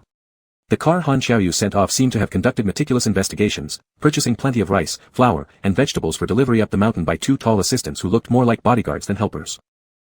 Han Xiaoyu usually didn't need anyone attending to him but followed silently behind Lu Ming, neither staying nor leaving explicitly. Lu Ming led him to a hand-pulled noodle restaurant for lunch, the best one in the area, located inside an old state-owned hotel. Han Xiaoyu ate whatever was served without being picky. After the meal, when Lu Ming told him to wait, he obeyed patiently until Lu Ming returned and then tilted his head to look up at him. Lu Ming stretched his hand across the stone table between them, tapping it lightly with a soft click. He tossed the room card toward Han Xiaoyu, saying, "I initially planned to fly over to find you, but since you've come here already, I've changed my ticket into this instead. Do you want it?" Han Xiaoyu stuffed the card directly into his pocket and stood up resolutely, replying, "I do." Mr. Han, having waited for half a year, couldn't suppress his excitement at obtaining this room key. From the moment Lu Ming entered the bathroom, Han Xiaoyu trailed behind, leveraging his current favor to gain many perks. He knew precisely when Lu Ming grew soft-hearted and took advantage accordingly. The second time was clearly Lu Ming allowing it willingly, but on the third attempt, Lu Ming started pushing back. "That's enough. I still have to return to the mountain. Su Shigang only gave me a half-day leave." Instead of arguing forcefully, Han Xiaoyu softened his stance, wrapping Lu Ming in a thin blanket from behind while whispering gently in his ear, "I haven't seen you for such a long time." Lu Ming felt some sympathy yet was still sore, refusing firmly, "No way, this is too much nonsense." Han Xiaoyu launched another assault, hugging him tightly as his tone rose slightly. "Who violated the agreement last time? It was you, wasn't it?" Lu Ming turned around and hit him, annoyed. "Wasn't that enough just now?" Han Xiaoyu pinned him to his chest with one hand, fumbling around the bedside with the other. Not able to see what he was doing, Lu Ming became alert. "What are you doing?" Han Xiaoyu found his phone and opened it, reading aloud the messages he received. "Poor signal up there, no message received today, I miss you." Lu Ming fell silent. Han Xiaoyu continued, "Are you really mad? Then why don't you stay longer next time?" Flipping to another message, "I don't need your class schedule, if you come, I won't attend classes either. I'll stay by your side." Before he could read further, Lu Ming covered his mouth, glancing up sharply before lowering his eyes submissively. With his face flushing all the way down his neck and beyond, Lu Ming muttered, "All right. I'll stay tonight to keep you company, agreed. But I truly have to return to the mountain tomorrow morning." Han Xiaoyu moved his hand away, kissing him with satisfaction. "Fine. Be gentle, okay?" Lu Ming whispered weakly. The promise was barely audible amidst the kiss, tinged with a smile. "All right." Chapter 30. Lu Ming woke up near noon the next day. Han Xiaoyu had turned off his alarm clock, and when he saw Lu Ming was awake, he brought breakfast over and sat beside him, looking amused as he prepared to feed Lu Ming. After eating 2 spoonfuls of congee, Lu Ming pushed him away with a hoarse voice, "Give me my phone." Han Xiaoyu fed him another spoon and said, "You've eaten too little, have some more." After swallowing it, Lu Ming urged him, "I need to call the teacher. Even if I'm going back late, I must let them know and ask for leave, or the teacher will worry." Han Xiaoyu blew on the kanji in the spoon and fed him. I've already asked for leave for you. Lu Ming looked at him with some doubt. How did you ask? Han Xiaoyu replied, in the morning, a Mr. Sun called. You were still sleeping, so I answered for you and asked for leave while I was at it. Lu Ming, it should be the teacher, all because of you. Since the leave was already granted, he felt relieved, so he took the bowl himself to eat. Han Xiaoyu had kept him busy for most of the night, leaving him famished now. Sitting by his side, Han Xiaoyu said, that Mr. Sun sounds quite young and very concerned about you. He even asked what my relationship with you is. Lu Ming paused slightly with the spoon in hand, recalling Sun Bushwan's name but not reacting much, just asking as he ate, what did you say? Mr. Han replied somewhat unhappily, that I am your friend. Lu Ming burst into laughter at this, finding that Han Xiaoyu had emphasized friend and wanted to add male in front. After finishing half a bowl of kanji, Lu Ming refused to eat any more and got out of bed to take a shower, but Han Xiaoyu wouldn't let him go, feeding him the leftover scallops from the kanji and laughing, don't be picky, eat everything. Lu Ming furrowed his eyebrows, chewed a few bites, and complained, I don't like this in the morning, it's too fishy. He wouldn't touch the rest of the half bowl, so without hesitation, Han Xiaoyu finished it himself, put down the bowl, and said, it doesn't taste good. When we get back, I'll cook something better for you. Lu Ming kept thinking about the missed phone call earlier in the morning, kicked him, groaning from a sore back, it's all your fault, the teacher must have been looking for me all morning. How am I supposed to explain when I go back? I'll explain for you. Han Xiaoyu reached out and massaged Lu Ming twice, then said happily, this afternoon, I'll accompany you to check things out on the mountain. He also insisted on helping Lu Ming take a shower, which Lu Ming rejected.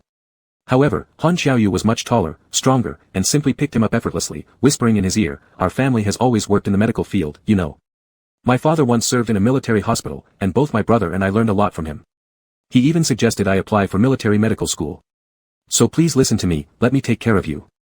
Lu Ming trembled under his touch, different from the warmth of hot water, it was an intense kind of heat, almost scorching to the point where he couldn't stand upright anymore. Grabbing Han Xiaoyu's arm, he said, no, I've drawn human bodies too, just go out. Han Xiaoyu came closer, cornering Lu Ming between himself and the tile wall, teasingly asking, where should I go? Lu Ming tugged at his wrist and tried to push his broad chest, gritting his teeth, hand, stop touching me, go out of the bathroom. Mr. Han laughed delightedly as he held Lu Ming tightly, completely unaffected by his angry expression, continuing to kiss and coax him while offering to help clean up. With no strength left to protest, his energy clearly mismatched with the big man before him, Lu Ming eventually ran out of breath, leaning on his shoulder and biting him hard out of frustration. Han Xiaoyu didn't take things too far. Yesterday he had a bite, slightly relieving his hunger, and today his emotions were more wrapped up in longing. Although his words carried courteous inquiry, he personally attended to every aspect of Lu Ming's life, from feeding him to bathing him, dressing him, and putting on his shoes, all done with meticulous care. His strong dominance wouldn't allow Lu Ming to refuse, he had waited for too long, like a dragon who finally found his treasure, unwilling to let go for a single moment. List whatever you need, and I'll have someone buy it for you. Stay here, and when everything is ready, I'll accompany you back up the mountain, Han Xiaoyu said. With those words, Lu Ming could only write down the materials he needed, let Han Xiaoyu purchase them, and stayed behind to keep him company. True to form, Han Xiaoyu's lips curved upward, making him appear much happier. With someone sent to purchase supplies, Lu Ming didn't have much else to do. The remaining time, he couldn't stand staying in the room for another second. Han Xiaoyu's gaze was still sharp with desire, obviously yesterday had only been a taste. Lu Ming could feel it from his body's response, Han Xiaoyu had restrained himself yesterday. The semi-lit room felt far too intimate, so Lu Ming pulled him up and wandered outside along the corridor, exploring around. This old state-owned enterprise hotel was decorated many years ago, likely because of its past use in hosting foreign guests. Its traditional Chinese furniture and paintings held distinct characteristics. When Lu Ming came here with his teacher, they stayed one night but hadn't paid attention to those paintings. Now, after taking a turn, he found some surprises. He stopped in front of a painting and carefully looked at an autumn fruit illustration on it. Inside a small bamboo basket lay 2 autumn persimmons and apples. The brushwork was broad-stroked, and elegant characters graced the side as if giving the piece momentum. After looking at it seriously, Lu Ming said, this is Dai Shan's painting. Is this the peace and safety painting? Han Xiaoyu also glanced over, but quickly shook his head, it's fake, the writing doesn't match. Lu Ming looked at him, slightly surprised, smiling, so you know about appraising calligraphy and paintings? Han Xiaoyu replied, my father liked Mr. Dai's works, our family collected quite a few, and the original of this painting hung in my father's study. The inscription was jointly done by Mr. Dai and Mr. Li Yan-shu, this was their sole collaborative work, and there's only one painting like this. Lu Ming was silent for a moment. Han Xiaoyu looked at him, moved closer and whispered quietly, if you want to see, I can take you home to have a look. Lu Ming's heart raced intensely, he adored most Mr. Dai Shan's calligraphy and paintings. His work was different from others, incorporating writing into painting with grandeur. Rather than saying his art was painted, it might be more accurate to say it was written. Later, his large freehand style became even more extraordinary, his strokes thick and vigorous, a boldness that no one else could replicate. Han Xiaoyu added again, at home, we also have one of Mr. Dai's red leaves of Xiang mountain painting that you might have seen. In the year he painted it, it was exactly his 70th birthday, so he used wine to grind the ink, producing a particularly beautiful texture and color. He extended his finger to touch Lu Ming's lips lightly, wearing a smile, you come back with me, and I'll show all of them to you. Lu Ming turned his head and stared at the counterfeit framed behind the glass wall, hesitating, let me think about it a bit more. There wasn't much baiji in the herbal shop in the town, so the person who went to buy called back saying that they would need to wait 1 or 2 more hours. Lu Ming became somewhat anxious, wanting to go out and look around himself, but Han Xiaoyu stopped him. Han Xiaoyu pressed him to sit down and said, your body hasn't fully recovered yet. Lu Ming protested, I've rested enough, it's not a big deal. Han Xiaoyu just narrowed his eyes to examine him, especially staring at his waist for a while longer, causing Lu Ming's voice to gradually diminish. Aside from forbidding him to go out alone or become overly fatigued, Han Xiaoyu could agree with anything else. Lu Ming thought this man was quite easy to please. Most of the time, he could sense Han Xiaoyu had drawn a boundary, allowing him freedom within a certain safe area, but once exceeded, Han Xiaoyu would intervene without listening to any explanations from him. By the time the baiji and ink were purchased, it was already evening when Lu Ming took them back up the mountain. The two returned up the mountain together, choosing a longer route that bypassed some mountain roads. Han Xiaoyu's schedule was full since returning to China these last few days. He squeezed out some time for this visit and managed to stay for several days. However, matters needing his decision-making didn't decrease, and he even answered 2 calls during the drive due to poor signal reception, thus, both calls ended shortly after a simple exchange. Lu Ming asked, how many days do you plan to stay here? Are they rushing you back? Han Xiaoyu gripped his hand and returned the question, and you? Lu Ming considered for a moment and replied, the rubbing work is almost complete. In about 3 more days, everything will be done and dried, then the teacher and brother Su can take it back. He glanced at the driver ahead and lowered his voice a bit, leaning closer to Han Xiaoyu's ear to whisper something softly. Han Xiaoyu laughed and said, fine, 1 night earlier is also acceptable. He played with Lu Ming's hand, looking at his pale and long fingers as well as his casual gestures resting on his palm. Just staring at this pair of hands was never enough for him. The first time Han Xiaoyu saw Lu Ming, he just thought Lu Ming had an outstanding appearance, that face was indeed strikingly handsome, along with a lazy demeanor and personality. It was the kind of person who didn't have to try too hard to be excellent, people like that he'd seen before, but none had ever left such a distinct taste in his mouth, much like an excellent wine, brewed with flower-carved water, its flavor rich and sweet, best enjoyed warm. He met him in winter, and since drinking from that cup, his palate has only known Lu Ming's essence. Han Xiaoyu traced down from his eyelashes, seeing a faint mole under his eye, then a straight nose, and thin yet lustrous lips. Suddenly, he felt an urge to steal a kiss and taste what flavor it would be. Lu Ming looked up at him, knowing exactly what he was about to do, and warned while pushing him back lightly, you promised me not to fool around outside. Han Xiaoyu sighed, quiet for a moment, then suddenly spoke up, I've been thinking, how much would it cost to fully support a college student? The driver showed no reaction, as if not hearing anything, keeping his eyes fixed ahead on the road. Lu Ming responded, that depends on how you plan to take care of them. Han Xiaoyu sat there pondering for a bit, then earnestly stated his expectations, listening to everything I say, he'll stay with me at home when I'm back, without wandering when I'm working, staying within sight, ready for vacation trips together for a couple of weeks. Also, visiting my family, appreciating calligraphy and paintings, getting along with my father, gifting Rubik's cubes to younger relatives. No matter what identity he holds, my family will like him. He emphasized the last sentence, glanced at Lu Ming again, and asked once more, how much would it cost to keep someone like that? Lu Ming answered, it's hard to say, you need to clarify what kind of person catches your fancy. Han Xiaoyu leaned closer, whispering softly into his ear, what about you? Lu Ming raised his eyebrows, Mr. Han, postgraduate students come at an extra cost. Han Xiaoyu paused, then bent over and chuckled quietly into Lu Ming's shoulder. They still needed to walk a stretch of mountain road to reach their destination, and Han Xiaoyu went without any bodyguards, accompanying Lu Ming all by himself. At this moment, he changed into a set of casual clothes and prepared 2 sets for Lu Ming as well, signaling these 3 days were planned for staying. When Lu Ming entered and passed through the main courtyard, he stopped and lit some incense for a wish and thanks, while Han Xiaoyu stood aside silently observing him until he finished, then they both headed towards their living quarters. Lu Ming couldn't help but ask, somewhat worried, are you sure it's fine for you to stay here these few days? Won't the company get busy? Han Xiaoyu replied, no worries, I've worked busily for over a year and need a break. Besides, I've arranged people back there, they can handle it. Though Lu Ming wasn't entirely convinced, seeing how relaxed Han Xiaoyu sounded, he decided not to question further. He then helped Han Xiaoyu place the luggage in the small side room where he stayed. When Han Xiaoyu settled down in the small temple on the mountain, somewhere else, the Han family company headquarters was holding an intense meeting filled with conflicting opinions. Han Xiaoyu had run away, leaving Han Xiaoya behind to fill his role. A day ago, Han Xiaoya could still provide remote instructions, maintaining control effectively, however, starting yesterday evening, Han Xiaoye kept losing track of his brother, which made him increasingly frantic with anxiety. His summer vacation was going well. He had planned to go to the African savannah to see the wildly galloping wildlife, but was forcibly dragged back from the airport. His mind was far away at the Great Rift Valley while reluctantly attending meetings and receiving harsh criticisms.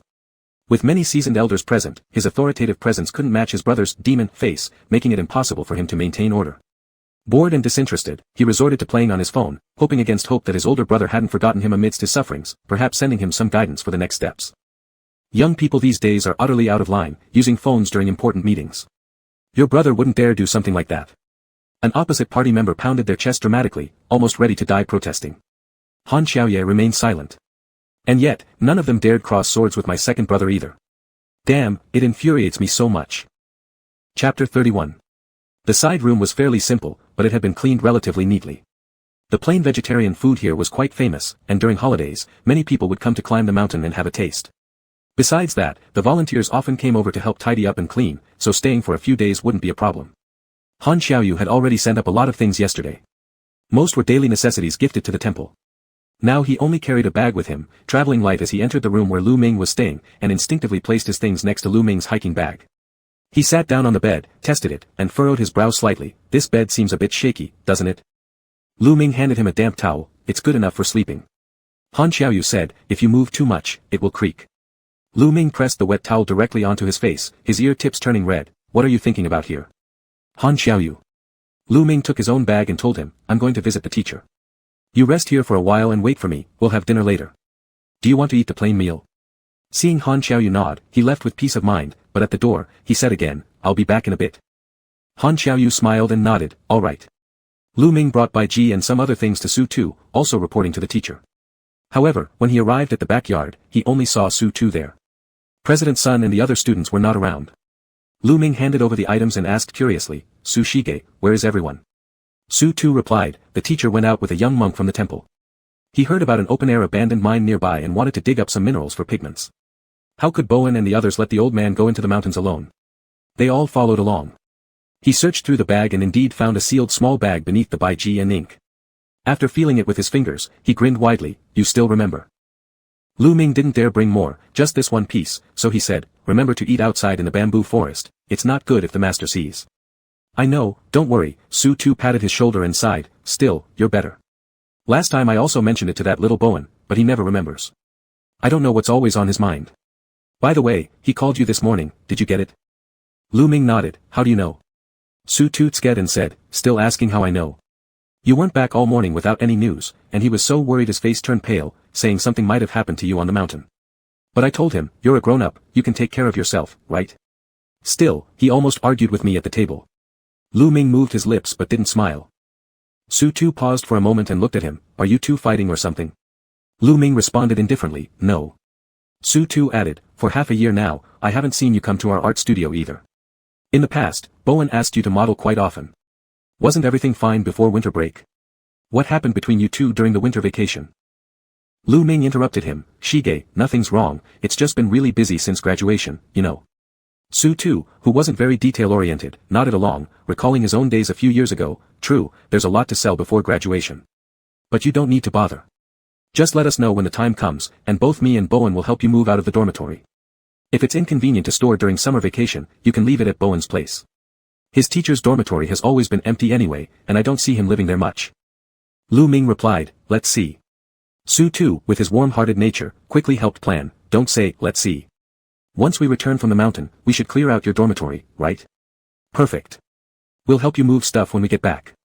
Lu Ming mumbled, let's wait a couple of days. I've applied for a teaching assistant position at school, and the approval should come down soon. As they were talking, Han Xiaoyu walked over, sleeves rolled up, clearly ready to help. When he got closer, he heard what Lu Ming said, glanced up once but didn't say much, asking instead, is there anything you need help with? Su Tu, seeing him for the first time, didn't recognize him and asked, who are you? Lu Ming hurriedly introduced them, this is my friend, Han Xiaoyu. This is Su Tu, my Shige. Han Xiaoyu politely greeted, Mr. Su, hello.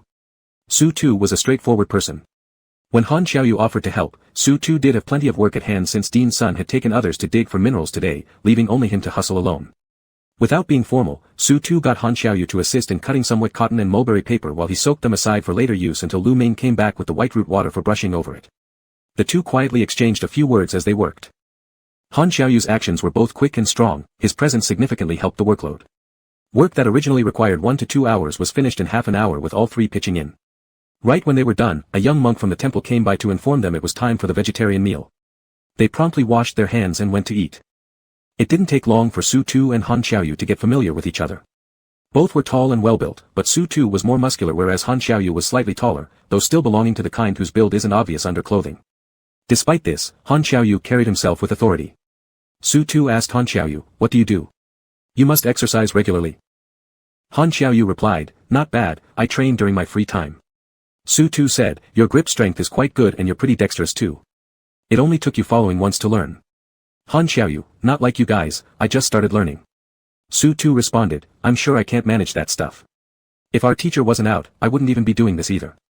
Normally, it's the elder who personally guides Lu Ming through these things, making Lu Ming our best among juniors." He pointed towards his little junior disciple with pride, boasting, "Let me tell you, my little apprentice is very capable. He's a campus celebrity. Next time if you catch a basketball game, you'll see, half the girls in our faculty are there just for Lu Ming."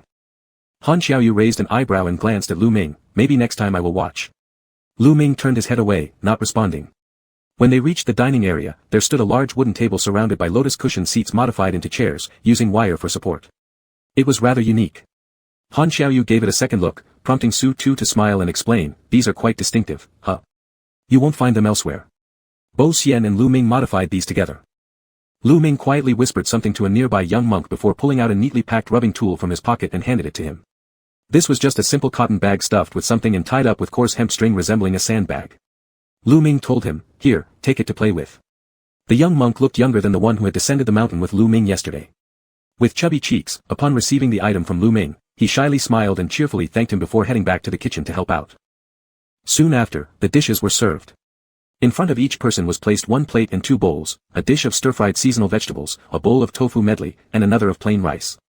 Lu Ming's portion of rice was replaced with a bowl of congee which he slowly drank along with consuming a considerable amount of the side dishes. He appeared satisfied with the food. Han Xiaoyu didn't deprive himself either, eating 2 bowls of rice consecutively. Once he finished, the head monk arrived and particularly asked whether the meal was satisfactory, while also thanking Han Xiaoyu for the items he sent up yesterday. Those supplies would sustain them for a while. Upon hearing Han Xiaoyu mention he intended to stay for a few days, the host joyfully stated, "There aren't enough rooms here. Perhaps we might inconvenience the esteemed guest with a shared room." Han Xiaoyu said, "No problem. Lu Ming and I sharing a room is fine. We will bother the master to prepare an additional vegetarian meal for us." The host pressed his palms together and said, smiling, Of course, of course. For every additional person eating vegetarian, that's one less killing. It's a great merit." The monastery's vegetarian meals were complimentary. The senior monks residing there genuinely wanted to contribute to good deeds, their conversation style was interesting yet not irritating. They briefly chatted and then left. The little monk followed behind, clutching the rubbling tool as he played with it. After walking a couple steps, he returned to tell Lu Ming, "Our master has kept dinner warm in the pot for Grandpa's son and the others. Don't worry, brother." Lu Ming patted his head, "Thank you."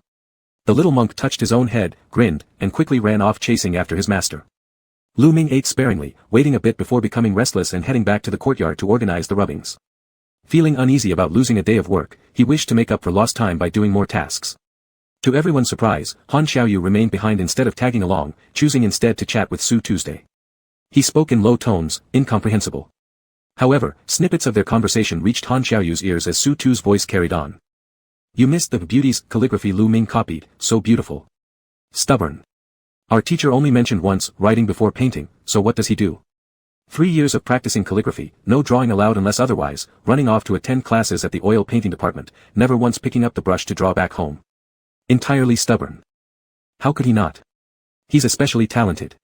Professors from other departments are also trying hard to poach him, like the oil painting department before. Bo Xian has mentioned this too." The voices gradually faded, yet their conversation carried on. Lu Ming went to an empty room at the backyard to organize those sun-dried rubbing sheets. Turning on the light, he carefully flipped through them. He had great patience with these works and soon immersed himself into it. Someone approached from behind and softly asked, "Is there anything I can help you with?" Lu Ming recognized Han Xiaoyu's voice but didn't turn around as he replied, "No need, I'll be done in a bit." Han Xiaoyu stood by his side watching for a while. After a brief silence, he suddenly said, "You've mentioned many people's names today, but you didn't bring up that person. What was his name again? Sun Bo Xian, right?" Lu Ming glanced at him, Han Xiaoyu met his eyes directly, asking, how is he? Are you close to him? Do you call him elder brother, too? Lu Ming put down the rubbing in his hand and looked at Han Xiaoyu sharply. What exactly do you want to ask? Han Xiaoyu scrutinized him for a moment. Lu Ming seemed a little thinner, but when he looked up under the lamp, his gaze was all the more striking and refined. Han Xiaoyu reached out and lightly touched his face, saying gently, you're too good-looking. I'm afraid someone else might take a liking to you. Lu Ming moved slightly away, lowering his head to continue working on the rubbings, saying, not everyone is like you. Get out of the way, I need to lift the paper. Han Xiaoyu retorted, how do you know he's not? Lu Ming was taken aback, looking up at Han Xiaoyu who stared back earnestly, pressing on, that Sun Bo Xian, how do you know he's different from what I think? Chapter 32. Lu Ming slapped his forehead and said, are you a dog or a military one, huh? Han Xiaoyu saw him like this, and felt relieved in his heart. However, he still clung to Lu Ming's hands and hugged him, asking, what did that person say to you? Or, what did he do to you before? Lu Ming sighed with a mixture of laughter and sadness, saying, what did you talk about with Brother Su in the front yard that you come to interrogate me so quickly? Han Xiaoyu said, something must have happened before the winter break, right? An outside observer sees things more clearly. From what Su Tu said, Han Xiaoyu could sense something amiss. Lu Ming sighed, he's really not into it. He likes girls, and before the winter break, he even introduced a matchmaking partner to me, a very nice girl. He wanted to take me to meet her. After speaking it out, Lu Ming didn't feel as disappointed as he had imagined. He was never keen on matters of men and women before, and it was only after meeting Sun Bohan that he slowly realized that his preferences might be different from others. This feeling of being somewhat of an anomaly is actually quite complicated. But Sun Bohan has always been kind to him, even to the point that it confused Lu Ming sometimes. But just at that moment, this man smiled kindly, said words that exceeded a friend's concern, then turned around and took him to meet a beautiful girl for matchmaking. Sun Bohan is indeed very good to him, but this kindness can also hurt at times. Lu Ming spent the first 20 years of his life on calligraphy and painting, nonchalant about everything. The vague affection in his heart hadn't even begun to unfold when it was instantly shoved down again. Standing in the darkness, the closest person to him, Brother Sun, reached out his hand enthusiastically and urgently, wanting to take him back on the right path to get to know more girls. Lu Ming didn't know if Sun Bohan had noticed his differences. If he hadn't, Lu Ming thought there was no need to disturb him. It would be fine to let the other party stay in the normal order and be an ordinary friend. If he had noticed, Lu Ming felt that he could stop contacting him. Since their ideas are fundamentally inconsistent, it's not regrettable to cut off these feelings while they're still budding. Thus, he hasn't bothered to ask further questions anymore. Being distant for half a year was normal. That winter was very hard to endure when he left, but Lu Ming didn't want to step back into what was considered normal. Since he had already discovered what he wanted, he wouldn't hide it anymore and live under that pretense. This is also one of the reasons why he settled down so quickly after meeting Han Xiaoyu. Lu Ming had already moved on, explaining things to Han Xiaoyu wasn't too complicated, except he lazily avoided mentioning Sun Bohan's name. That was sniffed out by this guy with a sharp nose, so he had to say, Dean Sun is his father. There are elders in my family who study painting. Since high school, I started showing my paintings to Dean Sunday. I met Sun Bohan early on. Back then, he was already an outstanding student in the oil painting department. When teachers were busy, he would lead me to draw pictures. Later, when I went to university, I followed the teacher all the time, so we actually didn't meet often. Everyone was pretty busy. Han Xiaoyu listened attentively. Perhaps because I often went to the teacher's house before, he thought our relationship was pretty good, so he helped introduce matches. After returning after the new year, he actually asked me once. Lu Ming pushed this clingy large dog away a little bit, raising his eyebrows and saying, where are your hands? Han Xiaoyu silently kept his hands under his shirt, touching his waist. His skin was slippery and extremely sensitive. His fingertips had barely touched when Lu Ming trembled. As soon as Han Xiaoyu tried to place his palm there, he received a tap from Lu Ming. The person in his arms seemed slightly unstable and urged him, take your hands off, don't mess around here. The teacher will return soon. Han Xiaoyu ignored him, leaning close to his ear and saying, after you returned to the country, what did Sun Bohan ask you about? Was it about introducing matches? Did you see them? Lu Ming felt like he was being held hostage, completely wrapped in his arms. He looked nervously at the door which wasn't closed, and said, I haven't seen a single one, not even the first one before the spring festival. My second sister pressured me, so I left directly. Han Xiaoyu nibbled his earlobe and said, did you run away? Lu Ming dodged slightly, face flushed, let me go quickly. Han Xiaoyu was still unwilling, asking further, did you contact anyone? I mean those girls introduced for the matchmaking. How many people did Sun Bohan introduce to you? Lu Ming replied, after I came, I mostly stayed in your office, do you not know who I contacted? Han Xiaoyu asked, so, do you like girls or boys? Which one do you prefer? Lu Ming replied irritably, what do you think? He elbowed Han Xiaoyu, gritting his teeth in annoyance, do you think I can do those things with just anyone? Han Xiaoyu relaxed his grip slightly, that little jab didn't hurt, but instead made him feel better as he let out a low chuckle. Regarding that person, Han Xiaoyu was clever enough not to ask any further questions. Instead, he held Lu Ming and spoke for a while before helping him organize and put away the rubbings. Lu Ming wanted to wait for the teacher, but as evening fell and they still hadn't returned, Han Xiaoyu said, there are several of them together, plus the young master at the temple who knows the mountain path well. There's no need to worry too much. Why don't you go back to your room and rest first? Lu Ming thought waiting here wasn't doing any good either. Since the room smelled strongly of graphite, he briefly rinsed himself at the water station and returned to his small side chamber to wait. The side chamber had 2 cushions and a bed modified by adding wooden boards, barely turning it into a double bed. Han Xiaoyu pressed Lu Ming down to lie and rest. Lu Ming was truly tired, from the fatigue of the previous night to today's busy schedule climbing the mountain. He closed his eyes sideways lying there. He had just lain down when Han Xiaoyu's hand found its way to his waist, prompting Lu Ming to immediately grab his arm, saying softly, "No, I'm really exhausted." His voice was gentle and light, sounding dreamlike with a nasal tone. Hearing this, Han Xiaoyu felt compassion and kissed him, saying gently, "I know, I'll just give you a massage, nothing else." Lu Ming let go, resting in his embrace as he massaged, slowly drifting off to sleep.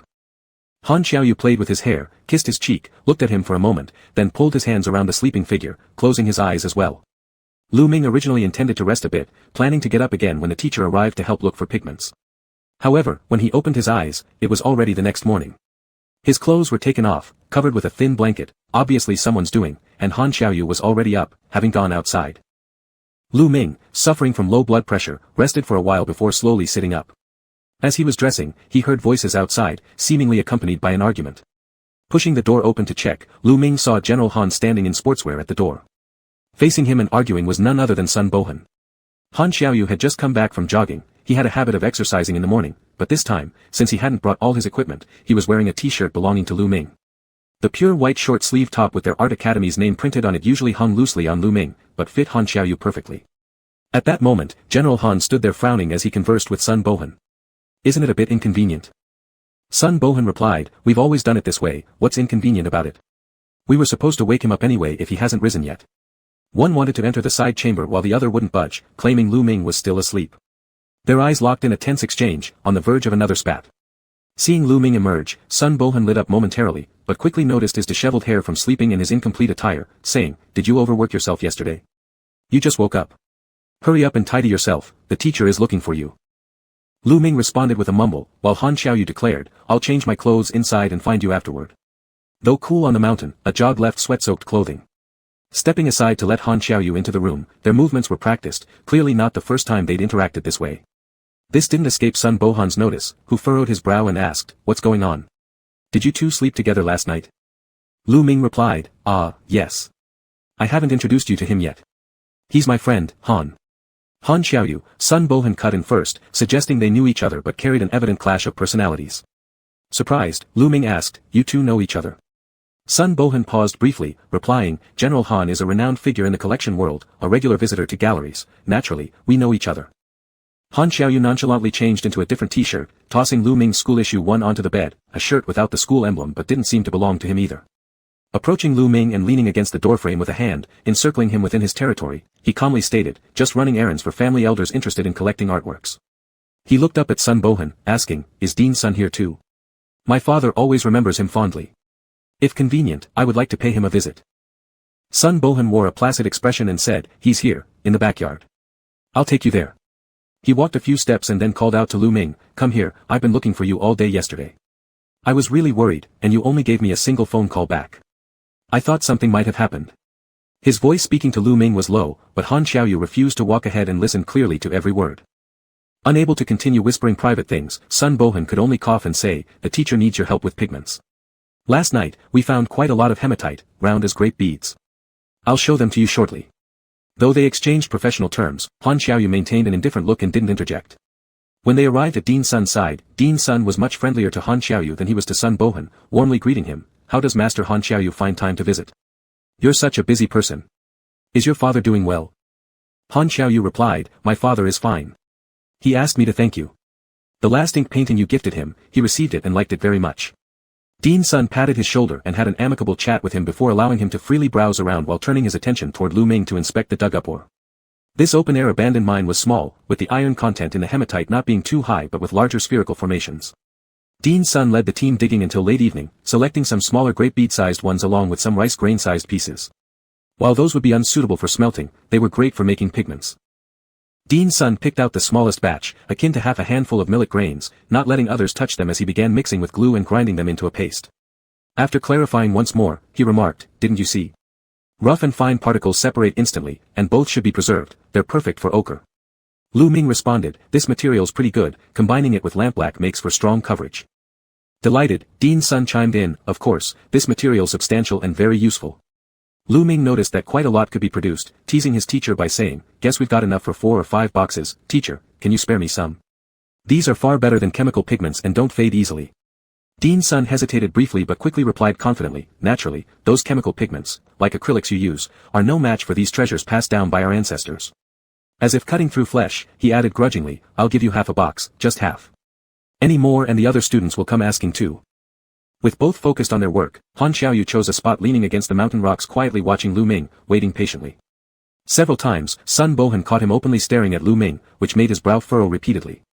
Though usually composed in front of others, this man carried an intense aura, singularly focused on Lu Ming, making it hard for him to ignore.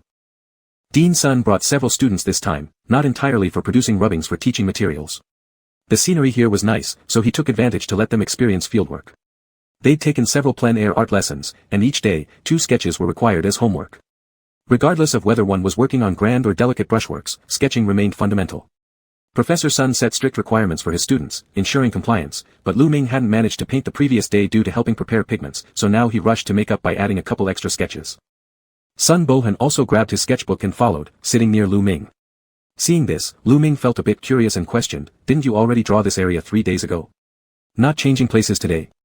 Sun Bohan replied simply, "I want to draw it again." Lu Ming ignored his strange response, propping up his easel and starting to pencil in from a selected angle. Meanwhile, Sun Bohan kept alternating between drawing and glancing at Lu Ming, eventually unable to contain himself, blurting, "You're close with Mr. Han, right?" Lu Ming affirmed succinctly, "Yes." Feeling somewhat restless, Sun Bohan scribbled aimlessly on the paper, remarking, "I haven't heard you mention this friend before who's so accomplished." Already outlining the mountain scene, Lu Ming casually countered, "Is Han Xiaoyu impressive? Pretty much everyone in the circle knows about him. His family is extremely wealthy, and elders in his family work in the art sector. His father is pleasant and has collected a number of paintings, earning quite a reputation within the collecting community." Sun Bohan frowned deeply, continuing, "However, young Master Han treats it all as a hobby. He's rumored to have invested in a gallery, promoting several newcomers while stepping over a seasoned elder, and the remarks he made then were rather harsh." Lu Ming's hand paused slightly, recalling Han Xiaoyu's words weren't just harsh but venomous. During their first meeting, Lu Ming had witnessed how Han Boss berated a group of upper management staff like they were nothing. Sun Bohan went on, "Among those promoted by that gallery, some aren't actually that skilled, merely catering to the aesthetics of the rich, overly commercialized, and such trends harm the industry atmosphere." Lu Ming wanted to defend Han Xiaoyu a little, but Sun Bohan shook his head and said, "Do you think he would listen?" Lu Ming thought about it, and indeed, that was true. Han Xiaoyu's temper was such that anything according to his liking was fine, but anything against it, whether going along or against it, wouldn't work. He carried an expressionless face and didn't give anyone any face at all. Sun Bohan was about to say more when he saw Han Xiaoyu slowly walking over, standing beside Lu Ming and bending down to look at the painting. He looked at it seriously, showing some appreciation, and whispered to Lu Ming. Sun Bohan couldn't help himself and said, "Mr. Han, please don't disturb the painter. The painting isn't finished yet, and there's not much to appreciate." Han Xiaoyu glanced at his mostly blank canvas and replied indifferently, "Professor Sun seems not to have painted much, maybe your mind is wandering." Sun Bohan's face turned cold as he heard a scoff from him, making him unable to sit still, so he stood up and left.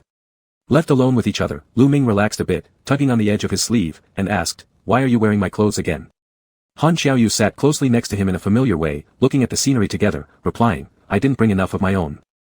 After Lu Ming painted for a while, he suddenly said, "You've known him for a long time, haven't you? Then why did you interrogate me yesterday?" Han Xiaoyu raised an eyebrow and said, "Who, that stingy fellow?" Lu Ming fell silent. Han Xiaoyu added, "I've run errands for my father a few times at the Academy of Arts, meeting Dean's son only occasionally, never bumping into him. And besides, I know too many people normally, so when someone mentions a name like that, I can't immediately recall who it is." He moved a little closer to Lu Ming and whispered lightly, "But now I kind of regret it. If I had known, I should have taken a few more turns, perhaps I could have met you earlier." Chapter 33. Lu Ming glanced at him, Han Xiaoyu's face held its usual serious expression. Reaching out, Lu Ming lightly touched his hair, leaning in close but not daring to get any closer, as if he was concerned about something. Lu Ming smiled slightly, leaned in and kissed the corner of his lips, then resumed drawing with a smile. Han Xiaoyu could be quite sweet when he was sitting seriously chatting with someone. Lu Ming thought this to himself. After being kissed, Han Xiaoyu remained happy all morning, staying by Lu Ming's side as he finished his drawing. Occasionally whispering a few words to him, with no one around them, Han Xiaoyu naturally didn't comment on anything about art. Instead, he softly whispered into Lu Ming's ear, "You just kissed me." Lu Ming simply hummed in agreement. Han Xiaoyu continued, "Aren't you afraid that others will see?" "But I noticed earlier, there was no one nearby." Lu Ming replied, "It doesn't matter." Looking at him, Han Xiaoyu asked, "I thought you cared about this." Lu Ming also looked at him and said, "Are you scared?" "No," Han Xiaoyu smiled slightly and said, "This isn't an issue for me, I can handle it." "And I can." Lu Ming reached out to hold his hand and said with a smile, "Then I'm not scared either." The latter part of Han Xiaoyu's sentence got stuck in his throat. His hand, being held by Lu Ming, made his heart feel as if it had been soothed by warm water. Suddenly, he felt that it didn't matter whether he voiced that promise or not. He raised his hand, placed Lu Ming's palm against his lips, and kissed it, smiling, "Does this mean you're giving me some recognition?" Lu Ming replied, "Not again, you were already fussing about this during the New Year celebrations. What era are we in now? Why are you so fixated on this?" Han Xiaoyu said, "I don't feel secure inside, maybe you could write me a guarantee letter." Lu Ming teased. "Should I also press my fingerprint and stamp it?" Han Xiaoyu cautiously asked, "Would that be okay?" "You're dreaming." Lu Ming tapped him on the forehead with a paintbrush and said, "Stop annoying me. You've barely started behaving nicely and now you're causing trouble. Let me finish this painting." Han Xiaoyu fell silent and stayed by his side, occasionally reaching out to grab some color tools for Lu Ming. Most of the time, he simply watched Lu Ming, as if trying to make up for all the lost time they couldn't meet. At noon, when it was time to eat, a little monk from the temple came calling for Lu Ming at the back, excitedly calling him brother because he liked the ink-rubbing package he received yesterday. As soon as Han Xiaoyu stood up beside Lu Ming, the little monk jumped and took 2 steps back, gathering courage to say, "Please, please come to eat. This uncle would like to join us too." Han Xiaoyu looked down at the child who only reached his thigh, knitting his brows. As Lu Ming was tidying up the drawing board, he turned around just in time to hear the little monk wail, "Wah," crying and repeatedly shouting, "Brother, please come to eat." Turning around, Lu Ming saw Han Xiaoyu crouching next to the young monk talking to him, scaring the child pale. When Han Xiaoyu said, "Don't cry," the kid trembled visibly, almost losing his breath. Crying and laughing, Lu Ming reprimanded, "What did you do to scare the young master?" He led the child to his side, holding his hand, and gave him a candy, calming him down in a few sentences. However, when Han Xiaoyu approached again, the little monk got scared and immediately hugged onto Lu Ming's leg, hiding behind him and peeking out with one eye. Lu Ming bent down and said, "This uncle is a good person, the candy is also from him." Han Xiaoyu interjected, "You have low blood sugar, yet you still give him your candy." Lu Ming lightly kicked him, and Han Xiaoyu shut his mouth. Lu Ming reassured the little monk, "He just looks intimidating, but you'll see, he's actually pretty good." Holding the hand of the little monk, though still somewhat skeptical after what Lu Ming said, when the child looked at Han Xiaoyu again, it was clear that he seemed happier, his lips curved upward slightly, not appearing so frightening anymore. Lu Ming quietly warned Han Xiaoyu, "You shouldn't bully children in the future." Han Xiaoyu replied, "I was just talking to him, he started crying on his own." He paused for a moment, adding resentfully, "I'm only a few years older than you, am I really that old?" As they talked, they returned to the front yard and entered the dining hall together. Today, there were more people compared to yesterday. Both wooden tables were full. Dean Sun called out for Han Xiaoyu to sit opposite him. Just as Lu Ming was about to find a seat, he was pulled by Han Xiaoyu to sit next to him. Lu Ming glanced at the person across from him, it was Sun Boxian. Su Tu sat at another wooden table with his fellow Kung Fu brothers, enjoying a lively meal together. He loved telling jokes and was warm and thoughtful. Soon, everyone was laughing quietly and the atmosphere was very vibrant. Lu Ming's table was much quieter in comparison. Although Dean Sun was kind and approachable, he was still an elder. Sun Boxian always followed proper etiquette, speaking respectfully to his father in public rather than familiarly, even when talking softly. Dean Sun chatted with Han Xiaoyu for a bit, but mostly they discussed things about Han Xiaoyu's father. Han Xiaoyu responded politely, while Lu Ming focused on eating without joining the conversation. As Lu Ming diligently ate the greens in his bowl, he suddenly felt a light touch against his leg, a brief brush of knees. Startled, Lu Ming glanced at Han Xiaoyu beside him. Han Xiaoyu was still engaged in conversation with Dean Sun and didn't look over. Lu Ming wasn't sure what it meant and slowed down as he brought the spoon to his mouth, casting a suspicious glance at Han Xiaoyu. However, he was a little confused. Was it because Han Xiaoyu was too tall and there just wasn't enough room?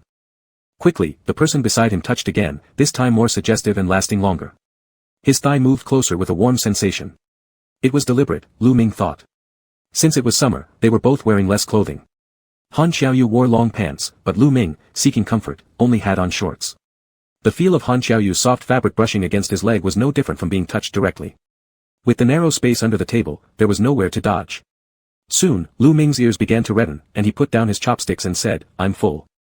Han Xiaoyu looked at him and said, "Stop fooling around.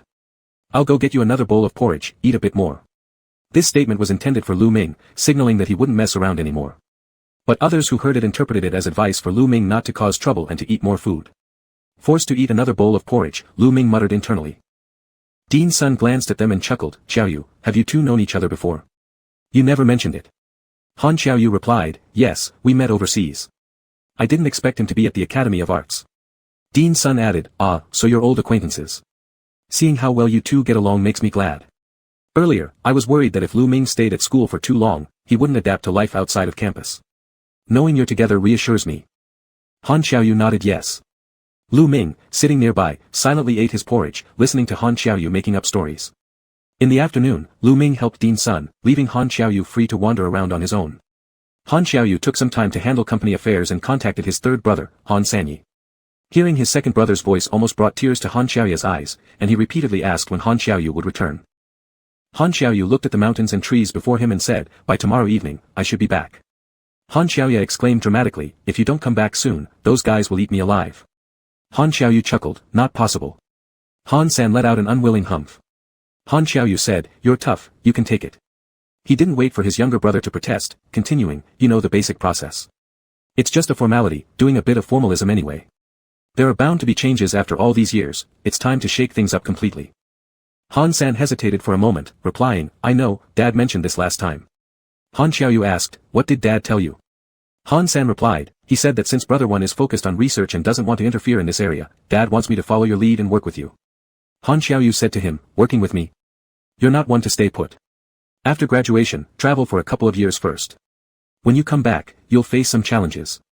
Thinking of their family rules, he rarely showed concern for his younger brother, asking, "Do you have any places in mind where you'd like to go?" At the mention of this, Han Xiaoyu perked up a little, smiling, "Of course. Africa, I've already bought several cameras, and Brother 1 even gave me one of his old lenses. Super cool."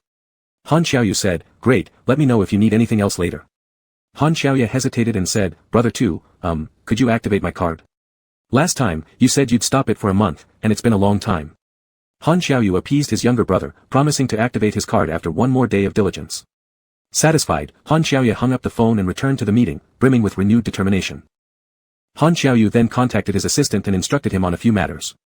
Once finished, he left himself some time to wander around. Perhaps due to Lu Ming being by his side, even the rocks and trees seemed more interesting, not dull or tedious. Lu Ming stayed on the mountain mainly to follow Dean Sun, while Han Xiaoyu observed coldly from the sidelines, not really noticing anything unusual. Lu Ming seemed more like a young apprentice personally guided by Dean Sun, helping out around the teacher and having very little idle time. Not only did he rarely get a chance to talk with Sun Boxian or Su Tu and their fellow martial arts brothers, but during meals, they would just exchange a few words, crack a joke. Lu Ming had good social skills and clear thoughts. Dean Sun didn't hold back, sharing knowledge and insights generously and being particularly patient with Lu Ming, showing high expectations for him. Sun Boxian and Su Tu had already completed the rubbings and started to assist Dean Sun in taking students out for plein air painting sessions. The two were older, especially Sun Boxian, who originally taught in the oil painting department, had solid foundational skills, and was perfectly capable of guiding the students in some quick sketches. Occasionally, when Han Xiaoyu went over to chat with Su Tu, he had also seen Sun Boxian's paintings. They were indeed talented but carried an air of arrogance. Considering his father was a renowned painter, and Sun Boxian came from that group of children associated with the art academy on Yabao Alley, it was normal for him to have such a high opinion of himself. Su Tu said, "Boxian is usually pretty good, he just doesn't like things related to capital management." Though Su Tu spoke gently, Han Xiaoyu understood clearly. He directly said, "Then don't hang the paintings in galleries to sell them. If they're meant to be seen by others, you should be open to criticism." Su Tu, standing firmly on Sun Boxian's side, sighed after years of artistic creation, who wouldn't want both acclaim and success? But many painters only gain fame after they die. When you put your work up for exhibition, all kinds of comments will come flooding in. Some artists are magnanimous enough to simply listen and keep painting. Others may dwell on those criticisms and end up wrestling with internal torment before continuing. Those who can withstand criticism are saints. Honestly, whenever I hear someone who knows nothing about art say my work is messy, I feel like getting into a fight. Han Xiaoyu responded, "This has nothing to do with capital, it's your own problem. I'm just venting to you." Su Tu waved his hand dismissively, motioning him to sit down as he handed over a cigarette. After smoking a puff, he sighed, "I didn't recognize you at first, but once Boxian mentioned Su Shizhai, I knew exactly who you were. Don't blame him for having prejudices against you. Last year, 5 artists you promoted, 3 of them completely tanked, right?" Han Xiaoyu held the cigarette to his nose, sniffed it, and made no reply. I know you wanted to find talents without sticking to rigid rules, that's why you recruited newbies from outside who haven't attended formal institutions, but not everyone can handle the pressure of promotion. Su Tu didn't mention the senior painter criticized by Han Xiaoyu even once, but he frowned, saying, you might focus more on the benefits brought about by these promotions, but paintings aren't entirely commodities, how should I put it? The artist actually needs a better environment. Let me give you an example using Lu Ming. Han Xiaoyu's eyebrows twitched slightly as he looked at him. Su Tu continued, look, besides holding on to one's inner integrity, advancing in painting requires shedding another 2 layers of skin. One layer comes from within our circle, where we evaluate each other's works, the second layer is submitting the works for so-called commercial value assessments. The former isn't too bad, but the latter mainly depends on luck, it's like standing there with your skin peeled off while people critique every part of you. Lu Ming is too young, not just Boxian, but I'm also hesitant to see him go through this. Han Xiaoyu smiled faintly and asked, what do you think I'll do to Lu Ming? Su Tu grinned widely and said, it's not like that. Lu Ming's painting is good. The teacher wants to take him on as his last disciple to nurture him. Promoting him sooner or later is inevitable, but now we're all reluctant to let him go yet, we prefer to keep him around for more competitions to build up a solid foundation. Who does we include? The teacher, Boxian, and me. Su Tu pointed towards the backyard and laughed, the old man treasures Lu Ming so much that he protects him even more tightly than he would his own son. Han Xiaoyu smiled and shook his head, I won't force him. I'll follow Lu Ming's decision. Su Tu came to warn subtly but felt relieved after hearing this. He began treating Han Xiaoyu as a brother and saw that he kept the cigarette in his hand unlit. He teased, do you not smoke? Han Xiaoyu looked at the cigarette, slightly smiling, not exactly, I'm afraid my partner might get upset if she smells it. Su Tu joked, I wouldn't have guessed that. So strict family education, huh? Han Xiaoyu nodded, that's correct. Su Tu added casually, speaking of which, Lu Ming has recently started seeing someone. Before, he used to play cards with us frequently, but now he spends most of his days sending text messages on his phone. Only these past few days, because he's been busy assisting the teacher, has he managed to act somewhat normally. Oh. Han Xiaoyu responded absent-mindedly, what's she like? Su Tu thought for a moment, honestly, I haven't met her yet, but I heard she has a great figure, so she must be quite beautiful. Han Xiaoyu. The two were having a good chat, and when Lu Ming arrived, Su Tu happened to mention him, we were just talking about you. Things here are almost done, with me and Boxian around, we can manage. You should tell the teacher, since Mr. Han has come over, why don't you go back with him? It's on the way anyway. Lu Ming glanced at Han Xiaoyu, then looked at Su Tu, puzzled, what have you been telling him? Su Tu replied, about your girlfriend. Han Xiaoyu said, that's right, I heard you have a great girlfriend. You should go back and visit her. Young couples shouldn't be apart for too long or their feelings might run into trouble. Lu Ming. Problems like you dream of. I shouldn't have indulged you last night. Chapter 34. After staying in the temple for 3 days, the time flew by quickly. Dean's son had already finished helping with everything, and on the last night Lu Ming didn't stay, after notifying the teacher in advance, he left to go down the mountain with Han Xiaoyu. Han Xiaoyu was very busy on the way down. It was obvious that he had accumulated quite a bit of official work, though despite his brief speech, it was clear that he was in good spirits. Lu Ming asked, is everything going well at the company? Han Xiaoyu replied, yes.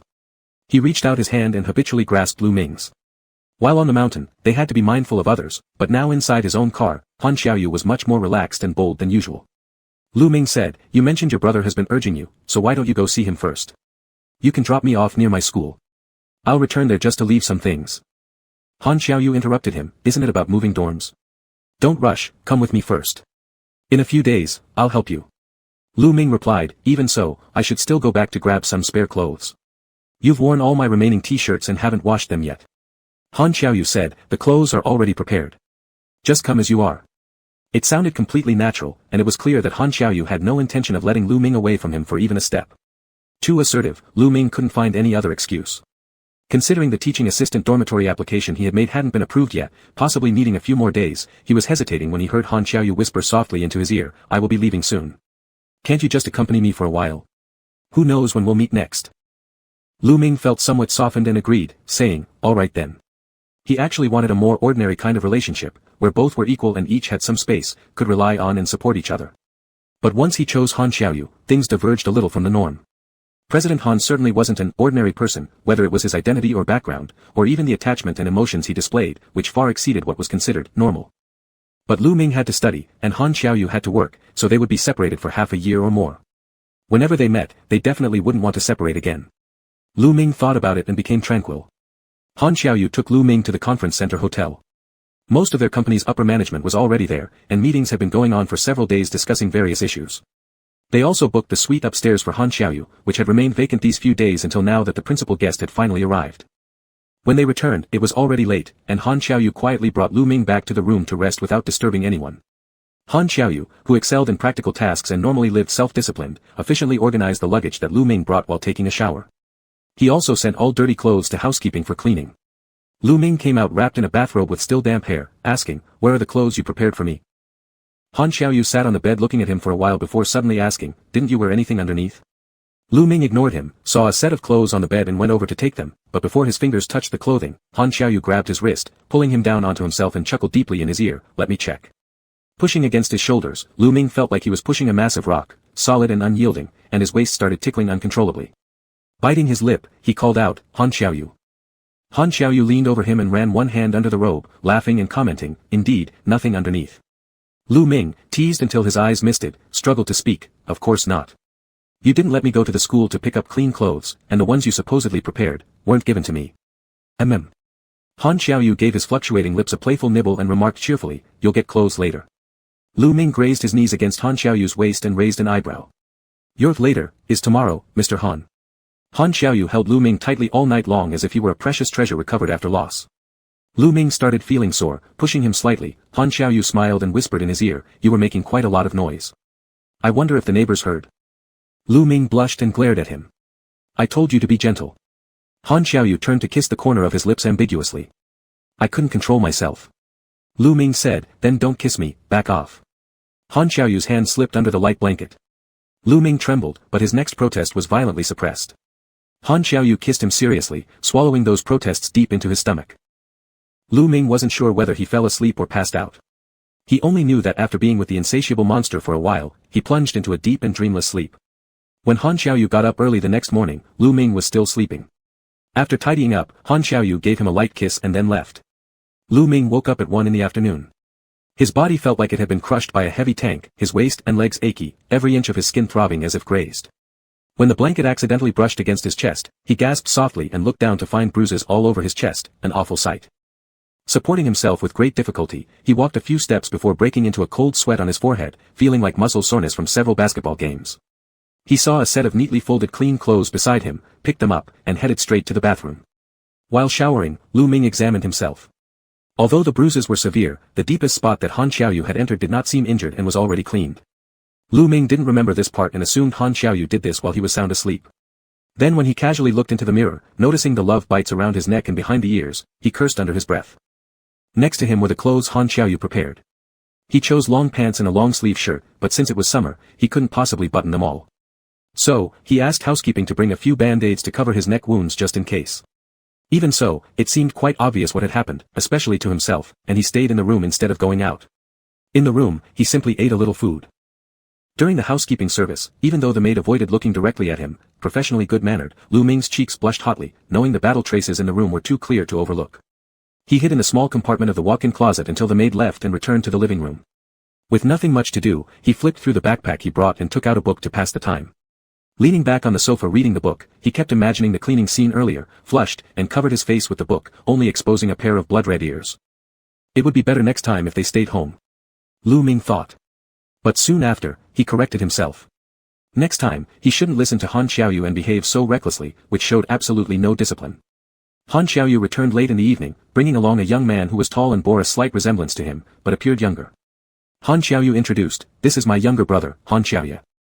The young man stepped forward immediately, seemingly just over 20 years old. His skin was pale, making him look even more feminine and handsome, yet without any sign of femininity. There was a certain charm in his eyes. He greeted Lu Ming actively with a smile, "Hi brother Lu, call me Xiaoyu." Lu Ming. Lu Ming simply shook hands with him, casting his glance at the ruby earring on the young man's left ear and the burgundy shirt he wore, which although flamboyant and slightly ostentatious, suited him well, though a bit flirtatious. Han Xiaoyu also eyed him, scanning once over Lu Ming, who was wearing hotel cotton slippers, dressed plainly, clean and neat, standing or sitting there beautifully, with a somewhat complex expression, so this was the type his second brother liked, high and cool. After a brief introduction, Lu Ming turned to look at Han Xiaoyu. Han Xiaoyu said, "No need to be so formal, we're family." Han Xiaoyu raised the bottle of red wine he was holding to liven up the atmosphere. "First time meeting, I don't know what brother Lu likes, but I've just got a decent bottle of red wine, want to try it together?" Lu Ming nodded, "Let me get some glasses." After Lu Ming went inside, Han Xiaoya nudged his older brother's arm and smirked, "Brother, you two were quite wild last night." Han Xiaoyu raised an eyebrow at him, "Don't talk nonsense." Han Xiaoya chuckled, "Do you think you can hide it from me? It's all obvious. This morning, I saw your refreshed appearance and guessed you slept well. And brother Lu's neck." He pointed at Lu Ming, teasing in a low voice, "What a mess you made on him, I bet he hasn't left the room all day." Han Xiaoyu's lips curled slightly but quickly disappeared, "Talk less, won't hurt to be quieter." Han Xiaoya said, "But I didn't say anything wrong." Han Xiaoyu said, "He doesn't like hearing those things, so be mindful in the future." Han San lightly touched the wine bottle, sliding his finger over it as he looked at Han Xiaoyu and smiled, "Brother, you're serious this time. When can I change my address for him?" Han Xiaoyu sat down on the sofa and said, "Soon." Han San found another sofa nearby to sit on, lounging back in a boneless manner. He tapped his fingers on the back of the sofa and sighed, "My older brother and I were guessing about this before. We just wondered what type you like, never expected that you'd pick someone like brother Lu." Han Xiaoyu asked, "Then who do you think I should have chosen?" Inwardly, Han San thought that it was fine with him. Their eldest brother had been worried that Han Xiaoyu might be asexual because over the years, Han Xiaoyu always showed a lack of interest in both men and women. The family elder no longer hoped for Han Xiaoyu to ever grow an interest in romance, so when he actually found someone it came out of the blue. But these thoughts stayed only inside his mind. After all, being hit by his second brother without mercy wasn't something he wished for. After some consideration, Han San hesitated and answered tentatively, "Someone obedient?" Then he shook his head himself and chuckled, "Anyway, not someone so difficult." Han Xiaoyu said, "He is very obedient." The flashy younger brother sitting opposite couldn't help but whistle, leaning closer with a face full of gossip wanting to ask something. But before he could whisper a few words, he received a slap on his head from his second brother. Han Xiaoyu said, "If you want to get beaten, just say so. There's a kickboxing training room right here, I can bring you there." Han San. Chapter 35. Lu Ming went to get a wine glass and came back. The two brothers of the Han family were sitting there chatting. From afar, their styles were quite distinguishable. Han Xiaoyu was very proper, dressed conservatively, with a tall and strong figure, exuding a stronger aura. The youngest brother, Han Xiaoya, on the other hand, had delicate features but gave off an air of danger, resembling the villains commonly seen in TV dramas, someone who has always been smooth sailing through life without much challenge and becomes a public enemy due to his wealth and arrogance, not at all like Han Xiaoyu. Lu Ming got the wine glasses, and Han Xiaoya immediately stood up to take them. He opened the red wine and poured it for everyone, saying with a smile, "This is something a friend of mine got from an elder at home. It said that the rainfall was good that year, making the taste particularly rich. I'm not too knowledgeable about wine tasting, so let's share this as a token offering." Lu Ming usually accompanied the elders at home, occasionally drinking some white spirits, but wasn't very familiar with wine, often quietly listening while sipping it. Han Xiaoyu mentioned a few things about the meeting during the day. When Han Xiaoyu returned to pour him more wine, he leaned over the couch closer to Lu Ming, softly asking him questions like, "Are you hungry?" Seeing Lu Ming shake his head, he smiled and gently patted his hair, looking at him affectionately. After pouring wine for his second elder brother and getting a mouthful of fluffiness from their romance, Han Xiaoya could only sigh internally. Lu Ming drank wine with them for a while, speaking less than usual. Suddenly seeing Han Xiaoyu's family without any preparation made him feel somewhat uncomfortable. Han Xiaoya didn't seem like someone easy to approach in terms of appearance. This time, hearing his second elder brother bring someone home, partly following orders and partly out of curiosity, he came over to meet Lu Ming. Han Xiaoyu said, "I will be gone for a while soon. If anything happens when I'm not around, contact Xiaoya. He does errands quite well." Han Xiaoya respectfully said to him, "Mr. Lu, if you have any issues, please don't hesitate to ask me." Lu Ming said, "Thank you." Han Xiaoya smiled and said, "Don't mention it, we're family, it's our duty." Lu Ming then looked at Han Xiaoyu and asked, "When are you leaving?" Han Xiaoyu shook his wine glass and said, "In about a week." Their conversation wasn't extensive, but every action between them revealed intimacy. Han Xiaoyu's demeanor was evident even to his younger brother, which naturally added respect towards Lu Ming. Han Xiaoya was also considerate, sitting and chatting briefly before heading back. When they left, Lu Ming asked again, "A little over a week? Why are you here for such a long time this time?" Han Xiaoyu said, "Isn't it better longer? I can spend more time with you." He held Lu Ming in his arms, teasingly playing with his hair. Lu Ming's hair was soft, wrapping neatly around his fingers, hanging loosely after letting go, making him appear younger. Han Xiaoyu enjoyed this immensely and finally, unsatisfied with just his fingers, planted a kiss, lightly touching before pulling away, whispering, "Stay by my side these few days, I miss you." Lu Ming originally planned to visit Han Xiaoyu during his summer break. Now that he was back, there was no rush to leave. Without hesitation, he nodded and said, "All right." Han Xiaoyu had more meetings, but in the evenings, he seemed to have plenty of energy. After 4 or 5 days, Lu Ming felt sufficiently pampered and did not allow further indulgence. Han Xiaoyu probed at his limits and slightly restrained himself, adjusting his manner of speaking to another style. "I have a few more days left. I don't know how long I'll be gone, but judging by the progress, it might take a long time. We may meet again only when you have a vacation. How far away is your winter break? A bit tired, handling them is okay, but I'm worried I won't adapt once I return. Once I go back, I'll be alone. Mr. Han looked at Lu Ming earnestly repeating this twice, and each time, Lu Ming's heart softened. Even though Lu Ming knew this person was often feigning pitiful, there were only a few more days left. After hesitating, Lu Ming slightly backed down. A week passed quickly, and Han Xiaoyu didn't mention leaving. He only said that he still had a few free days and wanted to help Lu Ming move some items. There wasn't much in Lu Ming's dormitory, a pot of flowers he cultivated and several large paintings, but the paintings had already been taken by someone else. When he inquired downstairs with the caretaker, the latter mentioned that it was taken by those from the graduate school. Guessing that his senior Su Tu might have helped, he didn't inquire further and took only the flower he'd grown for 2 years and a ceramic cup he was used to using. Upon seeing what Lu Ming was holding, Han Xiaoyu asked curiously, "Just these few items?" Lu Ming said, "Yeah, that's about it. The graduate school will issue new stuff. We can buy whatever we're missing when the time comes." Han Xiaoyu took the things from Lu Ming's hands. In the flower pot were a few plump and cute succulents, looking like little bear paws with pink tips. They had branched out and grown strong. Though Han Xiaoyu wasn't very familiar with flowers or plants, he found Lu Ming's planting delicate and beautiful. He glanced more than once at the cup in Lu Ming's hand and said, "This one is quite unique." Lu Ming smiled and said, "I made it a couple of years ago while playing around with clay. I've gotten used to it, so I'm too lazy to switch." Han Xiaoyu got interested and examined it carefully. The more he looked, the more satisfied he was. On the pure white base were 2 burnt lotus seed pods, translucent white and shiny green, full of vitality. Seeing Han Xiaoyu holding onto it without letting go and not returning it, Lu Ming teased him, "You like this? I'll burn another one for you later." "Good," Han Xiaoyu replied. Then he asked, "When?" He asked confidently as if expecting Lu Ming to create one on the spot. Lu Ming thought about it and said, "It will take at least over a month. This kind of clay is hard to find now. I'll ask my teachers later. Also, the pigments need grinding." Han Xiaoyu then suggested, "Why don't we exchange gifts?" Lu Ming asked curiously, "What gift?" Han Xiaoyu looked at him and said, "The last time you won during a basketball game, I promised to give you a present. Don't tell me you forgot." Lu Ming really couldn't recall, but with his mention, he remembered and asked, "Oh, that. Have you prepared it?" Seeing him nod, Lu Ming spread his hands and said, "I haven't prepared anything. At that time, I was about to book tickets. I thought just being there would be surprising enough."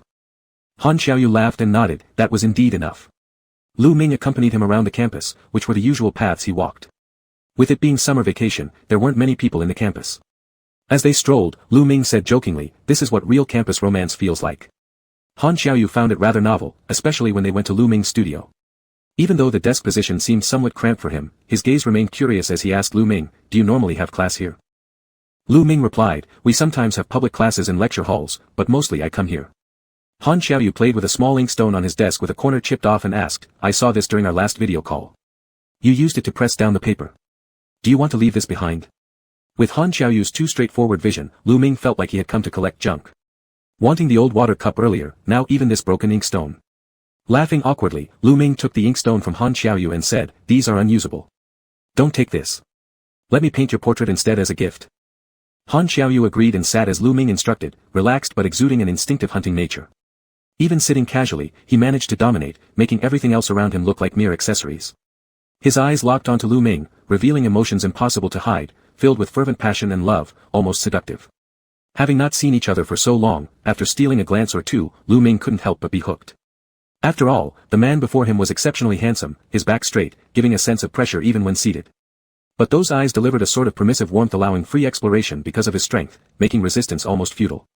As their eyes met, Lu Ming instinctively averted his gaze, lowering his head and hastily sketching a few strokes. His heart quickened its pace. Han Xiaoyu kept staring at him uninterruptedly, boldly and frankly, but the heart inside his chest was pounding powerfully, just as if, for many years, it was discovered awakening for the first time. "If I had seen you for the first time in this studio." Han Xiaoyu started. Lu Ming paused, looking at him confusedly. "I probably wouldn't have waited for some skiing opportunity to be alone with you." Han Xiaoyu gazed at him intensely, eyes profound. Lu Ming squinted at him, unsure who initiated first, or perhaps both were drawn towards each other. A kiss followed quietly, hiding in the corner behind the curtains in the classroom, stifling their sounds. Lu Ming tried to suppress his voice, his ears turning red enough to bleed when bitten. His trembling hands rested on Han Xiaoyu's shoulder, whispering softly. When Han Xiaoyu leaned closer to hear what Lu Ming was saying, his fire was reignited. Lu Ming still looked up at him, eyes slightly red, brimming with moisture. Han Xiaoyu gave into a round near the desk. Not fully going through with it, but helping Lu Ming along by touching below his legs. Even with such moderation, Lu Ming was left weak in limbs. Afterward, Han Xiaoyu took all the things, saying he would help Lu Ming move house. However, he didn't go to the graduate school. Instead, he drove with Lu Ming to a nearby high-end residential community. Lu Ming was still feeling lazy, the previous sensation not yet subsiding.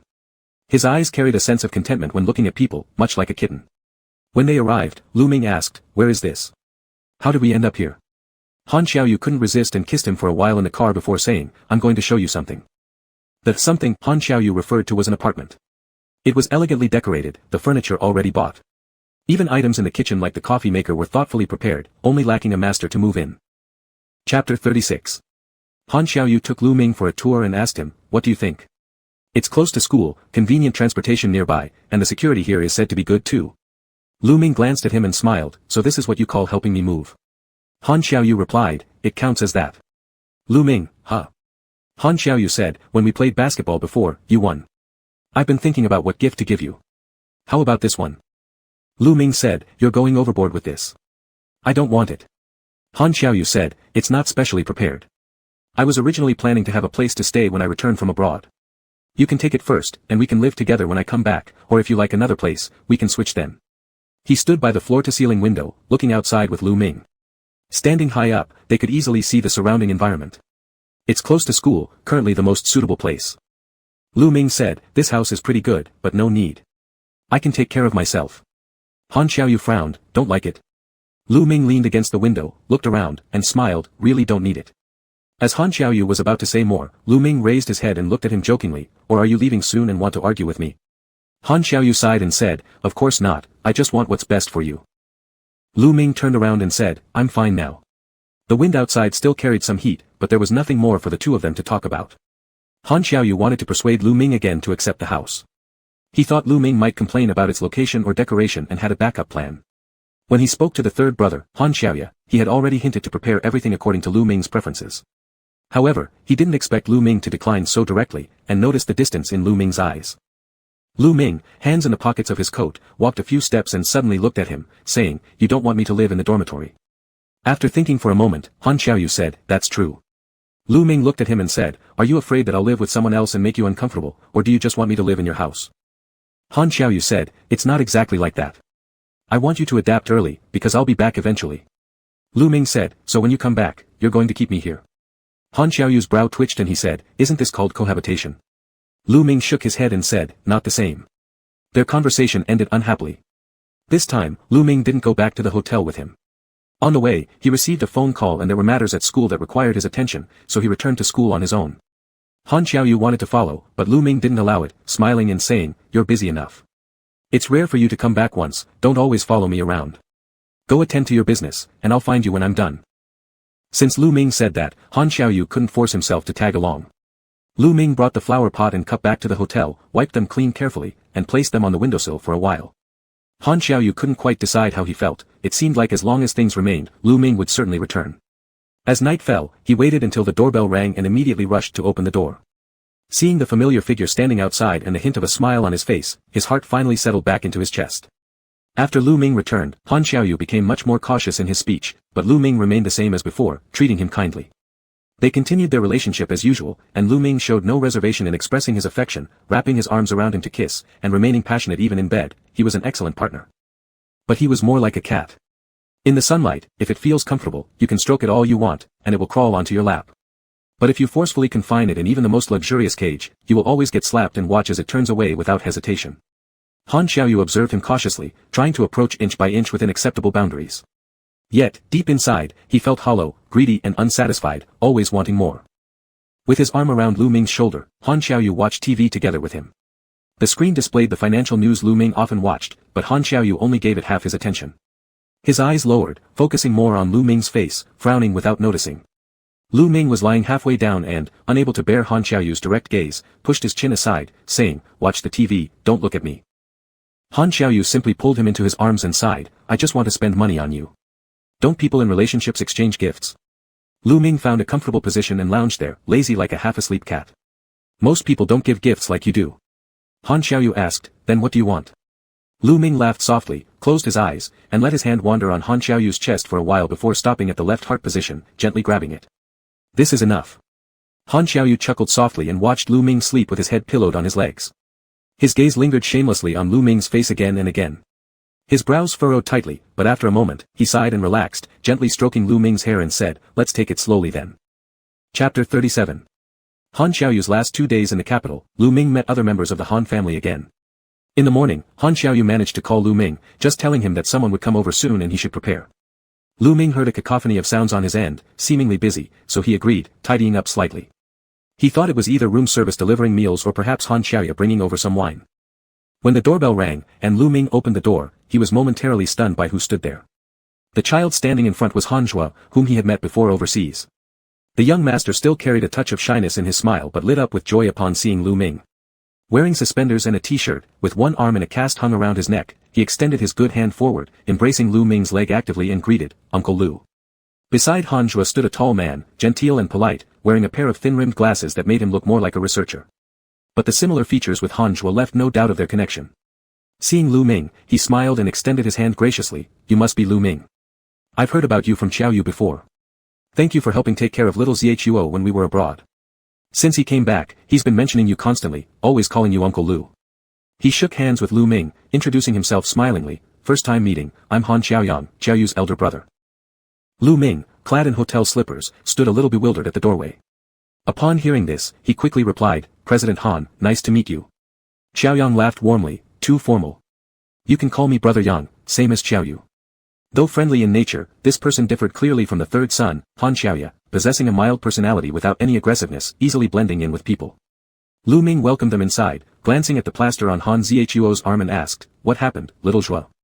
Is it serious?" Big brother said, not paying attention, "Tripped, slight fracture, already got the plaster on. No big deal, almost healed." Lu Ming bent down to pat the boy's head and asked him, "Does it hurt?" "It hurt a few days ago, but now it doesn't hurt anymore." Han Zhuo, lively like a puppy, wagged his tail once touched. "Look, I suddenly came without prior notice, did I interrupt your rest?" Xiaoyang adjusted the glasses on his nose bridge and looked helplessly at his son beside. "Actually, I planned with Xiaoyu to have dinner together on his final day here. But the third one slipped out your name, and after hearing it, little Zhuo kept insisting on visiting you." His visit purpose was pure and straightforward, completely requested by the child at home, and also as a gesture of gratitude. Han Xiaoyang also brought a gift, a small box of cakes, which he politely handed to Lu Ming upon placing it on the table. As they were about to leave, the young Han Zhuo hadn't realized yet. Looking at Lu Ming and then at the cake, he tilted his head and said to his father, "But Uncle Lu hasn't eaten it yet?" Han Xiaoyang squatted down and said, "Uncle Lu has other things to do and will eat later. Be a good boy, go to the conference with Daddy, just wait next door. Uncle Assistant will play with you." Han Zhuo stood there, looking somewhat unhappy, not really wanting to go. Han Xiaoyang, being very patient, didn't force the child but instead knelt down and earnestly explained to him, voice soft and gentle. Han Zhuo blinked at Lu Ming with an injured expression, his arm in a cast looking particularly pitiful. With lips quivering and near tears, he was preparing to nod when he heard Lu Ming speak up. "If Brother Yang is okay with it, little Zhuo can stay with me today.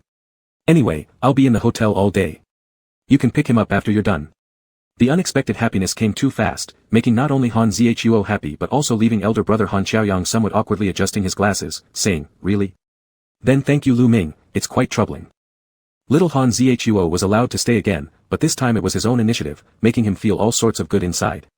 The young master tried not to show his excitement but struggled mightily with one hand to lift the cake box to Lu Ming's front, presenting it proudly, "Uncle Lu, this is especially delicious. I ate one in the morning and deliberately brought it for you." Lu Ming opened and looked, inside was a small piece of jujube paste cake, not extravagant at all. Yet when he picked it up and took a bite, he soon heard a loud sound next to him, the child audibly swallowing saliva. Lu Ming turned towards him and gently pushed it his way, "Do you want a bite?" Han Zhuo watched the cake intently but shook his head, saying with a finger in his mouth, "I have to ask Dad." Lu Ming's heart melted as he continued nibbling on the cake while watching him swallow saliva. This reminded him of Fang Jingyao's childhood, his 4-year-old nephew who knew how to lick an orange all over to prevent other cousins from stealing it. Lu Ming savored the little master's longing eyes before putting half of the jujube paste cake back into the box and smiled at him. "All right, I'll save these for you. We'll call your dad around noon and see if he lets you eat it, okay?" Han Zhuo nodded with a dignified look, his admiration for Lu Ming increased significantly. Unable to contain himself, he ran over and hugged Lu Ming's leg.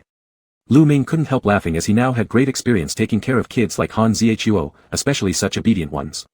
Generally, providing Han Zhuo with some pens and a drawing book would keep him entertained for a whole morning without affecting his other tasks.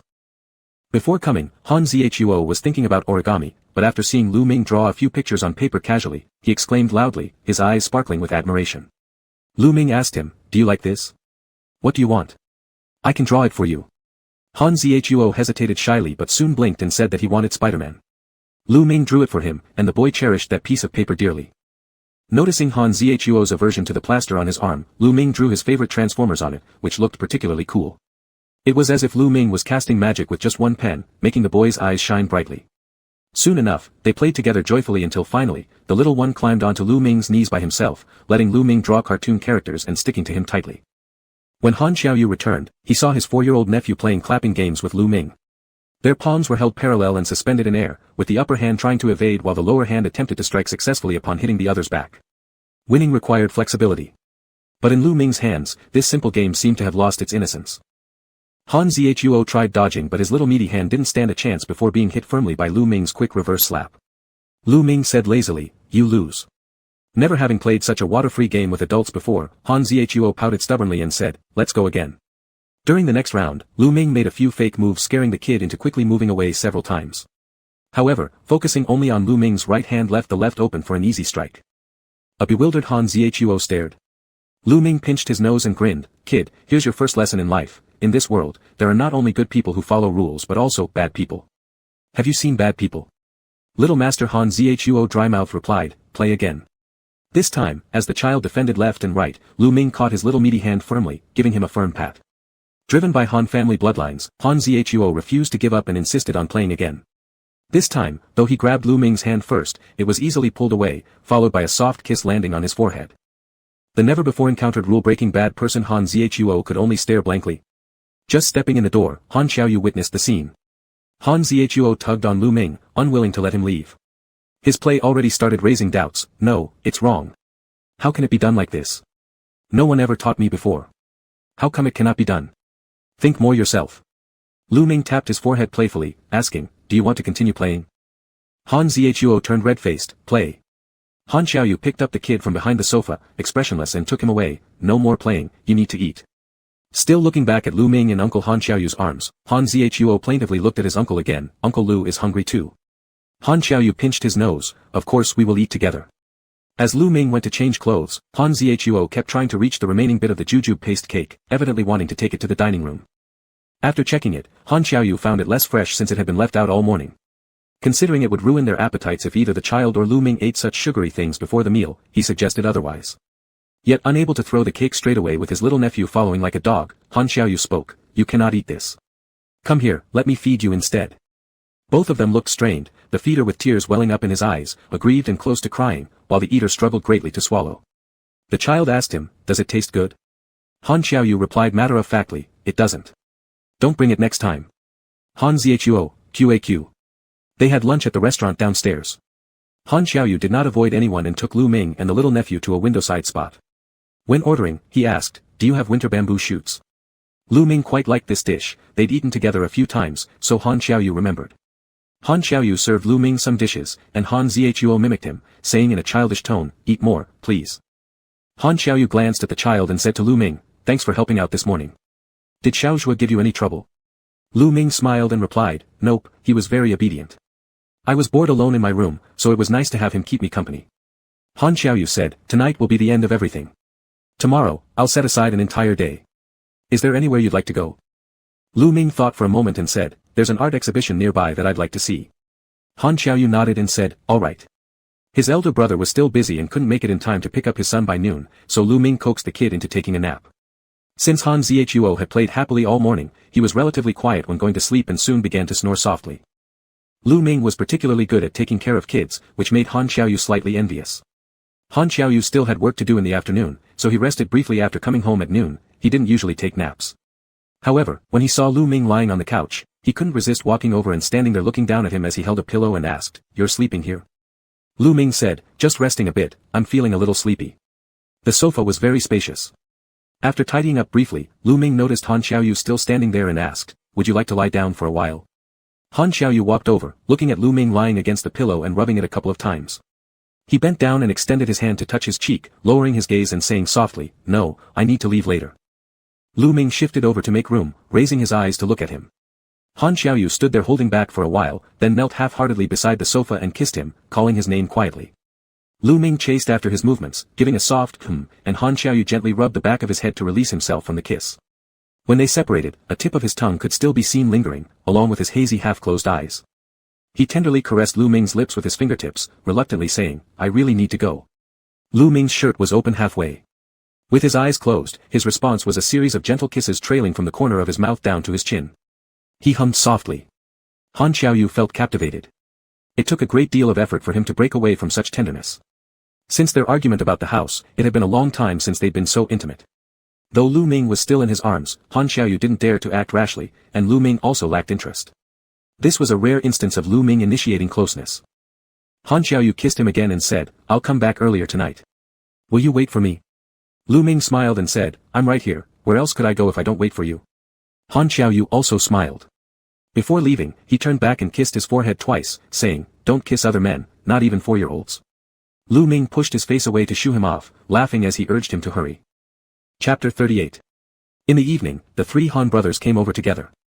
When the youngest brother, Han Xiaoya, saw his nephew sitting carefree on Lu Ming's knees, surprise flickered in his eyes. He had heard that the child had slept here at noon as well, and he smiled, saying, "This is quite rare. Xiao Zhuo rarely gets so close to people. It seems like there's a special bond between him and brother Lu." Han Xiaoyang chuckled and picked up his son, thanking Lu Ming with unusual warmth and politeness. He then added, "If Lu Ming has nothing else to do tonight, would you like to join us for dinner? Joey will be leaving soon, so this can serve as a farewell gathering." Lu Ming nodded in agreement. Han Xiaoya glanced at his face briefly before quickly shifting his gaze to his second brother, noticing how despite not showing it outwardly, his second brother seemed relieved. For a moment, Han Xiaoya was curious about their interaction. Han Xiaoyang found a nearby restaurant. It wasn't often that the three brothers gathered like this, especially seated together. When all three adults and one child focused their attention on Lu Ming, he felt immense pressure. Han Xiaoyang looked at Lu Ming as if observing some kind of small animal, with curiosity but also an elder's concern, whereas Han Xiaoya, who hadn't yet fully settled down and lacked the steadiness of his older brother and the polish of his second brother, thought he had been courteous enough. But his overly obvious inspection earned him a kick under the table after just a few moments. Seated beside him, Han Joey placed the menu in front of him with a serious expression and asked, "Order the dishes." Not daring to look around anymore, Han Xiaoya bent his head over the menu. Consulting with Xiao Zhuo, they ordered 2 dishes. He also inquired whether there were any small cakes available, ordering the smallest one as dessert after the meal. As the eldest brother, Han Xiaoyang kindly asked Lu Ming about some trivial matters. His attitude remained consistently gentle, and because his questions were direct yet open-hearted, he learned many things from Lu Ming that Han Joey hadn't usually heard. This made Han Joey slow down the peeling of shrimp shells and pay closer attention. "There are 2 sisters at home." "Yes, I'm not an only child. I've been studying painting for a long time, more than a decade already. Previously, my father practiced with me. The elders at home simply enjoy calligraphy and painting as a hobby, occasionally painting something when they have spare time, without any renowned works. My father has retired, but he is still in good health. Thank you for your concern." Question by question, Lu Ming answered slowly but avoided nothing. Han Joey placed a dish of peeled shrimp next to him, interrupting, "Eat first. Once it cools, the taste won't be as good." It was the first time Han Xiaoyang had seen Han Joey taking such detailed care of someone, so he couldn't help but glance a couple of times and smiled, deciding not to ask further questions. Subsequently, he shared a couple of interesting stories about Xiao Zhuo. Discussing children or pets easily resonates with others, and the dinner passed pleasantly. After dinner, Han Xiaoya drove ahead with his elder brother and nephew while Han Joey accompanied Lu Ming walking behind. Han Joey returned to the country with great fanfare, at a time when the Han family was preparing for major moves, thus attracting much attention. When they reached the entrance of the restaurant, someone recognized him and greeted him. Their glances lingered curiously on the young man beside Han Joey. However, upon being introduced simply as a friend, no further inquiries were made. With a cold personality, the person retreated without pursuing further questions. Having lived in the capital for many years, they knew bits about the Han family. Mr. Han intended to hand over the company to his sons. Except for the youngest son who was still studying, the other 2 had started taking over gradually. Unlike the eldest son who had been trained for years alongside Mr. Han, the second son assumed family duties silently, seldom smiling, appearing cold and aloof like a spear encased in ice, exuding chill from miles away. The reins of power in the Han family would eventually end up in his hands. Unwilling to talk further, naturally, no one dared disturb him. After retrieving his car, he soon left with Lu Ming. Back at the hotel, wrapped in a bathrobe, Lu Ming sat quietly gazing out the window, lost in thoughts about the lights far away. Drying his hair, Han Joey emerged from the bathroom, glanced at him, and approached, gripping his hand to ask, "Are you upset?" Big brother didn't mean anything by it, he treats everyone this way. Even Xiaoya's classmates went through the same round of questioning when they visited, just out of concern. Realizing what Han Joey meant, Lu Ming smiled and said, "You're overthinking it. They're all great. I'm not mad." Han Joey rubbed his thumb gently across the back of his hand and asked, "Then what are you thinking about?" Actually, Lu Ming noticed the three brothers together and suddenly felt homesick. At this time of year in the past, there were always many people around him. The Lu family had many boys, and although his generation was older, their ages were similar. It was always lively and bustling around him. But this year, only Han Joey was by his side. He reached out to stroke Han Joey's face, looked at him for a while, and then started a conversation. "I was thinking about you. You don't look like your elder brother or your younger brother." Han Joey raised an eyebrow and said, "So which one do you prefer?" Lu Ming sat there for a moment, feigning a look of being unable to choose. Han Joey sat closer and pouted with jealousy. "Do you really need so much time to decide?" Lu Ming smiled and said, "I was just teasing you." He touched Han Joey's face and leaned in to give him a kiss, saying, "I like the kind like you." Han Joey leaned down to kiss him back for a bit, almost losing control. Lu Ming suddenly pushed him away and looked at Han Joey warily. "You're not going to let me meet anyone else from your family again, are you?" Han Joey played with his hair for a while without answering, instead asking, "Who else do you want to meet?" Lu Ming said seriously, "I'm being serious." Han Joey also chuckled and said earnestly, "I'm also serious, there's no one else. This time it was just my brother and Xiaoya coming to the meeting." Lu Ming let him hold him and kiss him for a while. When Han Joey lifted him up and brought him to the bed, he whispered softly in his ear, "I'm not ready yet, give me some time." Han Joey's heart swelled with warmth, carrying an indescribable sweet flavor. He tenderly said, "All right." The two worked through the night until midnight. Over these days, Han Joey had gradually and methodically moved forward, and today they could finally go all the way. Initially, Lu Ming was cooperative, but later on, the pain became intense. Kneeling on the bed, he stretched out his hand to touch the rear, gripping the remaining part of Han Joey's erect member still outside and urging him to pull out, pleading, "No, it's too big, I can't take it anymore." Han Joey pushed a little further inside and said, "You can." Lu Ming bit his lip, making a soft sound deep in his throat, emitting an as he got pushed into, sounding pitiful like a small animal. Han Joey reached out to feel the fine sweat on Lu Ming's forehead, staying inside him for a moment before slowly flipping him over. Lu Ming cried out, his eyes even watering, tightening involuntarily when touched at a certain spot inside him, greedily swallowing in and out like savoring something.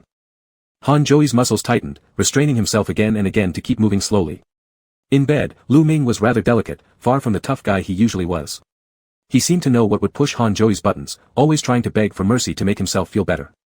He knew this was inevitable, but the stimulation was too intense. Once, he nearly lost bladder control, and now, he could only hope Han Joey wouldn't discover it, because if Han Joey knew he was begging for this very reason, he'd refuse to listen to a word Lu Ming said in the future, insisting on doing things until Lu Ming cried.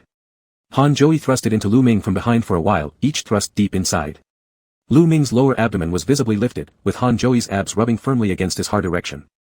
The sensation made his toes curl, his mouth more resistant than ever, but the little mouth below was more truthful, sucking to prevent Han Joey's large member from pulling out completely, resulting in lewd wet sounds. As he couldn't resist using his hands any longer, he hugged Han Joey's neck and begged in his ear, uttering things like, "What is this thing growing so big for? I won't come, let it out quick," etc., behaving like a dainty young master who couldn't endure the hardships, wanting to escape but having nowhere to run, and could only cling to Han Joey pleading for relief. Lu Ming usually spoke lazily and slowly, but at this moment his voice carried a slight tremor. Hitting the deepest point, his tone rose, akin to cooing. Han Joey glanced at him, leaned down, and forcefully thrust twice more. Lu Ming clenched his lips to suppress any sounds, yet his panting carried a slightly moistened nasal undertone, like someone bullied into crying. Han Joey loved this setup of his, the more he cherished Lu Ming in his heart, the harsher force he used, as if insatiable. Lu Ming moved closer, brushing his lips against Han Joey's cheek, pleading, "Tomorrow we have to visit the art exhibition, you promised me." Han Joey covered Lu Ming's eyes with his hand, preventing him from seeing the deep blackness in his own gaze under the night. "I know." Lu Ming tried to speak again, but Han Joey grabbed him and kissed him forcefully, sucking on his lips and tongue. His tongue entered mimicking the increasing speed below, brutally ing his mouth. Lu Ming's whole body was filled with Han Joey's dominant smell. Under his pressure, Lu Ming almost couldn't breathe. In a daze, one of his legs was lifted and curled around Han Joey's waist. The person pulled out his erection, rubbed the tip against the wet opening a couple of times, then slowly pushed it back inside. Lu Ming couldn't call out as his voice was swallowed by Han Joey's kisses, while his tongue was bitten again and again. Inside him, he was teased at the most sensitive spots until soon, the sensation turned painful and unbearable. Unable to tolerate it any longer, Lu Ming hugged Han Joey tightly and begged quietly for relief, unable even to form coherent sentences. His body trembled uncontrollably. Han Joey turned him over onto his side, grabbing his waist to roughly thrust into him. The large dark purple erection went in and out, making Lu Ming's buttocks quiver violently as he gripped the bedsheet and begged through his teeth, slower. I can't take it. The more he cried out Han Joey's name, the harder Han Joey thrust without saying a word. Before long, Lu Ming reached climax first, his entrance tightening hard, which made Han Joey's breathing heavier. Holding Lu Ming's waist, Han Joey lifted his leg again and kept pressing him down, thrusting nearly 100 more times before Lu Ming lost consciousness from exhaustion, only feeling afterward that Han Joey had ejaculated inside him. After being dazed for a moment, Lu Ming felt the rear entrance still swollen and reached back to touch it. Pulling out Han Joey's semi-hard member that stimulated him again upon leaving, Lu Ming shivered slightly, muttering hoarsely, "Stop, you're hurting me inside." Han Joey backed out, replacing his member with fingers to check. Lu Ming completely regretted saying that last sentence. Han Joey kissed him gently, "No bleeding. Let me take you to shower and apply some medicine." Lu Ming's protests were ignored. When they left the bathroom, he didn't even have the strength to lift his hand and immediately collapsed on the bed, falling into a deep sleep. The next day, Lu Ming still visited the art exhibition. Only this time it was in the afternoon. It was the final day, and nearing closing time, so only a few visitors made the gallery seem quiet. Lu Ming brought a camera to take photos. He moved slowly, stopping occasionally to take a few shots, appearing very professional. Han Joey followed behind slowly, looking at both Lu Ming and the paintings. The exhibition was organized by the younger generation of Mr. Ren, an old master. Many of the works displayed were antiques. Mr. Ren passed away during the Cultural Revolution when many of his artworks were lost, but the younger generation worked tirelessly to recover some of them. Fortunately, given his relatively modest reputation, these artifacts were pieced together to create a personal art show, serving as a tribute to their elder. Although Mr. Ren himself wasn't famous for his calligraphy or painting, he associated with several prominent artists whose handwritten letters were exhibited there. Among them were even 2 letters exchanged with Bai Shi, the great artist. It was rumored that the family once owned 2 insect-themed paintings gifted by Bai Shi, but those were lost early on. Despite seeing them in auctions, their prices had become unattainable. Lu Ming took photos of a few invitations. At the time, materials were scarce, so there was no fancy decoration. Plain white paper was cut and inscribed in small neat characters, inviting guests to visit the Wangfujing calligraphy shop address. The handwriting was beautiful. Staring at one for a while, Lu Ming suddenly said, "This is Master Dai Shan's writing." He also helped Mr. Ren with a few pieces. Han Joey walked over and glanced at it. Having little expertise in such areas, the change in font made it harder for him to recognize, so he simply replied, "Is that so?" Lu Ming seemed rather fond of it and took multiple pictures. "I didn't expect this pleasant surprise. I can share it with everyone later." Han Joey teased, "Do your fellow apprentices like Master Dai too?" Lu Ming replied, "Not exactly, it's an online forum." He looked down at the photos he'd taken, satisfied with the quality before putting down the camera. "Back when I loved calligraphy and paintings, I started a specialized arts forum with a few friends. Members would take photos of exhibitions wherever they went and post them for others to exchange thoughts. It was quite convenient." Han Joey showed some interest, asking, "When did you start this?" Lu Ming answered, "In high school, a long time ago." Han Joey imagined what Lu Ming must have been like in his teens, probably speaking lazily while looking up at people, challenging when not smiling and sweetly clinging like a cat when he did. Someone impossible to let go of, perhaps. Amused by his own thoughts, a slight smile appeared on Han Joey's lips. The two continued wandering until the exhibition closed. As Lu Ming left, he felt deeply satisfied, humming a song, appearing to be in a good mood just like before Han Joey gave him the house. Han Joey finally had to leave on the 10th day. When he was about to go, he really wanted to buy a ticket for Lu Ming as well. But Lu Ming said, "Never mind. If I go now, I'll only be back in 2 days, so let's wait for next time." Only then did Han Joey give up the idea. However, when Lu Ming came to see him off at the airport, Han Joey kissed him behind one of the pillars. Lu Ming closed his eyes and responded to the kiss. Han kept kissing until it almost hurt. Lu Ming bit his lower lip gently, leaving a mark, which finally made Han stop. Han Joey said, "Send me your class schedule after school starts." Lu Ming's lips were still red, but he nodded in agreement. Han Joey reached out to touch his lips, staring at them for a while before picking up his luggage and leaving. As soon as Han Joey left, Lu Ming received a call from the school saying that an assistant professor dormitory room had been approved, and there was one still available. They asked him to go fill out the forms and move in as soon as possible. It seemed too coincidental. The apartment was clearly much better than the one he'd been waiting for, and Lu Ming suspected Han Joey had done something. But since Han was still on the plane and unreachable, Lu Ming could only go to the school first and sort out the procedures. Lu Ming had already packed most of his belongings earlier. He didn't have much, just one suitcase. He also carried a potted plant with him. Before leaving, however, he couldn't find his cup no matter where he looked. Because the school was rushing him, he stopped looking, moved in, and started unpacking.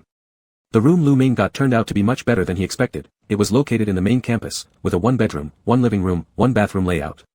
The attached kitchen was fully equipped, more like a bachelor apartment. The conditions were so good that it almost felt prepared for professors instead. He had checked the school's treatment for teaching assistants before. They usually shared rooms or rarely got a single room, all located in the old buildings, without such excellent conditions. After settling down, Han Joey's plane landed. Han called Lu Ming just as Lu Ming returned from the supermarket. With shopping bags piled casually on the table, Lu Ming started a video call with him, saying, "Are you there yet?" Han Joey was sitting at home, his suitcase open with unpacked luggage. "I've just come through the door." "Where are you?" Lu Ming, hearing how natural the question sounded, thought perhaps the dorm issue wasn't related to Han Joey after all. Half-jokingly, he replied, "Thanks to your good luck, I've been assigned a dormitory, and the conditions look pretty good, not at all what I expected for my level as a junior teaching assistant." Han Joey didn't appear surprised, merely letting Lu Ming show him around the new place and slightly nodding in approval. The calmer Han appeared, the more suspicious Lu Ming became. He asked, "Is there something you're hiding from me?" Han Joey paused a moment and said, "There might be one thing." Lu Ming said, "What is it?"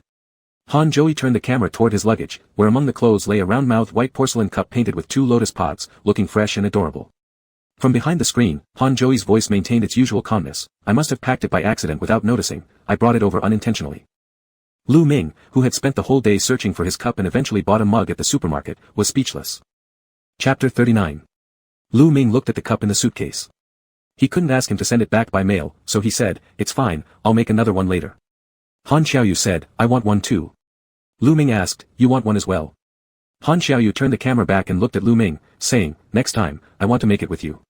Upon hearing that, Lu Ming felt a bit of longing right after leaving, agreeing, "All right." Lu Ming spent a day tidying up things in the dormitory. After arranging them slightly, he took his luggage and returned home. Fang Jingyao was the first to get the news and immediately ran happily to his grandmother's house to see Lu Ming. He arrived earlier than Lu Ming, standing by the gate eagerly waiting for Lu Ming's return. Fang Jingyao had enjoyed an unrestrained summer holiday. In just over half a month, he had tanned into a wheatish color and grown a little taller, becoming a handsome and lively teenage boy. When he saw Lu Ming get out of the car, he rushed forward in 2 steps, hugging both Lu Ming and the bag tightly, rubbing his head against Lu Ming's shoulder and grinning with white teeth, saying, "Uncle Xiao, I've missed you so much." Lu Ming smiled and said, "Let go quickly, go help me take the luggage from the back."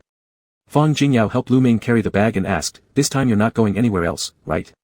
Lu Ming said, "I'll spend some days with you, I have other arrangements." Fang Jingyao let out a somewhat disappointed sound and shuffled behind him slowly into the house, discontentedly asking, "Where are you going?" Lu Ming said, "There's a project with the teacher that needs my help. This time, I got more than half a month off, which is already good. In the future, there might be less vacation time during winter and summer breaks."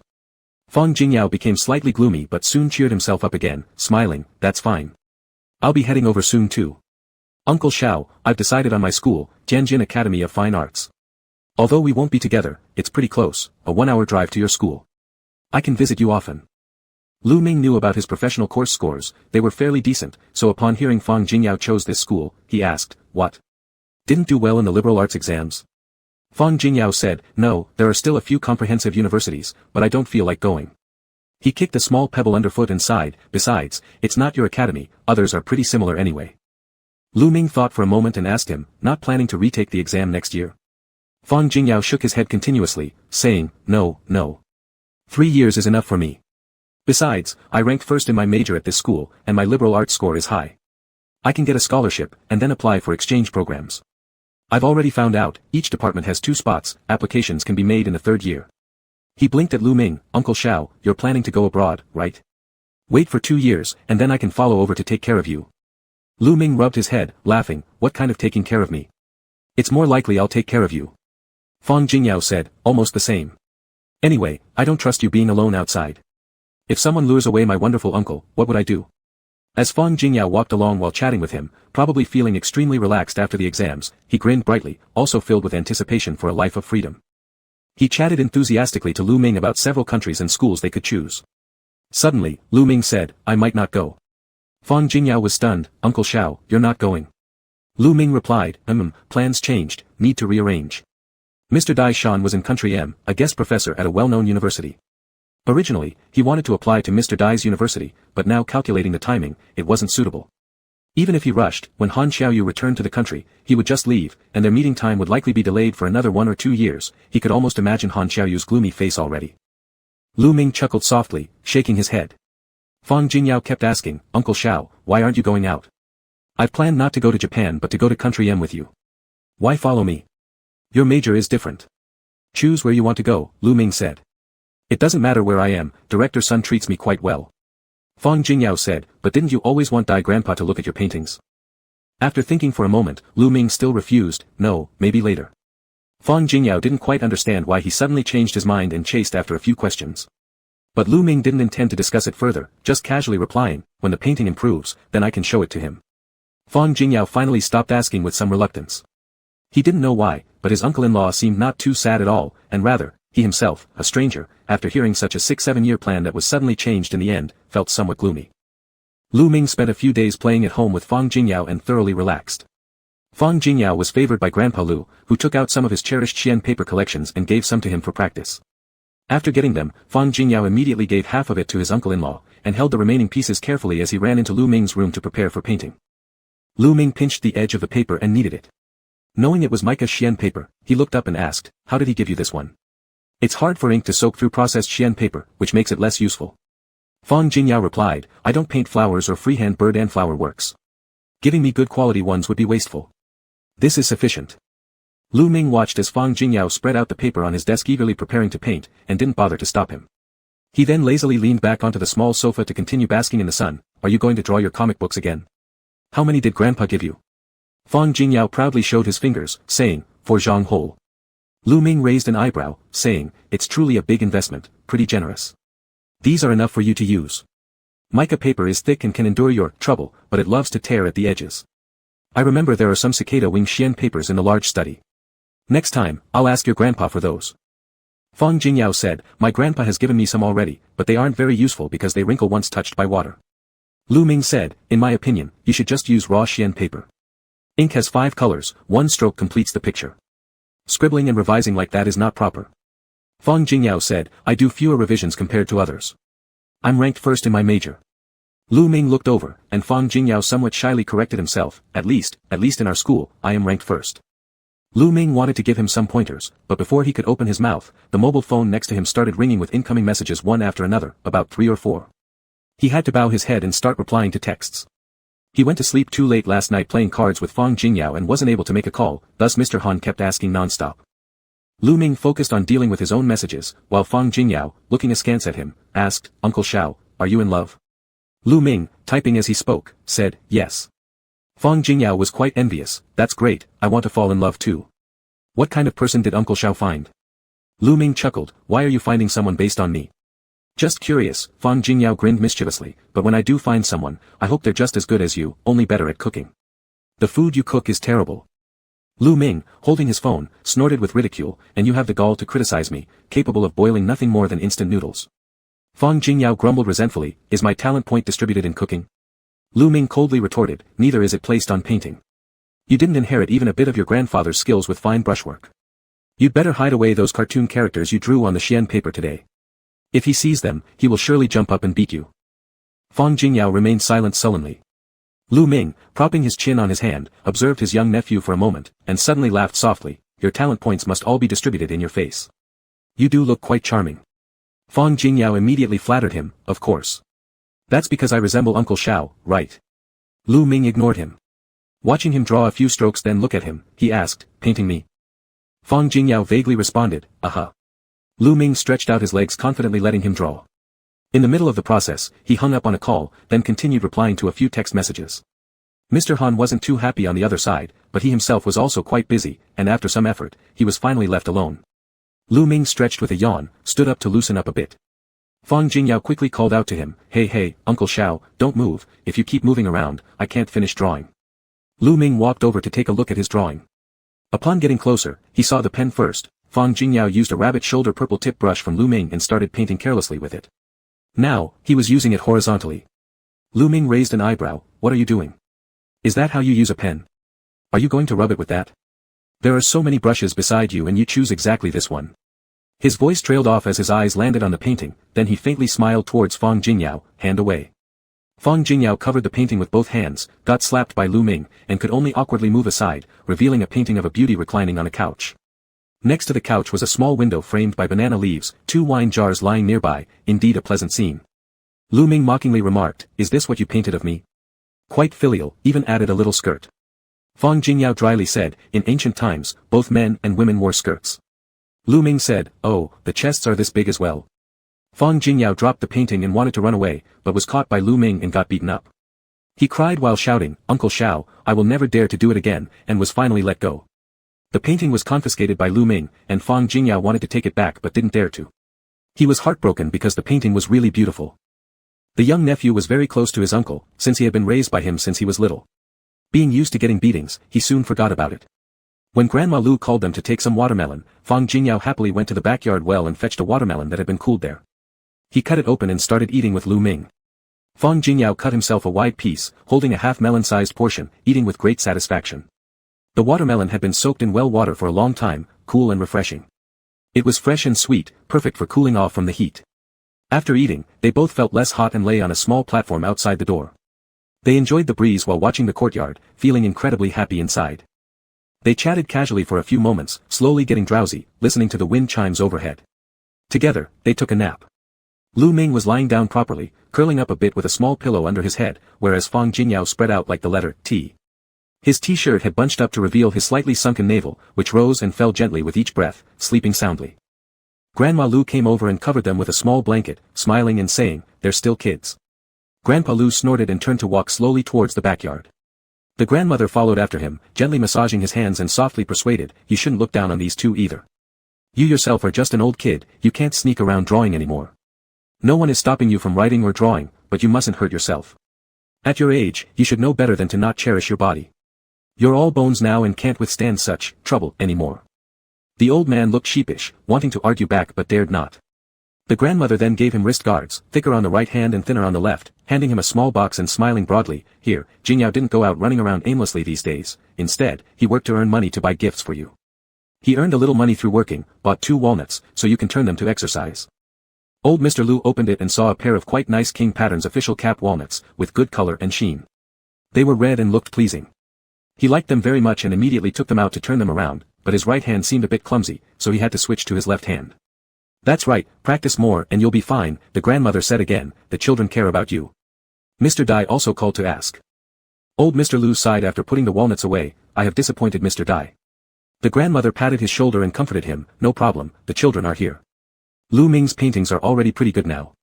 Old Mr. Lu hummed again after hearing her words, him. He's far from being ready.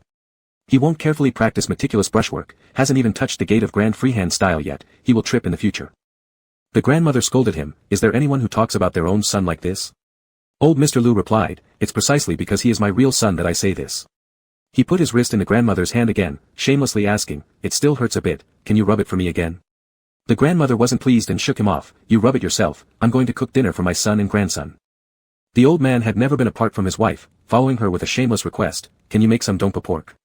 The grandmother replied, no, my son doesn't like it. We will have cold bamboo shoots salad and mung beans stir-fried with meat tonight. Old Mr. Lu complained, this is too bland. Jingyao has been eating mung beans for several days, how come we're having mung beans again? The grandmother responded, eat if you want to, white rice is unlimited. Old Mr. Lu. Chapter 40. The comfortable days of summer vacation passed quickly. Lu Ming spent a few days at home before it was time to return to school.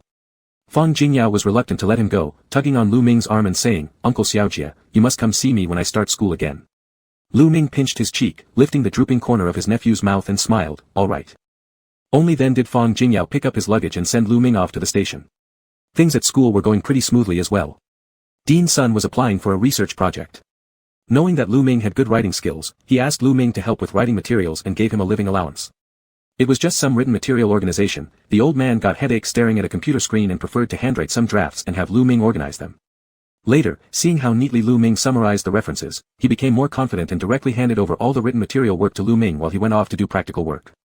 Compared to these twisted textual expressions, the old man preferred getting his hands dirty in creating actual results. Lu Ming settled into the assistant dormitory, making 2 trips to the teacher's office every day, while spending the rest of his time in his own single room. He gradually tidied up his place like a hamster, bringing in one thing today and another tomorrow, cleaning and arranging his room into a cozy space within a week. When the neighbor from next door knocked on Lu Ming's door, Lu Ming was lounging in the soft padded round wicker chair in his room, wearing glasses and flipping through documents provided by the teacher while basking in the sun. Hearing the sound, he went to open the door in slippers and saw Sun Bohan standing at the door holding a paper bag. Sun Bohan was dressed formally, looking as if he had just returned from somewhere. His gaze fell on Lu Ming's casual attire, a loose collar exposing a small patch of collarbone, slightly grown-out hair hanging neatly over his forehead, which appeared fresh and soft. Even the toes sticking out of the cotton linen slippers seemed adorable. Lu Ming looked at him in slight surprise. "Senior brother. Did the teacher send you here?" Sun Bohan moved his gaze, saying, "No, I came to visit you." His tone remained gentle as always while looking at Lu Ming, handing him the paper bag and saying, "I just got back from the south and saw some fresh mangoes. Remembering how much you love them, I brought some for you. Would it be convenient for me to sit down inside for a bit?" Lu Ming opened the door to let him in and offered him a pair of slippers. "I've only been living here for a few days, so don't mind the simplicity." As Sun Bohan bent down to change his shoes, his gaze fell on Lu Ming's pair of slippers nearby, matching the plain colors of Lu Ming's clothes. His toes were habitually stretched out a little, childlike, evenly shaped, and his nails gleamed like smooth shells, clean and beautiful. He averted his gaze and, looking at the pair of slippers he was now wearing, joked, "How are these different from yours? I thought you were obsessed with neatness, so do you buy lots of different pairs and keep them around?" Lu Ming nodded vaguely. "Yes, quite a lot." Anything he bought, Han Xiaoyu had to stick his nose into, even from thousands of miles away he didn't miss a single detail. The clothes and items Han Xiaoyu wore or used were all purchased in larger sizes, and it was required that they must match between the two of them, while other guest-used slippers were bought separately, truly finicky and troublesome beyond belief. Compared to this kind of obsession with tidiness, Han Xiaoyu's explosive disorder was harder to treat. A mere suggestion would result in threats of flying back with a plane ticket. Lu Ming yielded the sofa to Sun Bohan and sat back in his round wicker chair himself. However, he no longer dared to slump lazily in it and maintained a somewhat proper posture. In front of Sun Bohan, he seemed more like a younger student being taken care of, sitting opposite and patiently waiting for Sun Bohan to speak. Sun Bohan glanced around after coming in. His house was in the capital, and he had also purchased an apartment these past couple years, neither of which could compare to this tiny dormitory at school. But now, seeing this carefully arranged small room of Lu Ming's, his eyes fell on an atmosphere full of warmth. Lu Ming hadn't occupied too much space. He simply added some familiar pieces of furniture, placed 2 flower pots and some books he brought along, and even the paintings hung on the walls were ones he painted himself. Everything matched perfectly, creating a refreshing and inviting ambience. Sun Bohan teased him, "It's really nicely organized. The last time I visited your boys' dormitory, I thought you wouldn't know how to deal with these kinds of things and figured I'd have to help you tidy up when you arrived." Lu Ming replied, "I'm used to doing these chores at home. I even helped design and decorate my sister's house. It's not particularly difficult." Sun Bohan said, "You're skilled at that as well. Lucky we took you directly for our department back then. Otherwise, if the Design Institute noticed, they would have snatched you away." Lu Ming was amused by his words and said, "You're from the oil painting department, not ours." Sun Bohan replied, "I'm still a part of the family, right? Give me some face, Lu Ming." Both of them burst into laughter. They hadn't had such intimate chats for a long time. Lu Ming used to avoid Sun Bohan, but now, after half a year, his heart was completely occupied by Han Xiaoyu. He no longer had any intentions of dodging, treating Sun Bohan like an ordinary friend without much emotional fluctuation. Lu Ming asked, "Senior brother, you didn't come just to give me fruit, did you?" Sun Bohan replied, "Of course not, I came to tell you that the paintings you left in the dormitory are at my place. I don't know what else is yours in the dorm, so I just moved your paintings over." Lu Ming had previously asked Su Tu about those paintings, who said he didn't know, leading Lu Ming to believe they were lost and feel disheartened. Upon hearing Sun Bohan's words, his eyes brightened immediately. "I've been looking for them." "Senior brother, where did you put them?" "There are 2 unopened ones." Sun Bohan responded, "I saw you'd already signed them, so I had frames made for you. They'll be ready in a day or 2, and I'll bring them over together." Lu Ming said, "That's too much trouble. Just give me the address, and I'll pick them up myself." Sun Bohan laughed, "No trouble at all. I have to come here anyway." He pointed to the next room and said to Lu Ming, "I live in the dormitory next to yours, please take care of me in the future." Lu Ming didn't expect his neighbor to be him, his expression changed slightly, but Sun Bohan didn't notice, delighted to be neighbors with Lu Ming. After chatting for a while, he went back. Lu Ming saw him off at the door and asked suddenly, "Did you help with my dorm application?" Sun Bohan looked puzzled. "I thought you asked my dad, didn't you?" Lu Ming vaguely replied, "Oh, then it's nothing. I was just asking casually." After seeing Sun Bohan off, Lu Ming took out his phone and sent a text message to Han Xiaoyu, only mentioning that he had inquired about the school assigning him a single dorm. The other side remained silent for 10 minutes, clearly guilty. Lu Ming didn't bother asking further, putting his phone aside and continuing his work. In the end, it was Mr. Han who couldn't hold on. He casually replied with a couple of messages. When Lu Ming still didn't respond, he called in the evening. Lu Ming picked up and placed it aside, turning the camera away from his face and said, "Hello, anything?" Han Xiaoyu coughed and said, "About the dorm thing, I just mentioned it once to Dean Sunday." Lu Ming said, "Oh." Han Xiaoyu explained, "I asked Xiaoyi. He's about your age. Kids at this age like personal space." Lu Ming snorted and said, "Mr. Han, do you sleep with children?" Han Xiaoyu had never been asked such an embarrassing question before, yet he willingly listened to Lu Ming contradicting him. Unable to see Lu Ming, he could only watch his legs cross and his feet dangle there as he talked. That dangling foot was about to drop the slipper, but Lu Ming didn't bother adjusting it, showing a beautiful curve of his arch like a crescent moon. Lu Ming said a few more sentences. Han Xiaoyu stared at those feet without listening, lost in thought until he heard Sun Bohan, then shifted his gaze, frowned, and asked, "What? What did that person come here for?" Lu Ming replied, "Didn't you hear anything I just said? I said, Sun Bohan lives next door. But he probably won't stay there often, just resting at noon, we won't see each other much." Han Xiaoyu paused for a moment and said, "If I go and talk to the school?" Lu Ming interrupted him, "No." Han Xiaoyu wanted to say more, but Lu Ming, impatient, said, "Han Xiaoyu, stop while you're ahead. I've made an exception for you once." If it weren't for Han Xiaoyu's insistence in certain aspects, Lu Ming wouldn't have used privilege. His material requirements were low, he had lived well throughout 4 years of university. These exceptions due to Han Xiaoyu over the years exceeded what Lu Ming could remember since he was aware. Han Xiaoyu obviously realized that as well. After a moment, he sighed and said, "I understand. But your place is still too empty. Remember that sofa you liked the other day? I bought it, I'll have Xiao Yi deliver it tomorrow."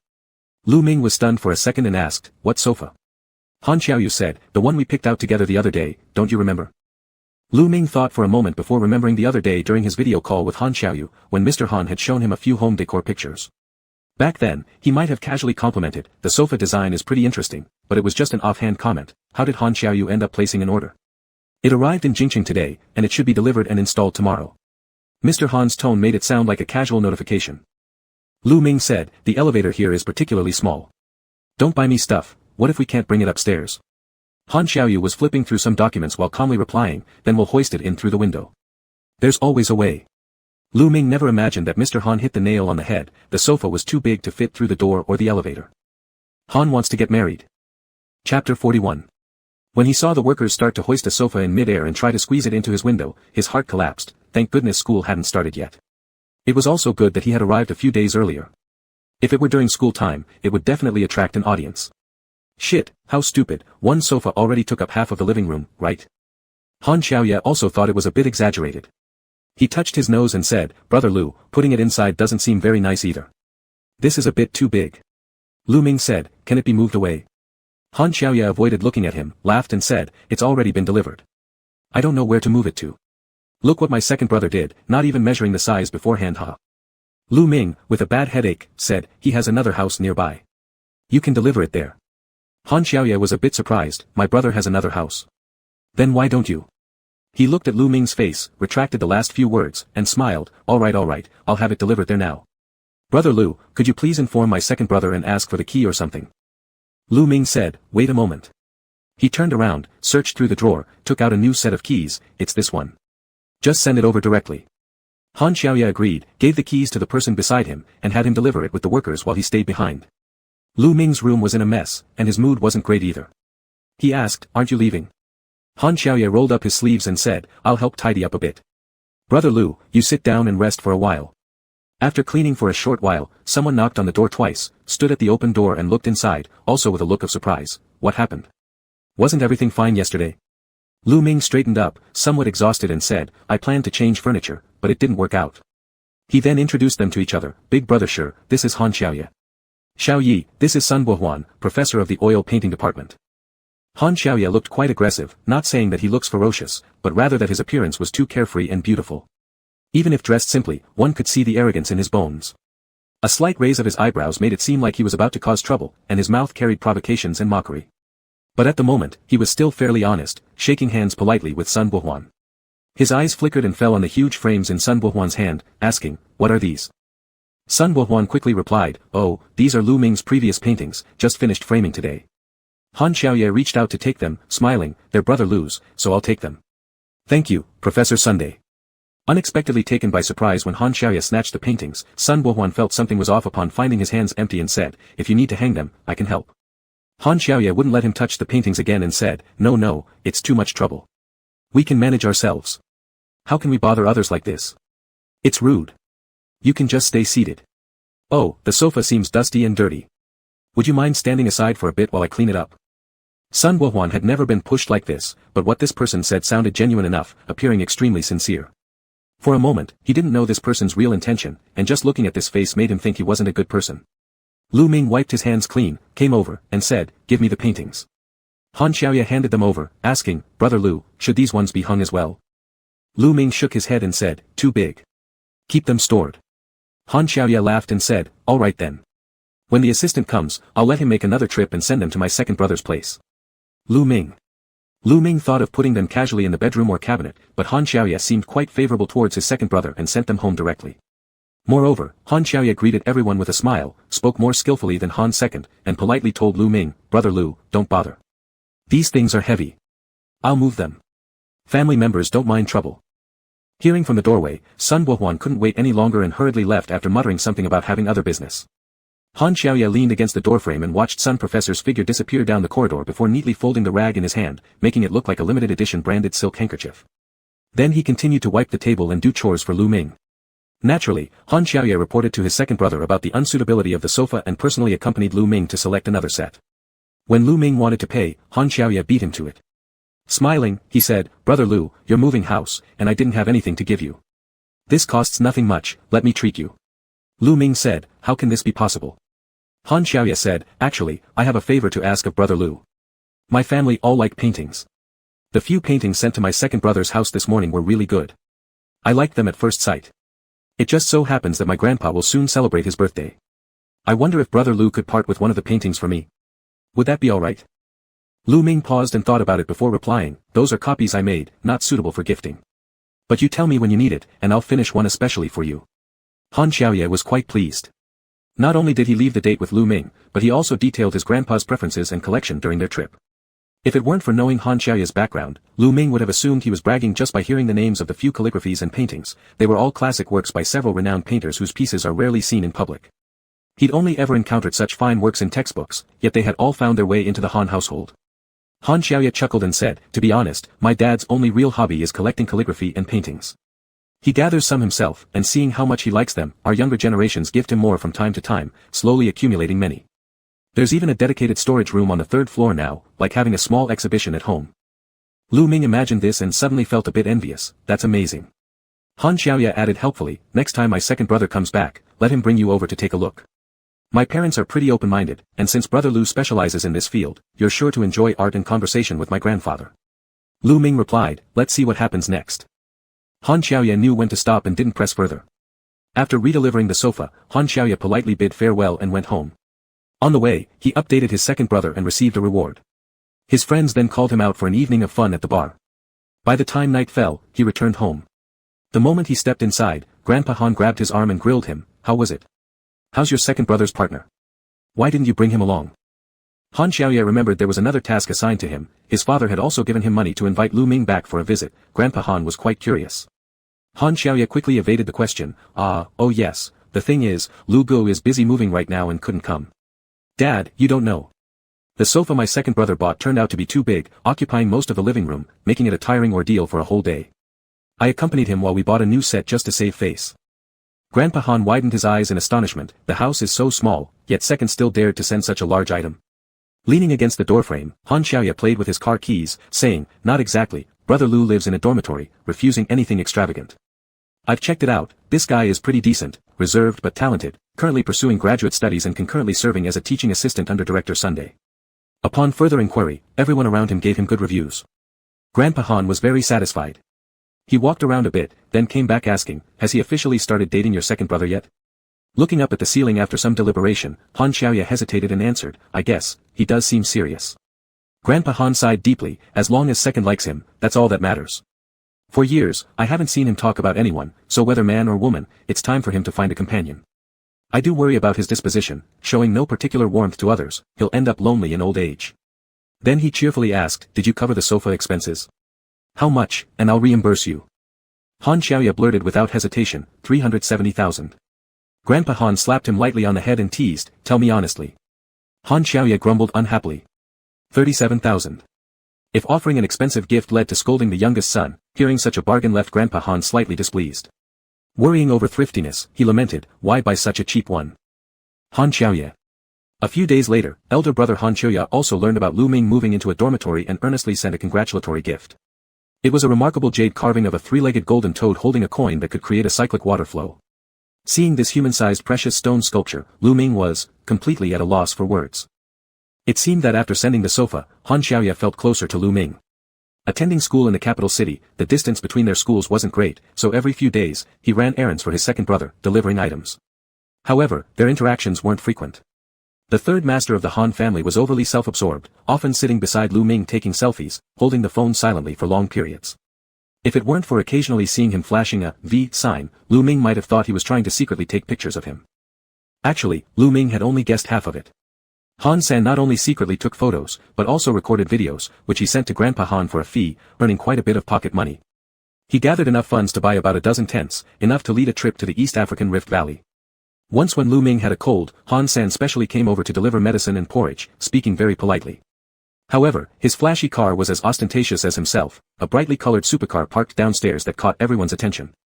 Lu Ming couldn't help but give Han Xiaoya a call, which slightly rained in Han's extravagance. Han Xiaoya rubbed his temples, looking somewhat weary, and said, "But you're sick." Lu Ming's voice was still a bit hoarse, sounding lethargic. "I can take care of myself, really. Don't go out of your way for this." Han Xiaoya sighed and said, "If I could, I would switch places with Xiaoya. I wish I were there." Lu Ming chuckled softly and replied, "I miss you too." Han Xiaoya fell silent for a moment on the other end, then suddenly said, "Let me have my assistant book tickets, all right?" Lu Ming, who previously refused to let their feelings interfere with work, finally agreed this time, replying, "Sure, book for this weekend, Friday night till next Thursday." He glanced at his notebook and added with a smile, "Director Sun's project has been approved, so I managed to take a week off. I can finally relax properly." Realizing this, Han Xiaoya felt both surprised and delighted. "You're coming here?" Lu Ming laughed, saying teasingly, "What, Mr. Han doesn't welcome me?" "Of course I do." Han Xiaoya replied enthusiastically. Chapter 42. The assistant picked Lu Ming up from the airport and explained on the way the reason why General Han couldn't come. He was a special assistant brought by Han Xiaoyu from the domestic side. Previously, when Lu Ming was working part-time as a translator in the company, he saw this assistant more often than secretaries. The two of them were originally quite familiar with each other, but now the assistant's attitude towards him had become a lot more courteous, without the same casualness as before. "General Han is quite busy these days and can't spare the time to meet you personally. Let me take you for a meal first, or would you prefer to rest for a while?" Lu Ming said, "I've already eaten on the plane. I'd like to rest for a bit." The assistant agreed, saying a few words to the driver, and then was polite to Lu Ming throughout the journey. Not feeling the need to force anything, Lu Ming closed his eyes and rested quietly, and the ride continued in silence. The assistant carried the suitcase and dropped Lu Ming off at Han Xiaoyu's home, quickly leaving after that. Lu Ming looked around. He had stayed in this room for a few days at the beginning of the year, and during video calls with Han Xiaoyu, he had also seen it many times. There was no difference from before.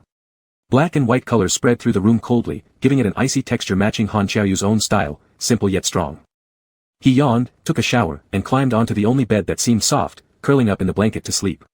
When Han Xiaoyu returned, Lu Ming hadn't completely adjusted to the time difference. When he felt the mattress dip next to him, he groggily woke up, opening his eyes and seeing Han Xiaoyu. He hesitated for a moment and then realized, "You're back." Han Xiaoyu looked down at him, not sure how many times he'd imagined hearing those words. But when he really heard them, all he wanted to do was kiss him so that he wouldn't say such beautiful things anymore. That's exactly what he did. He leaned over and kissed Lu Ming for a while, then pressed his forehead against Lu Ming's and asked, "Are you hungry? What would you like to eat? I'll cook it for you." Lu Ming said, "I want fish." Han Xiaoyu kissed him again and said, "All right, go back to sleep for a bit more, and I'll wake you when it's ready." After he left, Lu Ming yawned and felt more awake. He put on a coat and walked into the kitchen to see him. Watching Han Xiaoyu busying himself seriously in the kitchen wearing an apron, Lu Ming found it quite amusing and approached, saying, "Let me help." Han Xiaoyu handed him a few apples, saying, "Wash these. We'll cut them for dessert after the meal." While washing, Lu Ming said, "I don't like eating these." Han Xiaoyu kept cutting the vegetables and said, "Oh. So you only like mangoes then?"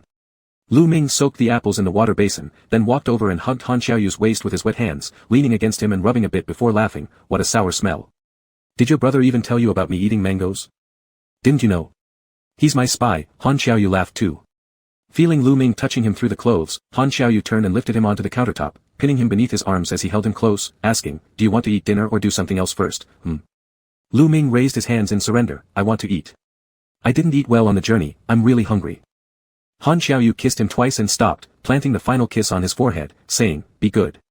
Indeed, Lu Ming became much better behaved. He earnestly helped out in the kitchen, passing dishes and grabbing plates, waiting for the tomato basa fish to be ready. By the time it came out, his appetite had been fully stirred. Sitting at the dining table, he had 2 bowls of soup first, and when he asked for more, Han Xiaoyu refused, filling a bowl of rice instead. If you drink any more, you won't eat properly. Lu Ming said, this sounds familiar. I used to say the same thing to my young nephew. Han Xiaoyu said, I'm afraid if you don't eat enough, you won't have the energy for what comes next. Lu Ming looked at him and asked, what does General Han want to do? Han Xiaoyu said, take you out fishing at sea. Hearing this, Lu Ming was genuinely interested. He had previously heard Han Xiaoyu talk about this several times. Han Xiaoyu had a wide range of outdoor activities he enjoyed, particularly sea fishing, going out to sea several times a year. While they were skiing, he mentioned once that they would go salmon fishing. At that time, Lu Ming thought it would be freshwater fishing, not realizing it involved going out to sea. He asked excitedly, when will we go? The assistant said you're very busy, isn't going out to sea time-consuming? Han Xiaoyu said, I'll find time after finishing these busy days. I want to spend more time with you. Lu Ming had never been sea fishing before and asked him a few questions. Han Xiaoyu used this opportunity to make him eat more food. When he noticed Lu Ming's stamina being replenished, he turned the teaching session into living room lessons, taking the fishing rod and lure there to teach Lu Ming recognition skills. After learning for a while, his curiosity outweighed patience. They ended up kissing for a while on the couch until Han Xiaoyu satisfied his desires there. Once obviously wasn't enough.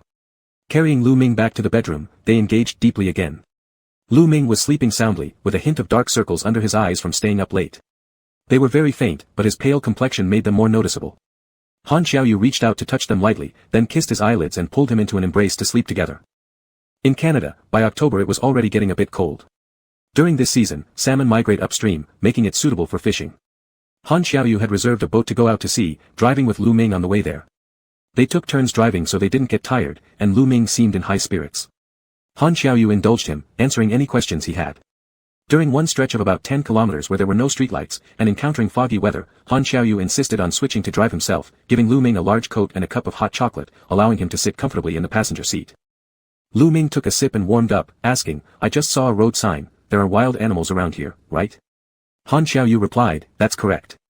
We might run into bears and wolves, though lions are rare. Lu Ming looked oddly troubled, asking, really?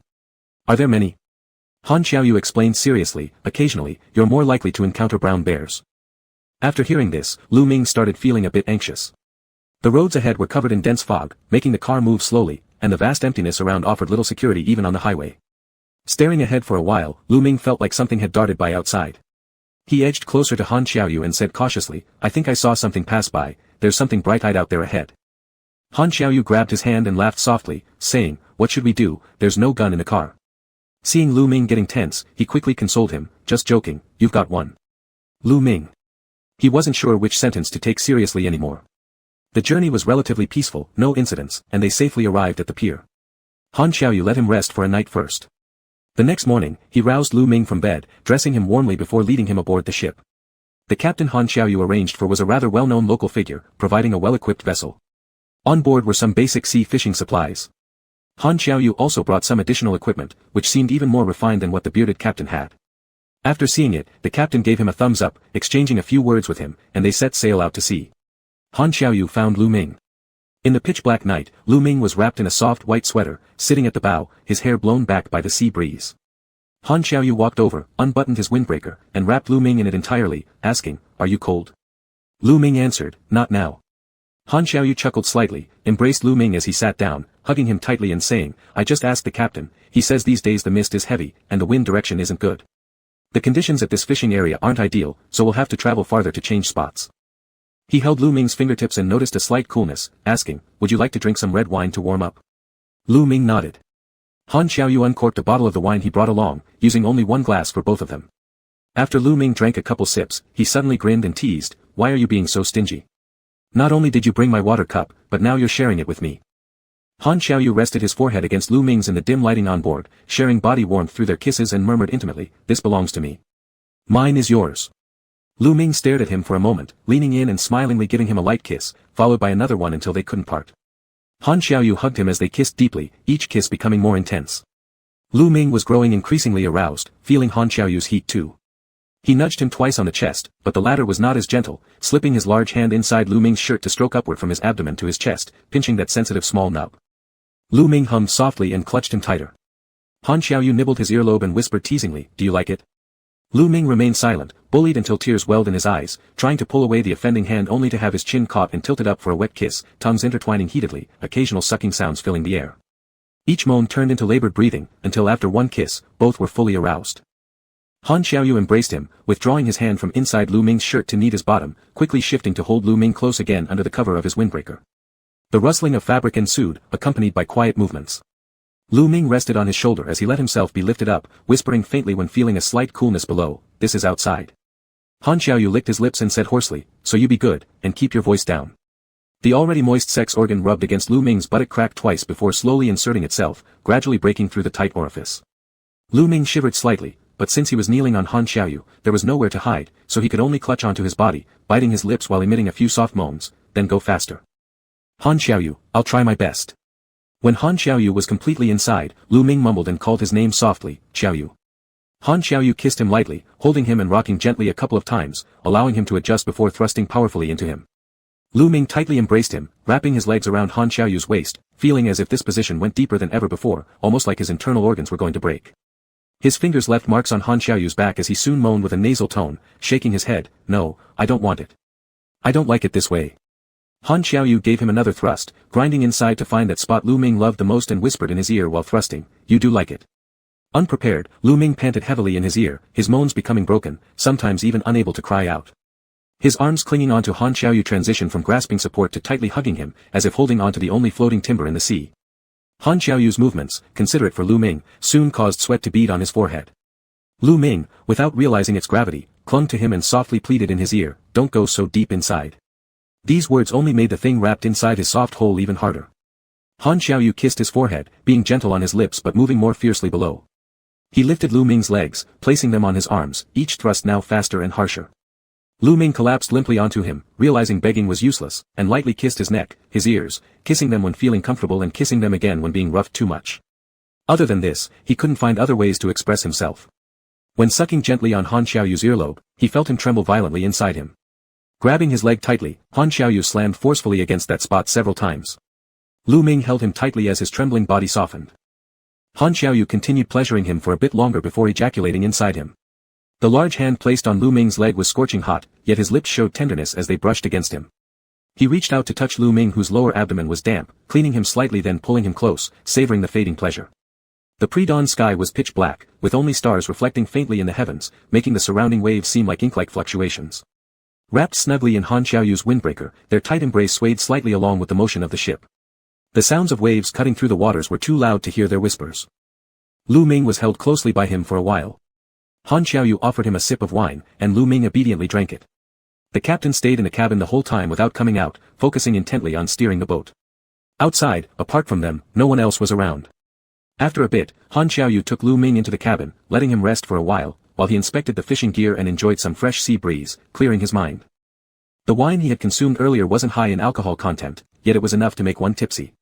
In the pre-dawn blackness, with only stars visible in the sky, the surrounding waves seemed like ink-black undulations. Lu Ming, securely enveloped in Han Xiaoyu's windbreaker, could be seen vaguely straddling him, legs parted. Their tight embrace swayed slightly as the ship rocked, surrounded by powerful sounds of splashing water, which drowned out their whispers and all other noises, adding a sense of secretive stimulation amidst the night safety. Lu Ming was held closely by him for a while. His head rested compliantly on Han Xiaoyu's shoulder, nibbling on his lip without uttering a sound. Occasionally, unable to bear it, he would murmur requests into Han Xiaoyu's ear, behaving exceptionally docile. Han Xiaoyu offered him a sip of wine, and Lu Ming obediently drank it.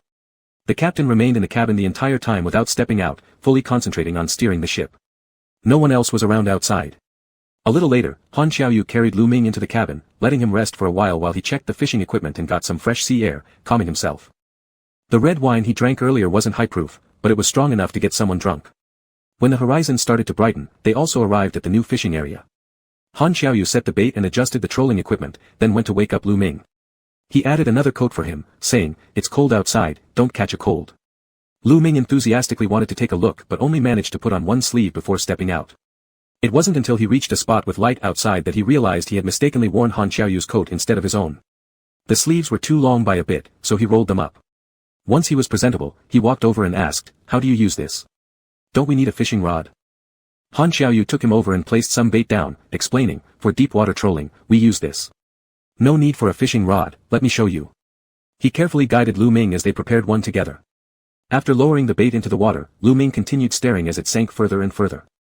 Han Xiaoyu cupped his eyes gently and said, "Careful, you might get seasick." Lu Ming pushed his hand away, laughing, I don't get seasick. Han Xiaoyu gripped his chin, insistently tilting his face toward his own, then look at me. Lu Ming couldn't stop laughing, leaning forward to peck him on the chin. But just as quickly, Han Xiaoyu lifted his head, capturing those soft lips in a kiss. Chapter 43. Not long after, the fish began to bite. The rod vibrated slightly. As Han Xiaoyu reeled in the line, he asked, do you want to spear the fish or just catch it? Lu Ming replied, let's just reel it in. If it's big, can I take a picture holding it? Han Xiaoyu laughed at his words and gave him a quick kiss on the nose, saying, you always want to photograph the first fish. Even if it's small, I'll take one for you. Lu Ming believed him and leaned over the edge of the boat, eagerly watching. Their luck was good, the first one caught was a large king salmon that put up quite a fight. After some struggle, they finally pulled it onto the deck. It continued flapping its tail and opening and closing its mouth. It looked as long as an adult's arm. Han Xiaoyu helped Lu Ming pose and took several photos before continuing fishing. The end of October brought bitterly cold weather out at sea. Lu Ming huddled into the large clothes borrowed from Han Xiaoyu, the zipper pulled all the way to the top, leaving only his eyes and nose exposed. Despite the chill, he was still excitedly waiting for the next catch. However, their luck wasn't as good this time, and it took them much longer to reel in a slightly smaller silver salmon. Lu Ming tried doing it himself, feeling the strength of the fish through the line, a thrilling mix of hunting and competition, but being a beginner, his technique wasn't polished enough. The clever little thing managed to steal the bait and escape. Han Xiaoyu let him play a few more times, then touched his exposed hands and cheeks, saying, it's too cold. Go inside and wait. I'll call you when we've caught something. Lu Ming turned around, hugged Han Xiaoyu's waist, rubbing against his chest. Although dampened by the ocean breeze, Han Xiaoyu's body radiated warmth like a furnace. Lu Ming sighed, you're warmer. Han Xiaoyu looked at him for a while and said, shall I go in with you? Lu Ming grinned, why don't I stay outside with you? I'm not that delicate. Han Xiaoyu chuckled lightly, ruffled his hair, pinched his icy earlobe, and said, okay. Even staying outside could be done differently. Han Xiaoyu brought out a folding chair, wrapped Lu Ming in a blanket, and handed him a cup of hot tea so he could sit and wait. Sitting cross-legged on the large canvas chair, Lu Ming watched the vast ocean with interest, gazing at the man hunting in the water. Han Xiaoyu stood steady against the wind, his movements precise and forceful, as though measured exactly by a steel ruler. When he bent down, one could see his determined jaw and tightly pressed lips. His half-closed eyes gave off an air of unapproachability, showcasing both handsome features and traces of coldness. Yet it was hard to imagine that this very person had earlier secretly added honey and milk to his hot tea like a child, trying to replenish the lost energy in such a playful way. More boats started appearing in this area. Their captain also came by briefly to check on their results, quietly conversing with Han Xiaoyu for a moment. Han Xiaoyu nodded in agreement, and the captain patted him on the shoulder before returning to the cabin. Hearing none of this due to the distance and the wind, Lu Ming asked, what's going on? Han Xiaoyu retracted the line, finding the fish small. He effortlessly unhooked it and released it back into the sea. After wiping his hands, he approached Lu Ming and said, the captain says there will be fog soon, and it will get even colder. You should head back inside. Suspicious, Lu Ming stared at him, really? Why didn't he tell you to go in too? Alright, Han Xiaoyu admitted, the last part was me talking. There are over 20 fishing boats here.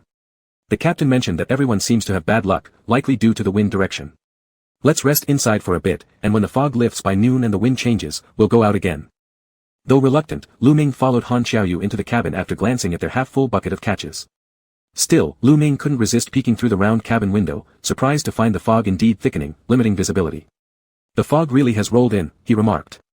Han Xiaoyu embraced him from behind and arched an eyebrow, believe me now? Lu Ming kept staring out the window, just a pity. I wanted to keep fishing. We came all this way. Don't worry, Han Xiaoyu consoled him. Rest up and save your energy. We'll go out when the fog clears, perhaps we'll catch something big. Turning toward him, Lu Ming asked, what's the biggest fish you've ever caught?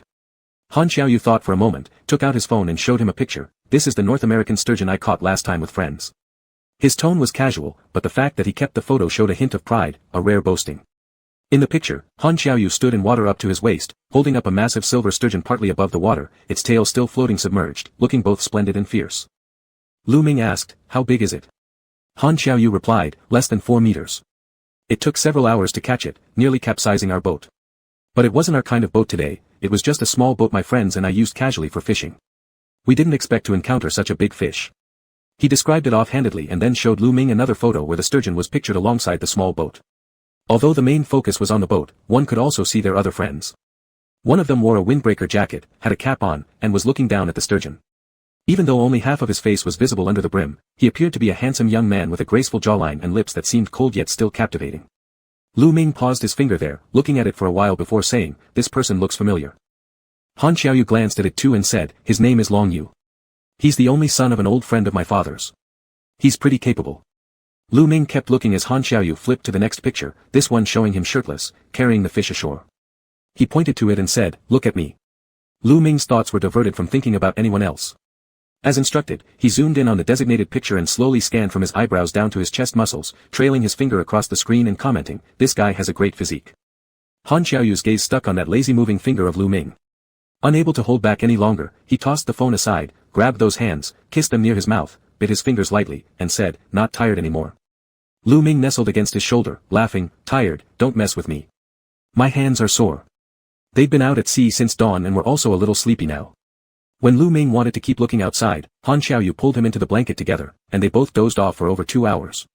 Lu Ming originally thought he wouldn't be able to sleep in a strange environment, but with the warm presence of Han Xiaoyu and his arms tightly around him, swaying slightly with the waves, he gradually fell asleep. Feeling a bit chilly in his dreams, he unconsciously snuggled closer to the heat source, wrapping his hands around Han Xiaoyu's shoulders, faintly sensing a few kisses before the other's hand placed itself on his back, gently caressing and patting him like a child to soothe him to sleep. An hour before noon, the thick fog dispersed, and good luck indeed returned as Han Xiaoyu had said. The fish started biting non-stop. Just by himself, Lu Ming reeled in 6 king salmon. The final catch was an exceptionally large pink salmon whose scales gleamed uniquely with a pearly light among the other fish, looking almost dreamlike. This outing was fruitful, filling the fish box more than 8/10 full, a very commendable score for just the two of them. At the dock, the captain came to ask if they wanted to cut the fish. Han Xiaoyu agreed and picked out the pink salmon Lu Ming had been eyeing, taking care of it himself. There weren't many boats returning to the dock waters yet, most would arrive in the afternoon. Since Han Xiaoyu had only brought Lu Ming along for the experience, they'd come ahead a few hours earlier. The midday sun carried a bit of warmth. While cutting the fish on the boat, they attracted some small visitors. Several round chubby seals swam over, circling the boat twice. One even showed off by slapping the water with its belly before settling quietly to wait for a piece of fish. Han Xiaoyu gave them the fish bones and guts, but after finishing, the seals quickly swam back again, exposing their little heads with wet eyes full of anticipation. Unable to resist, Lu Ming tore off a piece of whole fish meat and threw it to them, taking pictures of their content munching away with the fish in their mouths. He wanted to give them more, but Han Xiaoyu stopped him, saying, "Just feed them fish bait. They're fat enough already." Only then did Lu Ming notice how plump these seals were, clearly frequent guests at the dock waters. There were so many fish caught this time, and after slicing and packing them into bags, there were more than 2 boxes worth. Han Xiaoyu only kept the best parts of the fish meat, loading them together with ice into the car until the trunk was full. Not rushing to leave, he took the bag of fish he had prepared himself back to the hotel, personally cooking a few dishes for Lu Ming and boiling a pot of steaming noodles with the leftover fish meat. After coming back from the sea, they were completely chilled to the bone, but having a bowl of steaming soup noodles warmed them right up. Lu Ming ate an extra bowl and polished off the side dish of fragrant pan-fried salmon entirely, feeling immensely satisfied. Han Xiaoyu used to eat like this frequently as well, but now that the person by his side had changed, the taste of the food entering his mouth seemed better than usual. He watched Lu Ming savoring his meal across from him with great relish, unable to resist getting a little restless. He secretly took a photo of Lu Ming focused on eating the fish and sent it to his discussion group. Han Xiaoyu went fishing today, and the harvest wasn't bad. He thought about it for a second, feeling that sending just one photo might be a bit awkward since the fish was almost all gone and there was barely anything left in the plate to show for it. So, he posted a few more photos taken at the dock, deliberately selecting ones that included Lu Ming's figure. The one of Lu Ming feeding the baby seals was placed at the end, showcasing it subtly with pride. As soon as the photos went up, 2 other members in the group exploded with excitement. "Han-san, what? Bro, Lu went to your place. Older brother, oh my god, did you guys see the baby seals?" Chapter 44. Eldest brother was completely captivated by the round and graceful figure of the seal, so he asked Han Xiaoyu to send him a few more pictures. Han Xiaoyu readily obliged, sending over a dozen photos one after another, causing eldest brother to keep praising them endlessly. Han-san silently took screenshots and forwarded them along with Lu Ming's back view to Grandpa Han. It was agreed upon earlier that he would be responsible for gathering intelligence, and effective information along with pictures could earn him a small sum of pocket money. After showing off in the group chat, Han Xiaoyu put his phone away, smiling as he continued eating. Lu Ming ate little. After finishing, he went to check on the well-preserved fish meat and asked Han Xiaoyu, "What about these? Can you finish all of it when you take it home?" Han Xiaoyu replied, "I'll keep a part, and give the rest to friends." Lu Ming was a bit surprised that he could gather so many friends, but Han Xiaoyu calmly said, "These can only bait the sturgeon dragon 1 or 2 times. Those big ones are picky, they only eat the best parts." Lu Ming. He couldn't help but feel that Han Xiaoyu's friends were more like sturgeon fish. The return trip went smoothly. After getting home, Han Xiaoyu filled up 2 standing refrigerators. Lu Ming didn't bear for him to use such good salmon as bait, so he thought for a while and named a few dishes. With excellent cooking skills, Han Xiaoyu agreed to all, and the lemon-grilled salmon he made was particularly delicious. Lu Ming ate 3 consecutive meals of it and was thoroughly hooked. Han Xiaoyu had only a few days of full leave left and would soon have to return to work at the company. He wanted Lu Ming to accompany him to the office, but Lu Ming declined this time, smiling and saying, "I'll wait for you at home." Han Xiaoyu stood at the door with his coat in hand, saying, "I have a lot of things to do today and won't be home until evening. Can you manage alone?" "Of course, you're going out to socialize anyway. Won't I still be waiting in your office at the company?" Lu Ming yawned, walked over to adjust his collar. "It's more comfortable at home than there. And I have things to handle today. I'll use my own computer at home, I don't dare to touch the one in your office." Han Xiaoyu wanted to ask a few more questions, but his phone rang. His assistant was already urging him downstairs, so he could only peck Lu Ming twice, somewhat dissatisfied. "All right then, I'll try to come back as early as possible." Lu Ming sent him out the door, came back, lay on the sofa, and handled some affairs on his phone. He also contacted the other students under the guidance of Teacher Sunday. While Lu Ming was around, Dean Sun had everything arranged orderly, and whatever materials were needed were always within reach. But just 2 days after Lu Ming left, things were already in disarray on the old man's side, even losing some documents, leading to a major outburst against other students. Lu Ming sent a copy of his part of the materials to the other side. The students were extremely grateful and cried, asking when he'd return.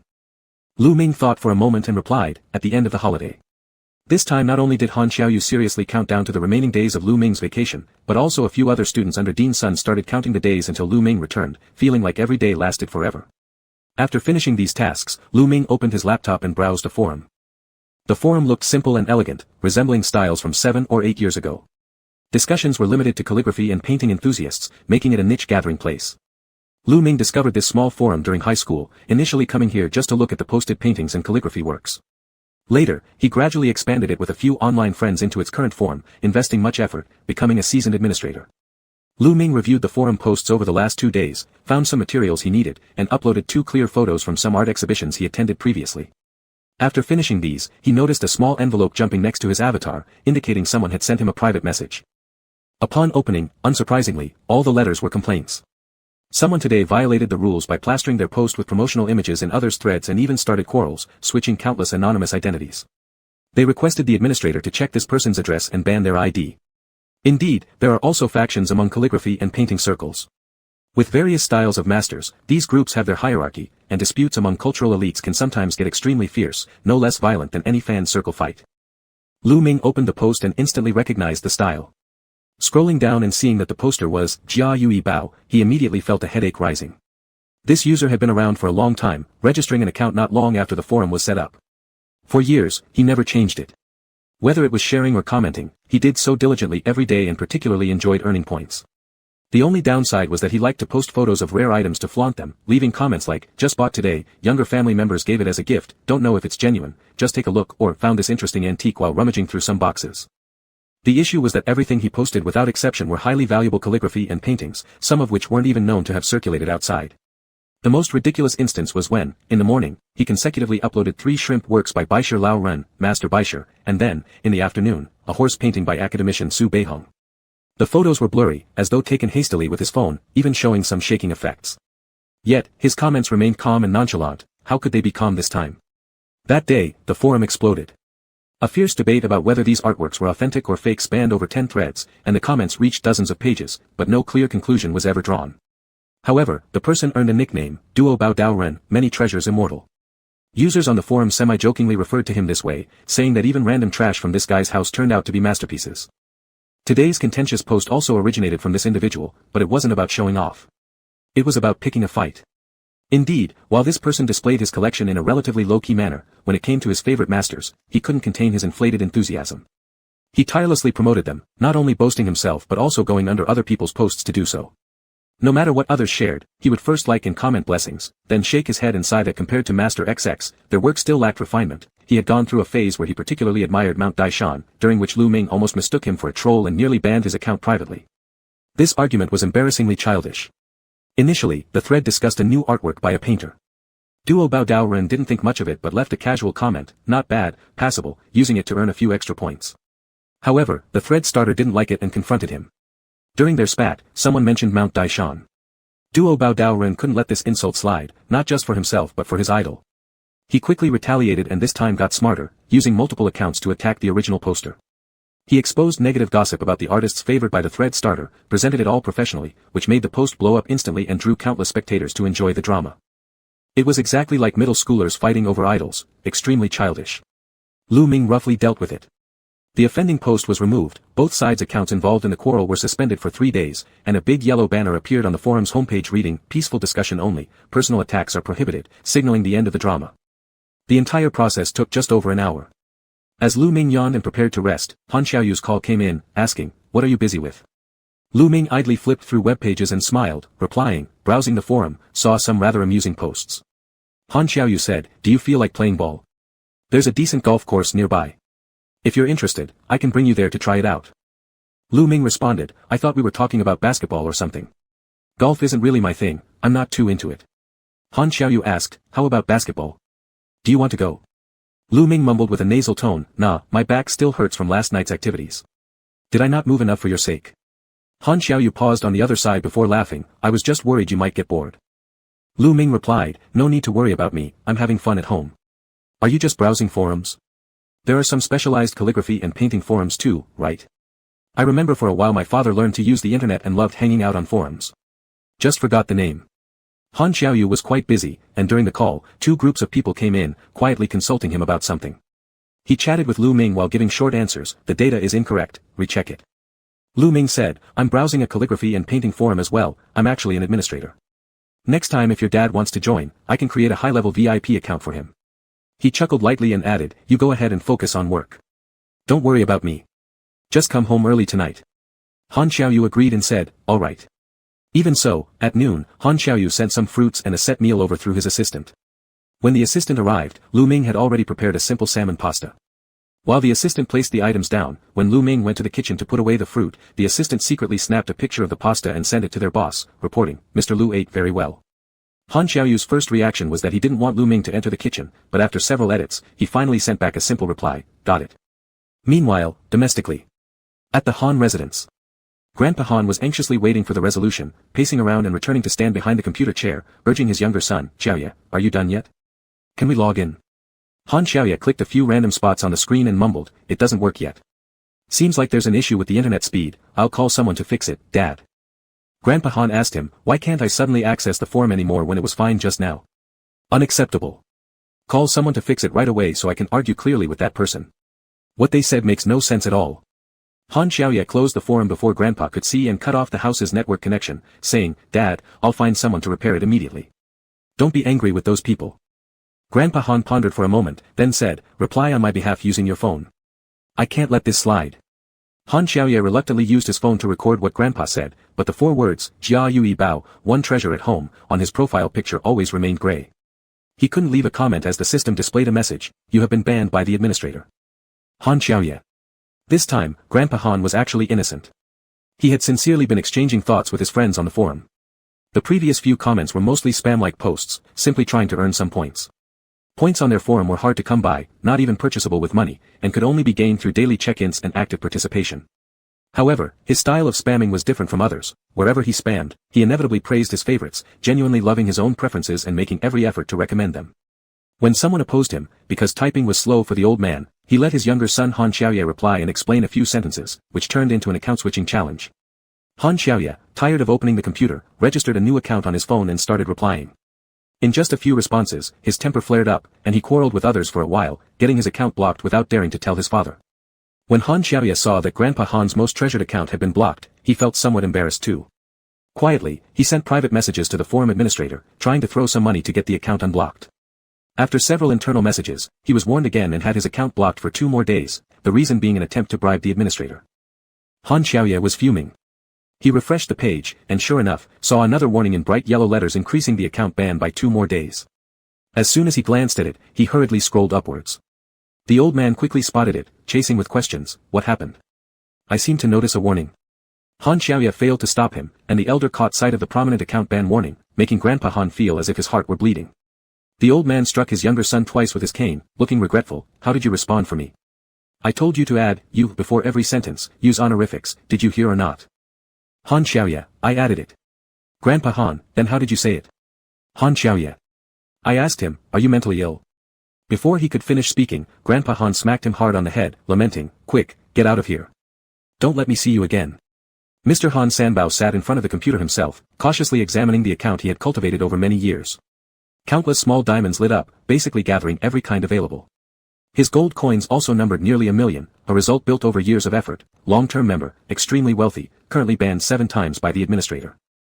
10 bans meant permanent expulsion from the forum.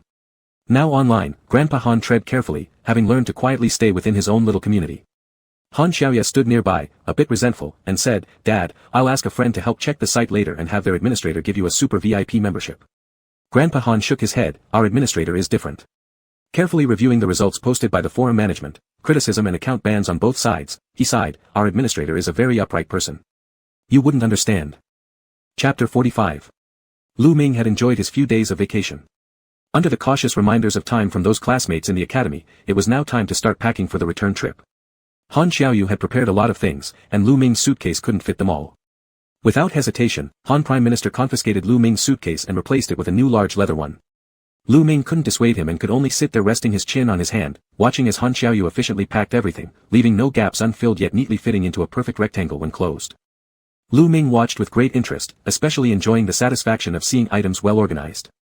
As Han Xiaoyu packed, he said to him, "I bought you a few sets of clothes, including a formal suit, remember to wear them." Lu Ming replied, "I'm not going job hunting anyway, so the formal suit isn't necessary. It takes up too much space." Han Xiaoyu replied, "Isn't there a competition coming up? You can wear it for the award ceremony." Lu Ming replied, "It's my first time participating, I don't even know if I'll win." "You've prepared this clothing too early." "Not early," Han Xiaoyu said as he closed the suitcase, then came over and pinched his chin for a kiss. "My person must at least look decent." After finishing the packing, the next day when Han Xiaoyu was sending Lu Ming off to the airport, he felt rather undignified about wanting to keep Lu Ming for a few more days. Lu Ming touched his hand and smiled, saying, "Don't be like that, we'll meet again during winter break." Han Xiaoyu turned his hand around to hold it firmly, but his eyebrows were still furrowed. At the airport, when Lu Ming waved goodbye while holding the suitcase, Han Xiaoyu finally couldn't control himself, giving him a tight embrace and kissing his forehead and ear, softly reminding him, "Pay attention to safety, call me when you arrive." He spoke very lightly, yet Lu Ming felt a bit reluctant to leave. When they met, it was always joyous, but parting inevitably brought sadness. Over time, he gradually adapted to such feelings. A life of brief meetings and long farewells lasted for 3 years. Lu Ming didn't expect that he would be able to endure it. He and Han Xiaoyu also quarreled. Over the phone, not every matter could be resolved clearly. Neither of them gave in easily. On Lu Ming's side, the words were intense, while Han Xiaoyu remained silent, cool on the outside but passionate inside, with few words but every word being significant and strict. Despite their occasional arguments, their feelings for each other never wavered. Each time, after compromising and getting an explanation from the other, they reconciled without any grudges held. The 3 years weren't long or short. During this time, Lu Ming completed his studies, was very busy while pursuing his master's degree, half his time spent in classes, the other half assisting professors, plus taking part in a few competitions, winning many awards for the school. Meanwhile, his relationship with Han Xiaoyu remained strong, maintaining at least 2 months of togetherness annually, spending every holiday over the years together. Occasionally when Han Xiaoyu returned to the country, he would visit Lu Ming at school, only feeling reassured after seeing him in person. With his hectic schedule, Lu Ming barely found time to visit forums, occupied both by school matters and keeping up with Han Xiaoyu. This kind of life continued until mid-September, when Han Xiaoyu returned home. In September, the sun blazed fiercely. The car drove all the way to the entrance of the Academy of Arts and parked for quite some time. Seeing that the boss sitting at the back didn't have any reaction, the assistant nervously reminded softly, "Mr. Han, we're here." Han Xiaoyu lifted his eyes from the laptop screen on his knees, frowned, and looked forward but made no move. The assistant dared only to glance at his boss through the rearview mirror, frightened by the dark face and no longer dared to urge. Han Xiaoyu closed the notebook and said, "Take the stuff and follow me." The assistant breathed a sigh of relief, quickly responded, and got out of the car following behind. There were numerous trees planted in the campus, some ancient ones were thick enough to require 2 people to encircle. The intertwined branches formed lush shades, reducing the noise of cicadas and cooling down the scorching summer air, calming even one's restless mind. After walking for a moment, Han Xiaoyu was greeted by someone who led him directly to the school administration office. However, they unexpectedly found it empty. Dean Sun wasn't there. The receptionist apologized awkwardly, "We sincerely apologize. Due to traffic restrictions and congestion today, Dean Sun thought you would come a little later and went to act as the judge for the students of the Chinese painting department. Oh, there's a game in the gymnasium today and surprisingly, our school's team made it to the final." Without hesitation, Han Xiaoyu stood up and asked, "Where is the gymnasium?" The receptionist was momentarily taken aback. "What?" Han Xiaoyu asked, "Isn't there a game at the gymnasium?" The receptionist immediately replied, yes, yes. Let me take you there. Han Xiaoyu wasted no time with pleasantries and started walking in long strides.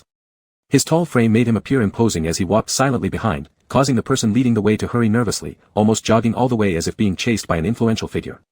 By the time they reached the gymnasium entrance, the guide was already out of breath. They were clerical staff, typically engaged in activities like painting or crafting lacquerware, and rarely participated in physical activity. The dean is here, up on the referee stand. You can go in by yourself. Thank you. Han Xiaoyu nodded slightly, stepped into the gymnasium, and pushed open the heavy iron door.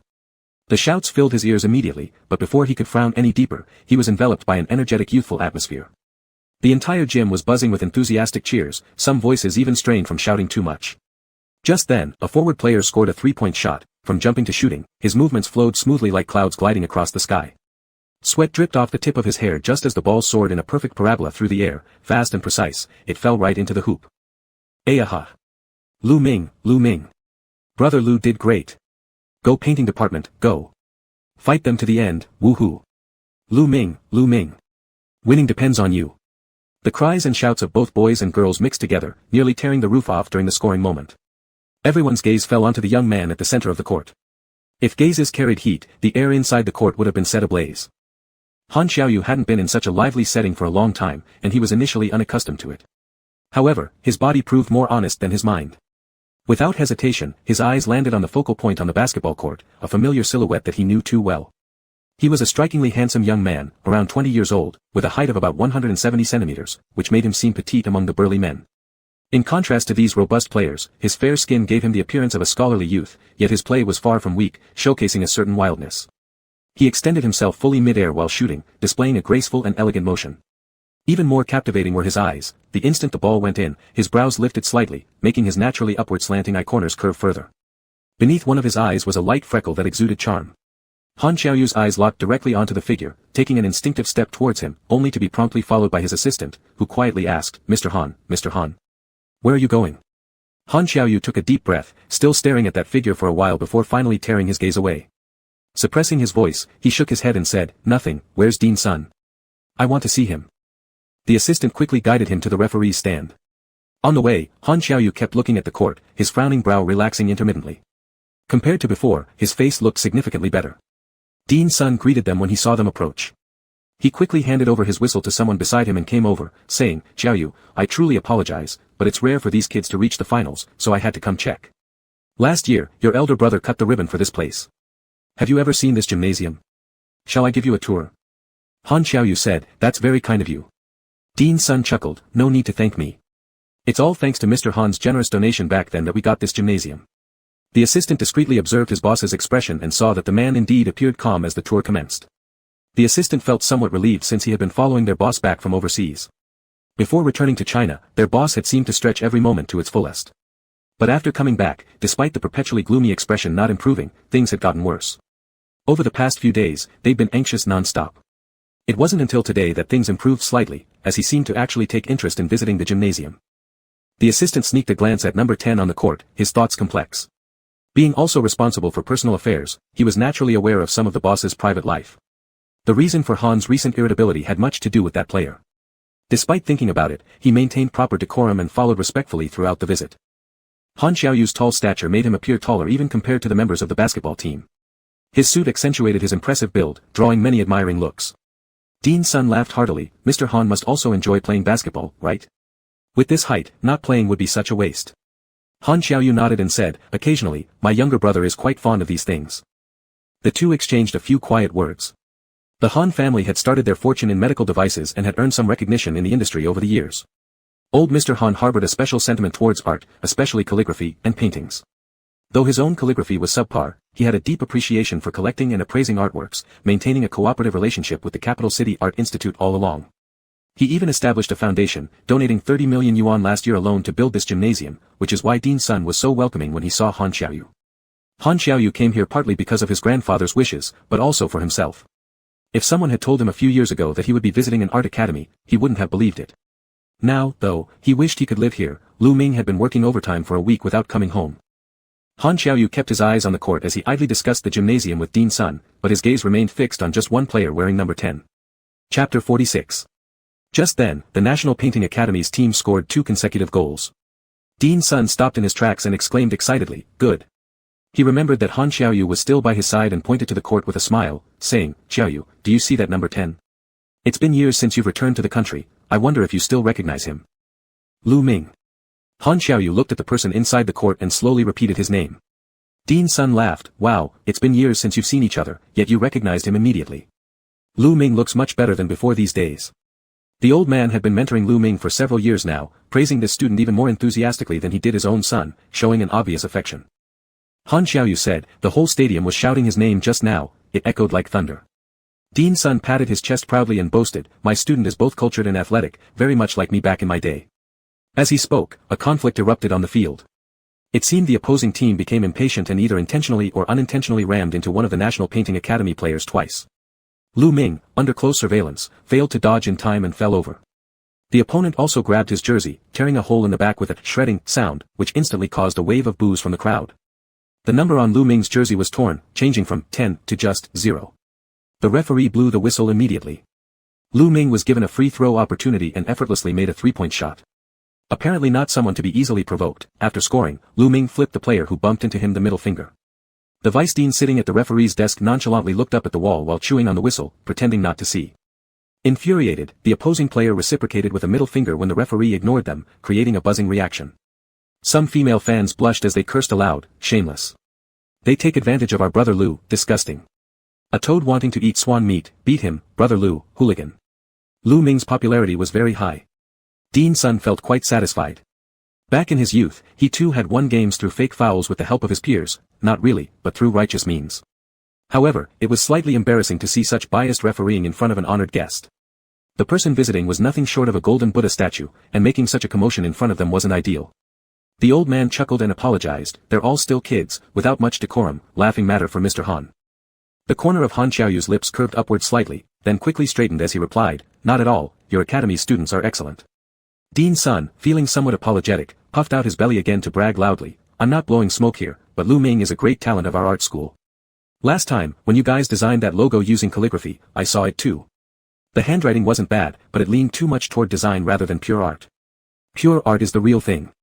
If Lu Ming wrote it, it would definitely have gone up another level." While passionately boasting about his student, the expression on Han Xiaoyu's face turned subtle, hiding a bit of amusement in his eyes. After coughing once, he remarked, "No need, the writing from my people is also excellent." Dean's son looked at him with an expression of, "You don't understand the brilliance of my student," and shook his head, still lacking in fire. Han Xiaoyu stood firm and replied, "He is already good. If he hadn't been forced to write those characters on the table initially, and if his hand hadn't trembled a bit after being bullied all day, the writing might have been even more beautiful. But it was already pretty good this way." Dean's son took him on a tour around, introducing Han Xiaoyu to the conditions of the gymnasium while casually complimenting his students. Han Xiaoyu listened carefully, especially focusing on everything related to Lu Ming, interested in hearing more. Dean's son proudly stated, "Look, their oil painting academy tried asking me a few days ago to let Lu Ming teach at their place. These people can't even beat us at basketball and they're trying to snatch my student." Han Xiaoyu's lips curved upwards once again. On the basketball court, Lu Ming's final 3-pointer sealed the game, with the scoreboard showing a far greater margin than the Design Institute. Teammates rushed towards Lu Ming to celebrate together with hearty embraces, almost knocking him down due to sheer strength. Following that, the enthusiastic group of big boys hoisted the hero onto their shoulders. Cheers rang out from within the field, especially when Lu Ming was carried around half a circle by his teammates, causing laughter to erupt throughout the gym. They weren't just laughing because the senior brother Lu was being paraded around in circles, but also because of the torn jersey on his back. Han Xiaoyu's gaze paused on Lu Ming's face for a moment before moving to the torn basketball jersey he was wearing. A large piece of fabric from the back had been ripped off, dangling precariously behind him. This exposed a stretch of white skin, prompting Han Xiaoyu's lips to curve momentarily before they straightened again. Han Xiaoyu continued looking until his assistant reminded him quietly, "Mr. Han, Dean's son is waiting for you." On the basketball court, Lu Ming had shrugged away from a group of girls crowding around him and grabbed a bottle of water. With a smile, he took a couple of steps back, waved to everyone and ran off, looking much like a smug, scheming fox that had taken advantage of its situation well. Han Xiaoyu followed his movement with his eyes. When his assistant called his name again, Han Xiaoyu reluctantly tore his gaze away, nodding and responding, "All right." Han Xiaoyu had come this time regarding the redesigning of the exhibition hall. Since it coincided with the university anniversary celebration, Dean's son was quite surprised but also grateful. After talking for a while, Han Xiaoyu heard 2 knocks at the door, and then a young man in a jersey entered, smiling as he said, "Teacher, I've come to deliver your calligraphy scrolls." The dean hurriedly replied, "You've arrived just in time. We were just talking about you." "Ah, Lu Ming, why are you still wearing this torn jersey?" Lu Ming laughed, "I rushed over to give you the scroll without even going back to my dorm. I've placed your scroll on the desk, teacher. You may continue your discussion." Dean's son called out to him, "Wait a moment. I'm too old to move now, but you have no classes this afternoon. Please take Mr. Xiaoyu to visit the exhibition hall. It seems you already know each other. How many years has it been since you last met?" Heh heh. Han Xiaoyu's eyes focused on Lu Ming's face and did not move. After a pause, he said, "It's been quite a while since we last met." Lu Ming pinched his nose, replying, "All right, teacher, I'll leave you to work. I'll show Mr. Han around right now." Han Xiaoyu stood up and followed him out, staying one step behind Lu Ming. His gaze involuntarily fell on the torn part of Lu Ming's jersey, revealing some unseemly amount of smooth, pale waist and back, creating a flicker of renewed desire within him that refused to extinguish. When they passed by the restroom, Han Xiaoyu abruptly grabbed Lu Ming and pulled him inside. The assistant immediately stopped at the door, daring not to follow another step. Inside, they heard shuffling sounds, then came their boss's lowered voice ordering, "Go buy a t-shirt and bring it here." The assistant agreed and quickly left. Inside the restroom, Lu Ming looked around to confirm they were alone, pushed Han Xiaoyu aside, washed his face, and said, "Why did you come? Did you see me play? How was it? Not bad, right?" Han Xiaoyu moved closer, frowning as he attempted to fix Lu Ming's torn clothing together and remarked, 7 days. Lu Ming shook water off his face, asking, "What?" Han Xiaoyu explained, "If you don't go home today, it'll be the 7th night you haven't stayed home. Don't you remember there's a curfew at 11 p.m.? Lu Ming glanced at him in the mirror, chuckling, "That's a rule at my house, so why didn't you tell my sister when you wouldn't let me go home?" Han Xiaoyu remained silent, eyes half lowered, examining the torn jersey. He pressed his fingers gently onto Lu Ming's spine, causing the latter's whole body to tremble. Trying to escape but unable to, Lu Ming turned around only to find himself trapped, his ears reddening as he murmured, "What are you doing? Don't touch me. If I hadn't come, would you plan to not go home today as well? Why do I feel that since I came back, we spend less and less time together?" Han Xiaoyu's hand pressed against Lu Ming's back, pulling him closer, his expression displeased. "You weren't at home during summer break because you led your team to Dunhuang, and I didn't say anything since you missed trips the previous 3 years. Last weekend you attended a classmate gathering, alright, I allowed that. So what's the reason this time for you not coming home for an entire week?" Lu Ming blinked and replied, "Because the expansion of the exhibition hall requires every postgraduate student and school staff member to provide 2 pieces of work for the anniversary exhibition. My calligraphy and paintings were sent to a competition and haven't returned yet, so I had to hastily paint new ones." Han Xiaoyu paused. "Then can't you return home and rest at least? You cannot stay up all the time working." Lu Ming raised his voice slightly, "If I go home, will you let me sleep?" Han Xiaoyu retorted, "When have I ever stopped you from sleeping?" Lu Ming pushed him but failed to move him, biting his lip and said, "You try pushing forward yourself. 7 days ago, why did I even start avoiding staying at the school dormitory? Isn't it all because of you?" Unable to break free, Han Xiaoyu gripped his wrist with one hand while slipping the other under the torn jersey, lightly tracing along the waistline. Lu Ming immediately tensed his body. The larger hand continued its kneading touch. Lu Ming rested his forehead on Han Xiaoyu's shoulder, whispering curses, "You're a freak." Han Xiaoyu chuckled softly, "But you get excited faster than a freak. How does that make sense?" Lu Ming gnashed his teeth on Han Xiaoyu's shoulder. The latter gave him a light pat, saying, "If you don't like it, just tell me." After a pause, he added, "I'll be as gentle as possible." Lu Ming mumbled, "I hate losing control." Han Xiaoyu responded affirmatively, "All right." Unhappy, Lu Ming remarked, "You've never gone this crazy before either. I've already told you it wasn't working, yet you insisted on turning me into that state before you were satisfied, didn't you?" Han Xiaoyu kissed him again gently, consoling, "Sorry, it was our first time living together and being at home. I just got carried away." Lu Ming glared at him but saw the other side faintly smiling as he leaned closer for another kiss. His heart softened momentarily, letting himself give in to the kiss. Han Xiaoyu's lips felt alarmingly warm, almost like they were nibbling instead of kissing, probably due to the time and location limiting them to only a fleeting touch. Once the assistant arrived with a bag of clothes, after grabbing it, Han Xiaoyu handed a shirt to Lu Ming to change into before leaving for the exhibition hall. Chapter 47. Lu Ming took him on a brief tour of the exhibition hall, which was an old building that didn't make much use of its space. Currently, it housed some student works. The young people's ideas burst forth wildly, leading to all sorts of creations. Among them, there was a chair made from shattered glass pieces reassembled together. It sat in the center gleaming under the light, yet gave one the chills just looking at it, certainly impossible to sit on.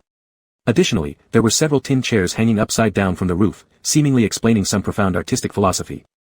Han Xiaoyu glanced at them and suddenly asked, "Are these displays safe like this?"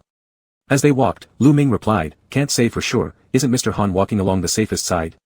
This path is pretty secure, even if something fell, at worst, it'd be a broken bone, no big deal." Han Xiaoyu stopped his steps and looked at him, frowning. After taking a few more steps, Lu Ming turned around, seeing his expression, and immediately laughed, waving him over. I was just joking with you. Why do you take everything I say seriously? It's held by wires with several loops and steel nails on top. It won't fall. Han Xiaoyu still seemed disapproving and said, if this display is considered an art act, what if it falls and hurts someone? Lu Ming replied, then it's performance art. Seeing that Han Xiaoyu was about to speak again, Lu Ming surrendered with his hands up and explained, alright, we're wrong. These are all designed folks who go crazier than us when playing around. This small exhibition will last only a week and has already been dismantled quickly. Safety measures have also been taken care of, truly nothing to worry about. You don't usually see art students doing this kind of thing, right? It's pretty refreshing, isn't it? Han Xiaoyu, nudged on the shoulder by Lu Ming, relaxed his expression slightly but still hooked Lu Ming to walk on his inner side, quietly listening as he explained these works. He had absolutely no interest in these peculiar things but found the clarity and cheer in Lu Ming's voice captivating, causing him to watch for a while. After viewing the exhibits, the contract was roughly handed over to the school, marking the end of Han Xiaoyu's trip. The college staff wanted to see him off, but Han Xiaoyu directly requested Lu Ming escort him to the school gate. After arriving, Han Xiaoyu stood beside the car and said, I'm leaving now, heading home. Even as he spoke, he kept watching Lu Ming. Realizing only then that this gentleman had come to pick him up, but considering Han Xiaoyu's G63 which was attracting quite a bit of attention, Lu Ming rubbed his nose and said, let me grab something, park your car behind and wait for me on the street. I'll cut through from behind the dormitory, passing out through the north gate. Han Xiaoyu agreed, moving much more straightforwardly this time. Lu Ming rode back to the dormitory on an electric bike via a back road, reaching there within minutes. He grabbed a painting spread out on the desk of the assistant professor's single dormitory, rolled it up and placed it in his backpack before hurrying out again. Just as he locked the door, he heard a click as the neighboring door opened. Seeing Sun Bohan, he looked a bit puzzled and said, Lu Ming. What's going on, did the basketball game end already? Why are you back at this time? Lu Ming stuffed the keys into his pocket and grinned, yes, it's over. Sun Bohan smiled and said, this time surely our department won again. Lu Ming glanced at his wristwatch, leaning against the door without rushing to leave. He looked at Sun Bohan and said, nope, not this time. But speaking of which, older brother, aren't your oil painting department starting to hire outside players now? Weren't those two forwards from the Sports Institute? Dressed casually in a suit, standing elegantly there, Sun Bohan wasn't upset being exposed, smiling and responding to him, you guys went first and got help from Lin University next door. We can't fall behind either. His eyes landed on the painting in Lu Ming's hand and he asked, is this going to the gallery? Lu Ming had no intention of showing it to him, but knowing the teacher would eventually find out anyway, he decided to just tell him. Correct. I've painted a new rooster painting, symbolizing great fortune and good luck. Sun Bohan said, why did you paint this? The red peak white feather from last time. It might not work out. Today is the last day it's hung, and the gallery called me, asking me to bring over a new painting to replace it. As you know, anything left there for more than half a year basically has no chance. The master Zhang mentioned that the conception lacked depth, so I thought about it for a while, perhaps it's better for a simple person to live happily. Sun Bohan felt a bit sorry for him, but at this stage, he didn't know how to comfort him either. He could only try to give suggestions, how about making one more adjustment? This painting seems a bit hasty. Give me 2 days, and I'll think about it with you. Lu Ming smiled and said, no need. If this great luck doesn't work, I'll just take all the paintings back and won't bother hanging them out anymore. Anyway, I have no big ambitions. Teaching students and being busy with my own stuff and the rest of the time is pretty good too. He glanced at his watch, seeing that the time was about right. Waving to Sun Bohan, he said, well, brother, I'll go first. There's a friend waiting for me. Sun Bohan called out to him again, Lu Ming, did Han Xiaoyu come back? Lu Ming nodded, yes. Sun Bohan thought for a moment and said, last time, the recommendation letter my father gave you to Sushi Gallery, you didn't use it, right? Lu Ming replied, no, I don't want to put my paintings there. After some consideration, Sun Bohan continued, the gallery you're currently dealing with isn't bad, but the owner of Sushi Gallery likes ink paintings more, and they separate antiques from paintings and calligraphy, which suits you better. If you feel awkward referring because you consider Han Xiaoyu as a friend, I can introduce you to someone else, there's a Mr. Han Qiuyang who's very nice. Lu Ming waved his hands repeatedly, no need, I'm fine like this. These past few days, he'd seen enough of the Hans. When Han Xiaoyu first returned from abroad, he bombarded him with visits, the elder brother held a welcoming banquet for him, then Uncle Han immediately came over with his nephew. There wasn't a single quiet day. Their family almost wanted to incorporate him into their old Han clan instantly, becoming part of the new family. Sun Bohan chuckled, actually, you don't have to be too constrained. Mr. Han is very nice, not the typical big entrepreneur you might imagine. That Sushi Gallery is actually managed by his sons helping the old man, its name was even chosen by old Mr. Han himself. It comes from sipping stones and sleeping on streams, living carefree beyond worldly bounds, quite interesting, isn't it? Lu Ming forced a smile. It is indeed quite interesting. This carries the meaning of reclusive life. Old Mr. Han's wish was clear enough. The old man yearns for retirement, ready to cut loose. His entire family waits for him to play the prodigal son. Han Chia, the third son, had already rushed to the African savannah 3 times this year. Last time, he stayed for 3 months, and this time, it seemed like he would stay for half a year or so if not longer. The older brother once set up a small animal rescue station during his free years, still going to visit every now and then. While others took their children to the zoo on weekends, their family would load a car with cat food and dog food and head straight to the rescue station. All members of the family were fond of furry creatures, filled with joy. Son Bohan said a few more encouraging words about Lu Ming going to Sushi Gallery, without showing any particular expression change when mentioning Han Xiaoyu. Lu Ming grinned. Brother, last time when the two of you met on the mountain, I thought you didn't get along well with Han Xiaoyu. Son Bohan replied, I discuss matters, not people. If someone else had done what Han Xiaoyu did, I would have said it the same way. Son Bohan had softened his attitude towards Han Xiaoyu a lot in the past couple of years. His hostility towards Han Er, the second, mainly revolved around paintings. Added to that, Han Er's sarcastic comments always made it hard for the two to agree. However, Han Xiaoyu didn't lure Lu Ming to Sushi 3 years ago, nor did he force him. This removed much of Son Bohan's animosity. Additionally, since Han Er had been overseas these past 2 years and stopped interfering in Sushi's affairs, he fully entrusted its management to his elder brother Han Xiaoyang. Gentle and courteous to everyone, fewer conflicts arose. With classes to attend, Son Bohan, after briefly chatting, saw that he couldn't persuade Lu Ming and left it at that. Lu Ming's phone started vibrating. Without pulling it out, he knew exactly who was calling. After waving goodbye to Son Bohan, he said, All right, my friend's getting anxious. Brother, I'm off. Son Bohan watched as Lu Ming ran down the stairs quickly. Leaning against the iron railing, he gazed for a while, watching Lu Ming run under the sun with his soft hair, talking animatedly on the phone, eyes fixated until Lu Ming disappeared far away. If his paintings from a few years ago portrayed Lu Ming as a simply handsome young man, the current Lu Ming looked radiant with a glow, painted unknowingly by someone in the most touching colors, vivid and captivating. Son Bohan's phone also vibrated. An elegant woman's name appeared. Looking down at the screen, his eyes revealed a touch of restrained emotion, as if something irresistible was about to break through. Lu Ming jogged all the way to the north gate of the school. Stepping out just a few steps, he immediately spotted the large SUV parked by the roadside. The assistant had been sent away, leaving only Han Xiaoyu driving. Lu Ming got in, fastening his seatbelt as he said, I ran into an acquaintance and ended up chatting a bit longer. Did you get anxious waiting? Han Xiaoyu glanced at the sweat on his forehead and turned up the air conditioning a bit more, saying, If you hadn't come soon, I was about to move over and live in your dormitory. Lu Ming laughed, No way, my place is too small for someone grand like you. He leaned back, placing the scroll behind him, looking askance while asking, So, where are we going? Without much expression, Han Xiaoyu looked briefly at the painting scroll but didn't inquire further, turning the car around and saying, I'll take you to the supermarket, buy some things for hot pot tonight. Lu Ming enjoyed hot pot quite a lot, so he cheered up immediately, then asked Han Xiaoyu, Don't you have work this afternoon? Han Xiaoyu calmly replied, I haven't had a vacation for 3 years. I've returned, it's time to rest. They spent a little while shopping at the supermarket. Initially, Han Xiaoyu pushed the shopping cart from behind while Lu Ming selected items in front. Soon Lu Ming's phone started beeping incessantly. While replying to messages, Han Xiaoyu quietly took over, carefully selecting vegetables and fruits at a steady pace. Once picked up, most items weren't put down again, quickly accumulating half a cart. After finishing replying to his messages, Lu Ming turned around and was surprised, asking, Why are you buying so much? Han Xiaoyu added another bunch of greens into the cart, explaining, You must not be eating well at the canteen. Let's make a few dishes so you can choose what you like. Lu Ming picked out a large piece of lotus root and suggested lowering its quantity by saying, Let's buy less of this. It doesn't store well, and after some time, it becomes mealy, making it taste bad. Standing nearby, Han Xiaoyu negotiated with Lu Ming, Shall I make sweet as mantha stuffed lotus root? Do you want glutinous rice stuffed inside? Swallowing hard, Lu Ming hesitated before quietly putting the lotus root back. Each time he tried to pick out some vegetable, Han Xiaoyu, standing right beside him, nonchalantly suggested names of dishes, from tomato beef shanks to sweet and sour eggplants, and even grilled fish made its way onto the list. Eventually, all attempts by Lu Ming to reduce purchases failed, so he gave up entirely and let Han Xiaoyu proceed unchecked. Anyway, Lu Ming resignedly said, The weekend our brothers will also be coming, so more people means faster consumption. Let's just buy them all.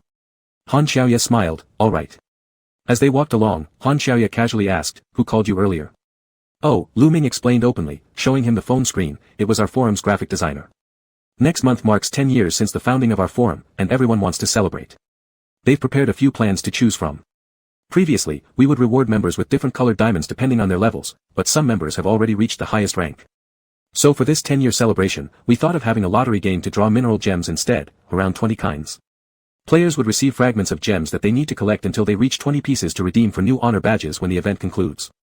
On the phone were listed dozens of exquisite mineral gem badges that sparkled. They were neatly arranged according to hardness, from talc, fluorite, up to jadeite and diamond. The higher the level, the harder the puzzles, and the more beautiful the badges. Lu Ming asked Han Xiaoya, which ones do you think are better? We're thinking about releasing 10 first. Han Xiaoya examined the options carefully, screening them out while considering aloud, what if someone manages to complete one? Waving his hand dismissively, Lu Ming said, impossible. The fragments are too difficult to collect. Selecting 10 gem badges for the activity is sufficient. Meanwhile, at the Han residence. Han Xia sat comfortably in the living room, legs crossed, boasting smugly, Dad, I already told you that my brother is doing great with that person. He was busy, hence they hadn't seen each other for a few days, but now they're together again. You shouldn't worry needlessly. My second brother has been dating for 3 or 4 years, there's never been a single word about breaking up. How many times have you overthought it? Grandpa Han worriedly remarked, I'm concerned about him. The second child is excellent at work, but in terms of emotions. I don't know who he takes after, so stubborn. When he gets obstinate, I fear others might not be able to endure his nasty temper. Casually popping a blueberry into his mouth, Han Xia dragged out the syllables, don't speculate anymore, they won't split, it's impossible. The elder asked, then why hasn't he brought her home yet? It's been years. Smiling cleverly, Han Xia reasoned, my second brother has just returned from overseas, give them some time to settle. Dad, if you really want to see, I'll sneak you over to watch next weekend. My second brother said he'd cook the hot pot himself. As they were speaking, Grandpa Han's phone emitted a tinkling sound, somewhat unique, akin to the droplet of water falling, indicating a special alert. The old man immediately pulled out his phone and checked it for a while. Their forum had developed an app 2 years ago, and Grandpa Han had downloaded it at once, always checking the forum happily. The message that came through was posted on the forum celebrating its 10-year anniversary with a series of activities. Grandpa Han carefully read each announcement one by one. Han Xiaoya's medical team was still short of funds after having asked both his elder brothers but still not quite enough. He leaned over towards Grandpa Han and said, Dad, seriously, don't you want to meet my second brother's girlfriend? She really is very pretty, and she's talented too, your birthday painting last time was hers. Grandpa Han's face grew serious as he quickly became entangled in thought, his eyebrows furrowing so much they seemed about to knot together. Han Xiaoya continued asking him, Dad, just say something, do you or do you not want to see my second brother's girlfriend? After being silent for a moment, Grandpa Han shook his head and said, never mind, next time. There's no rush. Why isn't he anxious anymore? Han Xiaoya was a little startled and wanted to persuade him further. But then he heard his father firmly say, no, we have an important forum event this weekend. Chapter 48. Han Xiaoyu was an excellent cook. After feeding Lu Ming several meals, he quickly captured his taste buds and managed to keep him at home. However, when it came to sleeping at night, Lu Ming refused to sleep in the master bedroom, instead hugging a pillow and heading to the guest room. Han Xiaoyu followed with his own pillow, telling him, I'll replace the bed later. Lu Ming lay there motionless as Han Xiaoyu hugged him from the side. Lu Ming wriggled a bit out of his embrace, drowsily saying, why do you keep grabbing me? I'm not going anywhere. Han Xiaoyu loosened his grip slightly but subconsciously pulled him back into his arms soon after, kissing him lightly and whispering, I apologize for what happened last time. It won't happen again. Lu Ming turned around, bumping his forehead against Han Xiaoyu's, gritting his teeth and saying, there had better not be a next time, huh? Listening to this, Han Xiaoyu knew that Lu Ming wasn't very angry anymore and had been soothed, rubbing their noses together and saying, there won't be. If I mess up again, let you tie me up instead. Though Lu Ming was also treated a bit harshly last time, the intense pleasure sometimes was too overwhelming, even scaring his body somewhat, feeling as if he was being wrecked, making him subconsciously want to escape the feeling of losing control. When Han Xiaoyu whispered his apology gently and approached his familiar breath, Lu Ming adapted for a moment, gradually diminishing his resistance and finding a comfortable position in Han Xiaoyu's arms to fall asleep. That night, Han Xiaoyu was well behaved, only holding him while sleeping without doing anything else. On the weekend, 2 other brothers from the Han family came over for hot pot. Han Xiaoyu prepared a lot of dishes, and Lu Ming helped in the kitchen as well. Han Xiaoyu handed a plate of fruit to Lu Ming and sent him off to eat, calling Han San in to assist.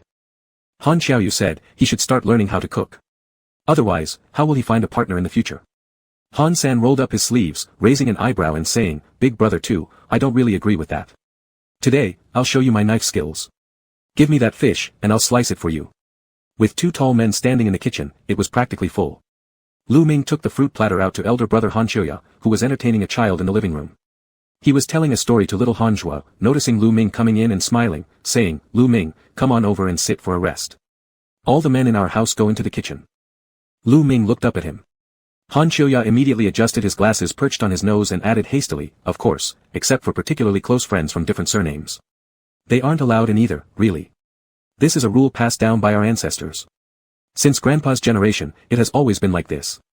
Usually, the maids cook, but during festivals, Dad takes charge. Now that Xiaoyu's back, he cooks. Little Hans was seriously said, in the future, Little Zwo will become more skillful than Uncle Tu, then Little Zwo will cook for everyone. The kid saw cooking with some sense of ceremony, without any complaints. Instead, he felt a sense of aspiration, thinking the kitchen was an especially sacred place. Going into the kitchen was like having authority at home, really cool. Lu Ming found it interesting, sitting there and feeding little Han Zwo a piece of honey orange, watching the child carefully peel off the white pith above the tangerine with his small yet nimble hands, which was quite fascinating. Han Xiuya went out to take a call, leaving Lu Ming and little Han Zwo alone in the living room. The child neatly arranged the peeled orange segments, then evenly divided them between himself and Lu Ming, taking tiny bites and smiling with half-closed eyes due to the sweetness. Lu Ming leaned in and whispered to him, asking, "How are things going at school, elementary school student?" Han Zwo said, "It's pretty good." After a brief thought, swallowing the orange in his mouth, he softly told Lu Ming, "Uncle Lu, I have a secret to tell you." Lu Ming became interested, asking, "What secret?" Han Zwo blushed a little but still proudly puffed out his little chest and said, "I have a girlfriend." Lu Ming blinked his eyes in surprise, saying, "Ah." Immediately following up with, "Is she one of your classmates? How long have you been dating?" "My girlfriend is my desk mate. We write homework together every day." Han Zwo carefully counted his fingers and happily said, "We've been dating for 10 days. Lu Ming struggled to maintain his composure, suppressing a laugh as he asked, "You're quite impressive. Does anyone else know?" Han Zwo said, "Uncle 3 knows. He praised me, saying I'm much better than Uncle 2. When Uncle 3 took me to Disney, he bought a Mickey Mouse backpack for me to give to my girlfriend, but when I gave it to her, she wasn't happy and didn't accept it. She also said if I didn't score 100 in Chinese this time, she would break up with me." The child's face fell as he sighed, "Uncle 3 is right, women are really hard to please." Lu Ming couldn't stop laughing and ruffled his hair, saying, "Then you should study hard and become stronger for the person you like." Han Zwo nodded with clenched little fists, clearly having put his manly dignity on the line. Lu Ming's phone rang too. He glanced at the familiar name, Jingyao, on the screen and answered while walking toward the balcony, "Xiao Bao, what's wrong?" Fang Jingyao said, "Uncle, I'm here to plead for my cousins, hee." Lu Ming leaned against one side of the balcony, looking at a row of green plants nearby and laughed, "What plea? I haven't done anything to them. Uncle, my cousin said they really didn't know it was you they were playing basketball against, otherwise they definitely wouldn't have gone over to help.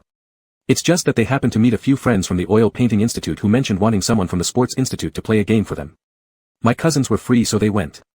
Lu Ming twirled a leaf of the hanging plant with his finger and said, "What benefits did they promise you guys to be helping out the Oil Painting Institute so enthusiastically?" Fang Jingyao hesitated slightly on the other end, somewhat embarrassed and said, "They promised to send a pair of sneakers." Lu Ming scoffed and said, "You're not making progress, they lost the game this time and didn't contribute much effort anyway. Have them return the shoes, I'll buy you guys a pair." That side was particularly embarrassed and kept saying, No, my cousins didn't take them, they left after the game was over. Uncle, we will only play basketball for your institute in the future, never for others. Next time you have a game, call me, I'm on the school team, I can play forward for you, 2-on-1 is no problem." A voice next to him chimed in as well, "Yeah, uncle, we will play basketball for you." Lu Ming said, "Are you all there with Xiao Bao?" "Pretty capable, making Xiao Bao call me on your behalf." "Alright, I don't blame you either, I'll mail the sneakers to your dormitory. Xiao Bao also wanted a pair a few days ago, let's just put yours together." The family all knew how much Lu Ming doted on Fang Jingyao. Hearing Lu Ming say that, the two cousins hiding at Fang Jingyao's place happily accepted the gift, repeatedly saying they were taking advantage of Xiao Bao's favor. Lu Ming exchanged a few more simple words with them before hanging up. When he walked back in, Han Xiaoyu happened to be carrying 2 plates of vegetables over. Hearing him mention buying things, Han Xiaoyu asked, "What do you need to buy?" "Let the assistant handle it." Lu Ming was placing an order on his phone while saying, "No need, just buying a few pairs of sneakers, for a few kids in the house." Han Xiaoyu stepped closer, blocking him from view, and looked down, asking, "There are quite a few kids in your house, does this include Xiao Bao's share this time?" Lu Ming had already finished buying the shoes. At this moment, he looked up at Han Xiaoyu who was towering tall, completely shielding him.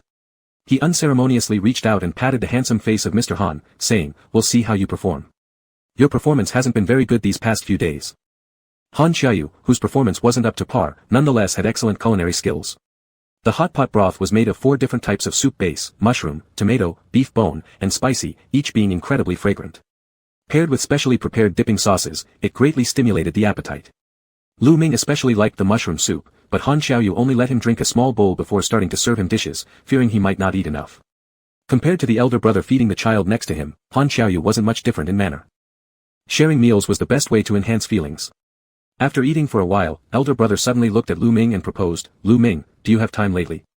Lu Ming replied, not bad, basically I finish classes by 3 in the afternoon. Does elder brother have something? Han Xiaoyang said, it's like this, I want to introduce you to help out at the People's Art Theater. I have a few friends there, they're currently facing some trouble and really short-staffed. Han San said, elder brother, what are you talking about? Why would brother Lu go to the People's Art Theater? Are you asking brother Lu to go on stage and perform? He suddenly remembered something, looked at elder brother, coughed a few times covering his mouth, and then stopped speaking.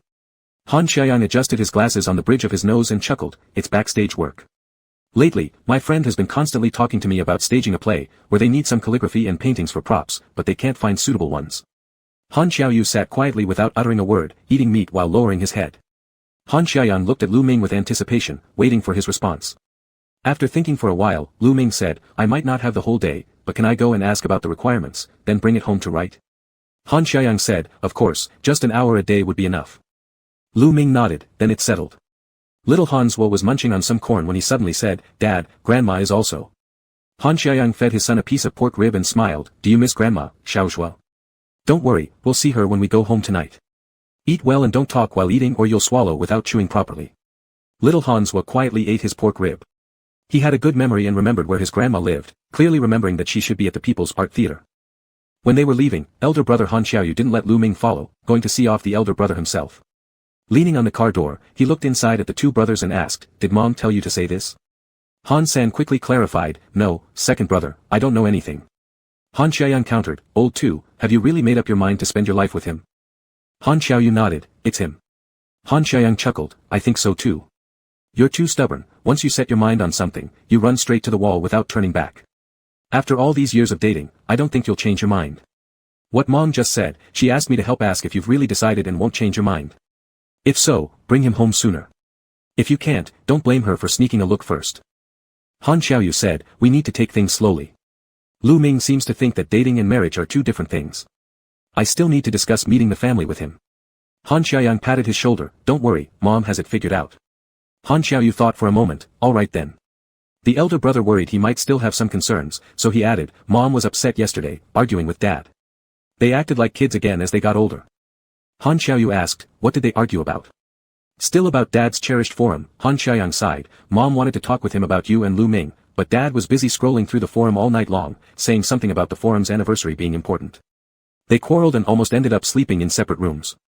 This morning, Dad called me over and forced me to disconnect the internet at home.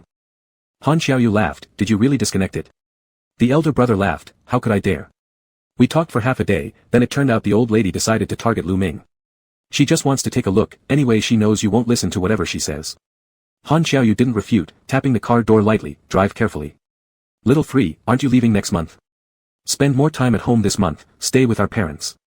Han San agreed, got it, second brother. Han Xiaoyu added, I've sent you some money. Take care of yourself abroad, hire local guides.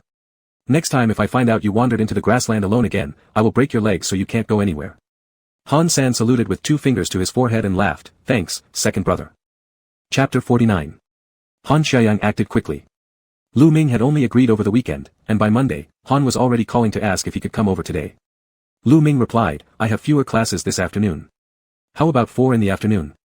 Han Xiaoyang was delighted and thanked him repeatedly, that works, thanks so much, Lu Ming. You're really helping a lot.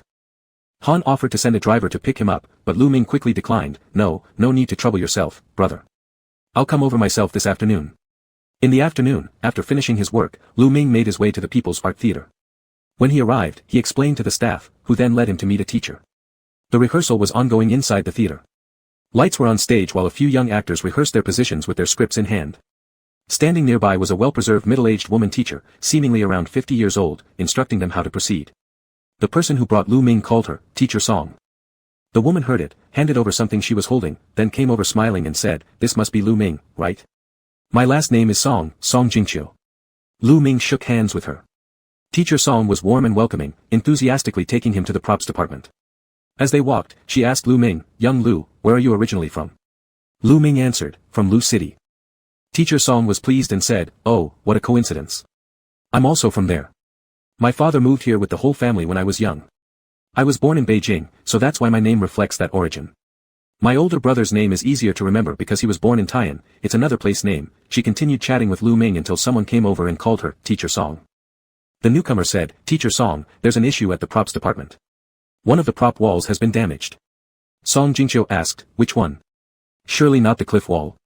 The man looked worried and replied, yes, that one.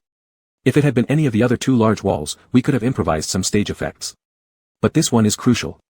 This scene involves a religious ceremony where an actor needs to chisel 2 times on a stone wall prop to carve out a stone Buddha.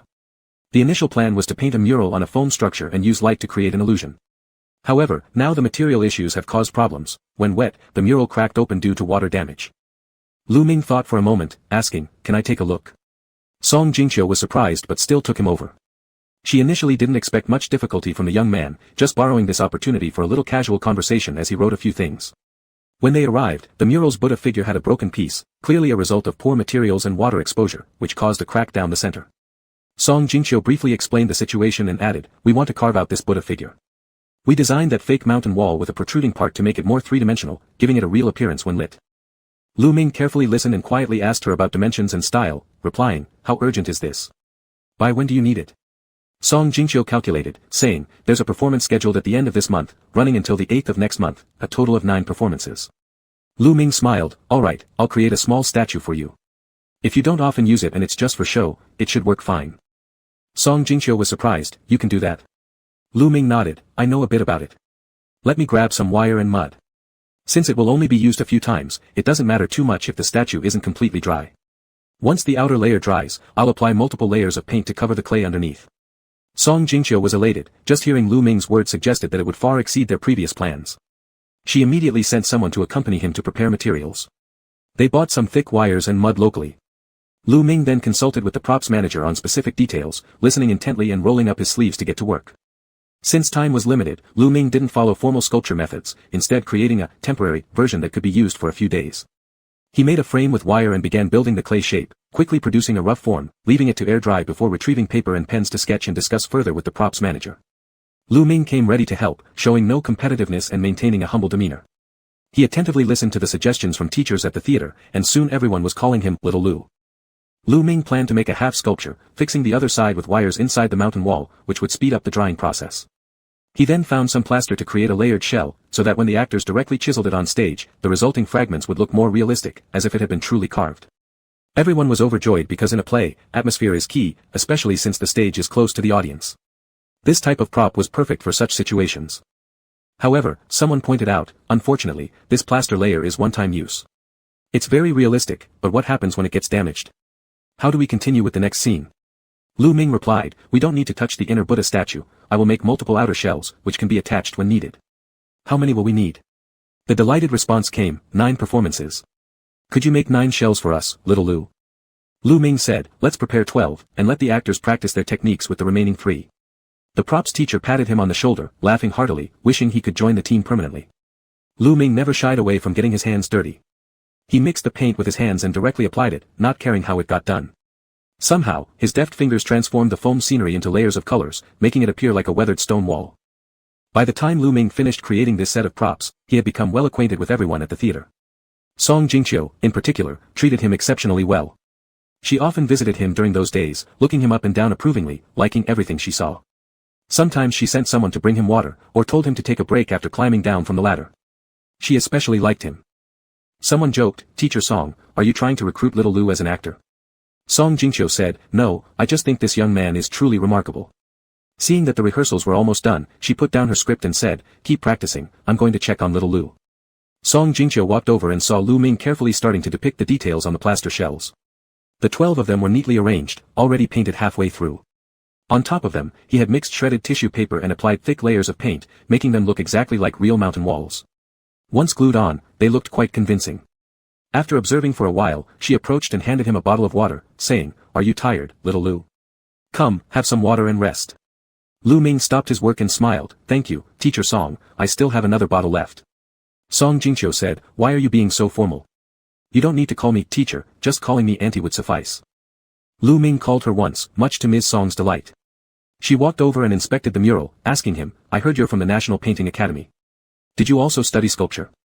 Lu Ming replied, it's just a personal hobby.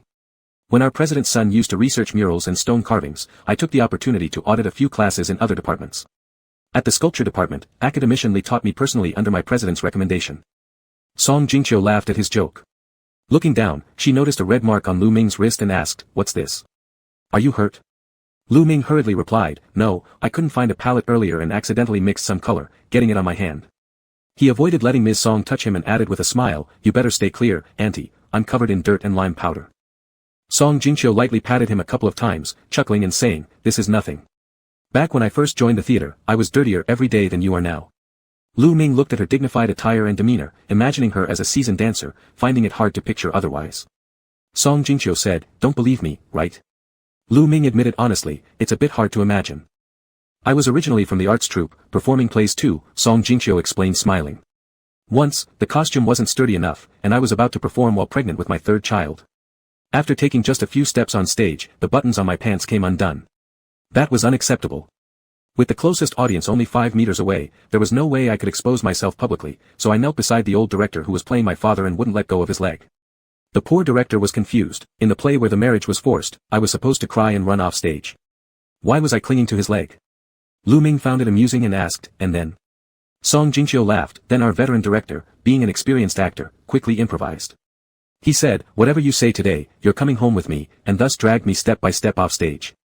Later, people praised the performance highly, unaware it was actually due to a wardrobe malfunction. Lu Ming smiled, "You're truly dedicated to your work. If you don't love what you do, why spend your whole life doing it?" Song Jingqiu smiled and asked kindly, "Little Lu, do you have any plans for the future? I heard you're a college teacher now." Lu Ming replied, "I just graduated this year and decided to stay at my school to teach. I plan to start step by step." Song Jingqiu praised him, saying, "That's great, very down to earth. I like kids like you." Her words were warm-hearted as she asked many questions. If she hadn't stopped short of mentioning that she had a daughter around his age who she wanted to introduce, Lu Ming would have almost thought Teacher Song was setting him up on a blind date. Realizing perhaps how tense Lu Ming felt, Song Jingqiu continued, "I know you young people nowadays focus on your careers first and think about settling down later. No problem, auntie won't be like those others who nag, it's so tiring. Look, I've been married for over 40 years now, yet there are times when my old man still drives me crazy. Sometimes I think back to my younger days and really miss being single." Lu Ming hesitated for a moment before replying, "Aunt Song, actually, I have someone in my life already." Song Jingqiu glanced at him, her expression calm as she asked, "Oh. That's wonderful. How is your relationship? Are things good between the two of you?" Rarely showing any shyness, Lu Ming twisted the water bottle in his hand twice and smiled, saying, "It's very good. We've been together for a few years now, and our relationship is quite stable." Song Jingqiu used decades of acting experience to suppress the joy within her, trying hard to act casual as she said to him, "That's excellent, auntie wishes you both well. All right then, little Lu, go ahead and keep busy. I'll head over and rehearse with the students." Lu Ming responded affirmatively, then went back to his own work. But even from far away, Song Jingqiu couldn't stop herself from glancing back at him every once in a while, her smile sweet as if she'd tasted honey. Chapter 50. After work, Song Jingqiu wanted to see Lu Ming off, but when she checked, she found that Lu Ming had already left. She asked the prop master next to her, "Where's Xiaolu?" The prop master replied, "He just left. That kid is really great, fast and efficient. Look at this floor, he even cleaned it up before leaving, although he got himself pretty dirty in the process. He's really a good kid." As he spoke, he glanced at the sculpture that had been painted once, and could already make out its form. He sighed, "Teacher Song, where did you find such a treasure? This kid is really talented. Is he from the sculpture department?" Song Jingqiu said proudly, "No, Xiaolu is a polymath." The prop master looked at her strangely, "I was praising Xiaolu, why are you so smug? It's not like he's your son being praised." Song Jingqiu raised an eyebrow, "It's hard to say." With that, she left, leaving the prop master standing there confused. He had worked alongside Song Jingqiu for many years, and he had never heard Miss Song boast about anyone with such pride. It was as if she were deliberately bragging to him about her son. After Song Jingqiu returned home, she had just prepared a cup of Luo Hongguo tea and was about to take a sip when she noticed her husband sitting on the living room couch, wearing his reading glasses, typing seriously on his phone with both hands, looking solemn. Seeing this, Song Jingqiu felt irritated and walked over to take a look. Sure enough, he was still browsing that forum. Song Jingqiu exclaimed, "Can't you stop staring at your phone all day long? You're so old, why are you acting like a child?" Without lifting his head, Mr. Han said, "You don't understand. I'm surfing the web." Song Jingqiu was seething, who even uses that term anymore? And you're talking about surfing the web. Why don't you go surf outside? Just then, Han Xiaoye came down the stairs. Hearing Miss Song say that sentence, he moved closer, hugging her waist with a grin as he tried to please her. "Mom, don't be angry. Dad is just loyal. Look, he has been by your side for over 40 years. Every day, he goes to work and comes back home. In the past, even when he went on business trips, he would bring you along too. Miss Song coolly retorted, he's stuck to that forum for 10 years now. Han Xiaoya's face looked a lot like Song Jingqiu's, slender eyebrows slightly arched. When he smiled, no one could refuse him. Especially now, at his prime, he leaned against his mother, cajoling her, hey mom, why don't you try finding something interesting to do? Last time, I brought you that African drum, it was quite nice. I'll ask a friend to teach you. It's very easy to pick up, and later you can show off at the theater. But that drum might not be artistic enough for you. Tanzanian ebony carving is supposed to be particularly fascinating. Miss Song sneered coldly, little three, what do you mean? Han Xiaoya flattered her, Mom, I want to go travel in Tanzania for a few days. The money I invested in my cousin's company is hard to withdraw right now, can you lend me some? You're also a debt collector. Go away, both of you, how irritating. Song Jingqiu felt her temples throbbing from the aggravation caused by the father and son. Neither of them cared about staying at home anymore. Back when they bought the house, she thought about how inconvenient it would be for their children to return and live after they grew up, so she deliberately bought a larger one. Now, however, 5 floors housed only the 3 of them, with 2 levels still vacant. Seeing her glancing around while sighing with worry in her eyes, Han Xiaoya knew that she was bound to get lost in thought again. Sure enough, Miss Song began, Xiaoyi, you're not young anymore. How about? Han Xiaoya quickly interrupted, Mom, I'm still young. If you want another grandchild, talk to big brother. For a daughter-in-law, go to second brother, it has nothing to do with me. He glanced at his watch and faked putting car keys in his pocket with an air of importance, I've made dinner plans with friends tonight. I'll leave first. Song Jingqiu had a bellyful of words stuck in her throat that she couldn't say. Watching her youngest son drive off in his flashy sports car with a loud roar, she decided not to bother anymore. She turned her gaze back to her husband. Mr. Han showed a look of determination, I'm not going anywhere. The network here is good, and our forum has activities. They are really important. Song Jingqiu questioned, how does your little broken-down forum even have events? Mr. Han proudly responded, it was originally only for 3 days, but I wrote more than a dozen public letters to the administrator and messaged him privately, so they extended it to 7 days. Over the years, just hearing him talk, Song Jingqiu had come to know that there was a fair and incorruptible administrator on the forum. Curiosity piqued, she asked, what happened? Why did they listen to you this time? Mr. Han gave her a haughty look as if saying, you wouldn't understand our circle, but was immediately squeezed by Miss Song. Instantly, he obediently recounted the story. During the forum event, 10 types of badges were released. Among these fragments, the hardest to collect fully were 2 kinds. One required special contributions, and the other was paid. But the cost wasn't much, only 1 or 2 yuan per fragment, which could be seen as a small contribution for server maintenance fees. Recharging was nothing difficult for Mr. Han. The old man had secretly wanted to contribute some money to the forum for years but lacked a way to do so. Now he finally had an excuse to throw money at it. Master Duobao was indeed very wealthy, and immediately started specifically earning this paid badge, then exchanged fragments with other members. The other kind requiring special contributions was no problem for Mr. Han either. He noticed that some users on the forum earned badge fragments by submitting technical posts about web issues to the administrator. Immediately invigorated, he sent 3 technical staff from his company to work day and night to find loopholes in the forum system. Occasionally, just to validate their claims, they even attacked the forum's protection system. Mr. Han single-handedly managed to gather all the badges within 48 hours. But the forum event hadn't ended yet, he had already reached the end of the challenges. As a senior member, Mr. Han promptly wrote a post requesting that the administrator release more gem badges and extend the event time, with solid reasoning, because his company's technical team had found quite a few issues that needed adjustments. Wasn't it fair to say that all those contributions deserved a few badge fragments? The forum had already adjusted its rules twice in the middle of the night, forcibly extending the period from 3 days to a week and releasing new badges for him to collect. Mr. Han proudly proclaimed, how's that? Impressive, right? Mrs. Song listened with her mouth agape. She stared at her partner who was a decade older than herself, and after a long pause, her lips twitched slightly, you sure are accomplished. Mr. Han joyfully browsed the forum, engaging in fragment trades with other members. His merchant nature shone through perfectly, making the forum feel like a stock market after only 3 days. Everyone stopped discussing art and began predicting which fragments would increase in value next. Mrs. Song had no interest in her husband's forum and idly chatted with him while sitting nearby. Although Mr. Han mumbled responses without looking up, his focus was reminiscent of his younger days when he had first started his business. After observing him for a while, Mrs. Song chuckled and shook her head before heading to the kitchen to prepare soup for her partner. Mrs. Song thought herself forgiving, having internally accepted her online-addicted spouse with love, but when she saw him holding his phone even after changing into pajamas, her irritation multiplied manifold. Clutching her chest and trembling, she nearly pushed her partner of 40-some years off the bed and scolded him, pointing her finger and shouting, Han Bingsheng, we still have 2 sons who aren't married. How can you have the heart to waste time on your broken-down forum? Mr. Han guarded his phone protectively, equally exasperated. What are you doing? I'm appealing to our administrator. It took me great effort to write a full 500-word letter. Mrs. Song clenched her teeth furiously and said to him, all you care about is your broken forum. Do you even have your sons in mind? Mr. Han replied, of course I do. Just let me send 2 more appeals, then we'll talk about the sons. Mrs. Song.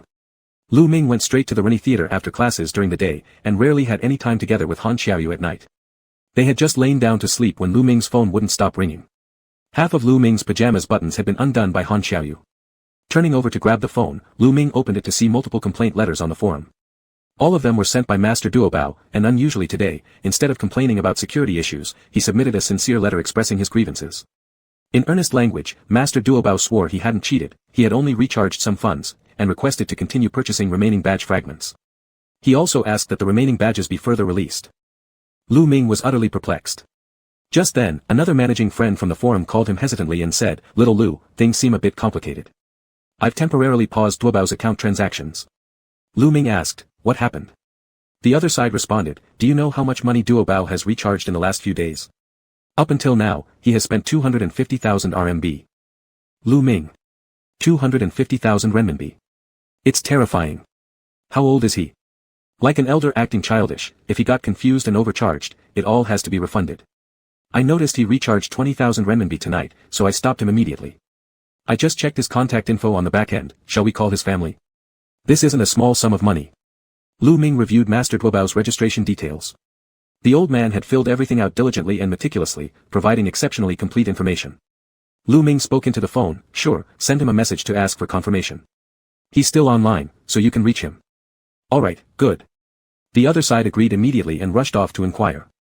Not long after, they called back. After hesitating for a moment, they said, I now believe that all those paintings in Mr. Duobao's home are genuine, I've never seen a real-life tycoon before. Little Lu, what should we do? He insists on only wanting badges, no refunds, and he wants us to keep releasing more. Initially, the forum badge set was designed with 20 badges.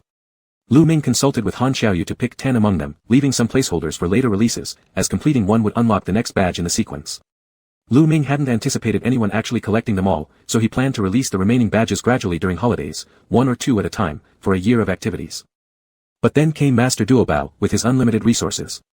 Lu Ming could do nothing but call the other forum administrators late at night, consult briefly, and hastily release a few more badges. Lu Ming, bundled in a blanket with his laptop, worked overtime through the night. Propped up in bed, with only half his back exposed under the lamplight, he appeared slender and pale. On his shoulder rested a fresh kiss mark from earlier, beyond that, there was nothing yet, he hadn't let his partner proceed further. Han Xiaoyu wasn't pleased, lying shirtless beside Lu Ming. He glanced over at the forum and slowly furrowed his brow. Something about it seemed eerily familiar to him. Once Lu Ming finished working, it was already midnight. Tired from doing manual labor at the theater all day, he fell asleep as soon as his head hit the pillow. After pondering the forum situation for a while, Han Xiaoyu couldn't resist sending a text to his third uncle. The phone's light startled Lu Ming, who mumbled a childlike protest while nestled in Han Xiaoyu's arms, too sleepy to form a coherent sentence. Softened by this, Han Xiaoyu kissed Lu Ming's forehead and coaxed him, go to sleep. As Han Xiaoyu leaned closer to kiss him, Lu Ming instinctively reached out an arm around his shoulder and snuggled deeper into his embrace, sleeping soundly. Chapter 51. Han Xiaoyu verified the forum and Duobao Master's account with Han San. He felt a little subtle, but this was a good thing. It was rare for him to ask a few more questions about his father and the administrator. Han San knew this matter very clearly. One of his 2 older brothers had moved out after getting married, the other was busy working tirelessly for the company, while he stayed at home every day entertaining their father and making Han Lao happy. Especially on this broken-down forum, Han Lao spent a lot of time dragging him to leave comments and earn points together. After roughly explaining it to his second brother, he also found it a bit strange and asked, Brother, why did you suddenly bring this up? Han Xiaoyu, feeling quite pleased, replied, just asking around. Han San said, do you think the forum administrator is pretty overbearing too? I even wanted to find someone to investigate their background, but Dad wouldn't let me. At that moment, Han Xiaoyu was biased towards the administrator in his heart. Upon hearing this, he immediately responded, it's nonsense. They are running the forum well. What do you have to investigate? Feeling aggrieved, Han San remarked, I didn't plan to do anything harmful, just wanting to get to know them, befriend them. I thought I could offer them something valuable, if they would only give me the chance. Under normal circumstances, Han Xiaoyu would definitely give a lecture or two, but today, in a pleasant mood, he spun his pen a couple of times, smiled faintly, and said, you will have your chance in the future. Han San was surprised, brother, so you're not letting me check because you're planning to make your move? Han Xiaoyu replied, don't worry about this, leave it to me. After hanging up the phone, Han San still felt somewhat unreal. His second brother always maintained an aloof demeanor, barely having time for anything but major matters, yet now had time to care about these trivial issues. During dinner that night, as he sat at the dining table sipping soup, he heard Han Lao excitedly announcing, "Let me tell you all, the administrator has added me as a friend." Han San nearly sprayed his soup. Lady Song was also quite surprised, asking, "What happened? Did you contribute anything special to the forum for them to add you?"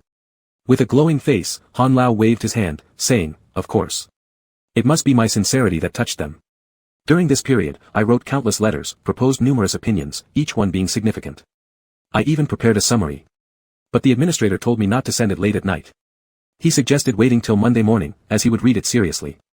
Han San instinctively felt something wasn't right, and after pressing a few more questions, he learned that it wasn't the main account of the administrator, rather, the administrator themselves had opened a smaller personal account to actively add him as a friend. They had exchanged some private messages, where though the administrator spoke little, they were clearly a great person. Knitting his brows, Han San said, "Dad, is that really the administrator? Be careful not to run into scammers." Waving his hand vigorously, Han Lao countered, "Impossible. He told me that he would release images from an art exhibition that evening.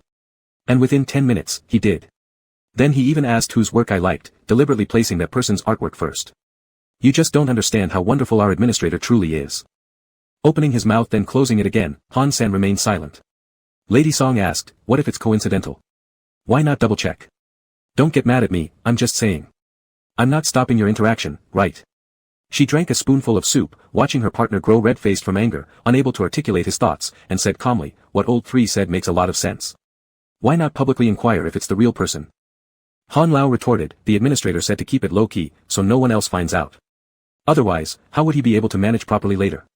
Lady Song winced as her teeth started hurting. "For a small lousy forum like yours, does it warrant using such grand terms as managing work?"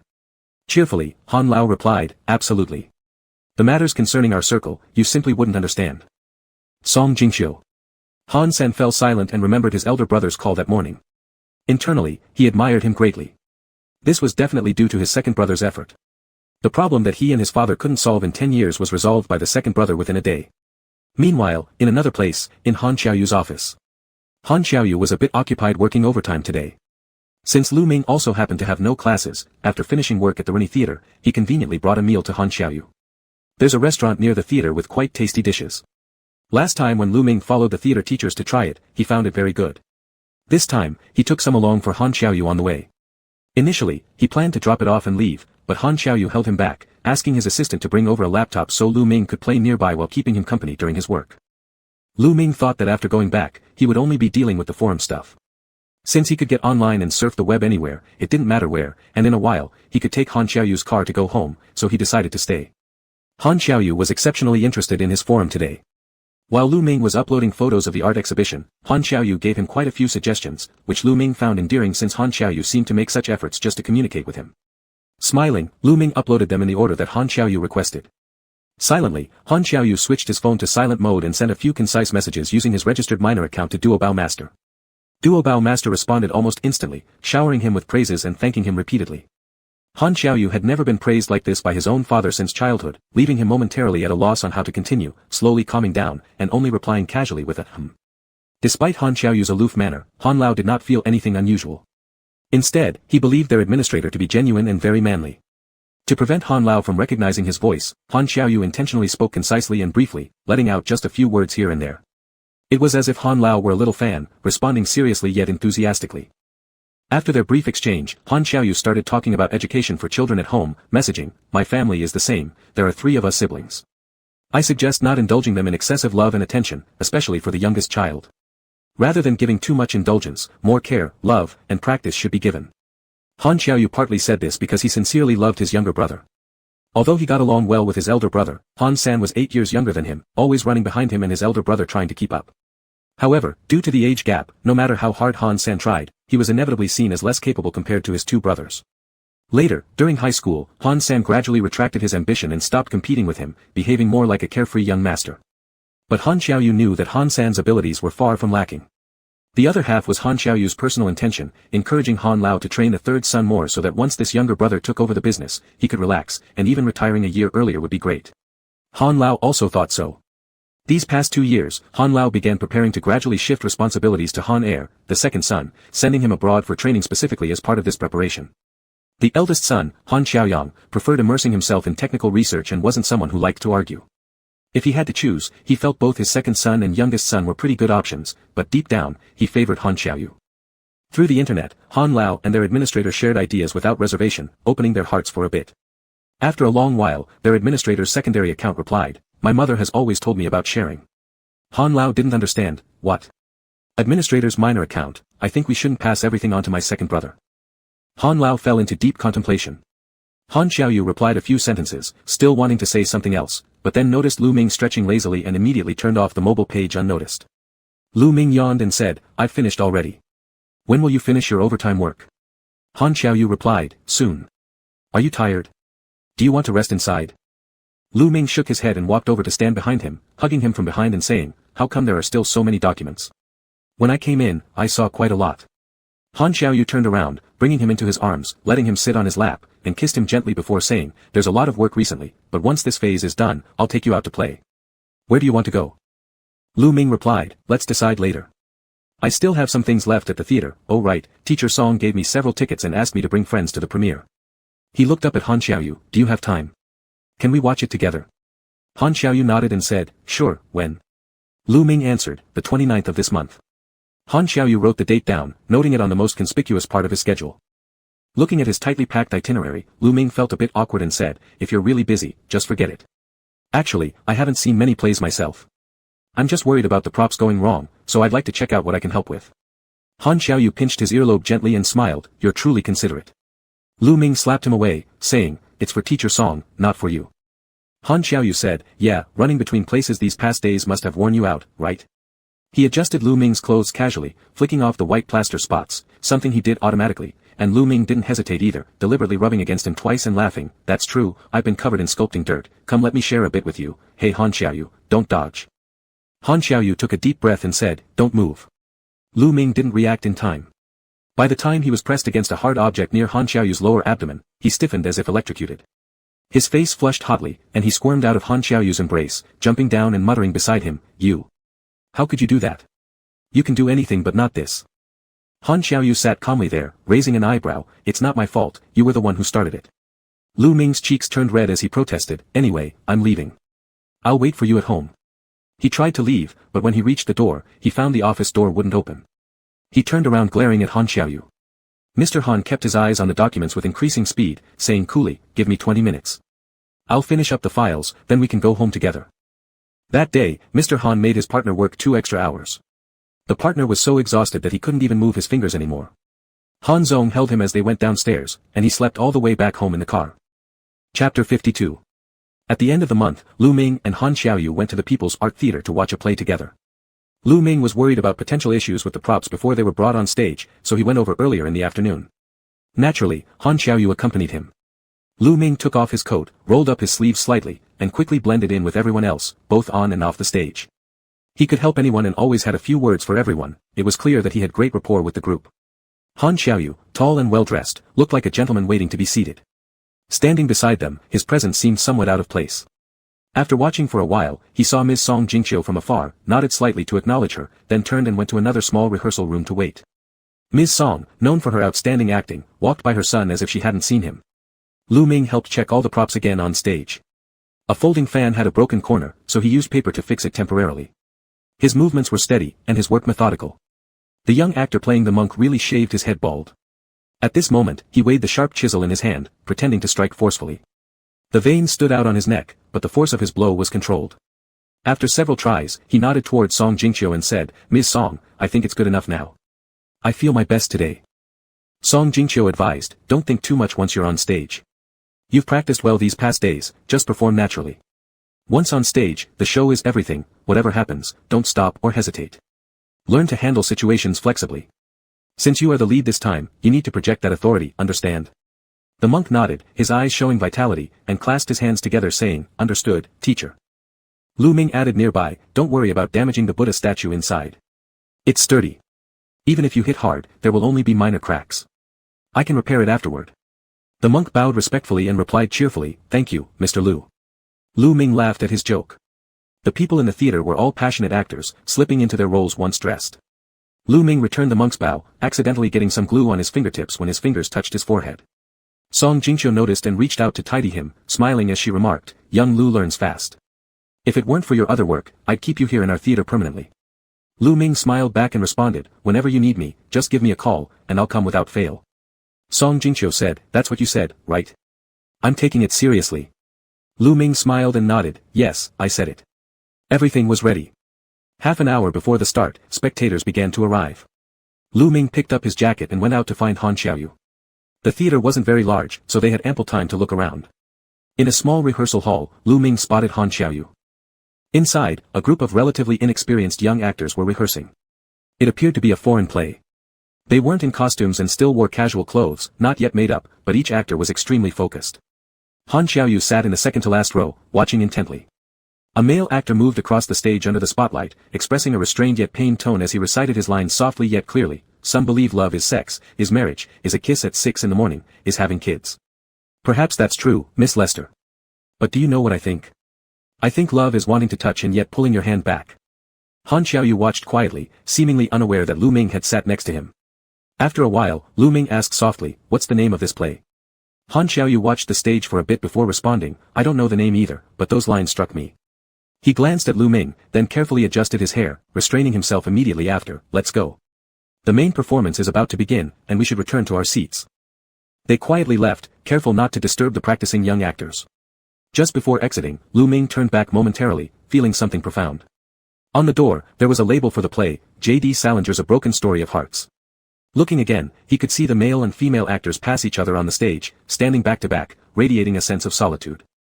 They seemed like people from different worlds, no matter how one tried, never finding a way to properly meet. Han Xiaoyu grabbed Lu Ming's wrist and guided him closer, saying, it's almost time. Let's go. Lu Ming nodded but kept thinking about the play he had seen earlier. Not until Song Jingqiu's play started did he slowly focus his attention, clearing all distractions to seriously watch. In the play Ms. Song and her troupe were presenting, half the cast consisted of seasoned actors while the other half was made up of younger talents. The storyline, which revolved around the power of faith, deeply moved the audience. When the monk, in tattered robes, paid respects along the way and used his chisel to carve out a statue of Buddha on the cliff stone wall, everyone in the theater was profoundly moved. Lu Ming watched intently, clapped with the audience afterward, and as he watched Ms. Song and the others bow on stage, he felt that the recent busyness had all been worthwhile, filling him with a sense of satisfaction. Han Xiaoyu leaned close to his ear and asked, would you like to go backstage and see Ms. Song? Shaking his head, Lu Ming chuckled and said, no need. They'll surely be very busy soon. I already noticed several reporters from various newspapers here, so I don't want to bother Ms. Song. Checking his wristwatch, Lu Ming suggested, let's get some late-night snacks. I know a place that's pretty good. I used to go there often when I was studying. Han Xiaoyu agreed, saying simply, all right. Lu Ming took Han Xiaoyu to a small diner located near several universities. Many young college couples frequented this area at night. As they arrived, twilight was setting in, and they parked their car by the roadside, strolling leisurely for a bit before reaching the little restaurant Lu Ming had mentioned. The shop was tiny, cramped with 4 or 5 small square tables. Each table had 4 tall plastic stools. Despite frequent cleaning, the tabletops appeared slightly darkened from years of use, retaining a glossy sheen that couldn't be entirely erased. Lu Ming sat down naturally, didn't even glance at the menu, and began ordering the specialties, 2 servings of pig blood congee, a plate of salt and pepper shrimp, an order of oyster omelette, large portions of stir-fried beef noodles. Oh, boss, remember to cook them soft. The owner, scribbling the orders down on a piece of paper, laughed heartily at Lu Ming and asked, know what you're asking for, huh? By the way, since you're here early today, do you want the fresh scallion oil cakes and plum paste cakes that just came out of the oven? Glancing at Han Xiaoyu who remained calm-faced, Lu Ming grinned and responded, we'll pass on the plum paste ones. Let's have both the scallion oil cake and the sauce meat cake. The owner noted it down and shortly after brought over 2 glasses of chilled plum juice, insisting that they accept it. You've graduated this year, right? And is this gentleman your big boss? Consider it our treat, don't mind. With no hesitation, the generous owner had already taken a drink himself, finding it refreshingly non-sweet yet highly palatable. Lu Ming thanked the shopkeeper and turned to Han Xiaoyu, saying, so, how long has it been since we last visited a small shop like this? Do you still feel comfortable here? Looking around, Han Xiaoyu remarked, is this the store you often mentioned? Nodding, Lu Ming replied while resting his chin in his hand, gazing at Han Xiaoyu, yes, I previously said that when you returned from abroad, we would come eat together. After you came back, we never really had time until today. It's rare to finally find a free moment, so let's give it a try. Han Xiaoyu wanted to apologize but held back the words, switching instead to say, if you like it, we can visit more often. Lu Ming smiled slightly, picked up his chopsticks and said, forget about it, we'll discuss that when you're not as busy later. Today's a good opportunity. This restaurant's Madame hails from Shantou and her midnight snack dishes are unmatched. Soon enough, dishes started arriving one by one. In a low voice, Lu Ming introduced which ones were delicious and which ones he often ordered. Every time Lu Ming recommended something, Han Xiaoyu tried it with his chopsticks, memorizing its taste. He was a skilled chef and believed he'd have more chances to practice at home later, determined to win Lu Ming's favor by pleasing his palate first. As time went on, more people gradually filled up the little shop. Soon it was packed. The owners set up 2 more tables outside the door, making brisk business. Midway through the meal, Lu Ming was talking with Han Xiaoyu when he suddenly heard a familiar voice and paused his chopsticks, taking a look. The young man standing nearby ordering food appeared to be in his 20s. Pale-skinned, with an unmistakably scholarly demeanor, he looked every bit like someone who worked in schools, clutching a leather bag commonly used by Art Institute professors. Standing there attentively, he glanced carefully at the signature dishes posted on the wall and requested 2 dishes. After a moment of thought, he added, "Could the boss please omit cilantro in the beef porridge? Thank you." Recognizing him instantly, Lu Ming realized it was Mr. Chen Yi, a teacher from the neighboring department, who specialized in jade appreciation and jade carving techniques. He had attended meetings alongside Mr. Cheng, both newly promoted young teachers who had gotten to know each other better through close seating arrangements during sessions. They often played sports together at school, where Cheng would join upon invitation. Seeing him now, Lu Ming walked over and greeted him, "Teacher Cheng, what a coincidence meeting you here." Mr. Cheng Yi startled momentarily before recognizing him and smiling warmly, "Lu Ming. Is that you? I heard this place serves exceptional beef porridge, so I came especially to taste it. Are you here having dinner with a friend?" Lu Ming nodded and said, "That's right." He was more familiar with Cheng Yi, and seeing that he didn't know how to pick items on his first visit, recommended a few dishes. Cheng Yi listened carefully and removed some heavily spiced condiments before placing his order. Lu Ming asked, "Why aren't you eating these? I remember you weren't picky in the school cafeteria, so I thought you would enjoy them." Cheng Yi smiled faintly and replied, "I do eat them, but my brother doesn't." Lu Ming was surprised, "You have an older brother?" Cheng Yi nodded, "We live together." Lu Ming was quite curious, and after chatting a little with him, thought Cheng Yi's personality suggested that his brother might be similarly cultured and harmless. Cheng Yi, somewhat reserved, took the initiative to ask Lu Ming, "By the way, the gallery you asked me to find has gotten back to me. My senior classmate knows one that really likes your painting style." Before he could finish, Lu Ming pulled him aside by the shoulder, saying, "Oh, the porridge will be ready soon, let's wait over here." Cheng Yi looked confused as Lu Ming led him a couple steps away, trying again to mention the gallery matter, but then saw the restaurant owner bringing over the boxed-up porridge. He quickly stepped forward to take it and paid for the meal. As Lu Ming saw him off, he whispered at the door, "Let's continue our conversation once we're back at school." Cheng Yi glanced past Lu Ming's shoulder toward the man who had previously been seated at the same table as Lu Ming. The man remained calm and steady without making any movement. He mimicked Lu Ming's hushed tone, asking, "Doesn't your friend know you're trying to sell paintings through a gallery?" Chapter 53. Lu Ming rubbed his nose and said, "I don't know. I didn't tell him. It would be embarrassing if the paintings don't sell." Cheng Yi smiled, patted his shoulder sincerely and said, "No way, your paintings are so good. Selling paintings is also about destiny, it just means the right time hasn't come yet." The flashing lights of the car parked at the door flashed a few times rudely. Even without a sound, one could sense that the driver was in a bad mood. Cheng Yi hurriedly said, "I have to go. My brother is waiting for me. I'll talk to you when I get back to school." Lu Ming thanked him, and waited until he left before coming in. Han Xiaoyu was still slowly eating congee. Seeing him back, he asked, "An acquaintance?" Lu Ming replied, "Yeah, a teacher at the art academy. His name is Cheng Yi. We've attended a few meetings together." Han Xiaoyu responded with an "oh," half closing his eyes as he continued drinking the congee. It seemed like he hadn't heard their previous conversation, or maybe he had but didn't bother to ask. Lu Ming sat down and finished eating with him, then got up to pay the bill. This time Han Xiaoyu did not stop him, but instead told the boss, "Pack another box of plum cake to take away." Lu Ming said, "Still hungry?" Shaking his head, Han Xiaoyu said, "I'll take it back for you to eat. It can be tomorrow's breakfast." The restaurant owner skillfully packed a box of freshly baked cakes with a sweet-sour plum flavor, clearly a dessert. The plums have been pickled a little too sour these days. If you want it sweeter, dip it in honey. Without blinking, Han Xiaoyu accepted it and thanked the boss. Lu Ming glanced at him. President Han's expression was calm, wearing a set of handmade custom suits while holding a box of pale yellow pastries inside this small diner, extremely out of place. For some unknown reason, Lu Ming suddenly remembered how a few years ago, Han Xiaoyu accompanied him to the toy store and seemed to stand by him with the same tranquil demeanor, unaffected by the surroundings. After walking for a bit, they strolled to aid digestion. There were many college students around them, the narrow street was lively. A playful couple ran past accidentally bumping into Lu Ming. In the next moment, Han Xiaoyu had already grabbed his shoulder with one hand and pulled him close to protect him, saying quietly, "Be careful." The girl who ran off also noticed and stuck her tongue out sheepishly, smiling and apologizing, "Sorry." Lu Ming laughed and said, it's fine. After they passed, Han Xiaoyu patted his shoulder as if to brush off the scent from the girl's touch earlier, frowning slightly and saying, "You're always nice to girls." Lu Ming replied, "Women need care and attention." Han Xiaoyu added, "You're also very kind to your nephew." Lu Ming couldn't help but laugh and say, "Why are you competing with Xiao Bao?" Han Xiaoyu stopped talking, simply holding his hand calmly. Lu Ming wiggled his fingers, but Han Xiaoyu didn't let go. Lu Ming didn't give up either. After several more attempts, Han Xiaoyu finally loosened his grip slightly, allowing Lu Ming to insert his fingers between his, intertwining them, thus gripping each other even more intimately than before. Han Xiaoyu looked down at him, noticing the slight dimples in Lu Ming's smile under the streetlight, and softly said, "Sometimes you should trust me more too. I won't let go." A warm color appeared in Han Xiaoyu's eyes as he slightly nodded and said, "All right." The performance at the People's Art Theater was a great success. During the celebration dinner, Teacher Song specially called Lu Ming and invited him to join. Laughing, Lu Ming politely declined, saying, "Really no need, Teacher Song. You've been considerate, but I still have classes and can't leave." Song Jingqiu teased, "How can you still be so formal with me? Haven't I told you, call me auntie from now on?" Lu Ming immediately said, "Auntie Song."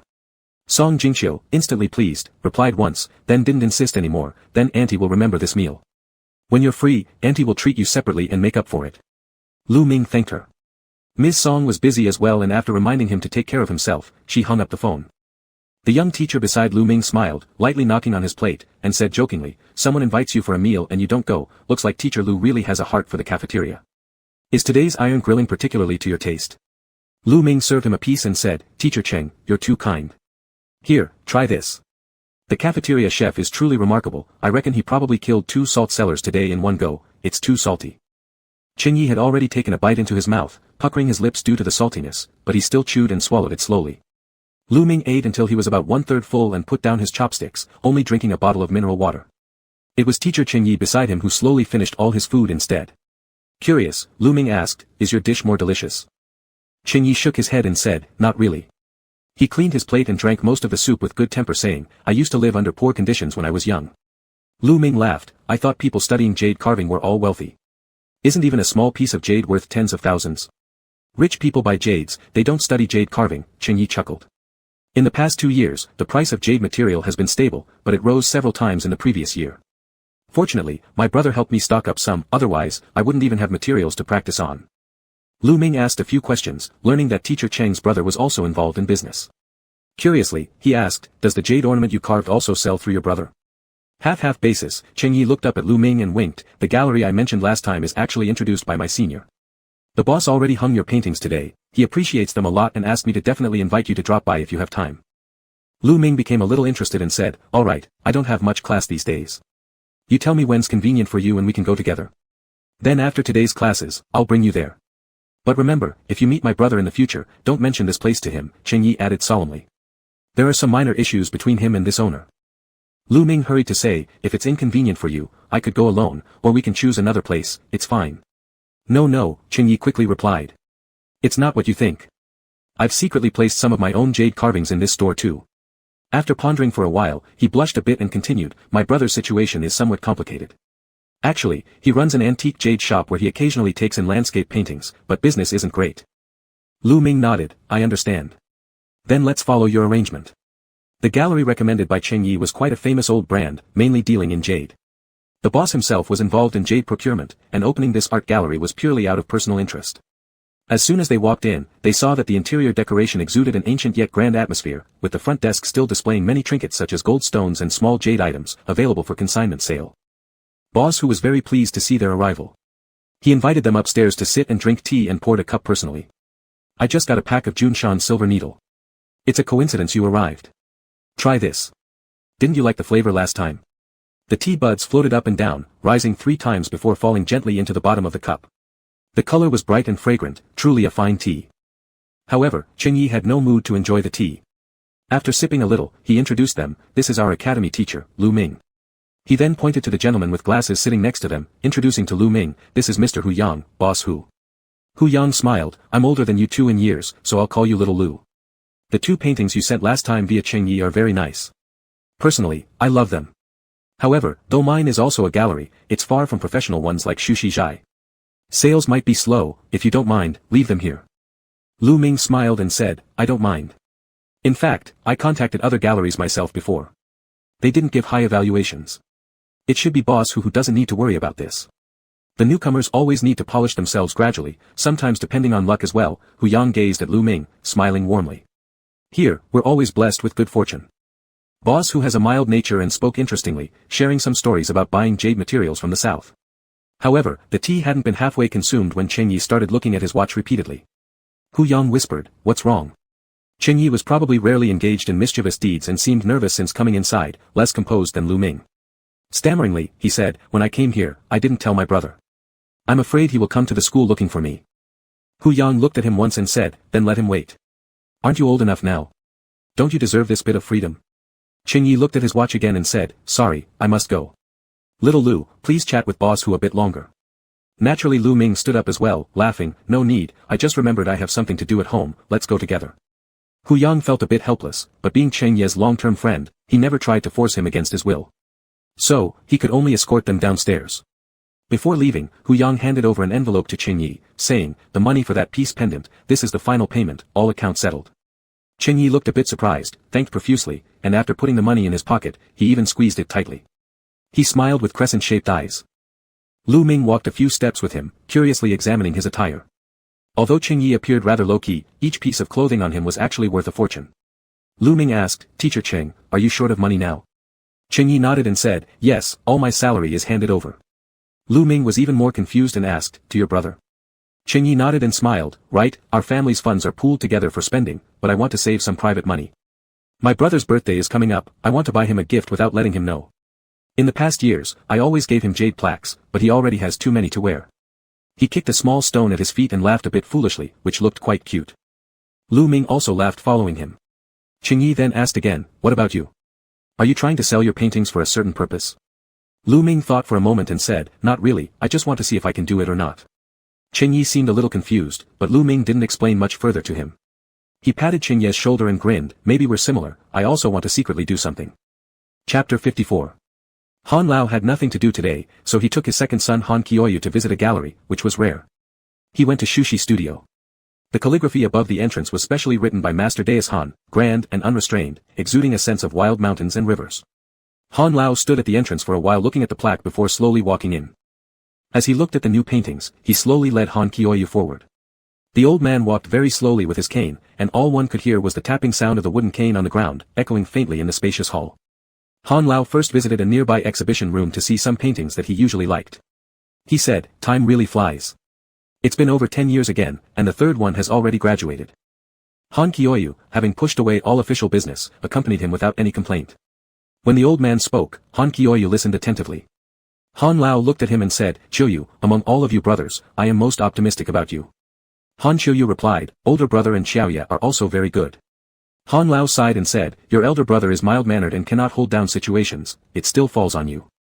However, regarding his youngest son, he didn't say anything more. He walked a few steps slowly with Han Qiuyu before saying to him, "Take care of your younger brother more. Xiaoya respects you the most, he'll listen to you."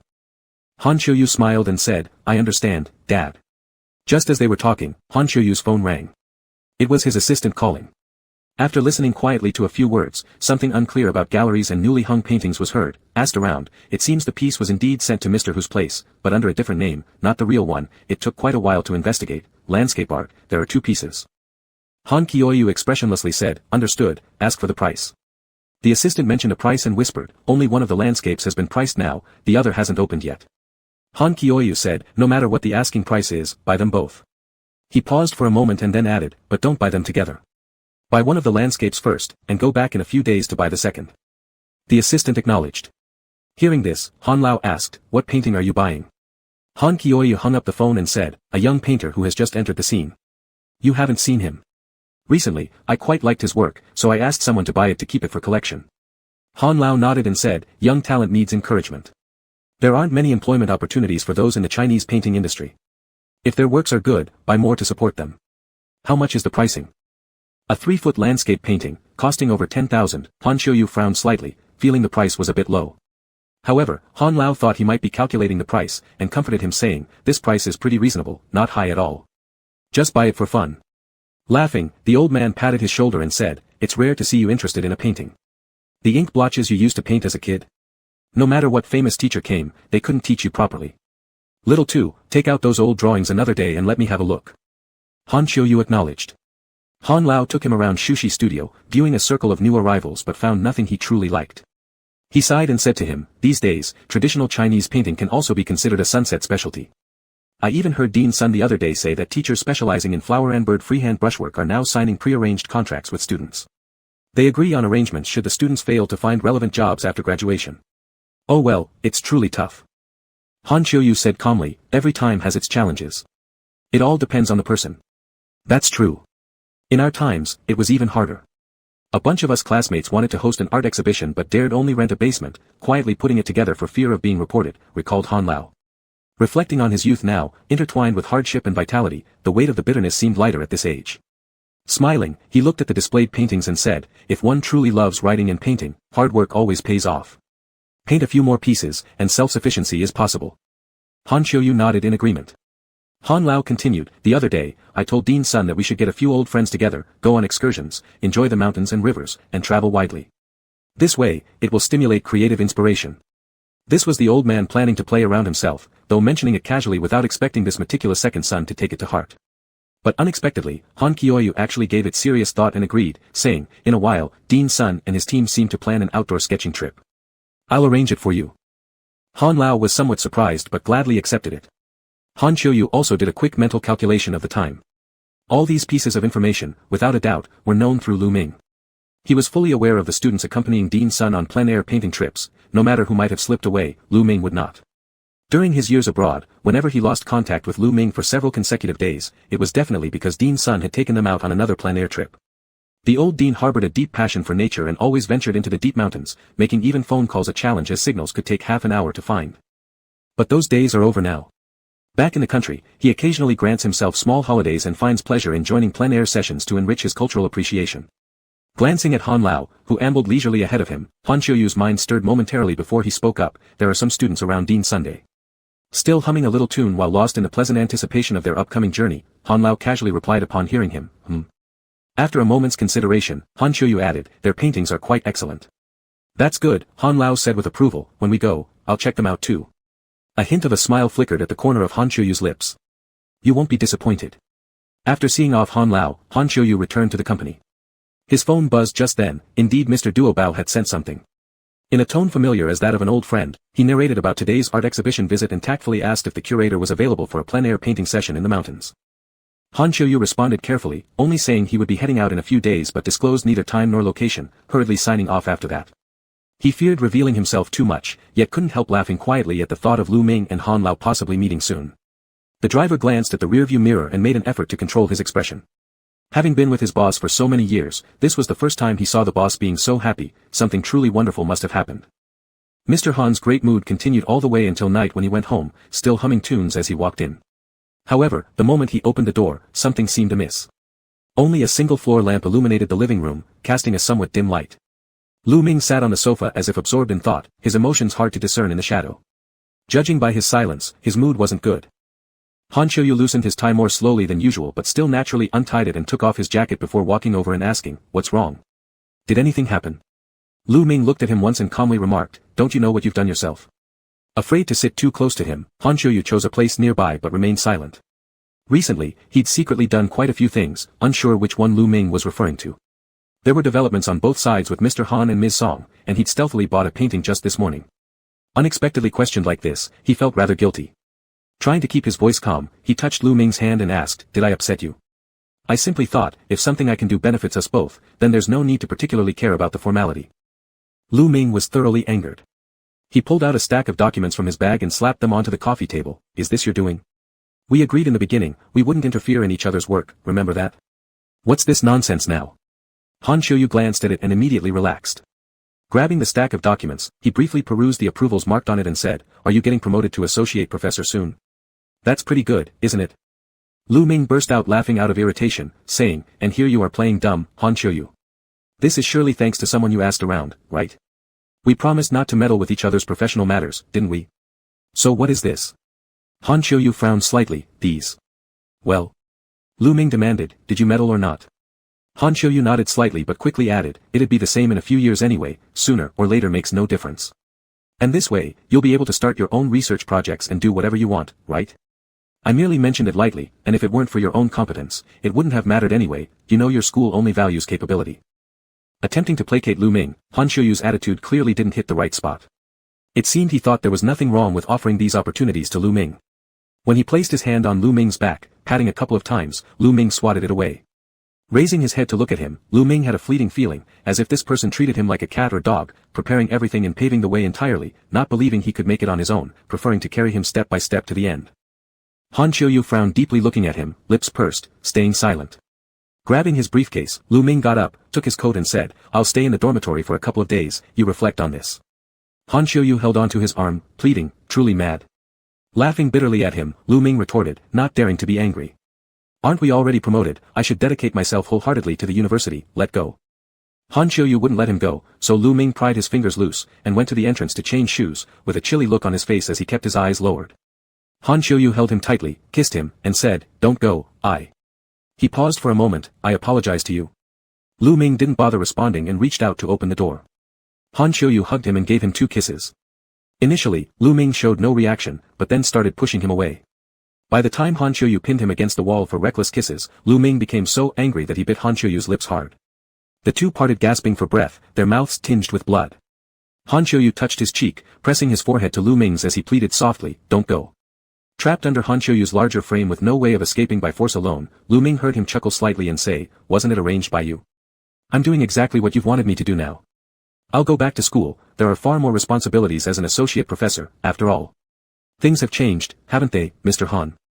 Han Qiuyu pressed light kisses onto Lu Ming's forehead and eyes, whispering repeatedly, "Lu Ming, Lu Ming."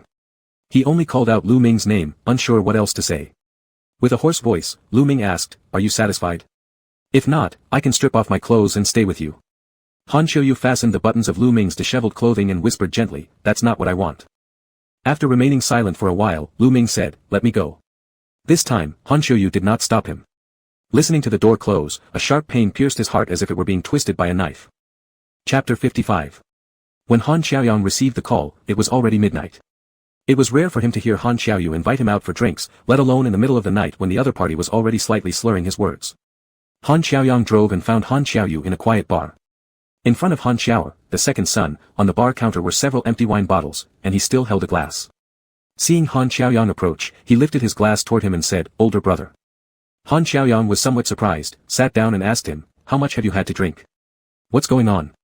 Han Xiaoyu didn't make a sound but took another gulp from his glass. He spoke heavily, "Nothing, just wanted to come out for a drink." Han Xiaoyang could smell strong liquor from a distance. He poured himself a glass and said, "Tell me about it." The other party stayed silent for a moment and then told him what happened. There were many details provided, not only about the school issue but also mentioned purchasing paintings. Han Xiaoyang laughed slightly, shook his wine glass hearing the ice clink twice, and sighed, "If Lu Ming knew about this, there would be another argument between the two of you." Han Xiao frowned and said, "I don't want to argue with him." Han Xiaoyang replied, "Then control yourself, give him more space." "I've given him space." "You can't call that giving," Han Xiaoyang said knowingly, to him, "Actually, last time I didn't want our mom to get involved either, but I couldn't stop her. Later, I'll also need to explain things to Lu Ming. We're all too anxious at home, but we shouldn't blame dad and mom since they are older. Perhaps we're the ones they worry most about. But anyway, this has nothing to do with Lu Ming, I see he's sincerely trying to build a relationship with you." Han Xiaoyu said, "I don't want to date him right now." Han Xiaoyang responded, "Then if you want to marry him, you still need to ask him. This isn't just your own matter, after all. You also need to meet each other's parents." He glanced at Han Xiao and asked, "Have you met Lu Ming's family yet?" The response was a period of silence. Then Han Xiaoyu answered with an air of reluctance, "No, Lu Ming rarely mentions them." Being an experienced elder, Han Xiaoyang patted his shoulder and said, "Then wait. The timing isn't quite right yet." Han Xiaoyu asked him, "Until when should I wait?" "I've already waited 4 years." Han Xiaoyang laughed and said, "Who knows, my wife and I dated for 3 or 4 years as well. With your relationship with Lu Ming, it's definitely not easy." Han Xiao furrowed his brows silently, but the speed of drinking slowed down by a few fractions. Han Xiaoyang just sat beside him chatting idly, telling him stories about the small animals encountered at the shelter. Being a person of good temper, he spoke patiently, making every effort to slow down and console him. "This is like how a provoked small animal raises its fur. You've been troubling him so much that he just wants to find a quiet nest to hide. And you won't let him, insisting on hugging him tightly. That wouldn't work, would it? If you keep forcing, Lu Ming surely wouldn't return." After a while, Han Xiaoyu said, then I'll let him stay for 2 days before picking him up again. Han Xiaoyang remarked, you need to go slowly, you can't do everything for him. It's like raising a son. Han Xiaoyu bitterly smiled and said, he's different. Even Mr. Han couldn't bear his stickiness and patted his shoulder, saying, you've known little Lu for only a few years, don't drive him desperate, I'm telling you. Han Xiaoyu interrupted him, asking, brother, do you remember our childhood events, the time I went to study in M country? Han Xiaoyang looked a bit puzzled and asked, of course, why? Han Xiaoyu took a sip of alcohol and suddenly laughed, he was that little cripple. Han Xiaoyang frowned, thinking for a while, then realized, shocked, why is it him? Han Xiaoyu nodded and laughed again, it's pretty coincidental, I didn't expect it either. Later, when I took him to the jiu-jitsu gym a few times, I recognized him. He's still the same as when he was little, no change at all. Han Xiaoyang also drank a glass of alcohol, laughing, if it's him, I understand now. No wonder you pamper him so much, wanting to give him everything. He clinked glasses with Han Xiaoyu and said, this time, having found him, don't lose him again. Han Xiaoyu raised his glass, lightly laughing and clinking it with him, won't happen. Despite the conversation, Han Xiaoyu drank a few more cups and ended up being sent back by Han Xiaoyang. When they got home, instead of going to bed, he insisted on sleeping stubbornly on the couch. Being a technician, Han Xiaoyang couldn't lift him at all, so he just let him lie there. The tall man curled up on the couch looked somewhat pitiful, his stretched out body awkwardly crunched in place that just watching made one uncomfortable. Han Xiaoyang nudged his shoulder, calling out to him twice, but the other mumbled and called out, Lu Ming. Still calling out for him? Little Lu has been chased away by you, Han Xiaoyang sighed exasperatedly, poured him a glass of water and placed it on the table before leaving himself. Lying on the couch, Han Xiaoyu turned over and mumbled again. He had a dream, recalling his childhood. In the dream, he was still frail, but his temper was as bad as it was now. If one insisted on finding any difference, maybe back then he was even more sullen. He was not in good health, constantly coughing. Being sent to a new environment to study didn't suit him at all, either. From getting used to the new language to dealing with the discrimination from white students against the yellow race, everything caused him a lot of trouble. In the dream, he relived his teenage years once again, fights, beatings, and without hesitation, retaliations, never bowing down despite being at a disadvantage. Someone grabbed his wrist in the dream and ran with him. They ran very fast. The figure ahead wasn't much stronger than him, but they ran incredibly fast. He could hear the wind rush past his ears and see that small figure turn around, shouting at him, are you stupid or something? Run. Then he followed along, and after that, they became friends. When that kid fell and injured his leg because of him being pushed down the stairs, the anger he felt in his dream couldn't be suppressed. Han Xiaoyu opened his eyes, feeling his chest heavy. He woke up from the dream, but the intertwined emotions of anger and heartache lingered. He sat up, the sky outside was still pitch black. Without turning on the light, he blindly took a cup of water off the table and drained it all at once. The dream faded, but the memories remained. He still remembered what happened afterward. He and young Lu Ming, 8 or 9 years old, became friends. He cared for him in the hospital and took him to Master Daishan's painting class. That young Lu Ming appeared very obedient when seated, but as soon as the teacher turned around, his eyes would start to twirl, cunning like a little fox. He willingly let this little fox boss him around. He carried Lu Ming to class, held him close to comfort him while getting stitches removed from his leg. He covered for him when Lu Ming slacked off during painting lessons, and they spent their summer doing many things together. Back then, he had a terrible temper, wanting to please someone but speaking in reverse. He wanted to give Lu Ming a writing brush. After handing it over, he said, your pen is like trash, how can it write anything good? Here, I've got plenty of these. That young Lu Ming also had a worse temper than now. Smilingly, he overturned the palette onto Han Xiaoyu's face, making him wash it off for an entire morning. Han Xiaoyu chuckled lightly, gradually coming to his senses from reminiscing. It had been a long time, but never before today did he think about it so clearly. Previously, he buried these memories inside, intending to save them as a last trick to coax Lu Ming home. But now, it seemed he might have to use them earlier. After all, Lu Ming has always been soft-hearted since childhood and doesn't respond well to pressure. And he was banking on Lu Ming's soft-heartedness. Putting the empty cup back on the table, Han Xiaoyu's gaze grew firmer, but a moment later softened into a warm smile. Lu Ming wasn't comfortable staying in the dormitory either, tossing and turning without falling asleep. His anger built up inside, with no way to release it. If Han Xiaoyu acted any worse, he'd have a reason to fight big time with this guy. But instead, Han Xiaoyu was outwardly agreeable, even appearing somewhat ingratiating, which made people feel sorry for him and soften toward him. Lu Ming thought this guy was too crafty, and this time, no matter what, they should stay apart for a few days, giving him a lesson. Faintly thinking about this until dawn, he finally fell asleep. The next morning, Lu Ming went to school and was summoned by Dean Qing along with teacher Qing Yi who taught jade appraisal. Dean Sun was away, leaving only the vice dean in the office talking with them. The vice dean was very amiable, flipping through the resumes in hand while asking them, Mr. Lu, are you adapting well to your work recently? Lu Ming nodded uncertainly, unsure what else might be coming. The vice dean then looked at Cheng Yi with a chuckling smile, saying, "Cheng, relax a little. We called you here today mainly to talk about work-related matters. You've been at the school for quite a while now. Oh, although Lu Ming has been teaching for a shorter period, we've been keeping an eye on him and his work ability is still very good." The two young teachers stood there without a word. They were roughly the same age, though Cheng Yi was a couple of years older, but wearing thick-rimmed glasses made him look younger.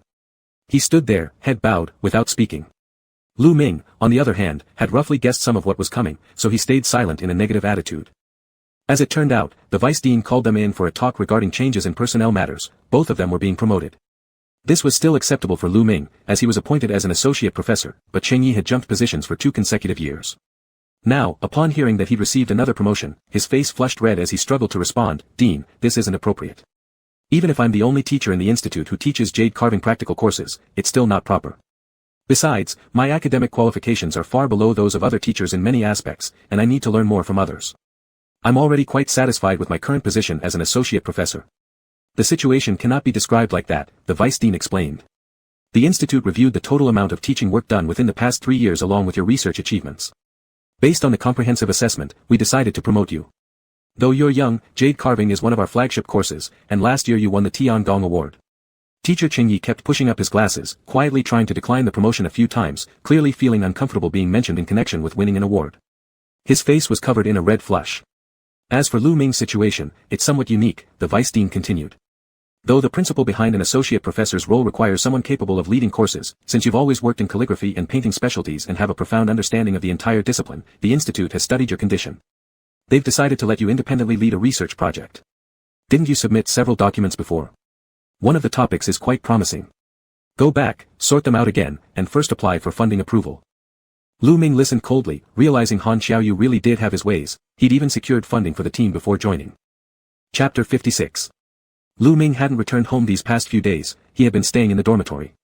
After his promotion, his benefits increased a little as well. The institute assigned him a new dormitory that came with an en-suite. Lu Ming had lived in the dormitory for several years and accumulated quite a lot of stuff. He packed everything up into 2 or 3 boxes.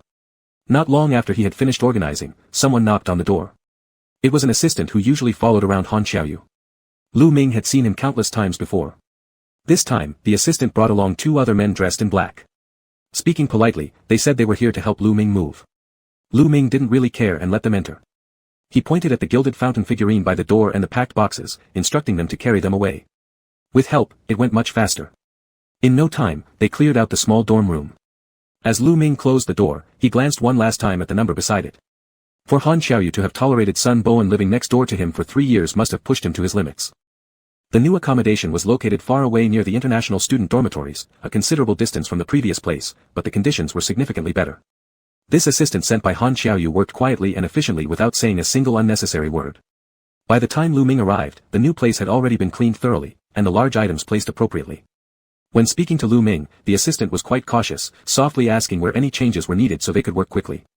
Originally, he thought the person under Mr. Han would be a bit more arrogant, but Lu Ming turned out to be surprisingly easygoing, not showing any resistance, or perhaps indifference, to the move. At the end, he even thanked them politely by saying, "Thanks for your help." The assistant felt pleasantly surprised and replied multiple times, "It's our job, it's our job. If there's anything else, please feel free to call us anytime."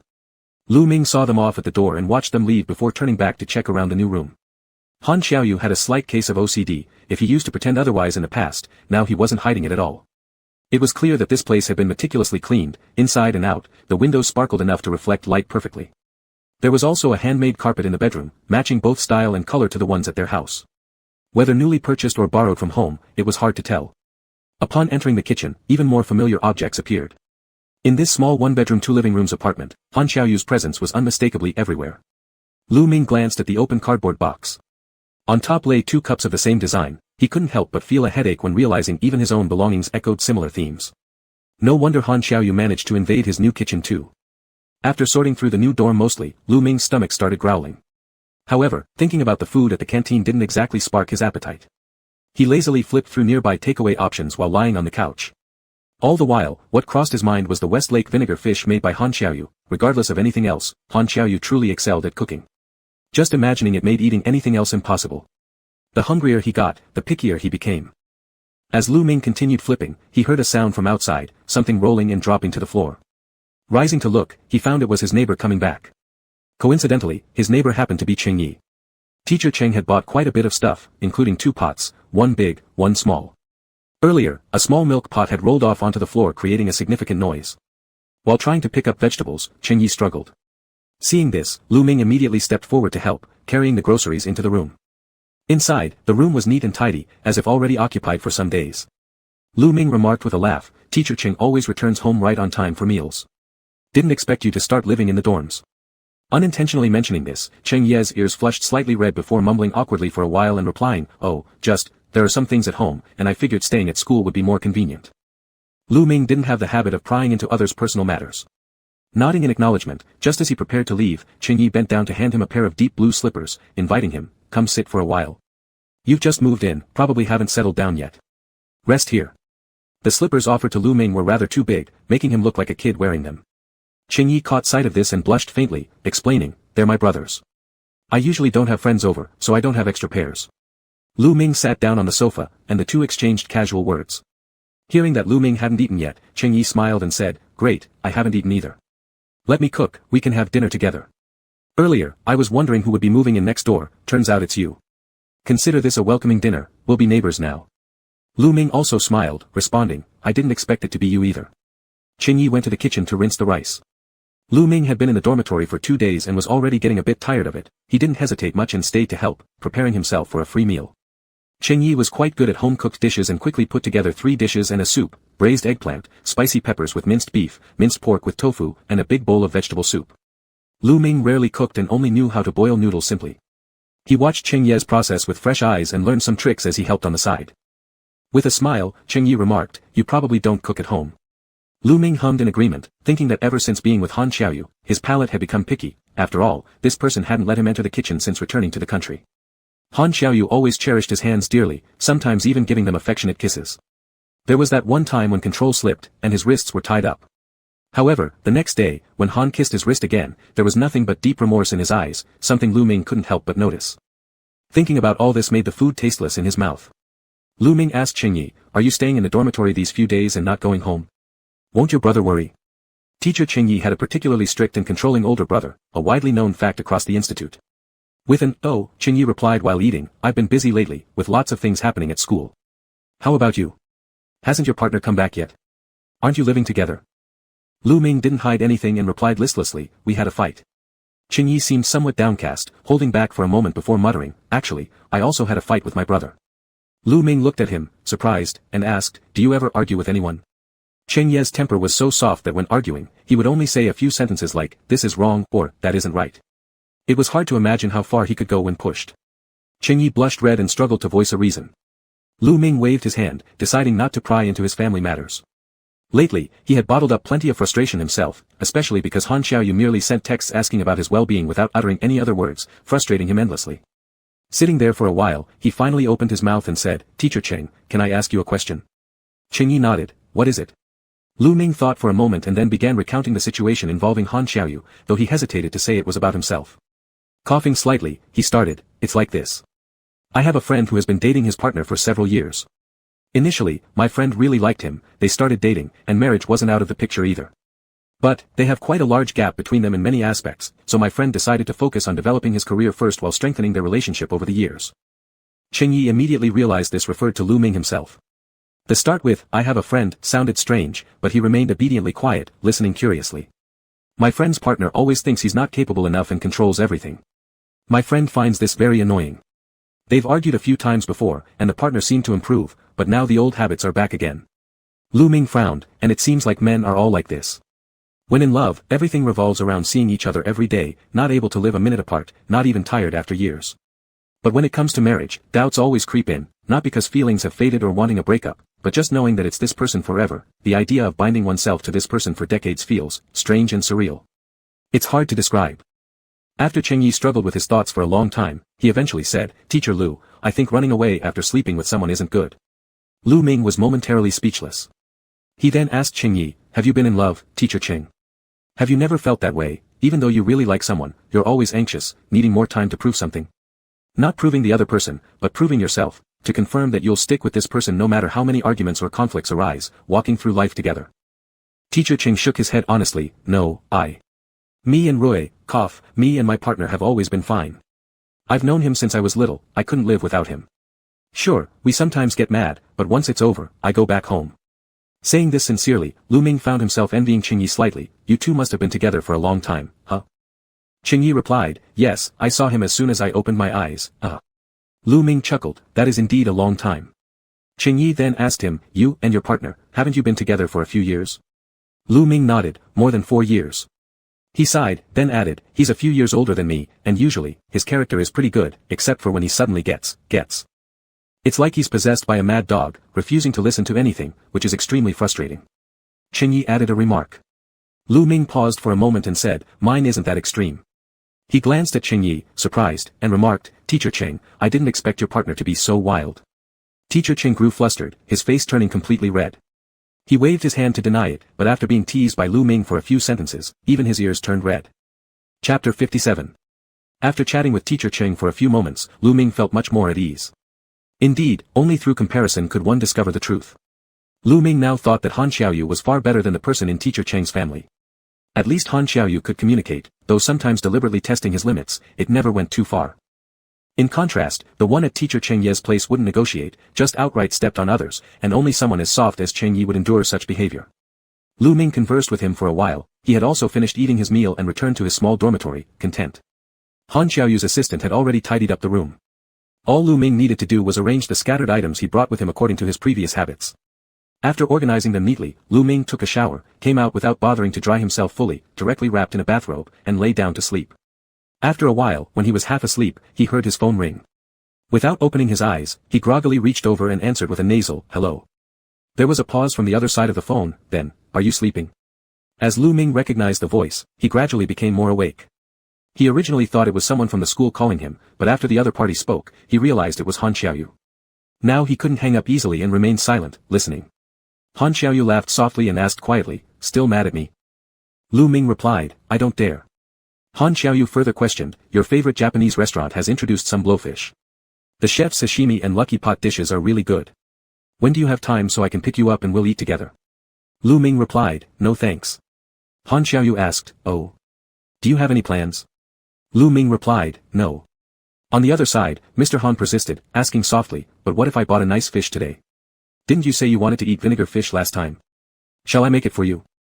Lu Ming asked, is that all you called to say? Are you done? If so, I'm hanging up. Han Xiaoyu said, not entirely. It's been a few days since I've seen you, and I miss you. Lu Ming asked, what do you miss about me? Missing your return. Now after coming home, I'm alone and it feels a little unfamiliar. A sigh came from the other end, Lu Ming, I know my way of handling issues is a bit off, and I put pressure on you, right? Did the other colleagues at school? Lu Ming directly hung up, turned over, and continued sleeping. A short while later, the phone rang again. Lu Ming glanced at it but ignored it. Eventually, it quieted down completely. Lu Ming slept straight until evening, and even after waking, he wasn't in particularly high spirits. Yawning and covering himself in his robe, he took a bottle of chilled mineral water from the fridge and drank it, slightly regaining clarity. Picking up his phone, he noticed numerous missed calls from Han Xiaoyu. Additionally, Fang Jingyao had sent a text message 30 minutes prior, asking if he was free this weekend. Lu Ming responded, what's up? Just as he sent the reply, Fang Jingyao's call came in, with an excited tone saying, Uncle, I'm going to your place for dinner this weekend. With a sour mood, Lu Ming asked, why are you coming? Have you finished your homework?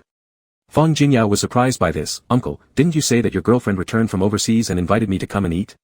My future aunt-in-law cooks pretty well, right? I want to try sweet and sour fish. Even if there's no vinegar fish, that's fine too. The cafeteria food is too terrible. I've been looking forward to this meal. Lu Ming stared blankly, pinching the bridge of his nose. He had forgotten all about that, having mentioned it lightly before. But back then, Han Xiaoyu hadn't messed things up quite so thoroughly.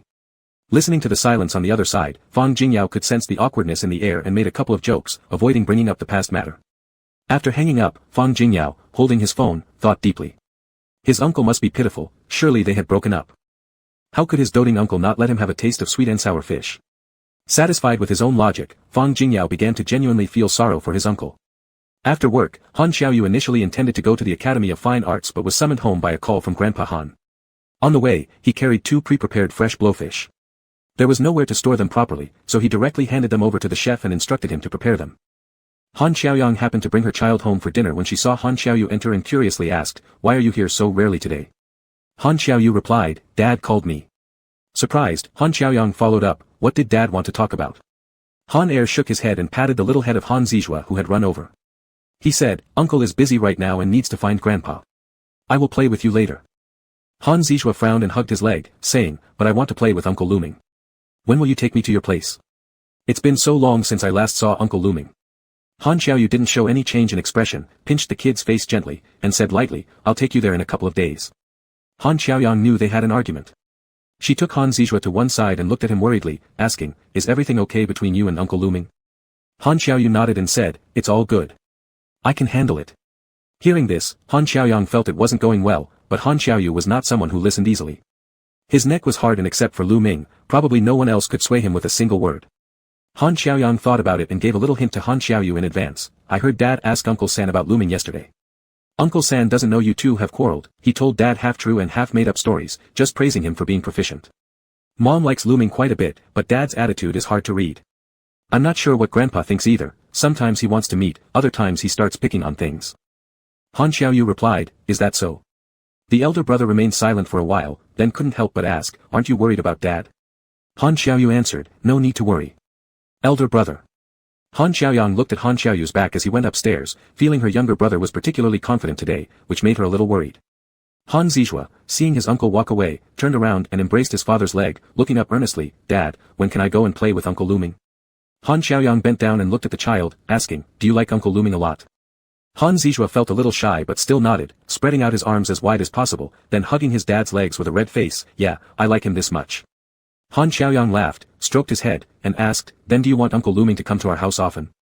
Han Zijua opened his eyes wide and exclaimed, "AI," immediately chasing after and asking, "Can he?" Han Xiaoyang nodded and said, "Yes, it depends on Uncle Air's ability." He didn't let the kid ask further questions and squatted down, instructing him a few things. "Next time you see Grandpa, mention Uncle Luming more often. Tell Grandpa you invited him to come over to our house, alright?" Han Zijua obediently said, "Sure." Han Xiaoyang scratched his son's nose tip and decided to bring the little guy back to Grandpa's house these 2 days so that he praised Uncle Luming continuously, using their familial relationship to win Grandpa over. Han Xiaoyu went upstairs, knocked on the door, and walked in to see Grandpa Han sitting behind his heavy rosewood desk, seriously examining a landscape painting spread out on the table, with a rare look of seriousness. Han Xiaoyu called out to him, and only then did Grandpa look up and say, "You're here. Good, I want to ask where you found this painting." Han Xiaoyu replied, "Didn't I tell you recently? I saw a new painter and thought he was interesting, so I bought a few paintings. I don't understand much, I just like it. How do you think it looks? Is it nice?" Grandpa Han knitted his eyebrows and looked at it for a while, then said, "Lacks experience, but it's fine. He's got potential, though what puzzles me more is this seal." He touched the final red mud imprint. The color seemed familiar to him, different from other inkstones, as if specially adjusted. The more he looked at it, the more it felt familiar, but it was like something too long forgotten, a vague shadow that left a trace in his mind, yet he couldn't recall what exactly happened. Han Xiaoyu walked over and took a look. There were 2 characters written, Hongjian. He just arched an eyebrow and asked in return, "What's wrong with this, Hongjian?" When Han Xiaoyu pronounced it, Grandpa Han looked again. Just before, he had only focused on the painting and the inkstone, noticing the name on the seal only after it was pronounced by his second son. "What? How could it be this name?" Han Xiaoyu asked again, "Do you know this, Hongjian?" Grandpa Han glared at him and slapped the table, "Don't fool around with me. I already know what old Three told me. You contacted our forum administrator, right?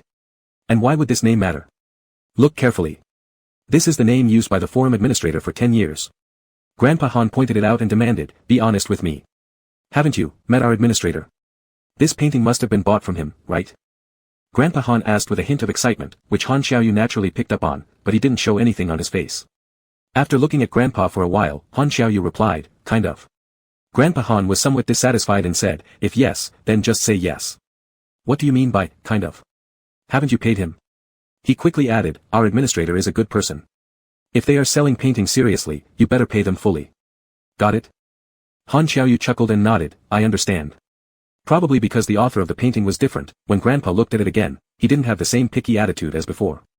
Instead, he felt delighted and reviewed it once more, praising it multiple times, now sounding much more enthusiastic than earlier. It seemed like he had become a big fan of Hongjian. This still has its charm. Look at this rock breaking through the clouds, the stroke, the power, TSK clearly took a lot of effort practicing. Second son, arrange something for me in a few days. I want to meet him, don't put any pressure on him though. Just help ask him when he's free. Anyway, my schedule's pretty flexible now. We'll follow what our administrator says, haha. Han Xiaoyu said, you'll meet him in a couple of days. Grandpa Han looked up at him, oh. What do you mean? Han Xiaoyu smiled, it's just that you asked me to arrange an outdoor sketching session in the mountains, right? I've already arranged everything. In a few days, Dean's son and some of your old friends will go together, and the administrator will be there too. Grandpa Han was a bit surprised, what, do I know him? Who is he? Han Xiaoyu said, it would spoil the surprise if I told you now. You can figure it out yourself when you get there. Chapter 58. Lu Ming received a notification from Dean's son that starting Thursday, he would be going out for a few days to do some plein-air painting, and was asked to prepare. Lu Ming's work had been arranged by Han Xiaoyu so smoothly that there was no way to decline. After a brief thought, Lu Ming agreed. Dean's son said, this time, a few venerable masters will also go along. Some you've met before, others are newly joining. They're all members of the Artists Association, so it'll be like a spring outing. You and the younger teachers are mainly responsible for taking good care of these masters and expanding your horizons along the way. Lu Ming agreed and asked, do we need to prepare any materials for those old masters? Dean's son replied, no need. After thinking a moment, he reminded him, prepare a set for yourself. The chosen place is quite good, it's a wooden house in the mountains with an open space. Once you get there, try painting a few more pieces, and let the old masters comment on them. Lu Ming agreed. Dean's son had always taken good care of him, so there was no need for formalities. Additionally, Lu Ming himself wanted to go out for a change of scenery. Staying in the dormitory, he often thought of Han Xiaoyu whenever he looked up or down. This trip with his teacher and others could help him relax, so he packed some painting tools and went along.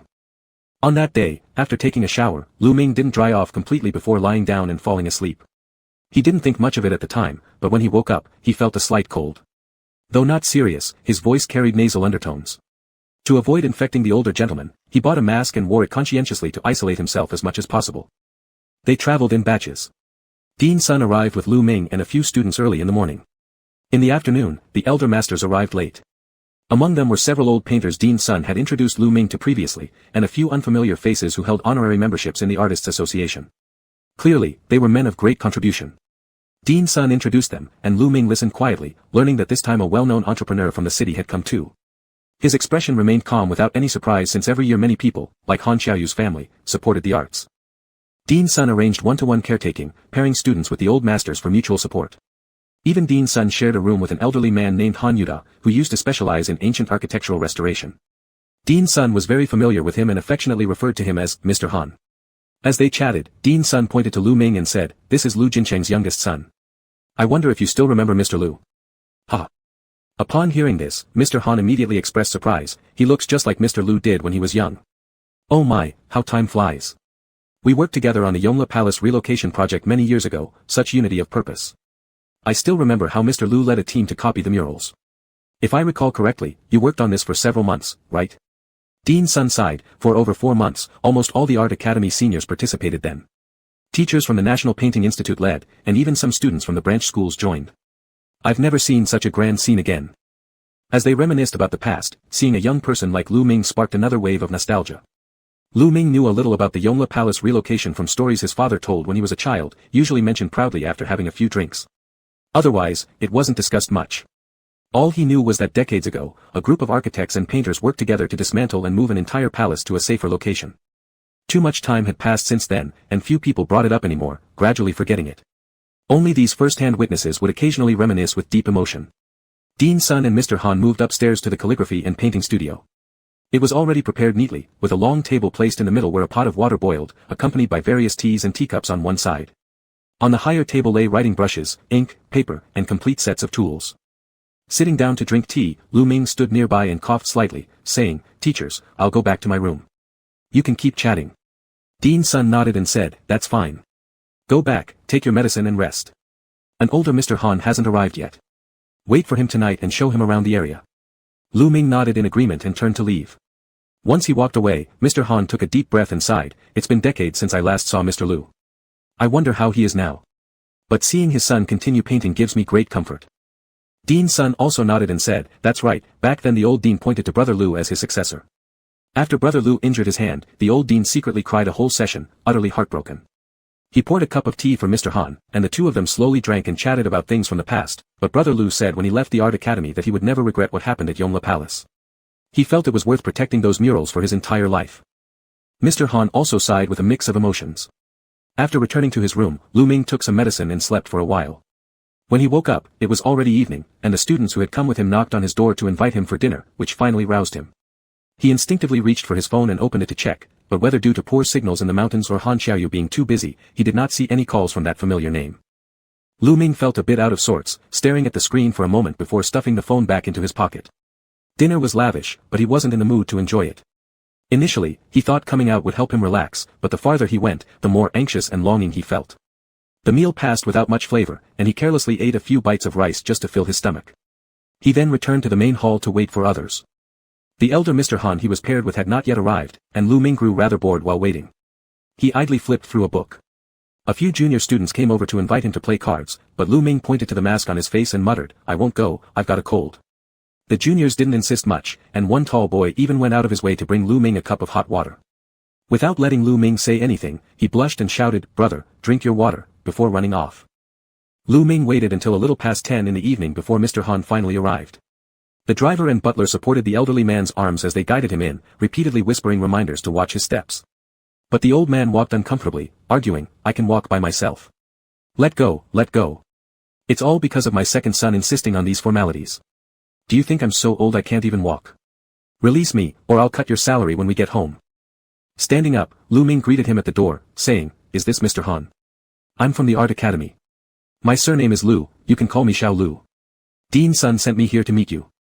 Already annoyed from all the fuss, Mr. Han saw another student waiting outside and snapped irritably, "What's this? Do I look 70 to you?"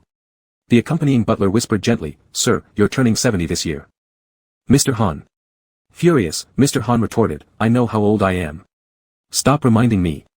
Pushing aside everyone around him, he adjusted his collar and cuffs, walking into the lounge with his cane alone. Lu Ming followed alongside. Although he didn't hold strong opinions about Mr. Han, he knew older people often acted like children. His own father was even a few years older than Mr. Han. At this hour, most of the other elderly professors were resting, though some younger individuals' rooms still had their lights on. Lu Ming led Mr. Han to his living quarters, where the elder stayed in a large suite.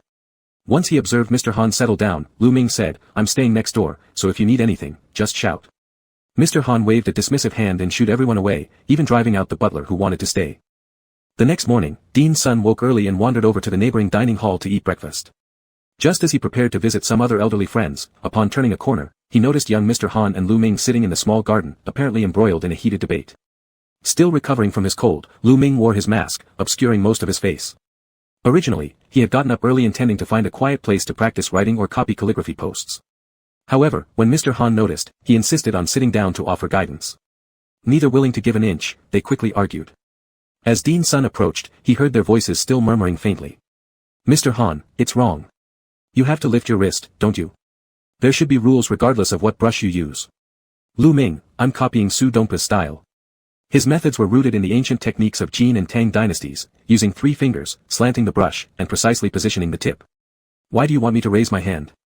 Mr. Han countered, "You're copying a Song dynasty text, so using Song methods makes sense.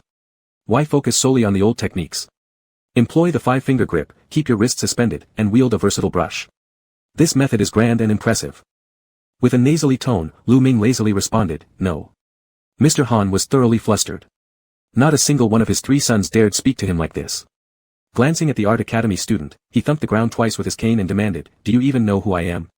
Lu Ming, still wearing his mask, continued writing with his head down and muttered as he wrote, "A friend of my teacher, but I've never met anyone like you who writes worse than me yet insists on giving me advice." Old Mr. Han was so angry that he almost jumped up, his face turning red as he retorted, "What's wrong with my writing? Take a good look at this character I just demonstrated." He tapped the paper, then noticed there was indeed an issue with the character. His face flushed even redder, and he quickly said, "There's something wrong with your brush. This isn't even a proper brush, the tip is so stiff. How can you write well with such junk? Throw it away immediately. Later, I'll find you a few decent ones, we have plenty of good brushes at home." Lu Ming. Lu Ming felt that those words sounded oddly familiar, and the tone made his teeth itch with annoyance. Chapter 59. Since the penmanship couldn't yield much debate, the two once again engaged in a heated argument about writing brushes. Mr. Han insisted that one must suspend their wrist when using a brush to write large characters, only then would they have true grandeur and elegance. Lu Ming, who was originally adept at both large and small characters, felt compelled to challenge this idea today by choosing to stand and write small characters exclusively. The old man and the young one were at an impasse in the garden, each citing references from classical works. Mr. Han particularly admired Huang Tingjian, extolling how Huang Luji's calligraphy exuded such free-spirited brushstrokes. As one of the renowned 4 disciples of Su Dongpa, he could stand shoulder to shoulder with Su Shi himself as Su and Huang, truly unparalleled. His suspended wrist large character calligraphy is especially beautiful. Have you read The Valley Word? The strokes are vigorous and bold, yet balanced and harmonious, showcasing unique style. Lu Ming replied, you've also mentioned yourself being influenced by Su Dongpa. Mr. Han was momentarily silenced. Lu Ming continued his deliberate writing of small characters, his face half covered by a mask, only revealing his slightly downcast eyes, and spoke slowly, a teacher of a single character, is still a teacher. Mr. Han thought the younger generation nowadays was truly insufferable. Realizing he couldn't win over Lu Ming verbally, he turned his gaze toward the writing brush in Lu Ming's hand and huffed, what kind of brush is this? I've never seen anything so ugly. Throw it away quickly, I'll gift you a fine set of Zihao brushes. Lu Ming responded calmly, there's no need. This is my own imitation piece, a bit unsightly, but comfortable to use. There's no need for your concern. This statement piqued Mr. Han's interest.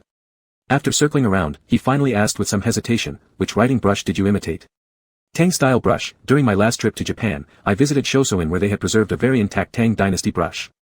It struck me as fascinating, so upon returning, I spent some time recreating one. Seeing how Mr. Han wouldn't leave like an inquisitive child always fixated on his brush, Lu Ming showed it to him frankly, of course, there are bound to be areas not quite right, but given these lost techniques, we'll just have to gradually adapt to it. After Mr. Han inspected it closely, feeling its weight, he realized it was significantly heavier than regular ones and asked, there's a brush core inside, right? Lu Ming nodded gently, there's a core, main hair bundle, secondary hairs, and cover hairs. And I've also made a brush cap for it.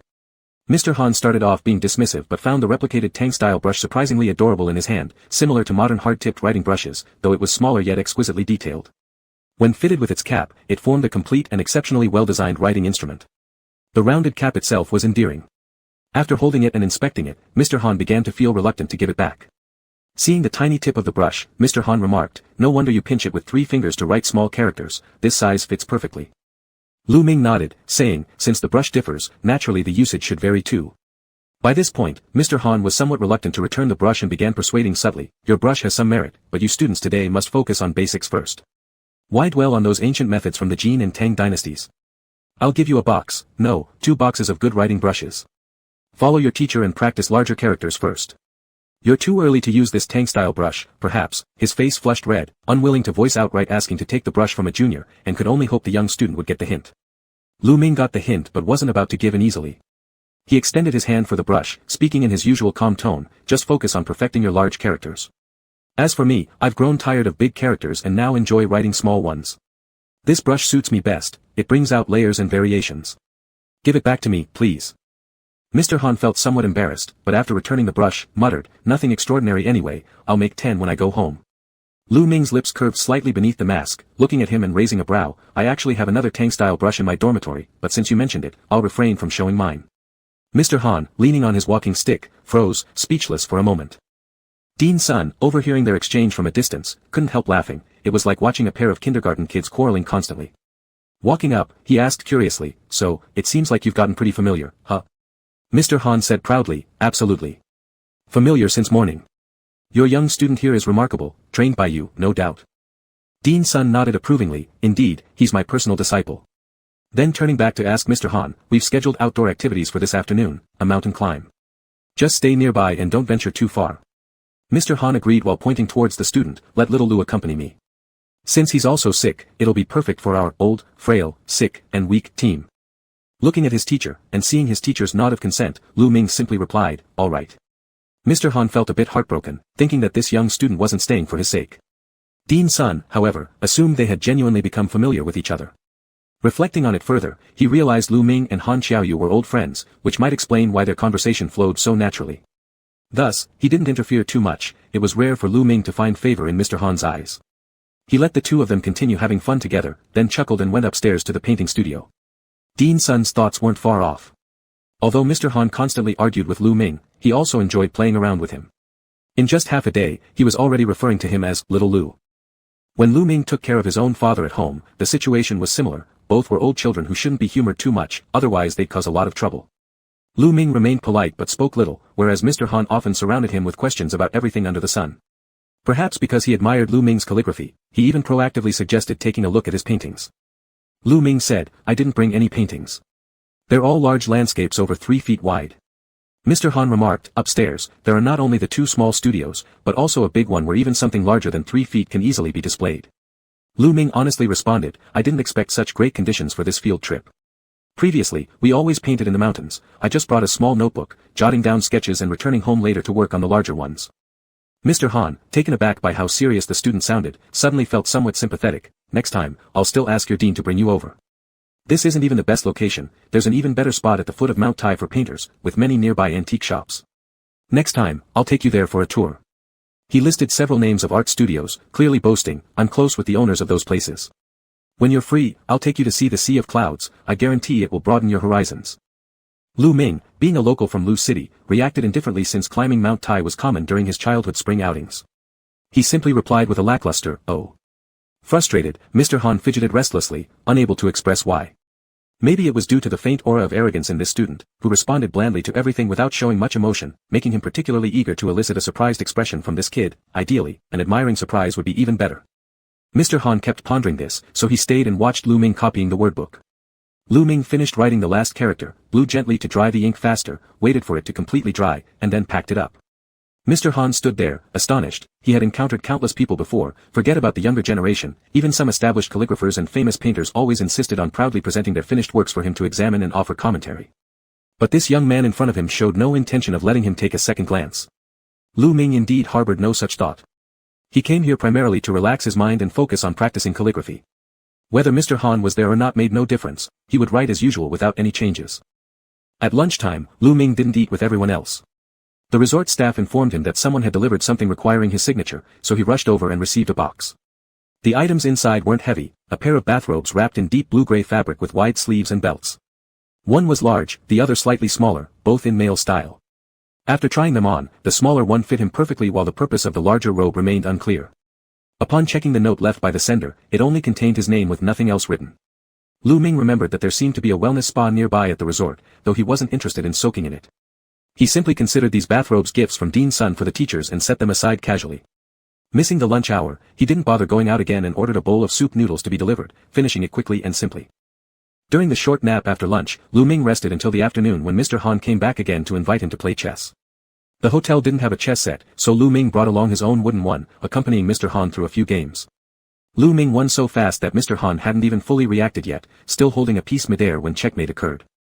Blinking, Mr. Han tentatively reached out to adjust the knight he had previously dropped, muttering excuses. I made a mistake earlier. Lu Ming coolly stated, a true gentleman does not regret his moves. Mr. Han reluctantly retracted his hand and soon lost another round, leading the old man to angrily clutch his piece and demand, why didn't you let me win? Masked, Lu Ming replied calmly, I play like this against my father at home. His implication was clear, since he didn't give his own father special treatment, why should he give it to anyone else? After losing 4 or 5 games in a row, Mr. Han couldn't help but ask him, Little Lu, are you this hot-headed because there's some issue with your love life? Something to do with your girlfriend? Lu Ming. Mr. Han felt he had reclaimed a little dignity and patted his shoulder, consoling him, it's all right. I've been through it too. While you're young, try more things out, don't settle down too early. There's such a big world out there. It'd be such a waste if you missed it all. He then asked, is it because she's not obedient? Lu Ming thought for a moment and said, yes. Mr. Han immediately stated, men should be resolute. Let me tell you, if it's not working out, break up. Where are there people like you who only suggest breaking up instead of reconciliation?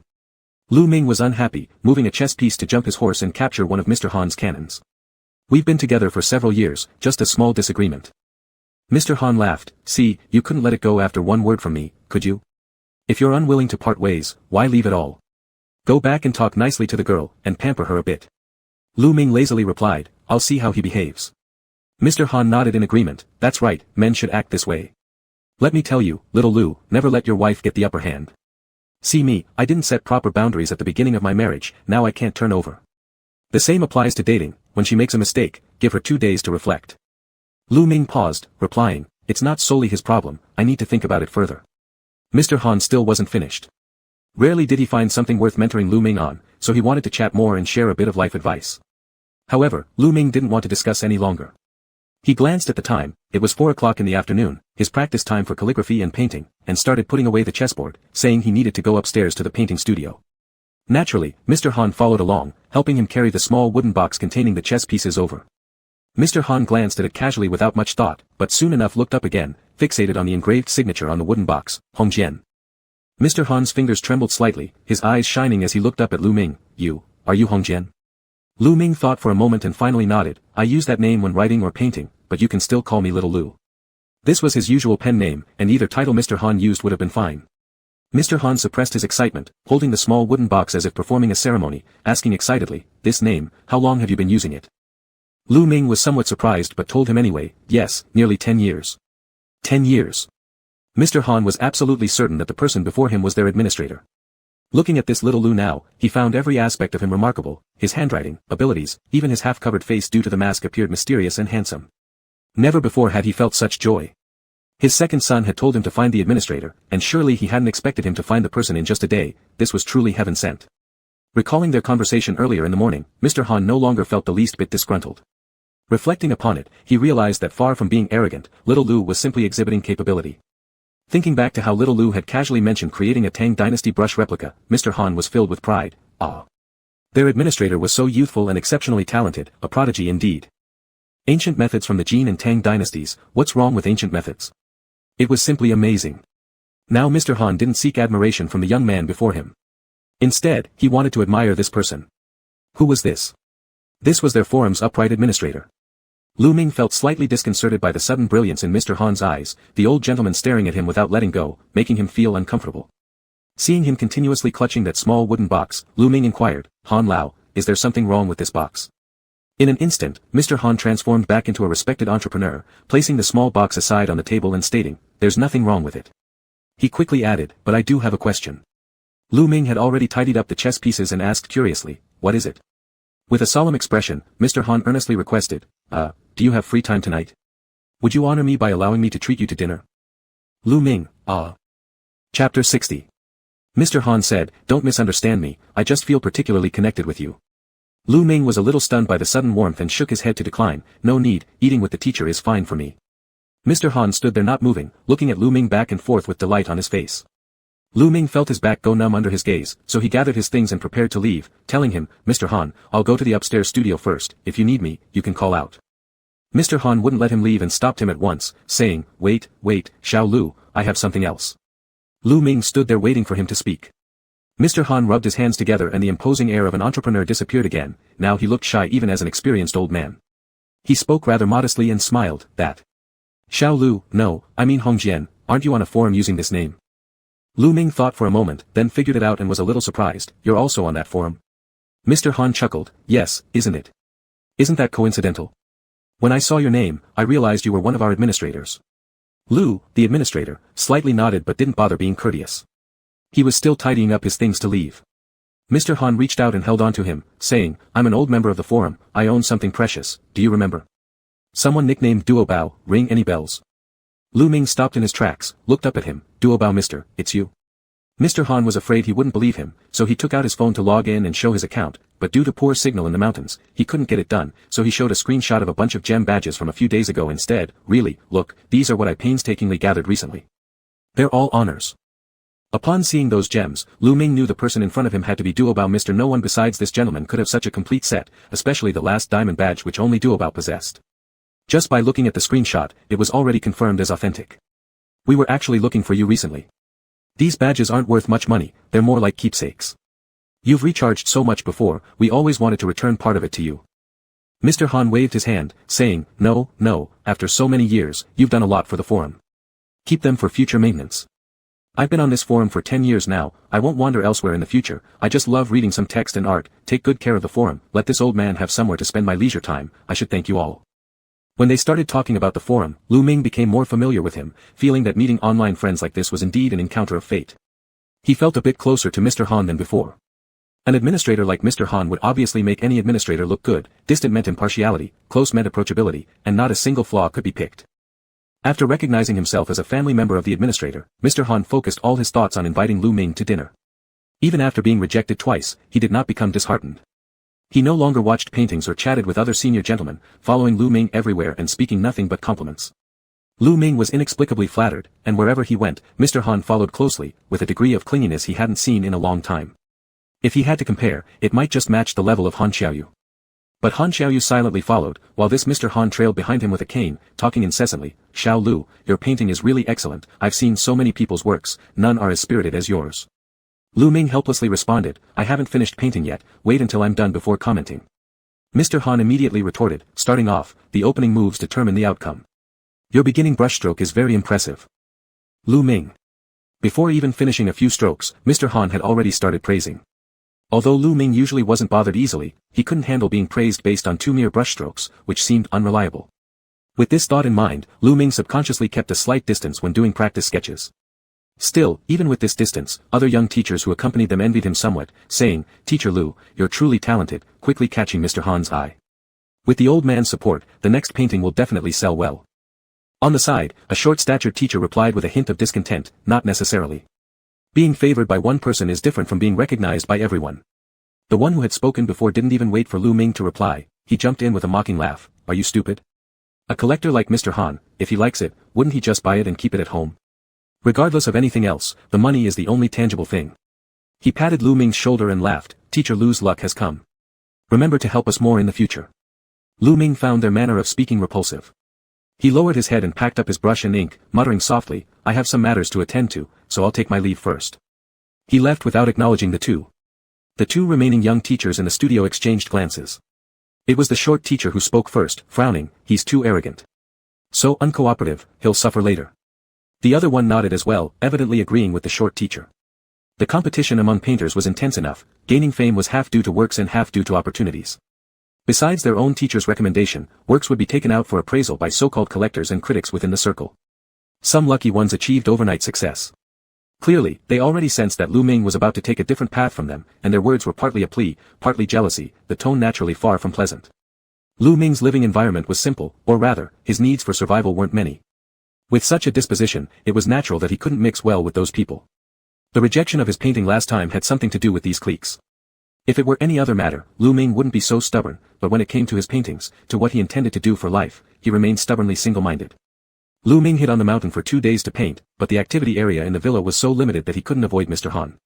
Whenever he saw Mr. Han, his speech and actions were somewhat courteous, but regarding Mr. Han's proposals, he mostly politely refused while keeping his distance. Mr. Han always wanted to leave the best impression on the administrator, but clearly, Lu Ming had no intention of deepening their acquaintance. His treatment of Mr. Han was much like how he treated an ordinary elder or a visitor to the school, formal and distant, giving no opportunity for closeness. Mr. Han couldn't help but sigh inwardly that their administrators were indeed as righteous as he had imagined, completely different from those who tried to cozy up to him. Truly, they were a breath of fresh air. With such thoughts in mind, the old gentleman remained delighted despite being rejected, seemingly becoming more determined after each refusal.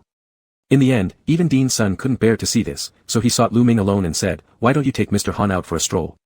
I've noticed he only follows you around. He's been here for several days now, and if you don't go out, he stays with you in the studio. Lu Ming replied, these surroundings are all mountains nearby. I'm worried about the elderly man injuring himself if he goes out. Dean's son thought for a moment, then said, that's true. Tomorrow we're planning to climb the mountain with a guide anyway, and we'll get another guide for you too. Don't go far, just look around this vicinity. There's supposed to be an ancient pavilion and a few stone steels, all of which are well preserved. Lu Ming nodded in agreement. The next day, when Mr. Han came again, Lu Ming did not reject his invitation and instead asked, Dean's son has arranged another guide for us. Would you like to go out and see? Mr. Han was pleasantly surprised and immediately agreed, asking again, is it far? Lu Ming shook his head, looking at his cane, not far, just around here. Mr. Han didn't feel like he was the burden at all. He patted Lu Ming on the shoulder, laughing, that's good, your cold hasn't fully healed yet, so we can't go far. Just strolling around here will be great. In his joy, he kept talking along the way, then we'll come back for lunch. My son arrives today, and the kid is exceptionally good at cooking fish. I specially asked him to cook for us. Really, Xiao Lu, I guarantee you'll never forget the taste once you try it. Lu Ming realized he couldn't escape the meal and nodded in agreement, telling him, thank you for your trouble. Old Mr. Han chuckled, not a bother, not a bother. I'll call my son right now and make sure he buys a few fresh fish. Hey, Xiao Lu, what kind do you like? Sweet and sour, braised, or hot and sour soup? Lu Ming responded, I don't have a preference, anything works. After a pause, he added, we've agreed, this is just for once. Old Mr. Han replied, we can talk about it later. Xiao Lu, aren't you in a bad mood these days? Changing your diet might even cure your heartbreak. Lu Ming couldn't help but chuckle, I haven't broken up, just argued a bit. Old Mr. Han said, yes, arguments between young lovers, I understand. Has there been contact with them over the past 2 days? Lu Ming nodded, sent a few text messages. Naturally, old Mr. Han was entirely on the side of his administrator and immediately said, when you reply, don't be too soft-hearted. See if she changes, but don't spoil her. If it doesn't work out, I'll introduce you to someone else, there's plenty for you to choose from. Lu Ming chuckled and replied, no need. Old Mr. Han thought that his administrator was truly devoted to love, anyone who took their relationship so seriously would treat the world with the same sincerity. He really was a good person. After praising internally, he grinned and went off to make a phone call. He loudly instructed his second son to bring some live fish at noon and use his best skills to entertain his distinguished guest. Mr. Han, any kind of fish is fine, our administrator doesn't have preferences. On the other end of the line, Han Xiaoyu paused silently for a moment before laughing, he said he has no preference. Hearing the proud confirmation from his father, Han Xiaoyu just smiled, nodding and saying, all right, I got it. Yes, I'll arrive by noon, don't worry. Chapter 61. Mr. Han had given his son some instructions and then returned to find their administrator, saying cheerfully, he will be here at noon, so we can walk around for a while longer. I saw the mountain you painted yesterday, it's nearby, right? I'll take you there again. Lu Ming shook his head, no need, there are too many rocks on that side, it's not an easy walk. Mr. Han asked, then where do you want to go? Lu Ming replied, I heard from my teacher that there is an ancient pavilion nearby. We'll follow the guide when he comes. Mr. Han happily agreed, picked up a thermos himself, and sat on a stone bench outside the door chatting casually with Lu Ming. A smile was always on his face. Before long, the guide they hired arrived as well. He was a local villager, tall and slim in stature, slightly dark-skinned, about 40 years old, carrying a fabric bag that looked heavy inside. The guide introduced himself, saying, my surname is Lu. Call me Lu Zhong. My home is in the village below this mountain. I've climbed all these mountains since I was a child, so I know them very well. I promise you a safe trip if I take you around. Lu Ming said, we don't have to go far, just visit the ancient pavilion and check out the steels or whatever. The elder family member has weak legs. Let's take a smoother path. Guide Lu agreed, smiling at Mr. Han and said, sir, you are really blessed, with your young ones taking care of you even on outings.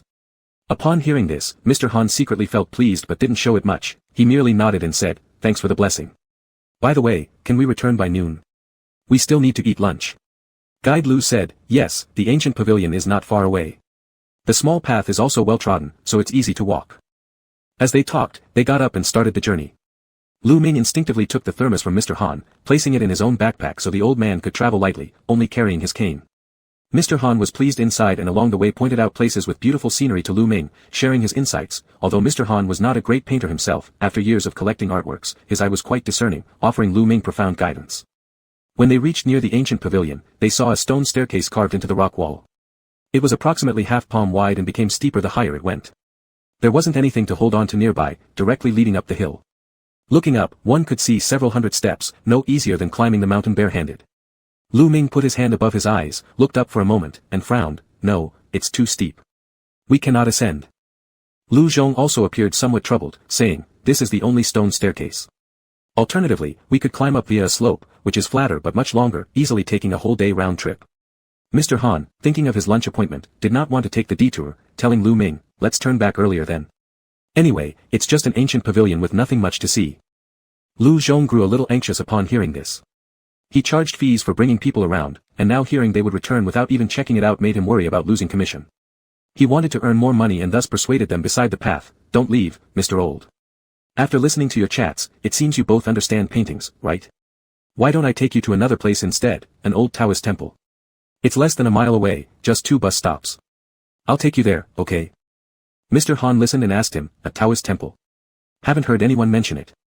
Lu Zhong explained, it's a bit run down, some kind of old house that has been abandoned for who knows how many years. Not long ago, part of a wall collapsed after some rain, revealing some things inside. He opened his fabric bag, taking out a few thin tiles resembling bricks to show Mr. Han and Lu Ming, here, these are glazed tiles with paintings on them. The colors look bright, so I took a few pieces. Initially, I planned to sell them at the crossroads, earning dozens of yuan from students sketching in the area. Mr. Han took the tile from him, examining it carefully in his hands. It was a greenish glazed tile, not finely fired, but its pigments were rather special, vividly bright without any fading. Keeping a straight face, he handed this piece to Lu Ming. Lu Ming glanced down silently without speaking but touched the pigments with his fingers. This was color-coated with minerals, remaining vivid over time. Using such techniques for writing on a glazed tile suggests that this temple might have been considered a luxury building in ancient times.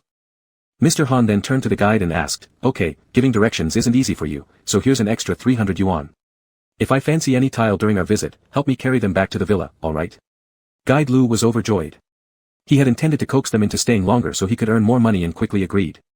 On the way there, he kept talking, even though the Taoist temple is rather run down, it hasn't been developed yet, so it's quite something special. We didn't know about this place until some students from the village went there to play and one of the kids found mud with painted cranes on it, the feathers were clearly drawn. That's how we discovered. Old Mr. Han listened with a pang of heartache but couldn't say anything. He walked faster, while Lu Ming supported him, whispering softly, "Please take it easy, we're almost there, no need to rush." The dilapidated Taoist temple soon came into view, mostly hidden by wild grasses and shrubs. The earthen courtyard wall outside the main hall had collapsed, leaving the house inside battered by wind and rain in a state of disrepair. The only intact structure was a small side hall at the back. Its beams soared high like a 2- or 3-story building. Upon entering, they felt a bone-chilling cold as light could only penetrate through a few broken high windows. Even nearing noon, the coolness was piercing.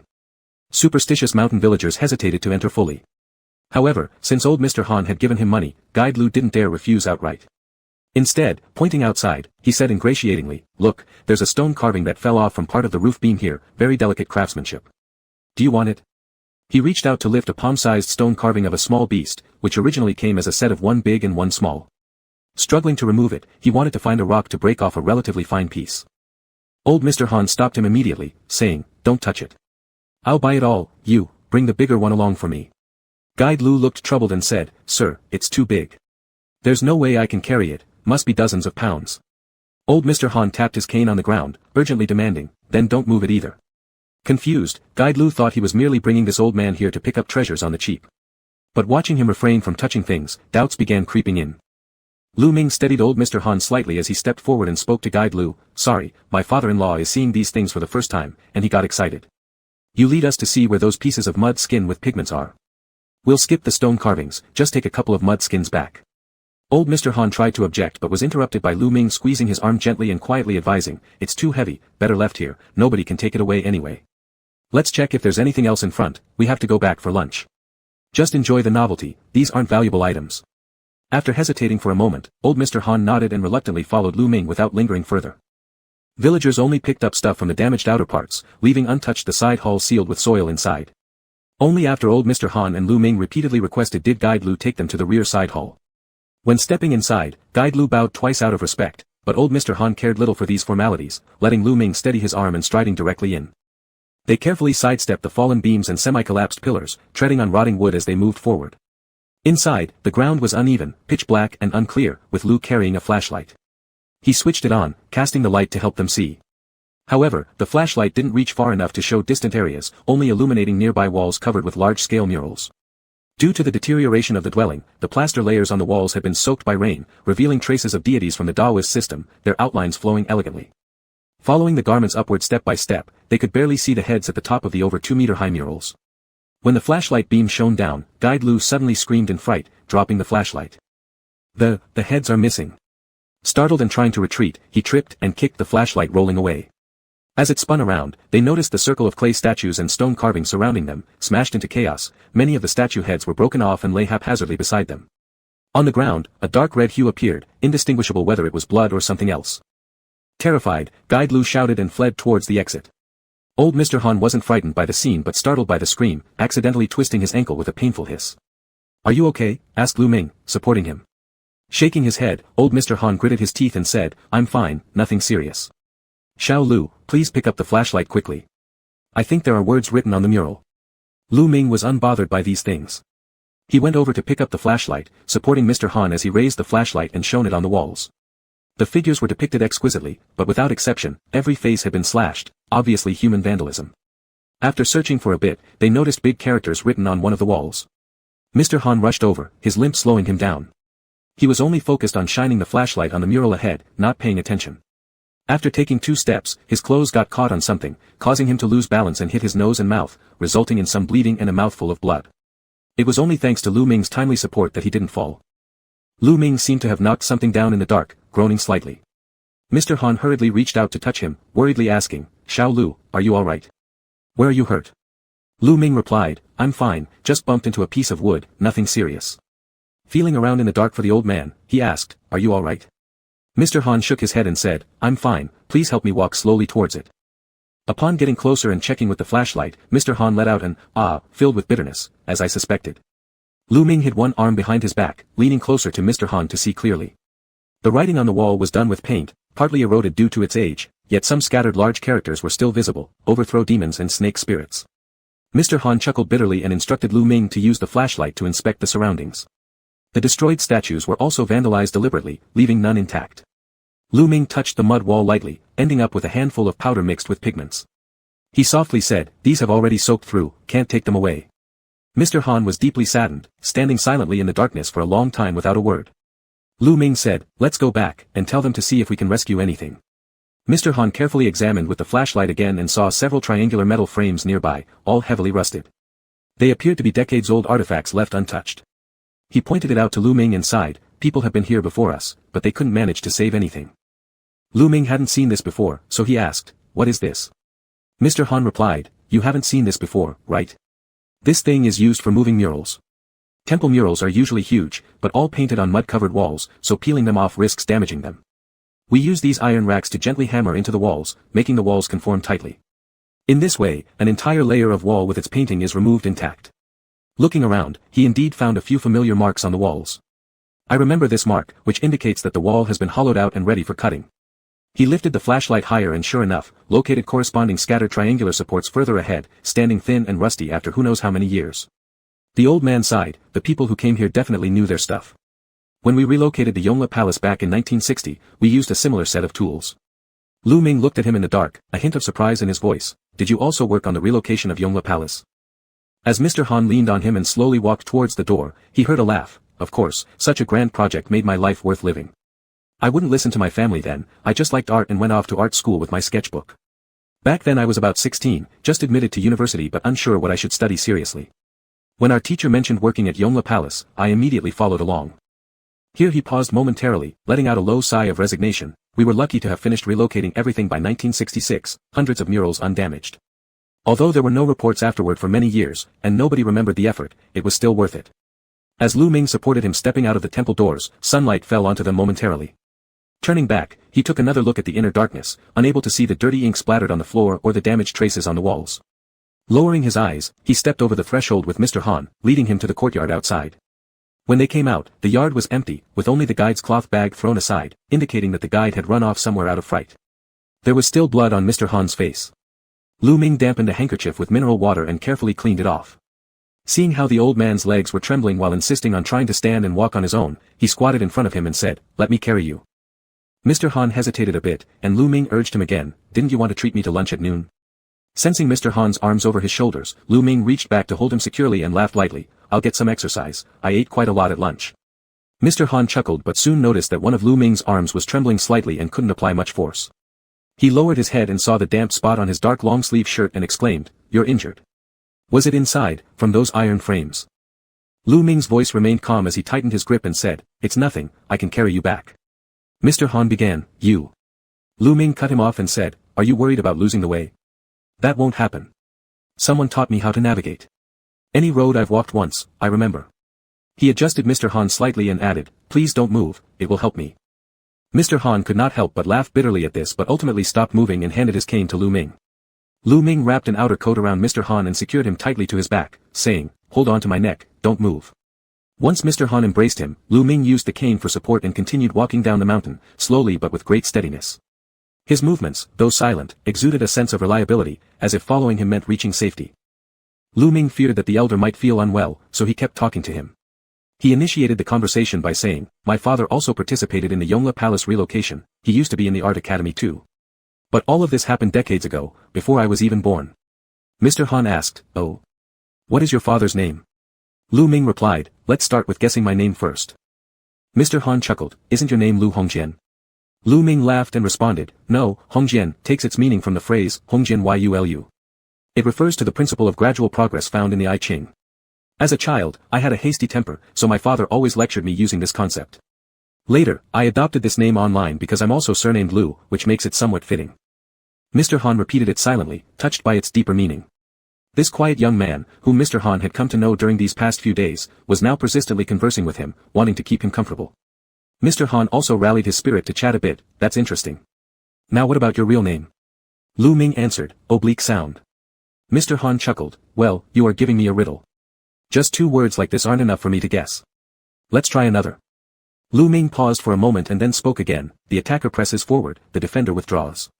Gold and stone sound together. Mr. Han guessed tentatively, your father definitely wouldn't name you Blajinshi, would he? So.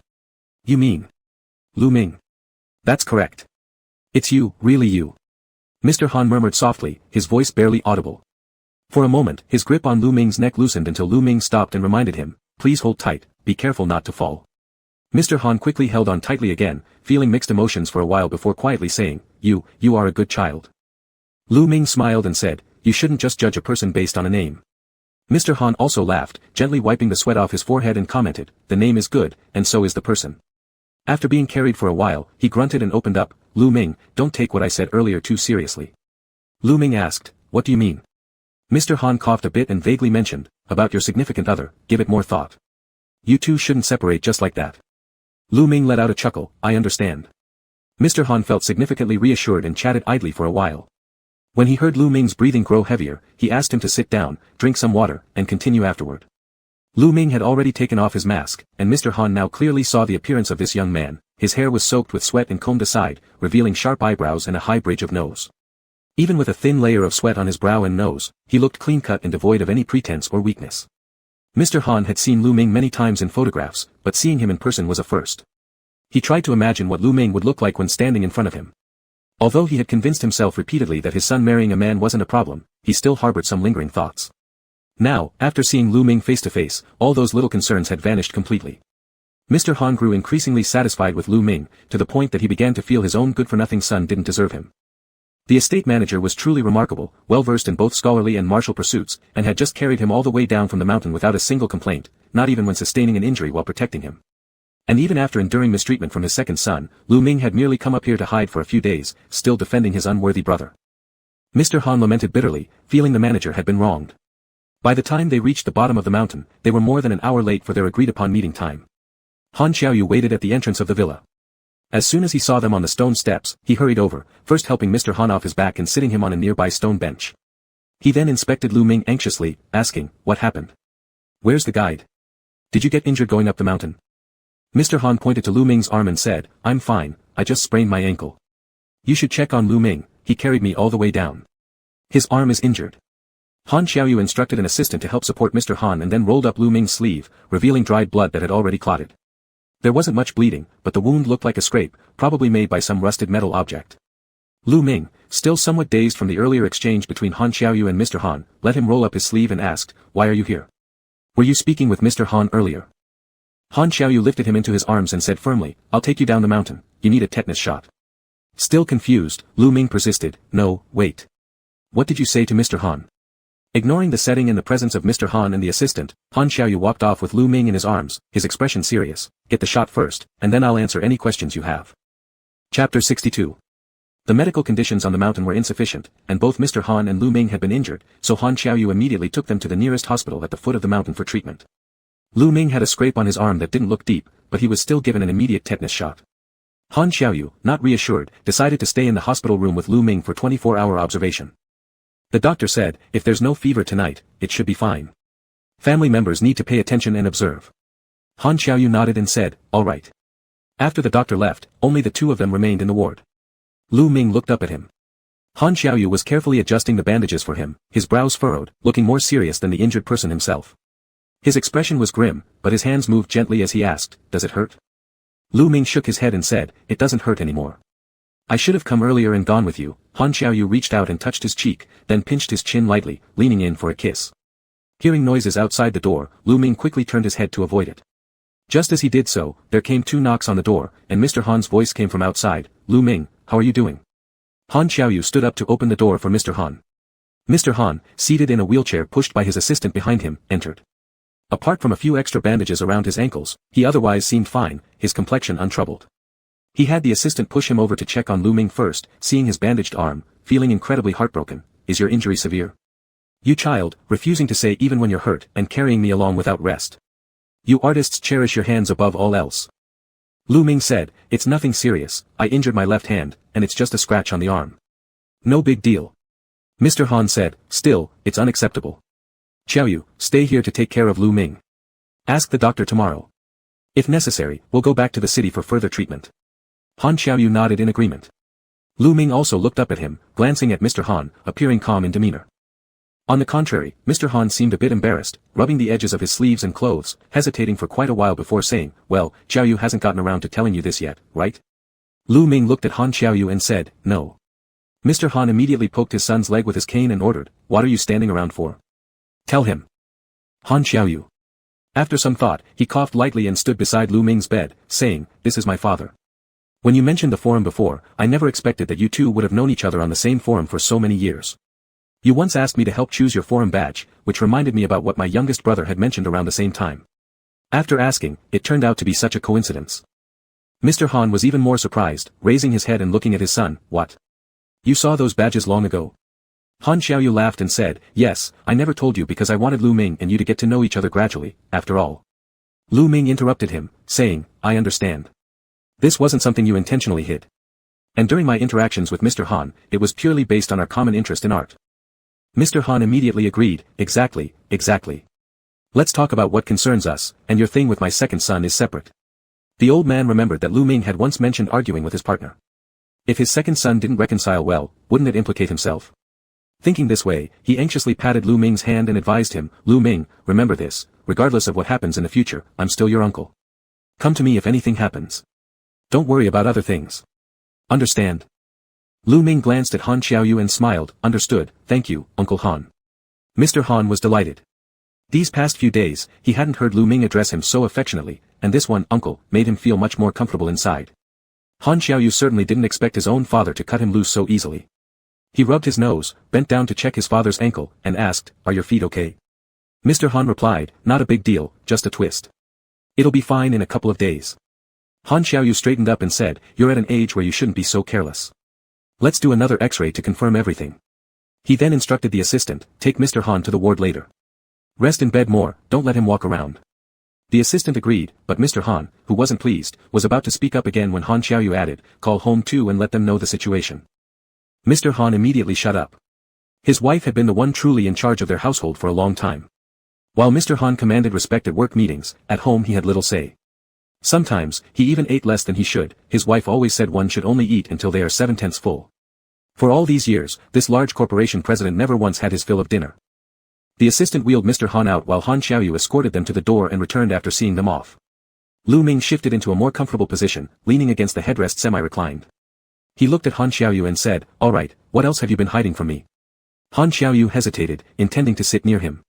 But when Lu Ming's gaze fell upon him, Han Xiaoyu stood straight, cleared his throat and said, well, there isn't much left to say. It's just my family is a bit too eager, I've tried to persuade them, but they wouldn't listen. Lu Ming replied, oh. Han Xiaoyu explained, you've met my dad, whose only hobby is calligraphy and paintings. My mom used to be in the arts troupe, and later she stayed because of her love for the stage. He spoke slowly, observing Lu Ming's expression, carefully choosing his words as he went on. Lu Ming watched him very quietly, his face unreadable, calmly listening. In the meantime, the Han family learned about Mr. Han's injury on the mountain through a phone call and rushed over promptly. Although the assistant assured them that it was a minor injury, Mr. Han's advanced age caused great concern within the family. Everyone was anxious except for the eldest son, Han Xiaoyang, who had to stay behind to manage the company. The third son, Han Xiaoya, personally drove along with Song Jingqiu to arrive at the hospital. During the ride, Mrs. Song was deeply worried. Despite her constant grumbles about her husband, decades of marriage made their bond unshakable. Just imagining her husband being alone and injured on the mountain moved her to tears throughout the journey, which could not be consoled by their youngest son. Han Xiaoya led her straight to the ward where they first checked on Mr. Han. Ordered to lie down and recuperate, Mr. Han had barely rested an hour before Song arrived and pinched his ear while sobbing, you're so old, why do you need to climb mountains like others? Starting today, you're forbidden from leaving the house for 6 months. Understand? Feeling embarrassed, Mr. Han softly resisted, you closed the door before pinching my ears. Others can see. Mrs. Song gave another pinch, teeth gritted with anger, do you care about people seeing your injuries in bed? Do you feel any shame? However, despite her words, she only pinched him a couple times before checking his ankle tenderly, asking, did you get an x-ray yet? Was it just a sprain or did you injure the bones? Their bickering left no room for anyone else to interject, so Han Xiaoya simply closed the door and sought out the doctor for more details. Once assured that his father's foot wasn't severely damaged, he also breathed a sigh of relief. The doctor added, the old man just has a slight sprain, nothing serious. The student who came with him suffered a worse scrape and should receive another tetanus shot in a month to be safe. The wound was somewhat deep. Han Xiaoyu had already heard the update from the assistant via phone. After confirming with the doctor, he learned Lu Ming's ward number and found his way there. He didn't think twice opening the ward door, confident that his second brother couldn't possibly be doing anything unusual in broad daylight. But as soon as he cracked open the door slightly, he saw his second brother kneeling by the bedside with one knee bent, as if about to fully kneel down. Hearing the door creak, he turned, calm as ever. Han Xiaoya's scalp went numb, and he slammed the door shut, saying outside, "Big brother, I still have something to do, let me go check on Dad." Without waiting for any response inside, he bolted away. Inside the ward, Han Xiaoyu remained in the same posture, looking quite determined on one knee. Lu Ming kicked him on the shoulder and said, "Stand up and talk. What are you trying to show off?" Han Xiaoyu grabbed his ankle and said, "It's for you." Lu Ming. All right, stand up. I'm not mad about that anyway. Whatever your family does is not your responsibility. After a pause, he continued, "And actually, I got along well with Uncle Han. I never thought I would know him for 10 years. Han Xiaoyu was nudged again on the shoulder and encouraged to rise. He finally stood up, sat next to Lu Ming, leaned close to whisper something in his ear, but before he could finish, a knock came at the door. This time, 3 controlled knocks stopped neatly, the sound crisp. Staying close to Lu Ming, Han Xiaoyu adjusted his pillow as he said, "Come in." The door opened, and this time Song Jingqiu walked in. Han Xiaoyu stood up and called out, "Mom." Lu Ming also sat up slightly straighter, addressing her, "Auntie." This time when Song Jingqiu met Lu Ming, she was far more than before. After hearing the entire story from her husband, she felt grateful toward Lu Ming as well. She came forward holding his hand and said, "Sit still, don't move. I've heard it all from old Han, if it weren't for you, he might have been seriously injured. Little Lu, Auntie needs to properly thank you." Lu Ming modestly replied, "You're too kind, Auntie. Anyone else would have done the same." Song Jingqiu said, "That's not necessarily true. Didn't your guide flee out of fright?" After speaking a couple sentences, she glanced at her second son nearby and added somewhat sheepishly, "Little Lu, when Auntie asked you to help with the props at the theater, it was genuinely because we needed assistance, it wasn't meant to inconvenience you. As for your elder brother, please don't hold it against him, I made him ask you on my behalf. I kept hearing Xiaoyu talk about you and really wanted to meet you." As the elder directly apologized with an air of repentance, there was naturally nothing Lu Ming could say, so he politely acknowledged it and let it pass. Mrs. Song singled out her eldest son but also kept her second in mind, looking at her quiet son Han Xiaoyu by her side and speaking on his behalf, "Both you and your uncle are patients now, and no matter how minor the injuries, they're still injuries. Your uncle at least has me to take care of him, but you're alone, which won't do. It takes 100 days for tendons and bones to fully heal, but Auntie isn't asking you to stay home recuperating for that long, just a month will do. Come back after you've received the tetanus shot next month, and then Auntie will let you go back." Han Xiaoyu looked up toward Mrs. Song, somewhat surprised, but his eyes lit up. He was just about to suggest bringing Lu Ming to their place when he heard Song Jingqiu cheerfully finalize the decision, "All right, you'll come over to my house. I'll stew soup every day for both you and your uncle, ensuring you recover within a month." Han Xiaoyu hesitated for a moment but didn't object, figuring anywhere would be better than having Lu Ming staying at the dormitory. Lu Ming tried to resist, but how could he possibly stand up to the passionate enthusiasm of an auntie, especially considering that even old Han had almost overwhelmed him. Moreover, Song Jingqiu's expertise far surpassed old Han's, he being a national first-class actor putting all his efforts into convincing Lu Ming. Ultimately, Lu Ming could only surrender, agreeing to stay with them for a few days. Lu Ming said, "Auntie, I'll just stay for a few days, until my stitches can be removed. Going back and forth from school every day isn't very convenient." Song Jingqiu kicked her second son, and immediately Han Xiaoyu interjected, "It's convenient, I'll pick you up every day." Mrs. Song, thoroughly satisfied, adjusted his blanket while smiling and said, "See? That's settled. Little Lu, focus on recovering at Auntie's place. Everything will be taken care of by me and Xiaoyu, don't worry about anything else." Chapter 63. Lu Ming and Mr. Han were injured, so they stopped participating in the plein-air painting session and hurried back to the city. Lu Ming originally wanted to return to his dormitory first to pack a few clothes to take with him. However, Han Xiaoyu picked him up in his car and said to him, "No need. I'll bring your things from home." The home he referred to was the place where he had lived with Lu Ming before. Indeed, there were more items there than at the school dormitory. After pondering for a moment, Lu Ming didn't refuse. With his arm wrapped in a bandage and hanging around his neck, he looked somewhat severe as he leaned against the window and gazed at the scenery outside during their drive. Han Xiaoyu had spent the night before accompanying Lu Ming on the small bed beside his hospital bed, not daring to sleep soundly for fear that Lu Ming would run a fever in the middle of the night. Later in the night, he even sat by Lu Ming's bedside, holding his hand as he slept. When Lu Ming woke up in the morning and saw this, he softened towards Han Xiaoyu a little. Despite their different approaches to handling matters, Han Xiaoyu's intentions were genuinely aimed at helping him. Reflecting on this, Lu Ming sighed and said, "You should stop meddling in my school affairs next time." Han Xiaoyu replied, "All right. Lu Ming turned to look at him and reiterated seriously, I mean it. My personal matters are one thing, but when it comes to work, you don't need to help me anymore. I can handle it myself. If I really need your help, I will let you know. Upon hearing this, Han Xiaoyu reached out and grasped his hand, saying, all right. This time, Lu Ming did not pull away his hand but relaxed a bit, allowing Han Xiaoyu to hold it while slightly lowering his eyes. He said, don't do it again next time. Han Xiaoyu smiled, looked at him, and said, okay, I understand. Lu Ming moved to stay at the Han family residence for a few days. On the first day, upon arriving, he was warmly welcomed by Ms. Song Jingqiu, the female head of the household. This house had not been this lively in a long time, and seeing Lu Ming arrive made her grin from ear to ear. She led Lu Ming to a room on the third floor, saying to him, this is the guest room that we reserved earlier. It used to be occupied by the eldest son, who moved out after getting married. So, the whole floor has been empty. You can stay here. If you need anything, just let me know. Lu Ming felt a bit awkward but thanked her politely. Ms. Song Jingqiu told him, don't be so formal, just treat it like your own home. Xiaoyu, help Mr. Xiao Lu settle in, I'm still simmering soup downstairs. We'll have lunch soon. Han Xiaoyu agreed with a nod. Once Ms. Song Jingqiu left, he turned around and closed the door behind him. Facing the opposite side, Lu Ming took out a few clothes from his travel bag, mostly outfits he used to wear regularly, with some thicker ones Han Xiaoyu somehow found. Among them were 2 new pieces still tagged, perfectly suitable for the cooling weather. Han Xiaoyu walked over and embraced his waist, leaning close to embrace him around his torso. He whispered into his ear, I randomly grabbed a few, unsure if I picked the right ones. Still busy organizing his clothes, Lu Ming responded, 2 more than needed. Han Xiaoyu chuckled softly near his ear, saying, I bought them.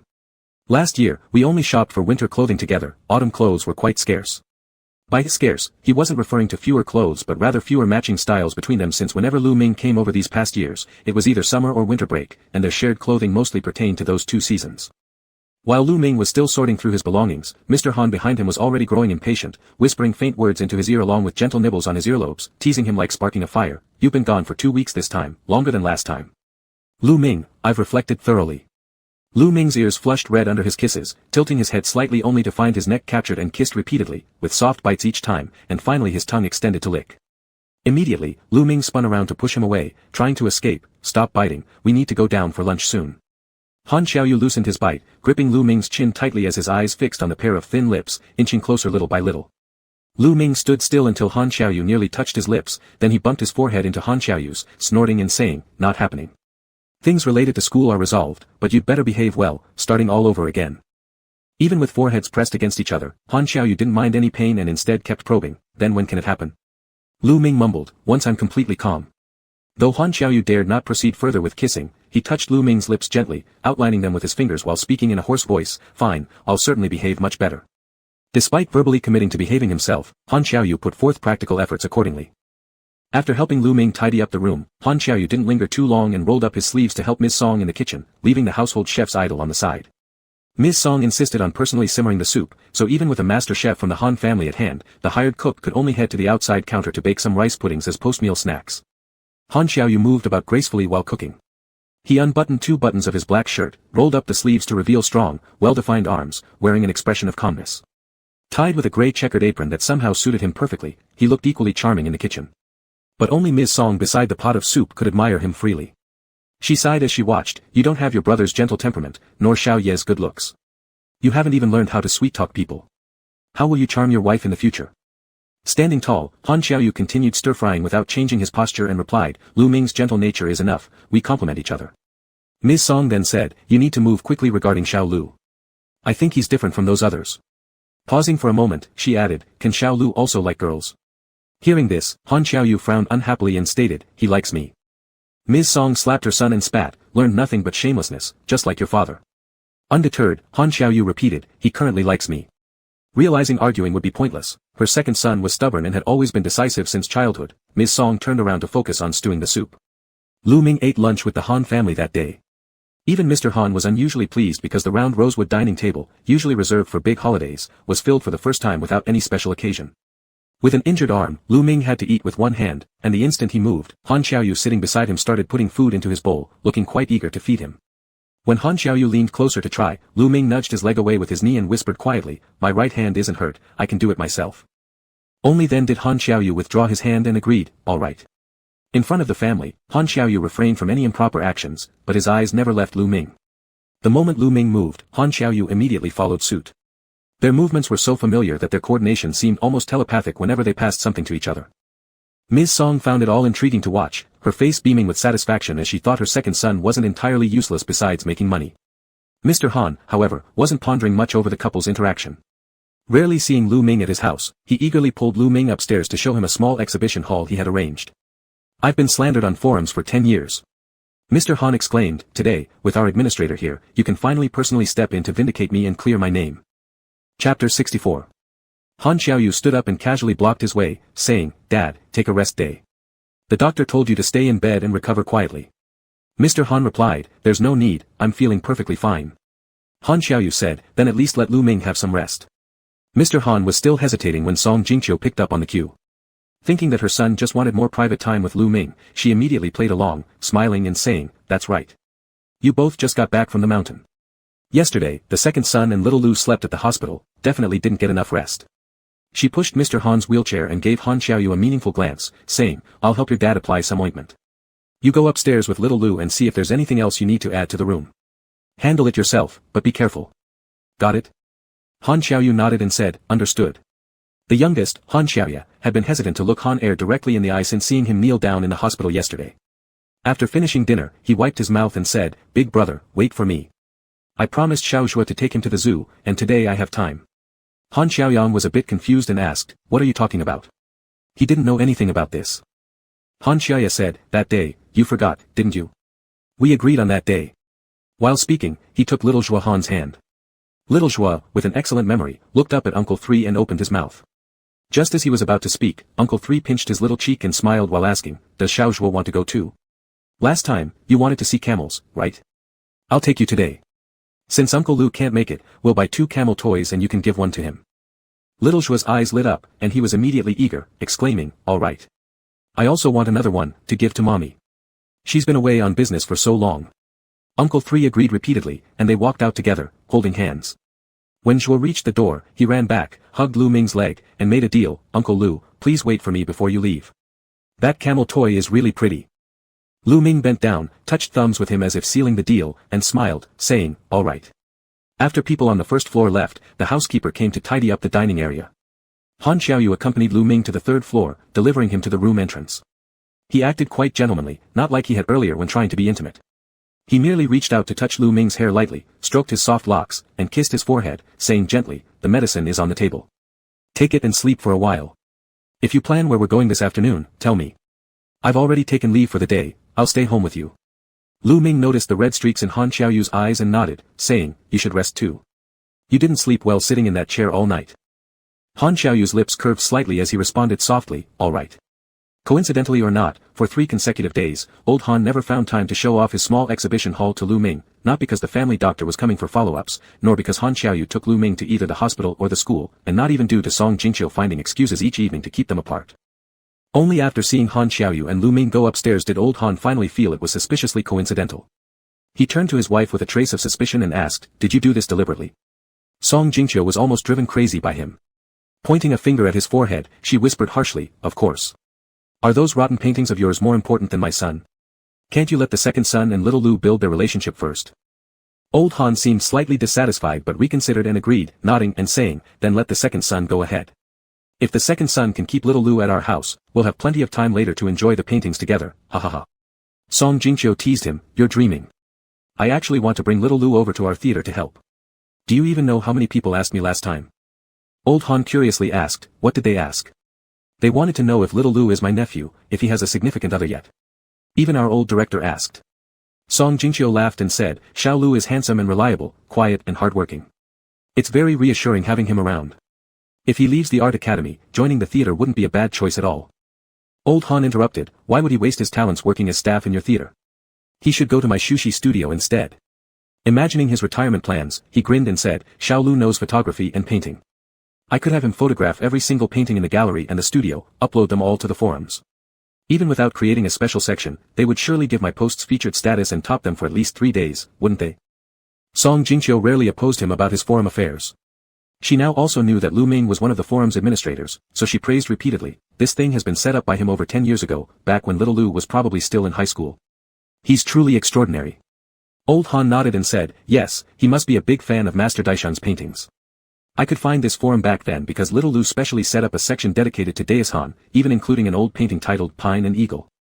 Looking at its inscription, it doesn't seem fake. Song Jingqiu was surprised as well, but her feelings for Mr. Daishan obviously lacked the respect Old Han had. Instead, she showed intimacy and said directly, oh, so his family has such old paintings. They must have some connection, right? Mr. Old Han said, that, I didn't ask, second son prevented me. It was only after we went to the mountain that I just found out Little Lu was the administrator. The kid didn't say much more beyond that.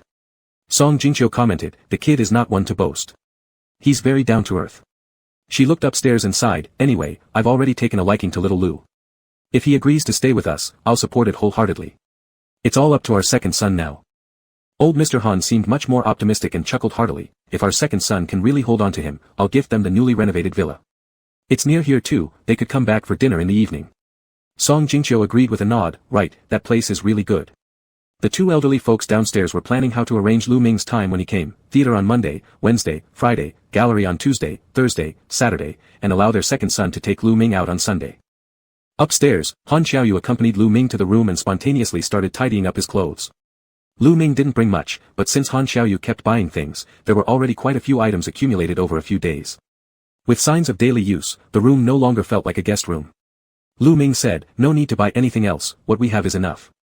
I will go back home in a few days.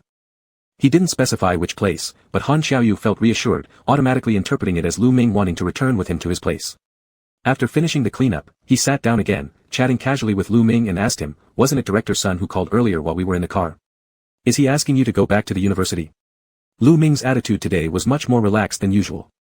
Seeing Han Xiaoyu genuinely reforming himself these past few days, Lu Ming noticed it in his heart. Moreover, that call made him somewhat feel indebted to him, so he told him, yeah, he asked about my injuries. I took another day off and wanted to have dinner with you tomorrow. After pondering a bit, he added, just the two of us. There's a piece of good news, let's celebrate. Is it related to the forum? Han Xiaoyu looked up at him with surprise, considering these several days where Lu Ming finally gave him a chance to ease their situation. Lu Ming said, no, it's about the paintings I sent for consignment at the gallery. By today, both pieces have been sold. Han Xiaoyu. Lu Ming didn't notice the oddity and was quite happy. Rubbing his nose tip, he laughed and said, I got rejected twice before, and I was feeling a bit insecure at the time. I didn't expect changing galleries would bring luck. The owner said he'd transfer the payment soon. Calculating it, it should arrive tomorrow. Han Xiaoyu slightly arched his eyebrows and wasn't very surprised as he complimented, that's pretty good. Lu Ming questioned, why are you not at all shocked? Han Xiaoyu picked up a glass of water, sipping it slowly before replying, didn't we agree before not to interfere with each other's work? Lu Ming thought about what Han Xiaoyu did previously, becoming a little wary as he asked, let me tell you something, this has nothing to do with you, right? Han Xiaoyu lightly laughed, I'm scared of pissing you off again and having you ignore me for another half-month. Lu Ming was still observing his expression, so Han Xiaoyu handed him a plate of cherries nearby, saying, and you never told me about your paintings before. If you intended to put them in the gallery, I thought you'd tell me first. This statement carried a trace of disappointment. Lu Ming became a little embarrassed and explained, I just wanted to see if I could succeed on my own. If I placed them with you, you would definitely help cheat me, making it uninteresting. Taking a cherry to eat himself, he found it very sweet, then nudged it towards Han Xiaoyu. However, Han Xiaoyu only kept staring at him. Lu Ming held out a cherry for Han Xiaoyu to take, but Han Xiaoyu didn't grab it, silently opening his mouth expecting Lu Ming to feed him. After stuffing the cherry into Han Xiaoyu's mouth, Han Xiaoyu eventually revealed a relieved expression, nodding, true, I'd definitely cheat. Lu Ming had never seen anyone speak so confidently, as if they were on the side of justice without a hint of hesitation. He blinked and heard Han Xiaoyu slowly continue, but I think such an important matter should be discussed with you beforehand. Starting today, I will respect all your choices. However, Lu Ming, my dad is not like me. You know how he liked you before he knew you were the administrator. And don't you sign your paintings with Hongjian? Lu Ming hesitated for a moment, replying, yes. Han Xiaoyu moved closer and looked at him, saying, my father likes to collect paintings, both from old masters and newcomers. For those that Shushi doesn't have, he would still specially buy them elsewhere. Saying this much, he unhesitatingly separated himself out, of course, I'm busy with work and don't have time to accompany him in these pursuits, it's generally handled by third brother. Lu Ming hesitated, asking, you mean uncle bought my painting? That seems unlikely. Without hesitation, Han Xiaoyu passed the blame on to his father, earnestly stating, he's capable of that. Chapter 65. Han Xiaoyu tried to keep his hands clean, but Lu Ming remained skeptical, looking at him silently for a while without saying a word. Lu Ming had one more day of vacation left, but Han Xiaoyu couldn't stay home anymore and was sent to work at the company early in the morning by Mr. Han. After a busy day, he still remembered that he had dinner planned with Lu Ming. After returning from work, he went to find Lu Ming first. The third-floor guest room was empty, so Han Xiaoyu came down and asked, "Where's Lu Ming?" Song Jingqiu replied, "He's upstairs in the exhibition hall, where he and your father spent all day looking at paintings." Han Xiaoyu paused and asked, "All day? Did Lu Ming say anything?" Song Jingqiu said, "Nope, I think their temperaments really match well. Your father hasn't been this happy in a long time." With a slight, "Oh," Han Xiaoyu added, "I'll go check on them upstairs." In the small exhibition hall upstairs, both the elder Mr. Han and the young Lu Ming seemed quite harmonious. Mr. Han appeared particularly delighted. There was a camera on the table, showing that Lu Ming had taken quite a few photos of the valuable paintings collected by Mr. Han. When he saw Han Xiaoyu come in, Mr. Han waved to invite him over and said, "You came at the perfect time, Xiao Lu and I have just finished our work. Come and take a photo of us." Lu Ming, wearing slightly loose clothes and no longer needing to hang his arm, looked much better than before. Hearing what Mr. Han said, he handed the camera over immediately. Han Xiaoyu took the camera and snapped 2 pictures for them. He glanced up and saw the painting not far behind Lu Ming, which made him slightly tense. That hanging landscape painting next to the recently acquired 2 chickens picture clearly bore Hongjian's signature. But from Lu Ming's expression, Han Xiaoyu could discern nothing. Mr. Han was exceptionally pleased, even sitting in his wheelchair couldn't hide his smiling face. He looked like someone in great spirits, healthier than before. Lu Ming stood respectfully behind him as they posed together for a memory snapshot, with a gentle smile that was quite endearing. A flicker of thought passed through Han Xiaoyu's mind. After taking the photos, he handed the camera back to Mr. Han and suggested, "Dad, can you also take one of us?" Walking over, Han Xiaoyu stood shoulder to shoulder with Lu Ming. Mr. Han adjusted the camera and gestured toward them, "Move closer, or I can't fit both of you in." Han Xiaoyu moved closer, and Lu Ming edged towards him too. Han Xiaoyu was caught off guard when he felt a hand touch his back. Before he could react, sharp pain flared as his skin was pinched in a circular motion. His expression involuntarily twisted. Unsatisfied, Mr. Han grumbled, "Younger son, what's that face for? Why are you making faces? Let's try again." Lu Ming kept smiling and cooperated without any hesitation. Although Han Xiaoyu was silently being tormented, he didn't show it. In the last photo, he even boldly draped an arm around Lu Ming's shoulder. Seizing the opportunity, Mr. Han quickly snapped several shots and laughed even more broadly than them. Afterward, Lu Ming moved a bit away and pushed Mr. Han's wheelchair, saying, "Uncle Han, the pictures here are done. Let's go downstairs to the study. I need a computer to process the images a bit before posting them on the forum." Hearing the mention of the forum, Mr. Han completely ignored his son and immediately nodded. "All right. Let's go, we can still post at 9 o'clock tonight. I've researched it, there are the most people online at 9. As Lu Ming wheeled Mr. Han out, only Han Xiaoyu remained standing in the small exhibition hall. He bitterly smiled as he looked down at his leather shoes, noticing a faint mark now visible, although the person who made it earlier hadn't held back at all. Lu Ming stayed in the study with Mr. Han editing photos and writing posts. Under the pretense of bringing tea, Han Xiaoyu circled the area once, but since both were occupied, no one paid attention to him. Mr. Han was entirely engrossed in forum discussions and casually mentioned to Lu Ming his long-standing wish, "Could you get this certified and marked as a featured post?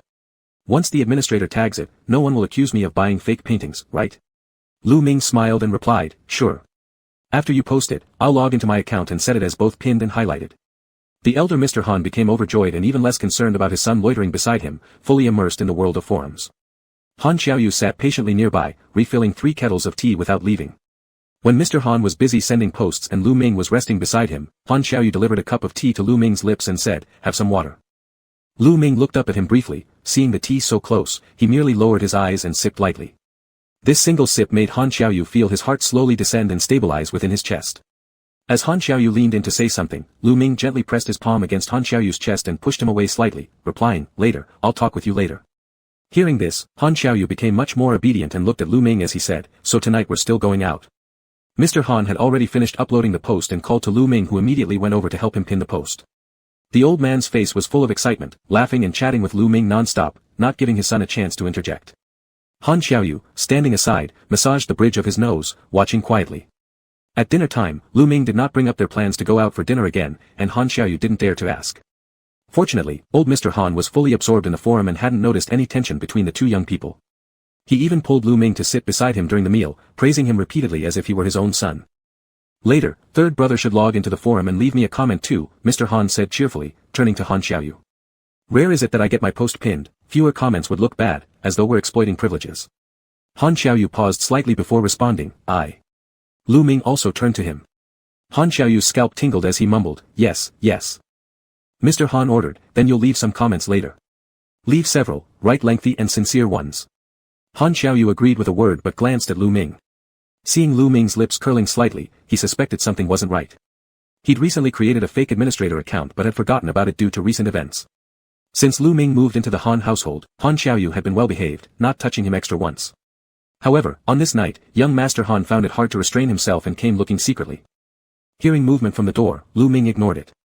At midnight, only one person could find his way into his room, and besides, the door was locked anyway, leaving the visitor outside to try in vain. The person outside seemed aware not to force the door and make noise. After slightly twisting the handle and finding it locked, all noises ceased quickly. Lying in bed, Lu Ming turned over. A few minutes passed, and the door sounded again with rustling sounds. This time, the person outside seemed more skilled, likely having located the key to the door. After trying a faint sound of the key unlocking the door was heard. Lu Ming sat up in bed, intending to turn on the light, but the person by the door acted faster. Within moments, the door was locked from inside and the figure slipped onto the bed, carefully protecting his injured arm while whispering, "I'm sorry, I'll confess everything to you. There won't be any secrets between us anymore." Lu Ming pushed him, sneering coldly, "Mr. Han, did you mistakenly enter the wrong room at night?" In the darkness, Han Xiaoyu felt around and kissed him twice, on the forehead and the tip of his nose, coaxing softly, "I truly feared, it wasn't deliberate. Look at how many mistakes I've made. I worried that if they all piled up, you wouldn't bear it. I never intended to hide it from you forever, I just thought I'd explain them to you slowly later." Lu Ming shoved his face away, refusing him like an overenthusiastic dog, gritting his teeth and saying, "How many things are you still hiding from me? Using fake accounts? If your uncle hadn't mentioned it today, you would have shifted the blame to him, right? And didn't you plan on keeping me from knowing that the paintings were bought by you? Not only that, you bought too. You're really something, Han Xiaoyu." The usually domineering young master completely submitted when at home, holding onto Lu Ming tightly without letting go, climbing onto the bed gently and murmuring, "It wasn't intentional, I just panicked." Lu Ming scolded, "Get off me." Han Xiaoyu pushed him down, feeling the thinness of his clothes, then wrapped them both in the blanket. Cuddling closely, he said, "Give me a chance, Lu Ming. Let me explain." Twisting a little, Lu Ming was pinned beneath Han Xiaoyu under the warm blankets. With limited space, their rapid breaths filled the air with intimacy. Sensing his burning body so close, Lu Ming stopped moving, only using his hands to prop himself slightly apart from Han Xiaoyu's chest, raising his eyes to look at him, "Then talk properly, don't come so near." Han Xiaoyu said, "Using a small account was just to play with my dad. I wanted more days off to stay home and spend time with you. It's the same with the paintings. When I saw you taking the painting outside without telling me, I panicked and messed up. Honestly, I just wanted to keep it myself. Over the years, you haven't given me a single one." Lu Ming kicked him in the blanket, unsure where exactly it landed, making Han Xiaoyu's breathing heavy. Glaring at him, Lu Ming said, "Don't fool me with such nonsense. Do you really think what you're saying?" Han Xiaoyu straddled him and said, "At least half of it is like that. The rest is because I was afraid you wouldn't be comfortable outside. Those circles are too outdated and rigid. I didn't want to see you waste years slowly fitting in. Not going is fine as well, isn't there still me? Selling them short term wasn't the problem. Lu Ming, you, get out." Lu Ming kicked him twice more, but Han Xiaoyu endured it, holding onto him and whispering soft apologies, clinging like glue that couldn't be torn apart. Lu Ming was almost mad enough to start hitting him. This was his first face-to-face argument with Han Xiaoyu. When he had initially learned that the painting was sold, he had been extremely happy. Now that this illusion had been shattered, Lu Ming felt correspondingly enraged. Every time Han Xiaoyu opened his mouth, Lu Ming's temper flared. Lu Ming shoved him, gnashing his teeth in anger, "I don't need your sympathy. Get out." He had already been furious discovering his own incompetence, but then Han Xiaoyu also came to pity him. Who asked him for that pity? How could Han Xiaoyu dare let go at this point? Even the courage to get out of bed and kneel was gone. If the situation allowed, he would have knelt right there on the bed in front of Lu Ming. With all his efforts, Lu Ming worked up a sweat but still did not let go. Pushing against Han Xiaoyu's forehead, he spat angrily, "I will not sell my paintings to you from now on." What the hell was this? Buying from himself and reselling it, it'd seem like money laundering if Mr. Hu from the gallery found out. Once Lu Ming calmed down a little and started panting, Han Xiaoyu gently tried again by kissing his lips a few times. Lu Ming turned his head to avoid it, chest heaving slightly with irritation. Han Xiaoyu didn't give up. Carefully kissing his earlobe, he nibbled softly and said, "I've told you everything. You can beat or curse me, just please don't walk away." Lu Ming fumed, "Are you sick or what?" Han Xiaoyu kissed him once more, whispering quietly, "Yes, I'm sick. Please don't go." Lu Ming. Lu Ming growled, "Get off me. Did you learn how to act spoiled?" Han Xiaoyu held him and flipped over so that Lu Ming was lying atop him. Wrapping his arms around Lu Ming's waist, he looked up at him and asked, "Let me tell you one more thing, all right? Do you remember when you were young and went to study painting under Master Deus Han? Lu Ming struggled a bit more before stopping. Lowering his head, he looked at Han Xiaoyu, their breaths almost mingling as they stayed close but quiet. Perplexed, Lu Ming asked, "Of course, I remember that, but I never mentioned it to you." "How do you know?" Chapter 66. Han Xiaoyu looked at him and said, "I have another piece of good news to tell you." Lu Ming was confused by what he said and could only continue listening. Han Xiaoyu said, "Mr. Deishan has returned to the country, but this time he came back in a private capacity, with no exhibitions. He will just attend a few gatherings." Lu Ming's eyes brightened. When he was a child, he learned painting and admired Mr. Deishan very much. However, back then, he had only studied for 1 or 2 months. Moreover, after getting injured, he stopped practicing for a while. After so many years without seeing him, Lu Ming occasionally saw some of his works online. If he could meet the master again, it would indeed be a joyful occasion. Lu Ming particularly wanted to visit this former teacher. Han Xiaoyu slowly slid his finger along Lu Ming's waistline downwards and said with lowered eyes, "I received an invitation to attend a wine party. It says here that I need to bring a companion." Lu Ming felt his Adam's apple move. He looked up at Han Xiaoyu, his heart beating strangely faster. It wasn't all due to hearing about the invitation, part of it was also because of Han Xiaoyu's teasing hands. He reached out and pressed on Han Xiaoyu's fingers which were trying to reach into his pajama pants, narrowing his eyes and saying, "Don't think about it. Visiting the teacher is one thing, but your issue is." Han Xiaoyu touched his smooth skin gently a couple of times and interrupted him, "Do you not want to see him? Mr. Deishan is old now. After this trip back to the country, there probably won't be another chance to come back. Besides, he praised you back then, saying you had talent and held high expectations for you. Don't you want to show your paintings to him?" Lu Ming's hands initially pushing Han Xiaoyu had now gripped tightly onto his collar. Suspiciously looking at him, Lu Ming asked, "Are you?" Han Xiaoyu chuckled softly near Lu Ming's ear, "Back then when you fell off the horse and broke your leg, I could carry you on my back.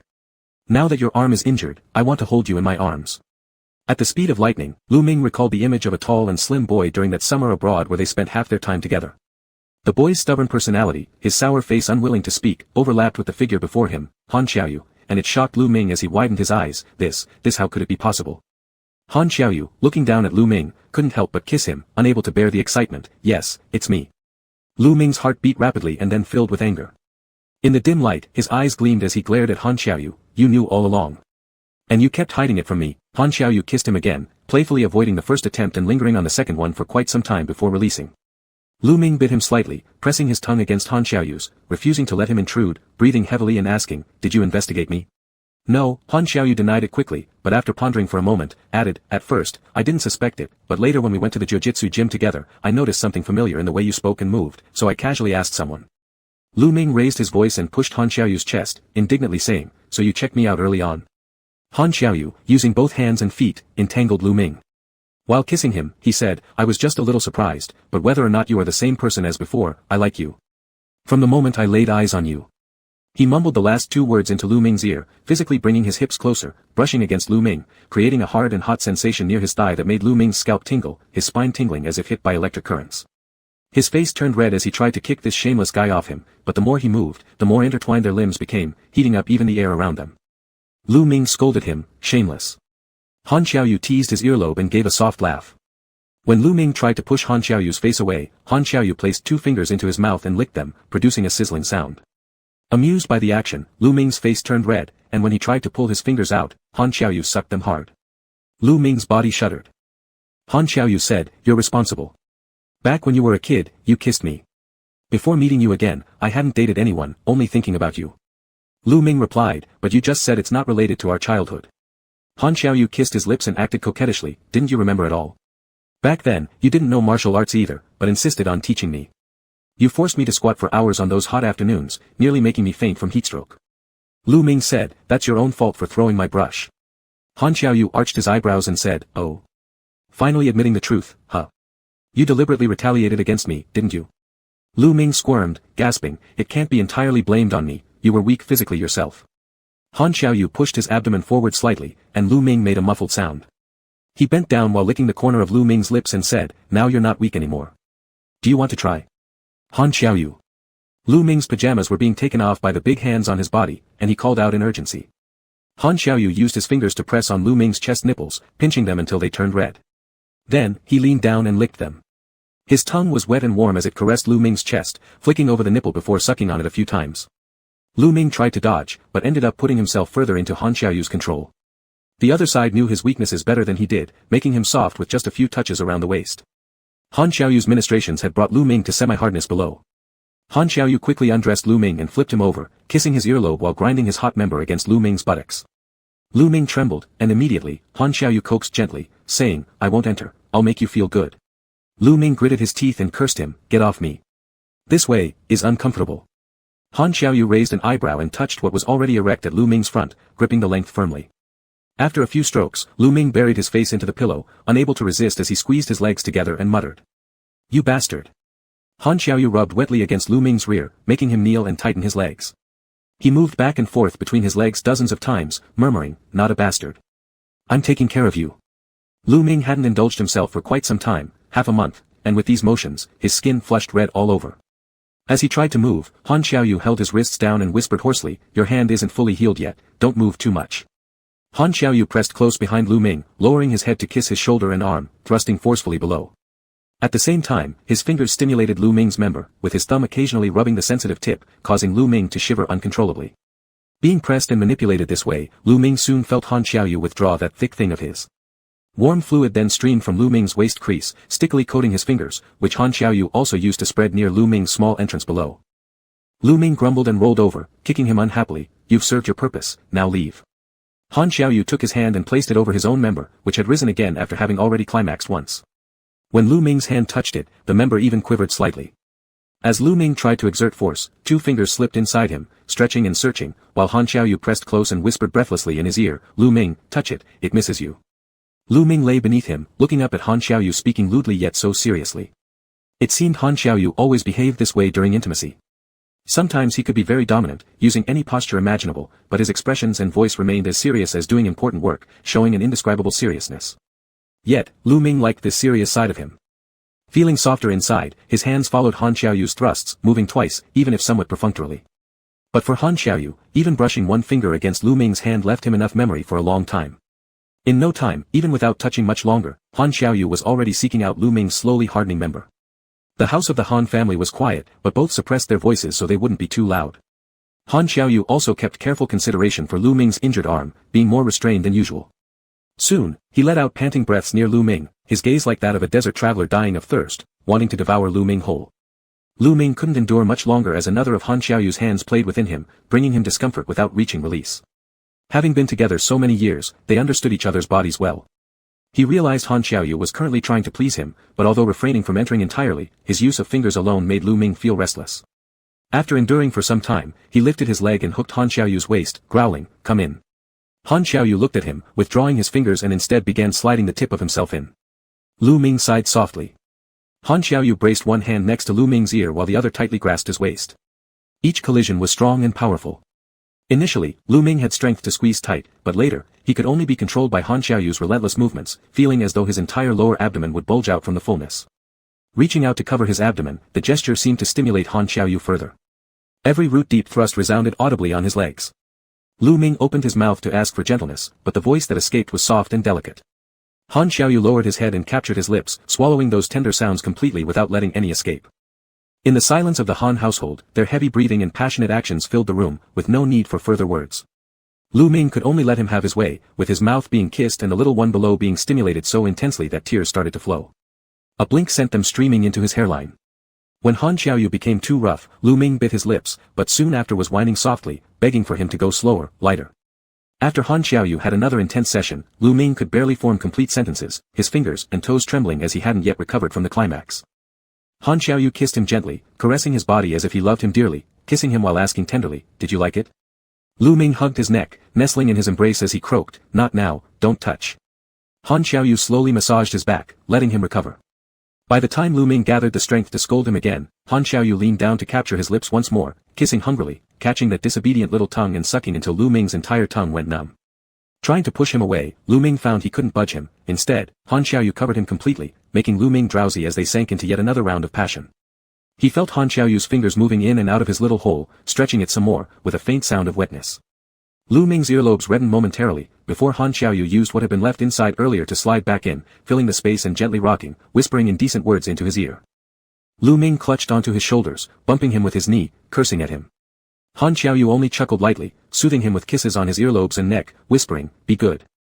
After a night of such antics, even the bedside lamp had not been turned off, though it was not fully bright either. In the dim yellow glow, Lu Ming was utterly ravished. Perhaps because of the bond from their childhood, both seemed more unrestrained, Han Xiaoyu less considerate than before, showing a hint of mischievousness, while Lu Ming no longer held the same tolerance, showing a streak of defiance. When Han Xiaoyu pushed him too hard, Lu Ming retaliated by biting his lip and tightening his lower abdomen, making Han Xiaoyu lose composure. But eventually, it was still Lu Ming who suffered more. Han Xiaoyu's size was impressive, and it wasn't until late in the night that Lu Ming adapted, although his body had become numb, almost losing all sensation. When dawn broke, the two panted heavily as they came to a stop. Lu Ming could hardly lift a finger, while Han Xiaoyu, evidently better in stamina, was still holding him and occasionally planting soft kisses, treating him like a precious gem, occasionally letting out a soft chuckle. Lu Ming gnawed on his arm, giving him 2 bites, feeling how Han Xiaoyu relaxed his muscles, allowing himself to be bitten as if teasing a kitten. Realizing it was meaningless, Lu Ming loosened his grip and hoarsely said, "Just wait for me." Han Xiaoyu smiled, kissing his forehead and said, "All right." Despite spitting harsh words, Lu Ming was still held in Han Xiaoyu's arms, and they dozed off together briefly. Just before 6, Lu Ming nudged Han Xiaoyu awake, telling him to return to his room. After days without indulgence, Han Xiaoyu was hungrier last night, now lingering around for a bit of favoritism. However, Lu Ming didn't give in and kicked him off the bed, muttering hoarsely, "Haven't you had enough? Someone might see." Han Xiaoyu, clad only in pants, holding his shirt in his hands, bent over and said, "Then kiss me again." Fearing his clingy attitude, Lu Ming sprang up quickly, planting a kiss, then dove back under the covers, waving him off and saying, "Leave already." Han Xiaoyu asked again, "Promise me you're not angry anymore." Lu Ming snapped, "Go to hell." Mr. Han sauntered off, content after eating and drinking his fill. Though the final promise wasn't given, he believed he could continue apologizing the same way he did last night. More apologies meant serving his beloved well and slowly warming up their relationship. As dawn broke, Lu Ming informed Song Jingqiu and returned to school. Citing school business, he avoided going back to the Han residence for several days. That day, Han Xiaoyu chased after him, parking his car in front of the Fine Arts Academy dormitory building and sending Lu Ming text messages. Unhurried, message after message was sent, until Lu Ming eventually replied, not upset about the previous matter anymore, but changed a point. "You've left teeth marks on my neck. How am I supposed to face your parents?" After Mr. Han's mind was put at ease, he took the vegetables and fruits he had bought to Lu Ming's little apartment. He had a key to Lu Ming's apartment in his pocket, so after unlocking it and entering, he immediately rolled up his sleeves to tidy up the room. He then cooked 3 dishes and a soup, all according to Lu Ming's favorite tastes. After finishing these tasks, he didn't dare linger too long. Thinking for a moment, he placed the key by the window under a flower pot before leaving again. Lu Ming had moved back to school from the Han residence for several days, and during this time, Han Xiaoyu came over every day to do housework. He worked silently without complaint, filling the refrigerator neatly with food and taking out the garbage, behaving exceptionally virtuous. One day, Lu Ming returned early from class and caught him off guard in the dormitory building. Han Xiaoyu had a checkered apron tied around his waist and seemed surprised when he saw Lu Ming. "You're back. You finished class rather early today. I thought it wasn't until 5 o'clock. Have a seat, let me get you some fruit while you wait.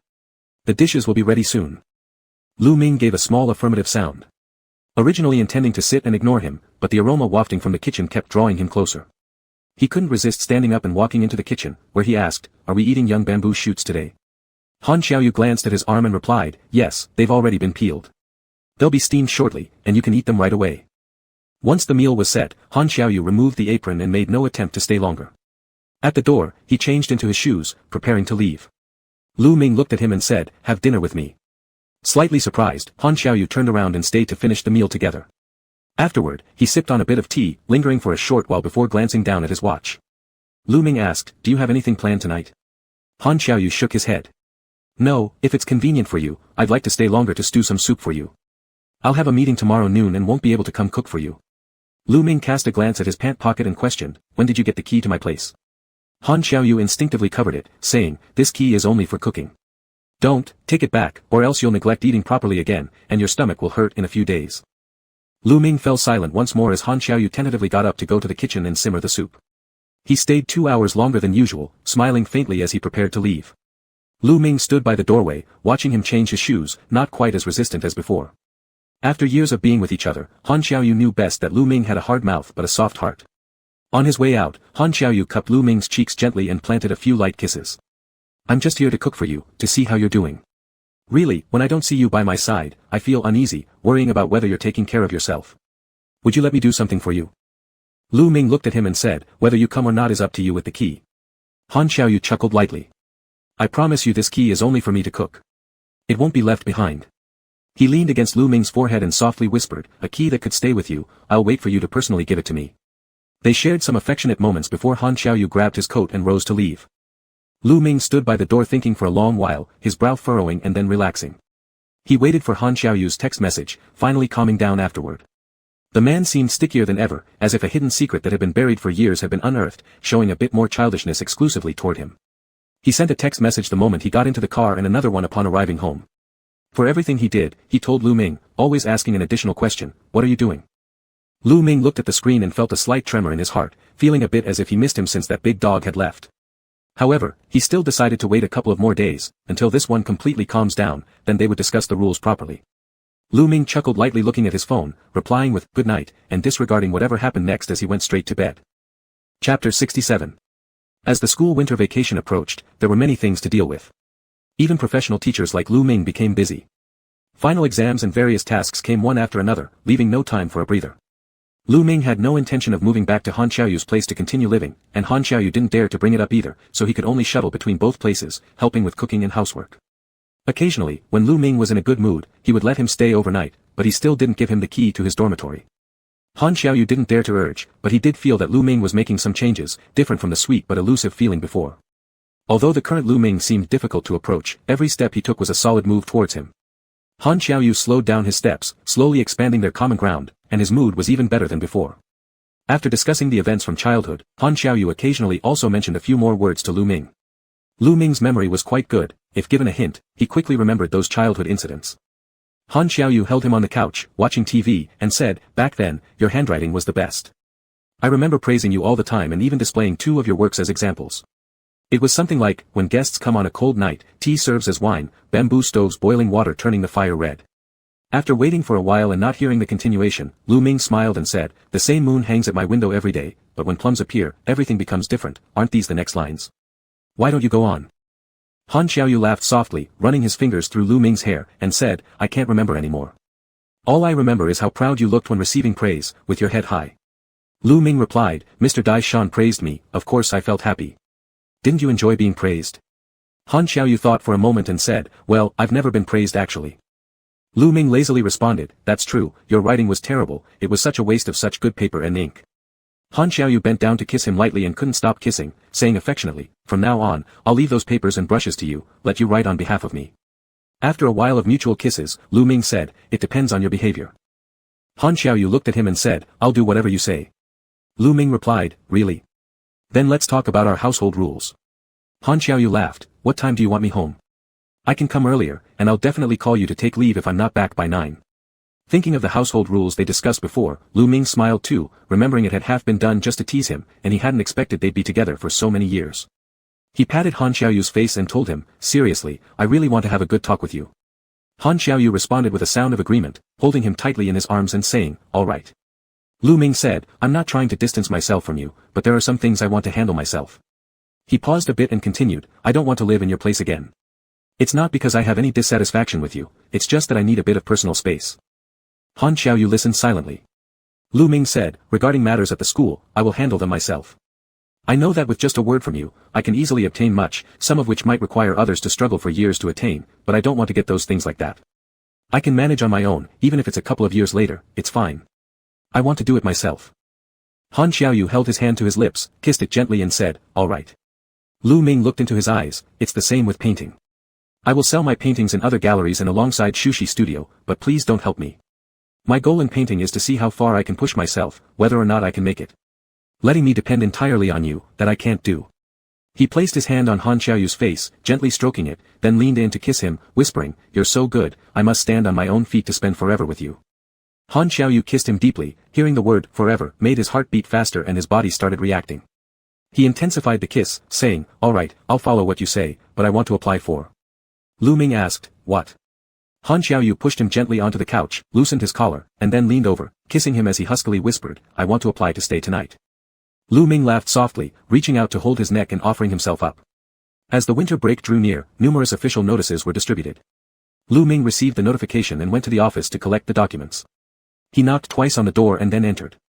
In addition to the principal in the office, there was another familiar person, Teacher Cheng Yi. Cheng Yi was talking to the principal, unusually serious. Seeing Lu Ming enter, he pressed his lips together and stopped speaking. The principal looked somewhat awkward, adjusting his glasses as he said, "Teacher Lu, could you wait a moment?" Come back tomorrow, please. I have some things today. After saying this, he glanced at Qingyi, nudging his arm and saying, Teacher Cheng, why don't you go back for now? The issue you raised, we will definitely resolve. Qingyi refused to leave, insisting, I need your signature today. So many students are waiting. We can't just cancel it like that. The principal responded, all right, but we still need to report to the higher-ups, it's not something I can decide alone. He then asked again, Teacher Cheng, what do you think? Qingyi replied, good. He turned and walked toward the door. Lu Ming slowed his pace, standing by the door waiting for Qingyi to return. Qingyi came over, and before Lu Ming could even speak to him, Qingyi suddenly turned around and went back inside. He sidestepped the principal and went to the desk, bending down to look for something. The principal was startled, calling out repeatedly, Teacher Cheng. Teacher Cheng. Qingyi stood next to the desk, tapping on it lightly and calmly saying, come out. This time, the principal didn't dare approach. Lu Ming felt a bit surprised, looking toward the large desk where suddenly a person emerged from underneath. This man was quite tall, with a faint scar above his eyebrows, deep-set eyes, and an air of defiance. Wrapped in black clothes, he seemed difficult to deal with. The man crawled out from under the table, appearing somewhat disheveled despite his towering stature, and dared not meet Cheng Ye's eyes. Glancing aside, he coughed and muttered, I accidentally dropped my pen under there. He himself probably realized how inadequate this excuse was, looking toward the principal and adding, we have something to discuss. Can we borrow your office for a moment? The principal immediately agreed, nodding, and left with Lu Ming, closing the door behind them. Lu Ming was a little concerned, asking, is this okay? Teacher Cheng is in an administrative position. The principal hesitated for a second, laughing and responding, oh, it's fine. That's Teacher Cheng's brother. Their family, no problem. Lu Ming hadn't expected this, glancing back at the closed office door. He had always heard Qingyi mention having a brother, but didn't imagine him to be like this. His height and build didn't resemble Cheng Ye's at all, and his appearance was much fiercer. The principal added, Teacher Lu is here to pick up some documents, right? Let's go to the next office to get another set. Lu Ming nodded, following the principal over. Having retrieved the documents, he had no classes after 9:30 in the morning and decided to wait for Qingyi a bit longer in the staff room. When he saw Qingyi come in, he stepped forward and asked, Teacher Cheng, do you have anything to take care of in the morning? Qingyi, who no longer possessed the urgency he displayed earlier, blushed a little and said, no. Sorry for causing trouble for you and the principal. Lu Ming said, it's all right. I heard the principal say, that's your brother. Qingyi nodded, replying, yes, I've been staying in school too long. He came to see me. Lu Ming looked at him. After a while, Qingyi admitted on his own, a few students from my class signed up for a crafts competition and were going to Yunnan for 2 weeks. I had already agreed to accompany them. But my brother came to the school without telling me, cancelled my qualification, and took away my role as leader. Lu Ming was a little shocked, really? Your brother is so dictatorial. After thinking for a moment, he felt this might not be appropriate to say, offering a few words of consolation, maybe he's worried about your safety traveling so far away. Qingyi sighed, he just thinks I haven't been home for too long. Lu Ming's situation was similar, but Han Xiaoyu would subtly try to keep him close sometimes, even pretending to be pitiful occasionally, which made Cheng Ye's brother seem better in comparison. Qingyi picked up a bottle of water, taking a sip, and asked Lu Ming, is the person you're seeing older than you? Lu Ming replied, yes. Qingyi squeezed the bottle, sighing, older doesn't necessarily mean more understanding. Lu Ming laughed softly, pondering seriously for a while, and then said, true. News of Mr. Dai Shan returning had spread within his circle. He had a few friends who knew him well, and these people were from the Academy of Fine Arts, one informing another. Even Lu Ming had caught some whispers about it. Dean Sun had been in high spirits for several days. He had once attended a few classes taught by Mr. Dai Shan and considered himself to have a teacher-student relationship with the old master. Dean Sun was also among the invited guests this time. He took 2 of Lu Ming's paintings with him. Although he couldn't bring students inside, he still wanted to privately recommend his students' work. Dean Sun said to Lu Ming, your father once studied painting under Mr. Dai Shan too. Unlike me who only attended a few days of his lessons, your father truly had an official teacher-student relationship with him. Your current paintings show a lot of your father's youthful style. I'll take them to Mr. Dai Shan for him to see, giving him a pleasant surprise. Lu Ming rarely heard his father talk about these things but knew that there were connections between his family and Mr. Dai Shan. Otherwise, he wouldn't have gone to learn painting from Mr. Dai Shan when he was young. Hearing what Dean Sun said, Lu Ming smiled and replied, so now since I'm learning painting from you, it is really like a continuous tradition. Dean Sun chuckled and said, that's right. Everyone coming out from our academy, which one isn't good? Chapter 68. Lu Ming smiled, but did not refuse his teacher's enthusiasm. Respectfully, he handed over 2 of his best paintings, saying, in fact, I've also sought help from a friend, and there's a chance that I could meet Mr. Daishan. Dean Sun asked, who has such influence? Lu Ming replied, you've met him before, Han Xiaoyu. Dean Sun suddenly remembered and said with a smile, ah, it's him. I completely forgot about this connection. Since you're friends with him, asking him to introduce you would certainly work. His family has a very special relationship with Mr. Daishan. If it had been anyone else, Lu Ming wouldn't have taken it seriously. But hearing this from Dean Sun, Lu Ming became somewhat curious and asked, do they know each other? Dean Sun was even more surprised and asked, what? You didn't know the relationship between him and Mr. Daishan? Lu Ming shook his head and said, I only know that old Mr. Han has some collections of Mr. Daishan's calligraphy and paintings. Dean Sun chuckled and said, heh, you've noticed those, huh? There's no place in all of Beijing where there are more genuine works than at old Mr. Han's.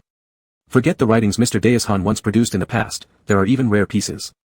Lu Ming only knew that old Mr. Han liked to collect works by Mr. Daishan, and the collection scale was surprisingly large. He had never dared to think further about their possible connections. Now, he felt a bit uneasy and said, it won't be. Dean Sun laughed and said, yes, they are related through relatives. Lu Ming had never imagined that Han Xiaoyu could have a family connection with Mr. Daishan. This revelation made him somewhat dazed and perplexed, feeling as if everything around him intertwined somehow, especially since his father already had some connection with Mr. Daishan, while Han Xiaoyu's family shared a bloodline tie with this master. The realization caused a headache for Lu Ming, who started envisioning how their families might interact one day, causing him to shiver involuntarily. Seeing Lu Ming's pale face, Dean Sun asked with concern, Lu Ming, what's wrong? Are you too tired from being busy these days? Look at your lips turning white. That's it, go back and rest. Young people still have plenty of time ahead, don't rush, just keep practicing painting gradually. After agreeing briefly, Lu Ming left with a cluttered mind. Upon returning to his own office, he sat there for quite a while, his mind blank. Today, Qingyi had a public class and happened to return a borrowed art book to the Academy of Calligraphy and Painting. Walking in, he saw Lu Ming lost in thought, so he patted his shoulder and laughed, Mr. Lu, who are you thinking about?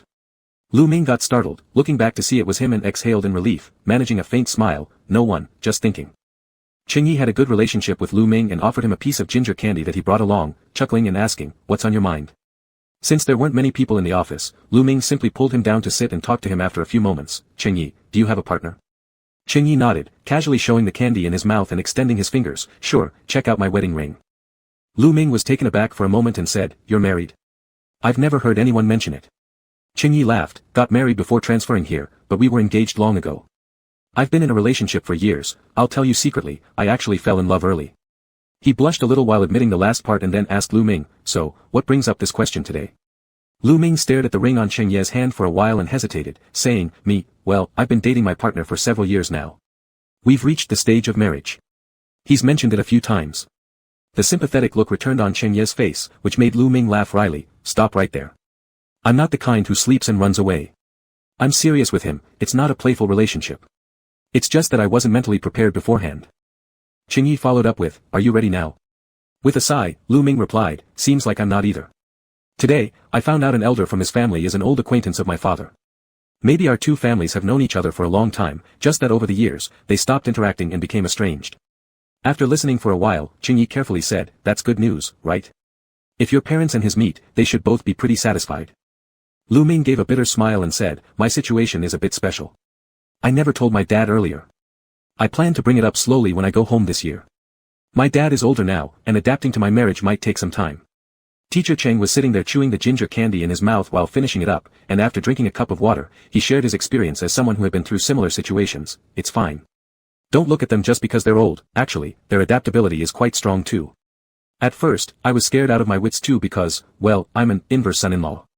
There was no one left in my family, so I only follow him. The family wasn't used to it at the beginning. But that's all right. If nothing works, just kneel down and let them beat you for a while. Lu Ming laughed and said, that last sentence doesn't sound like something you'd say. It sounds more like what your brother would say, being shameless like that day we met. Teacher Cheng also laughed, showing a row of neat white teeth and replied, yes, it was my brother who said it. Lu Ming said, let me think about it some more. Teacher Cheng patted him on the shoulder earnestly and said, you're thinking too much, go with the flow. Everything will work out fine eventually. Lu Ming felt like his little boat had just found its course when it was about to hit the rocks. He hadn't thought about marriage before he turned 30, but Han Xiaoyu was eager, which made him start to seriously think about it. His original plan was to delay until he was in his 30s. If he still couldn't find anyone by then, his family probably wouldn't care whether he brought home a man or a woman, any partner would make them glad enough to set off fireworks, solving all troubles. But this was just what he had thought. The real situation was likely that his father, several years later, would still be as strong as ever, see him bring back a male spouse, grab his cane, and chase him for 3 streets. Recalling how Mr. Lu had chased Fang Jingyao around the school years ago, Lu Ming shuddered as he replaced the little nephew in the scene with himself. So embarrassing. Lu Ming scribbled on a piece of paper aimlessly, his mind in chaos. Then he opened his phone and started placing orders for nutritional supplements and health products, planning to talk to his father about it carefully during the new year. Lu Ming kept hesitating until nearly the end of the workday when he received a call from Han Xiaoyu, saying he was already at the underground parking lot and asked him to come directly over once he finished work. Lu Ming grabbed his thick coat and headed to the parking lot. While looking around, he noticed a car blink its lights twice. As he approached, he saw Han Xiaoyu sitting in the driver's seat. Han Xiaoyu had also changed into clothes suited for early winter. A black wool coat with a fur collar lay on the back seat. Though Han Xiaoyu himself, being cold-resistant yet heat-sensitive, was still wearing a thin shirt, his muscular figure was clearly defined. Seeing Lu Ming sit in, he casually turned on the heater and asked, "Did today's work tire you?" Lu Ming said, "It's all right." Han Xiaoyu said, "Then later accompany me to buy a set of clothes." Lu Ming looked at him and said, "Buy again." When Han Xiaoyu mentioned a set of clothes, it usually referred to two sets, one for each of them, in similar styles. Recently, President Han had developed a special love for these kinds of purchases, always wanting everything to come in pairs. They frequented a store where they asked the salesperson to recommend some seasonal suits. Han Xiaoyu picked a few and had them brought out for Lu Ming to try on. After Lu Ming went inside to change, he saw Han Xiaoyu following in. He handed Lu Ming another set of clothing and shoes prepared for the trial, naturally crouching down to help Lu Ming change shoes with meticulous care. When Lu Ming changed clothes, Han Xiaoyu orderly helped with his shirts and coats, handling every step delicately. Upon touching the wounds on Lu Ming's arms, Han Xiaoyu frowned slightly and kissed them gently, filled with affection. Lu Ming laughed and said, "Stop messing around, it tickles." With his eyes lowered, Han Xiaoyu touched it lightly and said, "There might be a scar." Lu Ming didn't care and said, "It's fine. It's not like I'm a girl, having another scar won't matter." Han Xiaoyu carefully buttoned up his shirt, his brows still furrowed, seemingly wishing the scar could have been on himself instead. Lu Ming adjusted his collar, looking at himself in the mirror for a moment. Rarely dressed formally, he still carried it off, and somehow looked very matched with Han Xiaoyu. Standing behind him, Han Xiaoyu's gaze did not fall on the exquisite suit but rather upon Lu Ming's handsome and proud face. Judging purely by presence, he somewhat resembled Teacher Cheng's elder brother, not people easy to get close to. Lu Ming straightened the collar and asked him, "Why did you suddenly want to buy formal wear?" Han Xiaoyu said, "Didn't we agree I'd take you to a party?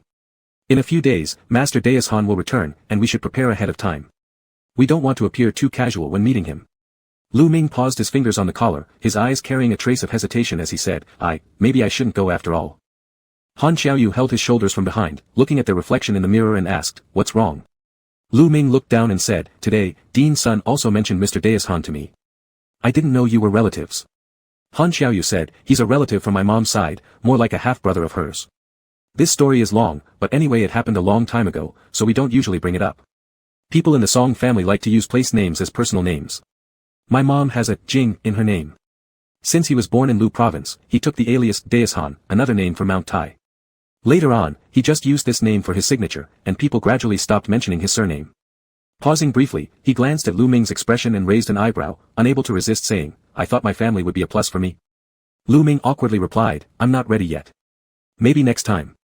Han Xiaoyu ignored him and reached out from behind to grab Lu Ming's hand, feeling how damp it was with sweat. Chuckling lightly, he said, "You're scared." Lu Ming tried to pull his hand back but couldn't get loose. Growing irritated, he said, "Let go." Instead, Han Xiaoyu intertwined their fingers and leaned in closer, rubbing his nose against Lu Ming's as he coaxed, "The Lu Ming I know isn't this timid. How come you're retreating without even a fight, huh?" Lu Ming's face flushed slightly. This time, he didn't dodge and instead murmured softly, "It's not that. It's just too sudden. I haven't finished painting, nor mentally prepared myself. Meeting suddenly makes me feel afraid." His voice grew quieter towards the end. Han Xiaoyu had never seen Lu Ming given like this before. Seeing his small, pitiful figure, his heart quickened, and he leaned his arms on either side of Lu Ming's body against the wall. Turning Lu Ming toward himself, he first kissed him gently for a while until his desire was sated. He then whispered into his ear, "Don't be afraid. This time, we'll simply meet casually. We won't tell him anything, and we'll only tell our families when you're fully ready. If you're unwilling, we can stay quiet forever, it doesn't matter because I only want you. You're living your life with me, not for them." Lu Ming, after being kissed, had red lips and bright eyes that shimmered with moisture. Feeling insatiably itchy inside, Han Xiaoyu leaned in again to kiss his lips softly. Lu Ming mumbled vaguely, "When I'm ready, I won't let you feel wronged." At hearing this, a deep corner of Han Xiaoyu's heart was pricked as if by a needle, sharp but not painful. The clarity of this feeling was unforgettable, and all those years of waiting culminated in these words. He hadn't realized until now that this was what he truly sought. Pressing his forehead against Lu Ming's, he chuckled and said, "Then I'll wait." Lu Ming pushed him away slightly, turning back to the mirror to straighten the slight creases in his clothes caused earlier. After staring at the mirror for a while, he suddenly spoke up, after meeting, when we return, I want to eat fish. Han Xiaoyu tilted his head to look at him. Lu Ming's eyes now held no trace of confusion. Looking at him brightly, he continued, you promised, once my arm recovers, you'd cook fish for me.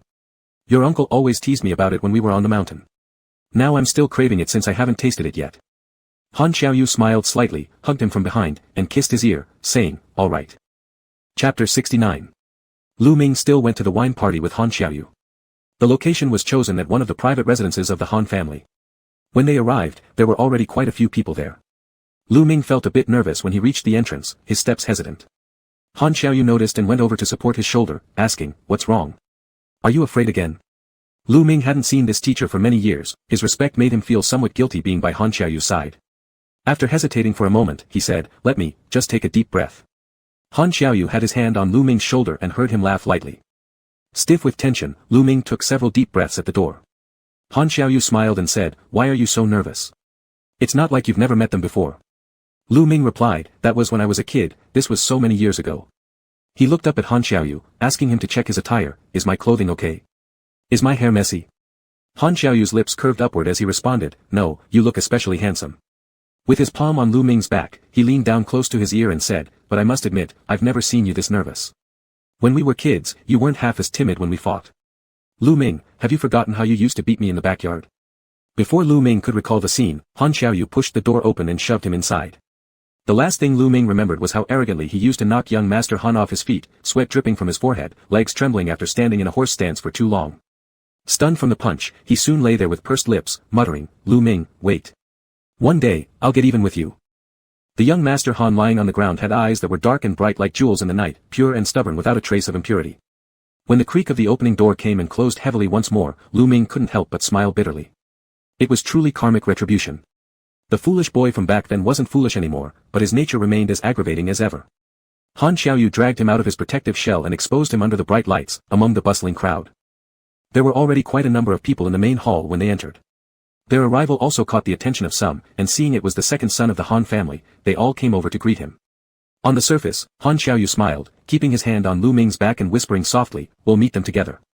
The guests who approached were all related to the arts community. Han Xiaoyu managed Su Shizhai for his father, while most of the Song family on his mother's side were involved in performing arts.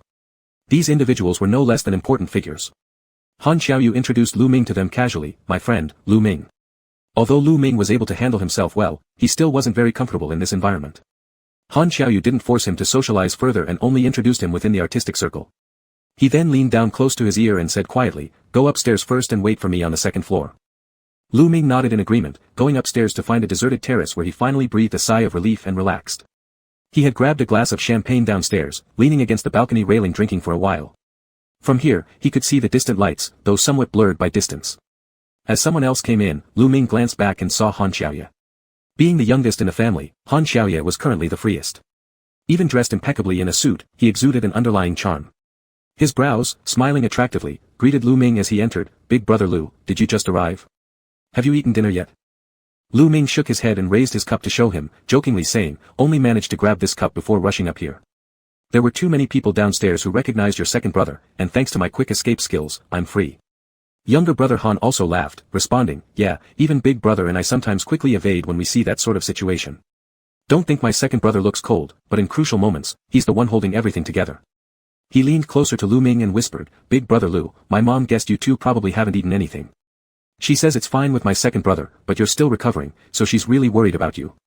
She asked me to bring you somewhere quietly if I saw you, so you can have a couple bites. Lu Ming didn't expect such special treatment. After pondering briefly, he nodded, all right. Han-san took him to the small kitchen at the back, where the two of them had a bite.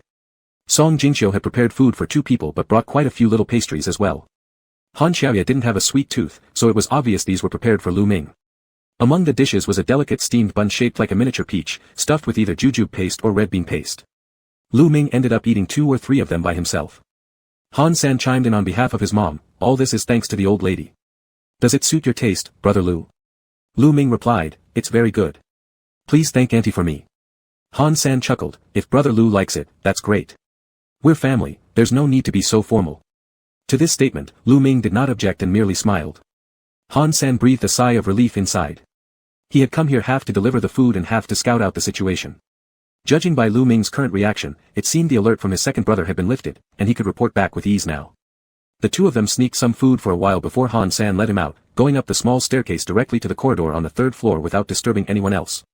As they walked, they conversed softly. Most of the conversation came from Han San, who was updating Lu Ming about things happening at home, how his mother had recently tried her hand at a new type of pastry, how his father had once again gotten embroiled in an online forum accusation over alleged image theft, etc. Lu Ming listened quietly, occasionally responding with a couple of sentences, accompanied by smiles.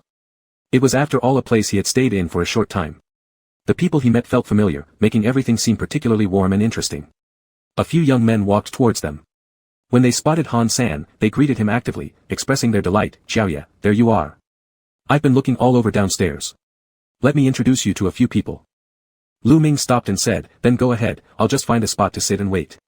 Han San asked worriedly, "Will Brother Lu be alright alone?" Lu Ming smiled and assured, "He'll find me soon." Han San also laughed and nodded, "Alright, call me if you need anything." After watching Lu Ming walk away, Han San turned to the approaching group and said, "Cousin, you're here too?" These guests all shared the surname Song. With the elders established in the arts circle, most of their younger generations followed in similar fields. The leading cousin, Song Zihang, worked in film and television, having invested in a decent-sized film company. After seeing Lu Ming's retreating figure, he nudged Han San and whispered lightly, "Not bad, this guy seems much better than the girls you dated before. What does he do? Could you introduce him to me? It'd be a waste for him to be your partner. Instead, how about introducing him to my company? I happen to have a screenplay that suits his demeanor perfectly." Han San immediately intervened, "Aha, cousin, don't say reckless things. He isn't my partner. I advise you not to even think about him, you wouldn't dare tangle with this one." Surprised, Song Zihang asked, "What kind of background does he have? You're this cautious about him?" Han San simply smiled and kept quiet. Song Zihang became even more curious. Looks aside, there really wasn't many in the Beijing social circles whom Han San would speak about with such deference. Unable to help himself, Song Zihang probed further. Han Xiaoye wasn't entirely honest, recalling previous investment losses with his cousin Song. With a twinkle in his eyes, he teased, "Why don't you ask my second brother?" Song Zihang immediately grew hesitant, shaking his head, never mind. It's just a pity I didn't get to talk to that person earlier. He truly looked exceptional." Han Xiaoye glanced at him, also revealing a trace of regret in his gaze. Lu Ming didn't have to wait long before Han Xiaoyu found him. As if knowing exactly where Lu Ming was, he approached casually and said, "Were you drinking soup just now?" Lu Ming responded, "How did you know? Did your younger brother tell you?" Han Xiaoyu smiled, "Nope. Earlier, when Xiaoye went to find you, I caught a glimpse. You two must have gone to the small kitchen at the back, right? Not sure if they still made the tianma pigeon soup this year." Lu Ming added, "That wasn't all. There were several types of pastries, shrimp dumplings, and spring rolls as well. Auntie's boneless chicken claws were especially delicious." Han Xiaoyu remarked teasingly, "That's unfair. Back then, I only got a bowl of soup." Lu Ming laughed and said, "I'll accompany you to eat something later." Han Xiaoyu leaned down closer, and Lu Ming thought he had something to say, so he moved a little closer. Just as he got close, Han Xiaoyu gave him a light peck near his ear. Finishing the kiss, he straightened up, maintaining his composed expression just as during the gatherings downstairs, though his eyes clearly carried deep affection. He smiled and said, "I'd rather go home and eat. Would you come back with me today?" Lu Ming's ears turned hot, but he still looked up at him and said, "Sure." Han Xiaoyu was satisfied and wanted to whisper a few more words when his phone rang. After answering it and replying a few times, he told Lu Ming, "Dad and Mr. Daishan are here. Let's go, I'll take you to meet them." Lu Ming suddenly felt nervous again. Han Xiaoyu reached out and held his hand, half joking and half serious, saying, "Don't run away now." It wasn't until they reached the study door that Han Xiaoyu let go, knocking and saying, "Dad, I've brought Lu Ming." Lu Ming followed him inside somewhat anxiously. The spacious study was brightly lit, with a thick velvet carpet that made no sound as they walked on it. The chatting laughter of the two elders became increasingly clear. Grandpa Han was holding an album and talking about something to Mr. Daishan beside him. His smile hadn't faded yet. Seeing them, he waved them over and said, "You're here. Perfect timing. I found some old photos, come and take a look." Han Xiaoyu went over and took a glance. They were from 4 or 5 decades ago, when his father was still a college student in his teens. He stood happily alongside several schoolmates, their faces beaming with smiles. It seemed to be in front of some ancient architecture, where everyone stood in a row, with makeshift construction scaffolding in the background. Lu Ming standing behind also caught a glimpse and asked doubtfully, "Is this Yongla Palace?" The elderly gentleman nearby lifted his head and looked at him. With a pair of old-fashioned glasses perched loosely on his nose bridge, after observing for a while, he smiled and said, "Ah, it's Lu Ming. Haven't submitted homework for so many years. Today when you came to see your teacher, didn't bring a couple of paintings, did you? All of Lu Ming's nervousness and awkwardness disappeared instantly. Upon seeing Mr. Deishan again, all he felt was the childhood reliance on his teacher. Hearing what the elder man said, he instinctively rubbed his nose and called bashfully, "Teacher." Beside him, Grandpa Han interjected, Oh, young Lu should not call him teacher rashly. That's our generation's teacher. How did you end up being his student? Mr. Song Deishan was somewhat displeased. Being older than Grandpa Han by a few years, and once his art academy professor, he immediately argued, how am I not his teacher? He studied under me seriously for several months. Grandpa Han wouldn't back down, insisting, big brother, he only studied with you for a few days. To call you teacher is nearly making him my peer. Then he gestured to Lu Ming and chuckled, young Lu, don't feel constrained. Treat it like home. Call him uncle. Chapter 70. Lu Ming did not dare to, he just stood aside and smiled. Song Deishan, upon seeing him, felt quite relieved. The number of students he had taught wasn't large. Besides the few classes he had led in the Academy of Arts, the rest were instructed at his home. His later teachings at foreign universities could only be considered as cultural exchanges. It was rare to see someone take up calligraphy as a lifelong career from such a young age, and even rarer for those with high talent. The old master earnestly taught everyone who came seeking knowledge, educating them based on their individual talents. Each person's situation varied, so naturally, the teaching methods also differed. This way of teaching left deep impressions on both teachers and students alike. Even though so many years had passed since their last meeting, he still instantly recognized Lu Ming. After briefly asking about Lu Ming's studies, hearing that he continued learning painting and calligraphy domestically, Song Daishan's expression became much more gentle than before. He patted Lu Ming's hand and praised him, good job. Keep doing well. Progress according to your own pace, without haste or impatience, this is best. Cultivating talent is not like manufacturing screws, one mold doesn't form everything uniformly. Although I haven't seen your paintings yet, but merely by hearing it, it sounds wonderful. This was truly an elder who wholeheartedly supported Lu Ming. The numerous praises Lu Ming received during his childhood weren't given lightly. When recalling those past impressions, there was no hesitation in giving high marks. Song Deishan looked increasingly satisfied with his student, turning to Han Lao and saying, I said that when this child grew up, he would surely be a handsome young man. Right, Bingsheng? I wasn't wrong, was I? Han Lao chuckled merrily, responding as if he was talking about his own family. There being no outsiders in the study, discussions were entirely personal matters. Song Deishan intentionally favored Lu Ming, considering him a protege who studied calligraphy and painting under him. Hence, he let Lu Ming sit beside himself. Han Xiaoyu also gathered around. He sat next to Lu Ming, didn't give Lu Ming the chance while serving tea, taking all the responsibilities on himself.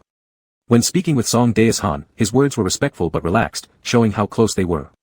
Song Deishan pointed at them both, laughing, their relationship now has certainly improved compared to when they were younger. Back then, under my care, they fought plenty of times. They were both incredibly mischievous. Later, after Lu Ming broke his leg, Xiaoyu even carried him to class. Together, they practiced writing large characters in class. While Xiaoyu didn't write good ones himself, he worried about Lu Ming writing poorly, indeed. Han Xiaoyu remained calm, not appearing the least bit embarrassed, and even laughed while listening. As Lu Ming listened to the elderly people recounting stories from their childhood, some memories resurfaced. Feeling somewhat embarrassed, he changed the topic, guiding the conversation back to the photo albums. Pointing to the thick black and white photo album, he asked, these photos seem to depict Yongla Palace. Are these photographs from its relocation? Song Deishan had been holding the photo album all along. Glancing at what Lu Ming pointed out, he flipped over the album and replied, yes, shouldn't your father have some photos too? Did he never mention it to you? Lu Ming shook his head, when he's happy, he sometimes says a word or two, but he never gave a detailed explanation. So I don't know much. Afterward, I made a special trip to check it out. The new location is built excellently, and the murals are very well preserved, showing almost no signs of joining together. The teachers responsible for repairs really cared deeply. Song Deishan was very pleased after hearing this, that's great, we're keeping track from abroad as well.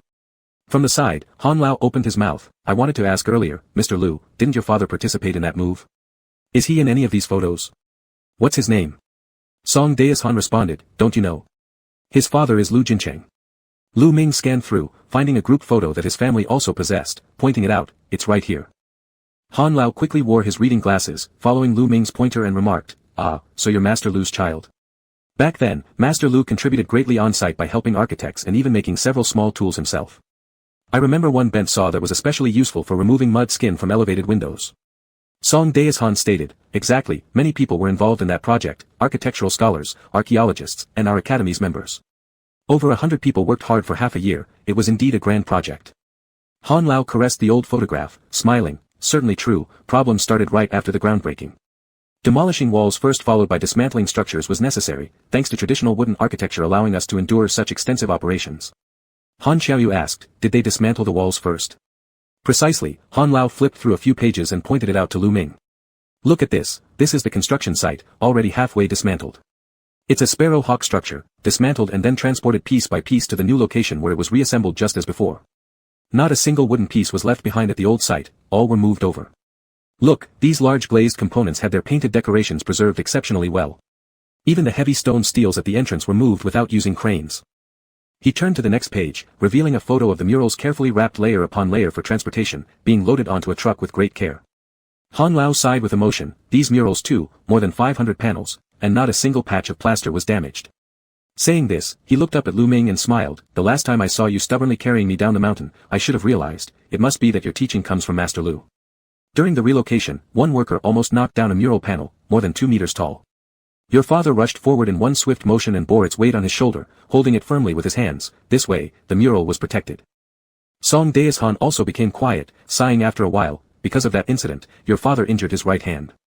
Is he still okay now? Does he continue painting? Lu Ming replied, he doesn't paint anymore. He took over my grandfather's position and now teaches back home. Looking at those old photographs, some occasionally showed his father when he was young. Being the youngest child born late, his memory of his father was always someone who looked slightly weary, and he had never seen him in such a spirited and enthusiastic period of his life. Gently touching the old photograph with his fingers, Lu Ming said, I'm hearing about all this for the first time. Song Daishan said, your father is remarkable. At that time, when he injured his hand, the one most heartbroken was the old dean. Your father studied traditional Chinese painting and murals under the old dean, especially excelling in murals. The old dean praised his work as particularly vibrant and very engaging. As the two elders continued to recount these stories to Lu Ming, they turned through the photos and recounted tales from the past. It was a period of vibrant youth set against green mountains and clear waters. The bustling people within Yongla Palace's pure Yang Hall dedicated themselves wholeheartedly to the relocation without any personal gain in mind, focusing only on preserving the world's largest frescoed palace complex. Closing their eyes, they could still vividly recall those days filled with fervent enthusiasm under giant gas lamps, exhausting yet full of energy every day. Han Lao chuckled, back in those days, it wasn't easy for us. Song Daishan responded, who had it easy back then? Still, we managed to fulfill a grand aspiration. And we owe much gratitude to the old dean who initially led students to create sketches of the murals. Later during the rehabilitation process, those several sketchbooks created by the old dean became crucial references, ensuring no mishaps occurred.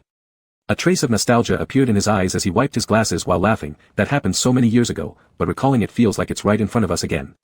Now, we're all old. Han Lao immediately interjected, exactly, and now there are the young ones to carry on, how can we not grow old? Hey, didn't you say you haven't seen Lu Ming's paintings yet? Since he's here, stay a few more days. I actually have 2 pieces in my small hall, they're exceptional. As an avid forum enthusiast, Han Lao didn't forget to promote their forum. You may not know, but Lu Ming isn't only good at painting, he has even established a calligraphy and painting forum. There's a special section dedicated to you, which I noticed when browsing through it. It's been running for 10 years and is truly excellent. These younger generations really show initiative. Song Daishan showed great interest and pursued further, asking, oh. What kind of forum is it? Han Lao proudly stated, it's hard to describe in a few words, you'll need to register yourself. Take out your phone, let me show you.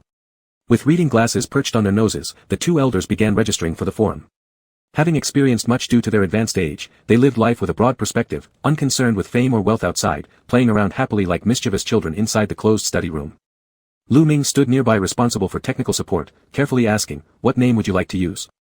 Song Daishan replied, just use this one, it's followed me for half my life, and I don't plan to change it. Oh, what do you young people call it these days? Not wearing a mask anymore. Thinking inwardly that the forum might explode today, Lu Ming humbly honored the elderly gentleman by registering for him. Then he swiftly utilized his authority to upgrade Mr. Song Daishan to a top-tier membership, granting all sorts of permissions, complete certification, and medals. Han Lao eyed it with envy, noticing Lu Ming provided the authentication and granted a shiny golden medal, and couldn't help but ask, I want one too. Lu Ming replied, Uncle, that's real name authentication, what identity will you choose to verify? Han Lao pondered for a moment, saying, how about we certify me as a renowned domestic collector? Han Xiaoyu commented from the side, why not use the identity of the operator of Shushi? Han Lao also kept saying it was good, so Lu Ming gave him the certification as the master of Shushi Studio, with a golden medal behind it. The old man liked it so much that he couldn't stop looking at it, flipping it over and over again, extremely delighted. Song Daishan glanced at Han Lao's account and casually said, how is his a little different from mine? He has more titles than me. Han Lao was already feeling jealous inside, now even more so. You registered today, I have been using mine for 10 years, how could we be the same? If only I knew that Xiao Lu could handle this, I would have recruited him to my house long ago. He looked at his son who had failed to do anything useful and felt sorry for his lack of ability. Han Xiaoyu looked at Lu Ming, all his attention was on him, but he didn't notice at all. Lu Ming didn't want to disturb them any longer, so after talking for a while, they got up and left. When they came out of the study, Lu Ming still had a smile on his face. Han Xiaoyu leaned closer and asked him, "Are you not afraid anymore?" Lu Ming looked around and found no one there, then tilted his head and kissed him slightly in the slightly dark corner of the corridor, smiling without saying a word. Han Xiaoyu held his hand, caressed it a bit, and smiled too. Chapter 71. Han Xiaoyu, noticing Lu Ming in a good mood, took him to a quiet place to sit down and chat for a bit. Outside, there was music playing softly. The two leaned in close to whisper. Han Xiaoyu said, "Look, Mr. Dai remembers how you beat me up when we were kids." Lu Ming replied, "Nonsense, it was clearly about us fighting each other." The two were so close that Han Xiaoyu's whispers nearly touched Lu Ming's ear, causing Lu Ming to glare at him after only a few words. However, Han Xiaoyu just started laughing instead. The lights in the small hall were dim, so some young people who passed by didn't notice them. When they came inside, they saw the two and immediately greeted them politely. Han Xiaoye was also among them. He mingled well with the young ones from the Song family and was hosting them on the side. Seeing Han Xiaoyu, he walked over a few steps and called out, "Second brother." Han Xiaoyu, without changing his posture, sat there and gave a slight nod. Noticing that the group was still tense, he said, "It's just a family gathering, no need to be so nervous. Just relax and have fun." The group all nodded and murmured their agreement but dared not leave. Instead, they found seats nearby, looking like a bunch of quails huddled together. Lu Ming glanced over and noticed this while Han Xiaoyu continued talking to him. Upon seeing this, Han Xiaoyu immediately frowned disapprovingly, pinched Lu Ming's chin, and turned him back around, saying, "I just mentioned that I'll be on a business trip at year-end. Did you hear that? It might last for more than half a month." Lu Ming responded, I heard. Only then did Han Xiaoyu seem satisfied, continuing to whisper something in Lu Ming's ear, occasionally sipping a little wine and teasing him closely. Although Han Xiaoyu spoke too softly to be overheard, simply seeing the normally stern crown prince of the Han family laughing scared the nearby youngsters quite a bit. None of them had ever seen the second master Han this amiable. Song Zihang looked over at them, momentarily surprised when he saw Lu Ming. He then glanced toward Han San, the third young master, who showed absolutely no reaction, continuing to sip his drink with a calm smile. Song Zihang wasn't quite sure about this person's identity, but observing the intimacy between Han Xiaoyu and him, asked curiously, "Second brother, who is this?" Han Xiaoyu introduced him briefly, saying, "Lu Ming, a professor at the Academy of Fine Arts." Interested in praising, Song Zihang smiled and remarked, "Oh, an artist. Indeed, one can see the difference in his aura. I was just telling them earlier that I'm planning a drama production and need someone with a refined presence for a role. I think Teacher Lu would be perfect. Would he be interested in participating?" Han Xiaoyu cut in quickly, "He won't participate in those things. Stop mentioning it." Song Zihang, having drank a bit of alcohol, failed to pick up on the implications and continued, Oh, I was just suggesting casually. I think Teacher Lu has a great appearance, it would be such a waste to keep someone like him hidden away. These young people often let loose when drinking and say whatever comes to mind. Han San couldn't help raising an eyebrow and glancing at cousin Song with amusement. Sure enough, Han Xiaoyu was talking quietly to Lu Ming at the moment. Hearing Song Zihang's words, Lu Ming slightly furrowed his brow before Han Xiaoyu immediately grabbed his clothes and stood up, announcing to the group, "We have something to attend to. We'll go ahead." Then, handing the car keys to Lu Ming, he leaned down to him and said quietly, "Go wait for me in the car first. Dad put a painting in there, take a look. I'll come over soon, and we'll head home together." Lu Ming agreed and picked up his coat to bid everyone farewell as he left. After Lu Ming walked out, Han Xiaoyu didn't remain as approachable as he had been. Looking coldly at Song Zihang, he said, "Wake up tomorrow, and come see me. Also, your movie project, you can find anyone else for it, but don't touch him. He's mine." Song Zihang choked on a puff of smoke and became immediately subdued, hurriedly nodding his head, "Second brother, I truly had no idea. I promise I'll never mention it again. I just thought Teacher Lu was extraordinary." Song Zihang went on praising Lu Ming for a while and carefully watched Han Xiaoyu's expression improve before relaxing slightly. Han San sat off to the side, laughing gleefully without any intention of helping. When Song Zihang gave him a desperate glance, Han San slid his finger along his nose bridge twice, turned away, and stared elsewhere, wishing desperately that he could see flowers blooming on the wall. Inwardly, Song Zihang cursed Han San for being shameless. There had been no warning from him, leaving Song Zihang alone to step on a landmine. With an unsatisfied expression, Han Xiaoyu departed. Everyone immediately stood up and respectfully saw him out. In comparison to their well-tempered elder brother, the second son was the true master of the Han family. The juniors of both families regarded the second crown prince with great respect. After Han Er left, the atmosphere in the small hall relaxed slightly but still couldn't match the previous joking atmosphere. Song Zihang sat smoking silently, and Han San, sitting next to him, watched for a while before calmly returning to his drink as if nothing had happened. Some of the people who came with Song Zihang noticed this interaction and, having an idea, began to stir up trouble using the relationship between the Han brothers. First, they cautiously tested the waters by saying a few words. Seeing no response, one of them laughed and said, "Xiaoya isn't bad either. Maybe the crown prince could be swapped around too, why not take turns on the dragon throne?" Before he could finish, a glass of red wine filled with ice was splashed onto his face. The dripping red wine stained his white suit embarrassingly, but he dared not wipe it off. Han Xiaoya looked at him and smiled, "Repeat what you just said so I can hear it again." Song Zihang knew Han Xiaoya's temper well. Normally, anything goes, but once wild, there's no stopping him. He quickly played peacemaker, trying to defuse the situation. "It's just some fun talk among brothers, San, give me a little face here, I'll personally deal with him later." Han Xiaoya brushed Song Zihang aside, not making a big scene, but adjusted his cuffs and coldly glared at the man. "Who the hell is your brother? Just because we're polite to you doesn't mean you get to say whatever you want. Our family matters are none of your business, so watch your mouth or I'll personally teach you about rules." Without waiting for their reply, he got up and left. Everyone in the small hall felt like they were being silenced by the atmosphere. Only after the door closed did the embarrassed man mutter, "Young Master Han's temper is quite large." Song Zihang heard this and flew into a rage, slapping him across the face, shouting, "I think your mouth stinks enough. Tomorrow, don't bother coming to the company meeting, pull back your portion of the funds directly. First, I don't need your money, and second, I can't afford someone as important as you, lest you go out and cause more trouble that I cannot bear." The man's face flushed alternately white and red. He was newly added to this group and didn't clearly understand the internal matters. Hearing that the Han family was vast and powerful, and hearing rumors that the second crown prince was particularly strong-willed and unforgiving with tense relationships with his siblings, he made the joke lightly, intending to flatter Han San. Instead, he ended up putting his foot in his mouth. Song Zihang's intention couldn't be clearer: kick this person out and exclude him from further play. By the time he walked out today, the news would surely have spread, leaving the circles reluctant to make any friendly moves toward him after being rejected by the Song family. Meanwhile, in the study, Dean's son had also arrived. He was one of the students Lao Song Daishan had taught during the early years when exams were first resumed. The students were not much younger than their teacher, maintaining a close mentor-friend relationship.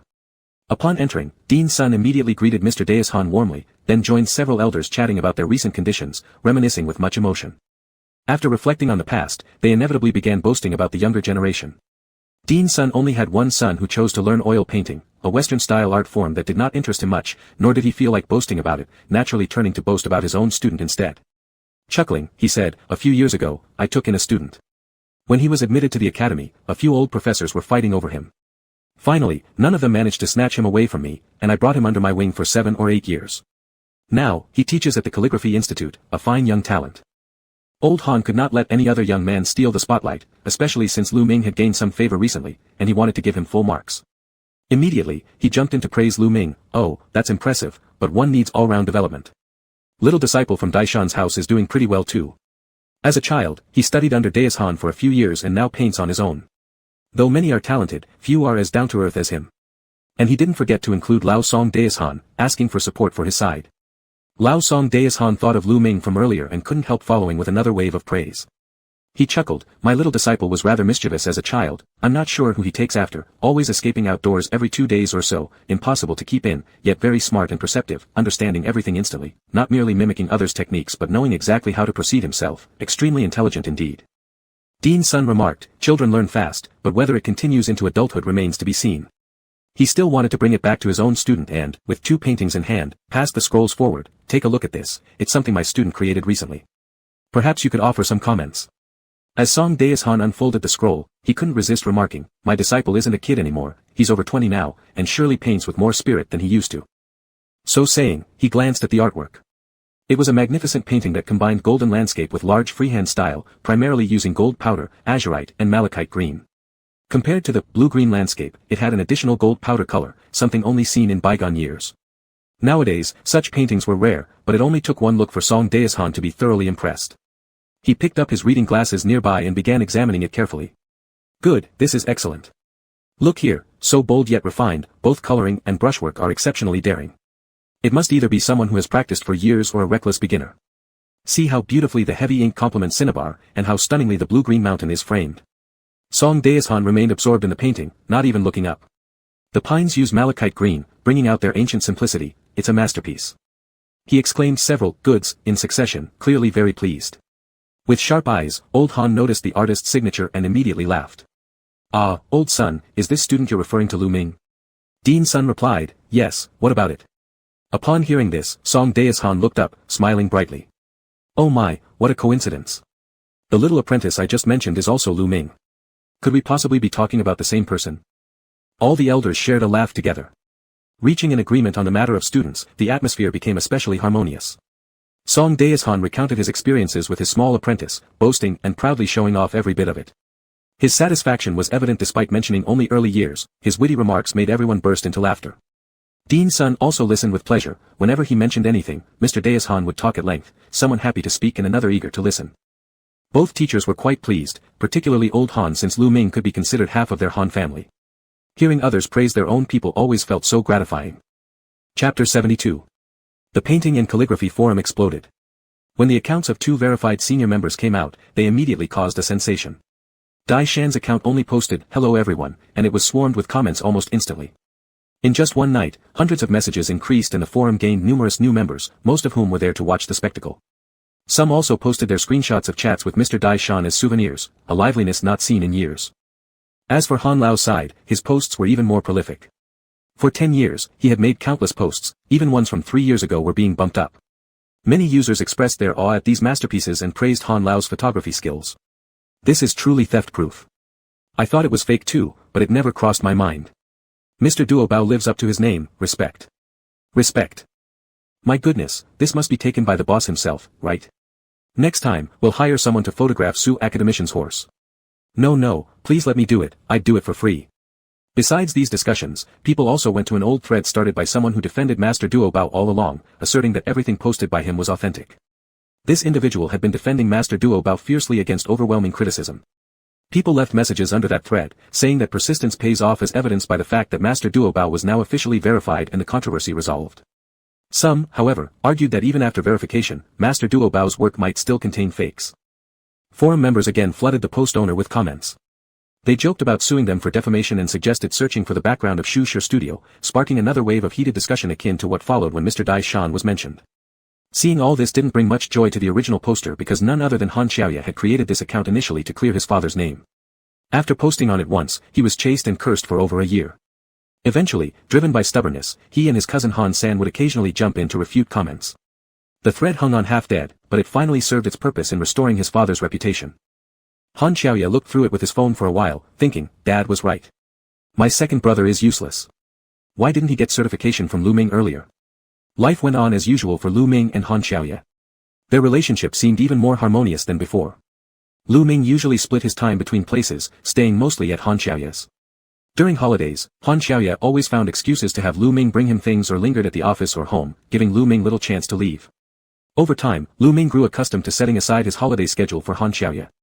This arrangement pleased Mr. Han greatly, who even became more active in cooking meals at home. Han Lao collected 2 paintings from Lu Ming which, naturally, he wouldn't return. Unable to accept payment from his elder at his own shop, Han Xiaoya instead transferred the correct amount specified by his father to Lu Ming.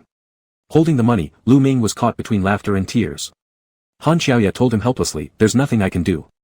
Dad insists on giving it to you. Or you could talk to him yourself.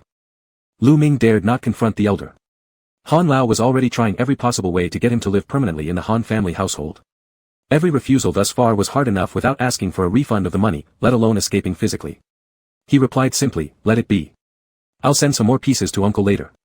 Hearing this familiar tone as if speaking of family matters, Han Xiaoya nodded with a smile, all right, we'll go together. After earning a decent sum from the sale of the artwork and saving some from his regular job, Lu Ming decided to buy a house. Although accommodation was provided by the school, having Han Xiaoya stay over in his dormitory had become increasingly inconvenient.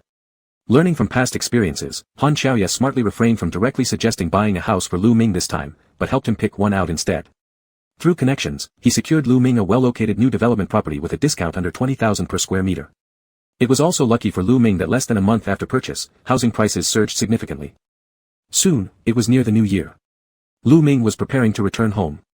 Han Xiaoyu was just about to go abroad on a business trip, so Lu Ming helped him pack his luggage and saw him off at the airport before embarking on his own journey home. Sitting on the plane and looking out of the small window at the vast blue sky, Lu Ming rested his chin in his hand daydreaming. Han Xiaoyu's business trip gave him some relief because he didn't know how to answer if this guy suggested coming home together for a visit. But when thinking about his family, Lu Ming frowned slightly, not sure what to say yet. A man sitting beside kept trying to talk to Lu Ming, but as Lu Ming was very annoyed, he closed his eyes pretending to sleep. Originally thinking that with such a restless mind he wouldn't be able to fall asleep, Lu Ming surprisingly dozed off quickly after closing his eyes. When Lu Ming got off the plane, his hair had slightly curled up during sleep. Pushing the luggage outside, he immediately saw Fang Jingyao waving at him in the distance. His usual little nephew smiled as ever, so charming, just like a bright young boy. Fang Jingyao pushed his luggage while walking alongside him and said, "Uncle Lu, I didn't tell anyone, it's completely confidential." Lu Ming asked somewhat drowsily, "What confidentiality?" Fang Jingyao blinked mischievously and replied with a smile, "Your relationship issue, you don't have to worry, if you don't speak up, I won't tell anyone either." Lu Ming chuckled lightly and ruffled his head once. This time, Fang Jingyao didn't stay long at Grandpa's place after dropping Lu Ming off, he went back home quickly. During this period, he kept checking and replying to text messages with great excitement, appearing rather childish. Lu Ming glanced at him, guessing something unusual might be happening. However, Lu Ming was too preoccupied himself and couldn't care about his nephew anymore. He spent a few days pondering over how to mention the situation between him and Han Xiaoyu. Fang Jingyao, being someone who couldn't keep secrets long, soon came to ask Lu Ming what one should generally give as a gift for Valentine's Day, adding at last, "Uncle Lu, I recently received an award with a considerable bonus, can you help me pick something expensive?" Lu Ming questioned, "Who is it for?" He turned shy all of a sudden, replying, "For a friend." Lu Ming arched an eyebrow and followed up, "What kind of friend?" Fang Jingyao hesitated awkwardly, "Just, a really good friend, who specially cheered for me while playing basketball last time. So, I'd also like to return the favor with a present." Lu Ming responded, "That depends on your relationship, and how old they are." "Have I met them?" Fang Jingyao blurted out, pretty good. I feel they're amazing." Lu Ming smirked, saying, "In love affairs, decisions aren't made by one person alone, it takes two to discuss."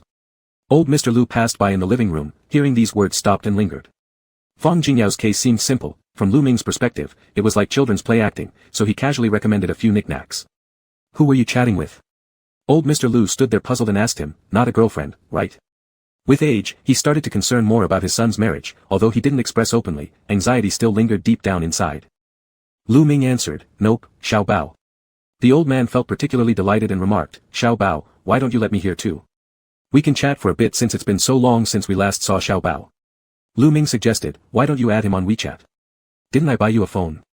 You can use that to video call too." Old Mr. Lu pulled it out, then asked Lu Ming to guide him in adding Fang Jingyao.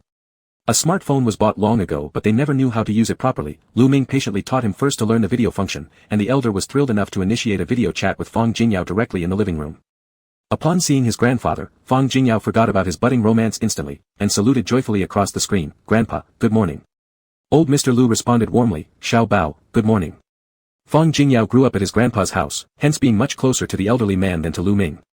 There were less expectations and rules imposed on their generation, so they chatted cheerfully without end over trivial matters. Suddenly, Fang Jingyao acted mysteriously, standing up, tugging his waistband while addressing Grandpa, "I'll show you a treasure." Lu Ming reprimanded, "Act properly in front of your elder." Fang Jingyao giggled as he pulled up his shirt, exposing his red-bottomed golden-line waistband, stretching forward to show his grandfather clearly, and exclaimed excitedly, "Grandpa, did you see that? What does it say? Take a look." Old Mr. Lu put on his reading glasses and leaned closer to the waistband in Fang Jingyao's video call, slowly reading out the words printed like patterns, "Waist, wrapped, in, 10,000. Lu Ming. The two of them were having a blast while Lu Ming pulled a face as he couldn't bear to watch anymore. He handed the phone back to old Mr. Lu and let Fang Jingyao handle things from afar, then he left. Lu Ming endured for a few days before deciding to first ease tensions with his father and reminisce about the past before bringing up anything related to him. He chose a sunny afternoon and knocked on the door to old Mr. Lu's study. Old Mr. Lu had recently become very enthusiastic about video chatting. This time his chat partner was still Fang Jingyao, only now he had changed into a set of ceremonial clothes, smiling comfortably as he sat in his chair. Lu Ming was startled when he glanced at the phone on the desk and saw his little nephew looking dead serious, ready to cry. Seeing him enter, the boy pleaded with a trembling voice, "Uncle, please make Grandpa stop tormenting me, I can't cry." Lu Ming asked, "Dad, what are you doing?" His brow furrowed, displaying an annoyed look that would unsettle anyone after seeing such attire. Old Mr. Lu, however, was delighted. Smiling cheerfully, he replied, "I'm just trying on these clothes early, I got them tailored for myself and your mom earlier. They came today, so I want to see if they fit well." He patted his clothes and sighed, "I don't know how it will be when we pass away, so I wanted Xiao Bao to cry for me, but he wouldn't." Annoyed, Lu Ming said, "Why are you testing this kind of thing now?" Grandpa Lu explained philosophically, "As the old saying goes, 70 years is uncertain by year, 80 uncertain by month. I'm already over 70, so it's time I tried on these outfits." Adjusting his collar, he seemed rather satisfied, still proud and energetic even as he prepared for his own passing. Lu Ming. Lu Ming pinched his temple and said into the phone, Xiao Bao, you're dismissed. And in the next few days, don't always accompany Grandpa. Focus on your studies. Fang Jingyao, feeling like he'd been given a reprieve, immediately hung up and ran off. Sitting there, old Mr. Lu asked, what did you come here for? Lu Ming hesitated for a moment before saying, Dad, I met Master Deishan the other day. Old Mr. Lu immediately looked up at him, surprised and delighted, asking, oh. Has the master returned from America? He gestured for Lu Ming to sit down and asked excitedly, how is he? What did he come for this time? How long will he stay? Sitting there, Lu Ming replied, he just came to take a look around and has gone back already. The old master is in good health, just as sprightly as he was the last time I saw him. Oh, and he showed me a lot of old photos and asked about you, sharing quite a bit about the relocation of the Yongla Palace back then. Lu Ming's eyes fell on old Mr. Lu's wrist, and he couldn't help but touch it. Old Mr. Lu moved slightly, covering it with his sleeve. He had never thought his hand was disabled in any way and had not complained about it once in his life. Now, naturally, he wasn't about to show any sign of weakness. Old Mr. Lu was highly interested in the news of Master Deishan and probed Lu Ming further. Hearing that the master had praised him, old Mr. Lu added, your painting skills are nothing extraordinary. While criticizing Lu Ming, he went over to fetch a stack of xian paper and gave it to him, unable to hide his joy as he said, use this to practice more, focus on it seriously, otherwise, your work won't be presentable, understand? Handing over the xian paper, old Mr. Lu felt extremely proud that his son had received praise from his former teacher, Master Song Deishan. Lu Ming held the stack of xian paper and looked at him, rubbing his nose. He couldn't help but feel that his father didn't match the image everyone in Beijing described. The enthusiastic and righteous young man with a brave heart now resembled an old child no less charming than the venerable Mr. Han in Beijing. Lu Ming stayed in the study for a while, reluctant to leave, dragging his feet. Old Mr. Lu looked at him and asked, is there something else? Lu Ming was a little nervous, instinctively clutching the xian paper as he said, I. Old Mr. Lu, alert now, said suspiciously, do you need more xian paper? None left, go now, go. Lu Ming. Lu Ming cleared his throat and said, Dad, I've started seeing someone. Old Mr. Lu raised his head, intrigued, oh. Lu Ming, with a calm expression, said, his name is Han Xiaoyu. Sitting upright, he looked directly at his father, his gaze firm and decisive, showing no sign of retreating. Chapter 73. Mrs. Lu was outside picking vegetables, preparing to cook a meal. She had just finished washing the rice when she heard father and son arguing in the study. Scared, she quickly put down her things and went over to check. Mr. Lu, slamming his hand on the table, loudly scolded Lu Ming. His face was nearly the same color as his clothes as he yelled, it's sheer nonsense. Who allowed you to do such a thing? Have you thought about your future development? Lu Ming had a stubborn temperament. Upon hearing this, he retorted, yes, I have. Double harvest in both feelings and career. This infuriated Mr. Lu even more, who grabbed his cane and hit Lu Ming's calf. Lu Ming let out a sharp SSS in pain. Despite some soreness in his leg, he stood there with his spine straight without dodging, looking at his father with eyes that didn't submit, evidently not thinking he'd done anything wrong. When Grandma Lu entered, the father and son in the study had already argued to the point where they were silently glaring at each other. Confused, the old lady looked at her husband then her son, carefully asking, what happened? What's going on here? Mr. Lu replied coldly, this is none of your business. Grandma Lu was also very angry, she loved her younger son dearly and turned to snap at her husband, he's my son. What gives you the right to keep me from involving? Unable to argue with his wife, Mr. Lu directed his anger towards his son, go outside and kneel. Without a word, Lu Ming started to walk out, but Grandma Lu pulled him back by the arm at the door. Heartbroken at seeing the white marks left by the cane on his pants, she demanded an explanation, Ming, tell Mom, what are you two fighting about?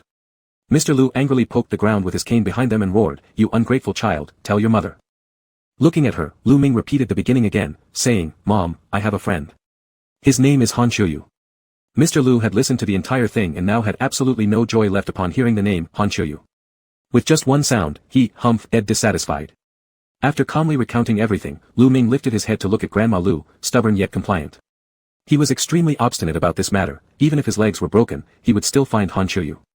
However, he also showed infinite obedience towards the family that raised him for many years, accepting whatever punishment Mr. Lu dealt without retaliation. All these contradictions layered up, concentrating into the silent black eyes of Lu Ming. He used those eyes to gaze at Grandma Lu, causing her instant heartache. Grandma Lu had a much better mindset than her husband, grasping Lu Ming's hand and asked, is that all? Lu Ming nodded, yes. Grandma Lu said, I understand. In that case, go outside first, there's fruit you can eat, and we'll have dinner together later. Mr. Lu's eyes widened, feeling betrayed by his wife's response. Angry and hurt, he barked, eat what? Let him kneel outside. Not stopping him when he got mad, she simply said, "Then I'll go see on him." Mr. Lu sat in the study in anger, not acknowledging her. Grandma Lu followed Lu Ming outside. Seeing him standing genuinely at the front gate, ready to move only to be pulled up instantly by her, scolding lightly, "Are you dumb? Your dad can't see inside, will you really kneel down?" How could Grandma Lu bear to see her son suffer like this? Lu Ming valued his dignity, and wouldn't endure this humiliation. So, she fetched a small stool from the yard where she'd been selecting vegetables, placed it down and said, "Sit here." With his eyes cast downward, Lu Ming muttered, "But Dad said." Grandma Lu was more irritated than him, exclaiming irritably, "Only fools would listen and kneel outside." How embarrassing. Lu Ming looked at her wanting to say something, words struggling in his throat for half a minute before calling out softly, "Mom." Grandma Lu touched his face and laughed herself, "Yeah, Mom's here. Just sit honestly here for a while. By evening, your dad will cool off. He just has that bad temper, momentarily recognizing no relatives. Give him a bit of time to adjust, and he'll gradually come around." Lu Ming rubbed his cheek against her palm, muttering in agreement. Having arranged for her son's comfort, Grandma Lu returned to the study and berated her husband thoroughly. "You old man, has our son ever caused any trouble since he grew up? The son of Dr. Guo next door played with cars and made the family bankrupt. They are renting a house now. Mr. Wang's son across the street still depends on his parents to this day, freeloadings at home without a job. What did my son do to you that you hit him?" The old lady lost her usual gentleness, her finger nearly touched old Lu's nose as she yelled, eyes reddened with anger. "Whenever you go out, you boast about how our son is a fine art professor, but when someone comes asking for your blessing, you resort to violence. Are you in the right here?" Old Lu dodged her finger a few times, shifting uncomfortably in his seat as he muttered, "That little scoundrel wasn't seeking my opinion, more like announcing something. He said, 'It's him for life.' Isn't that annoying? And besides, I didn't hit him much, I just wanted to give him a lesson." The old lady shouted furiously, "He's over 20 years old now. You're still hitting him." Old Lu got angry too, sticking his neck out defiantly, "And I'm past 70, but he's upsetting me." The old lady slammed the table, looking grim, "Lu Jincheng, let me tell you straight, if you dare to touch one hair of Mingming again, I'll take him and move out, leaving you here alone. I don't care about anything else anymore, I just want my son." Old Lu softened, stammering to reason, But he's my son too, and furthermore, how can I not say anything when he chooses a man?" The old lady retorted indignantly, "Have we not seen people liking men before? What's so wrong about it?" Old Lu fell silent for a while, then sighed, "Because we've seen what kind of tough road they have ahead of them. I made Lu Ming accept punishment because I wanted him to experience what it feels like to be looked down upon by others under everyone's scrutiny." The old lady's attitude softened, asking him, "If you're not unwilling to help, why torment this child?" Grandpa Lu said, "I just wanted him to get used to how others will look at him sooner. After we grow old and won't be there to help him anymore, they too will face much greater difficulties. If he can't endure even this, how will he cope later?" The old lady asked, "How do you know he won't be able to bear it?" Old Lu replied, "Then how about this, there will be no children between him and that man. Even if there were, the children would not come from Ming's own belly, which makes their relationship more distant." The old lady disagreed, "How do you know they can't give Ming a baby? With today's technology." Old Lu snorted contemptuously, "Do you really think he'd let anyone else have his child? Just like Bao, he's all talk, good-looking but useless otherwise." The old lady became very angry, "Hey, stick to Mingming's issue. Why bring Bao into this?" Old Lu retorted, "Isn't that what came to mind naturally?" The old lady snapped, "Even if it does, leave half a sentence unsaid." The couple bickered a few more sentences, and then Grandpa Lu habitually began apologizing, bowing low to his wife. She ignored him, turning back into the kitchen. Old Lu followed, appeasing her a few steps before touching his nose sheepishly and saying, "All right, you busy yourself first, I'll go check on Ming." Turning to leave, the old lady raised her voice, calling him back, "Hey, come over here, help me out in the kitchen." Old Lu immediately agreed, extremely happy to grab a small stool and sit in the kitchen, shelling vegetables and peeling garlic for more than an hour. Lu Ming sat outside basking in the sun, his wooden stool under him leaning against the wall, also sitting for over an hour. In the afternoons of northern winter, the sunlight was warm and cozy. The place where the old lady had chosen for him was sheltered from the wind, and Lu Ming sat there peacefully, contemplating quietly for a while. Since he revealed his feelings about Han Qiuyu, his heart felt lighter. A young man rode by on a bicycle, only stopping abruptly after going a few steps, parking on the road and turning around to look at him strangely. "Uncle Lu, what are you doing here?" Although the man was roughly Lu Ming's age, Lu Ming had higher seniority status and thus, was addressed respectfully. Lu Ming gave him a glance, lazily replying, "Enjoying the sunshine." The other guy blinked, confused, "Ah." Lu Ming explained, "More sunshine means more calcium." This response made the young man deeply respectful, he admired his uncle's knowledge, fitting for a university professor. Lu Ming basked for 4 hours straight until nightfall, finally re-entering the house. After he went inside, he first entered the study. Old Lu had already changed into a normal outfit, sitting with a serious expression. "Did you think it through?" Lu Ming replied, yes. Old Lu questioned him, what are you planning to do? Lu Ming said, I'll improve myself first, when I encounter storms in the future, I'll be able to avoid setbacks. Old Lu snorted and said, then are you implying that I'm torturing you? Lu Ming stood there and said, dare not. Old Lu tapped his cane on the ground and said sternly, it's a good idea that you have this thought now. If you taste some bitterness now, you'll know how to cherish others in the future, be able to protect your partner, and think more about them when encountering things. Lu Ming obviously did not expect his father to say this, and it sounded as if he supported him. Before Lu Ming could fully process this, Old Lu opened his mouth again, I made you kneel outside for me today. In the future, when you meet other people, don't give in, never show weakness. Remember, I will only punish you once. None of those people outside have the qualifications to punish you. Let them talk all they want, you live decently for yourself, for our family, don't be afraid of them. Lu Ming's lips twitched, wanting to laugh but holding back, his eyes gleaming brightly. Old Lu took a few steps with his cane and said to him, you're a man, you should know how to care for your family, how to protect your family members. Understand? Stand tall, chest out, no matter what you do, even if you have to kneel, kneel proudly and confidently. Did you hear me? Lu Ming responded affirmatively, testing the waters by saying, Dad, then shouldn't I let Han? Old Lu interrupted him, do you think you're capable enough yet? Lu Ming stopped speaking. Old Lu gave a cold laugh, scanning him up and down, with these little skills of yours, you wouldn't be noticed out there. When you've gained some real capabilities and can hold an exhibition, then bring someone home for us to see. Don't sneak around and show your mother either, it's useless. I won't look at him just yet, I'll watch you first. Settle down and start a career before marrying. Since you're determined to pick against the grain in choosing your partner, then let's reverse the process too, first build a career, then establish a family. Lu Ming carried an inherent pride inside him, after hearing Old Lu's words, he promised solemnly, I guarantee I'll accomplish it. The old man was still fond of his youngest son, waving his hand, all right, go, seeing you irritates me. Go back and rest. Lu Ming then left. Grandma Lu was waiting at the study door. Seeing him come out, she immediately whispered, there's ginger sugar water heated in the kitchen, and a portion of food has been kept for you in the pot, go eat quickly. Lu Ming bent down to embrace her, coquettishly, thank you, Mom. Grandma Lu patted his shoulders and let him leave, then re-entered the study herself, catching sight of Old Lu who was pretending to read a book, and called him out, you've taken the wrong book, that's my knitting pattern book. Old Lu realized it then, casually tossing the book aside. Grandma Lu entered and poured him a cup of hot tea, softly asking, what exactly are you trying to achieve here? You both love him and punish him, I just can't figure it out. Old Lu drank his tea, his mood calming down, that brat has hidden it from me for so long, just thinking about it makes me angry. When the old lady saw that he had calmed down, she still worried about her son, clicking her tongue disapprovingly and going out to find Lu Ming.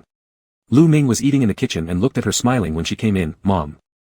While ladling soup for him, the old lady asked, your dad is truly something, making you stay outside like that in the middle of winter, were you frozen? Lu Ming held his bowl, standing there looking at her, Mom, are you mad at me? The old lady replied, why should I blame you? Isn't this what you've done well? Since childhood, you haven't given me much worry, studying, painting, getting admitted to a prestigious university on your own, staying at the Academy of Fine Arts to teach, contributing to the country, giving yourself a sense of purpose, isn't that great? You understand life clearly, why should I blame you? Lu Ming put down his bowl and chopsticks, hugging Grandma Lu's waist, you know I didn't mean that. The old lady patted his hand, your emotional matters, no one can interfere with them. Remember this sentence. During our liberation era, everyone talked about equality and freedom. Why would you be any less free now? Lu Ming said, I'm not afraid, I'm just worried about your side and Dad's. The old lady said, what are you worried about? Is it that we might get criticized by others? What's there to talk about? People know whether their lives are good or not deep down inside themselves, doing right most of the time. She chuckled softly, gripping her already grown-up son's hand and said, everything has its first time, I'm also experiencing parenthood for the first time, where I don't do perfectly, please bear with me. Lu Ming's nose tingled slightly, embracing her and said, okay. Chapter 74. Even though the matter had been spoken of openly, Lu Old still harbored a bit of annoyance. He was quite friendly towards his son in front of his wife, but as soon as she turned her back, he would send Lu Ming to do chores, from shoveling snow to hanging lanterns, writing and posting spring festival couplets. He even made Lu Ming write dozens more to be given to relatives and friends around the neighborhood, instructing him to deliver them personally. Lu Ming didn't notice anything unusual, these were tasks he performed every year anyway. After finishing, he still had some free time, so he decided to pen another couplet. As he was writing, Han Xiaoyu's call came through. Lu Ming answered, hello. Han Xiaoyu asked, what are you busy with? Lu Ming laughed and replied, I'm writing spring festival couplets. It's almost the new year, so we're beginning preparations. And you? How's work over there? Is everything going smoothly? Han Xiaoyu said, not bad. My flight is after the new year, probably around the 17th I'll be back. Lu Ming responded with an, oh, continuing to write with the brush in his hand. After a while, Han Xiaoyu asked again, do you miss me? Lu Ming chuckled and said, I may miss you, but I can't go back home on the second day of the new year, I need to stay here with my parents. You should also go back and spend more time with your uncle and aunt. We'll have plenty of time in the future. Just then, old Lu walked by and tapped the table firmly with no warmth in his eyes, glaring at him. Feeling a little guilty, Lu Ming said into the phone, something's come up at home, I'll have to hang up now, I'll call you back later. Old Lu stayed where he was without moving, looking down at the Spring Festival couplets that Lu Ming had written. Then he said, writing with divided attention. Why aren't you concentrating? You're using only one hand to write. Lu Ming, not backing down, retorted, then how often do you see someone use both hands to write? Old Lu continued scolding him, ignoring the comment, since childhood, I've taught you this, everything needs its own sense of urgency or timing. Before picking up the brush, you must clear your mind and focus. Look at you, you've put all your focus on finding a partner. After completing the last stroke, Lu Ming threw back a response, not too soft, but not too harsh, when you were courting mom, you wrote her a letter every single day. In fact, each letter began with, Dear D, one day without seeing you feels like 3 autumns apart. Old Lu's face reddened for a moment but quickly recovered and swung his cane mockingly at his son, saying, was my situation the same as yours? Back then, letters were the only form of contact available. Moreover, I only sent 1 letter per day.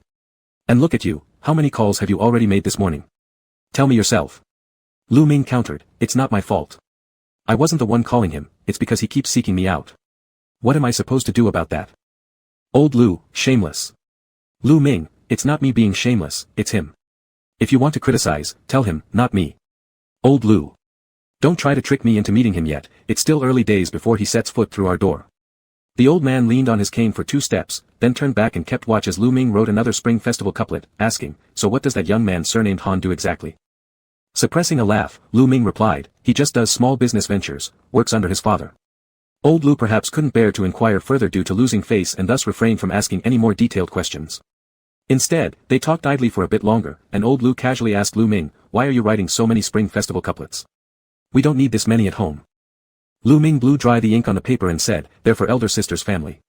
Jinyao visited me yesterday, so I thought I'd write a few today and bring them along. Upon hearing about his little grandson, old Lu brightened noticeably, and personally penned 3 large red, Fu, characters, telling Lu Ming to take them along. As Lu Ming prepared to leave, grandmother Lu insisted on stuffing a large bag of snacks that Jinyao loved into his arms, instructing him to definitely bring them over. Driving the family polo car, Lu Ming endured a bumpy ride before arriving at his destination.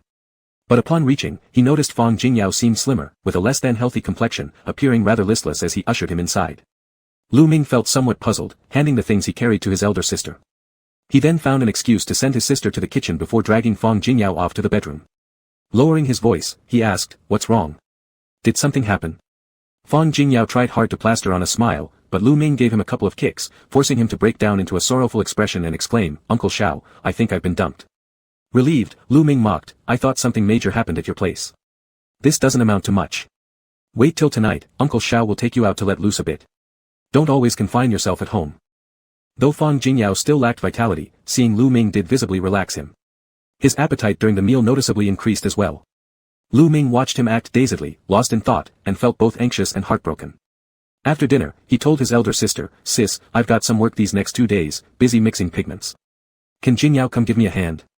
Mrs. Fang had noticed her son's condition too, but she didn't break it to him and simply nodded, saying, all right, go then. Jingyao can stay there a few more days, even spending the new year at Grandpa's house would be fine. On the second day of the year, I'll go with his dad to pick him up. Lu Ming smiled and said, that's wonderful. Dad will surely be happy when he finds out, let's settle it this way. He nudged Fang Jingyao under the table with his foot, prompting him to respond immediately. After delivering the New Year goods, Lu Ming brought back a tall live-in individual. Halfway through their journey, seeing how dejected Fang Jingyao looked, Lu Ming couldn't help but intervene, especially noting how unkempt his hair was. He decided to bring him to a barber shop for some grooming first. As the number of people cutting their hair in December was high, many middle-aged women were queuing up to curl their hair. After waiting for a while, Fang Jingyao glanced over at Lu Ming who was flipping through magazines, feeling somewhat embarrassed about taking up his time. He whispered, Uncle Xiao, let's call it off, there are so many people before the new year. I'll just cut my hair after the festival. Without hesitation, Lu Ming kicked him again, say that again. Fang Jingyao hadn't fully comprehended the situation, blinking repeatedly until realization hit him. His face reddened as he stuttered nervously, no. That wasn't what I meant. I wasn't trying to avoid cutting my hair during the Spring Festival. Uncle Xiao, I swear it was an oversight. With no further words wasted on him, Fang Jingyao sat silently, afraid to protest anymore. After the haircut, his spirit lifted slightly, and his fresh, neat appearance made him look like a tidy, handsome young man. Lu Ming was now more satisfied. He didn't take Fang Jingyao home immediately. Instead, they found a quieter little bar and sat down to talk for a while. Lu Ming, suffering from a slight cold and driving, opted for only a soda water, ordering alcohol for Fang Jingyao instead. As soon as Fang Jingyao took a drink, he broke down in tears, resting his head on the small table, sobbing heartbreakingly. Don't cry like a baby. Your family has produced enough crybabies. Lu Ming massaged his forehead, affected by the 4 hours spent outside sitting earlier, feeling a headache worsened due to his nephew's crying. He sighed, stand up and speak clearly before you cry. Fang Jingyao felt utterly miserable. Uncle Xiao, I've been dumped. Obvious enough, Lu Ming replied. Heartbroken, Fang Jingyao lamented, I originally thought he would come to our house to play, so I invited him as a guest and also planned to introduce my parents ahead of time. I even bought him a gift, but never got to give it to him. Today he told me, he found a girlfriend. So what? Go find someone yourself, Lu Ming retorted, then reconsidering added cautiously, what do you mean, found a girlfriend, Jingyao, is your significant other male or female? Dejectedly, Fang Jingyao murmured, male. Holding his temples, Lu Ming closed his eyes briefly, his headache growing worse. Unable to keep secrets, and given his close relationship with Lu Ming, within a few questions all was spilled. There had been a classmate whom he'd known well, who frequently gave him gifts and wrote letters. Initially Fang Jingyao hadn't intended to pursue a romantic relationship, only later when helping design competition materials for this person did the latter say something along the lines of, you don't need to come anymore, after all, we're not close relations and you shouldn't always be helping me anyway. Just this comment led Fang Jingyao to misinterpret things entirely. He believed the other person was asking for acknowledgement of their relationship. Deep in thought, this simple-minded youth decided to invite the other person to visit his home, readying himself happily to prepare his parents mentally beforehand.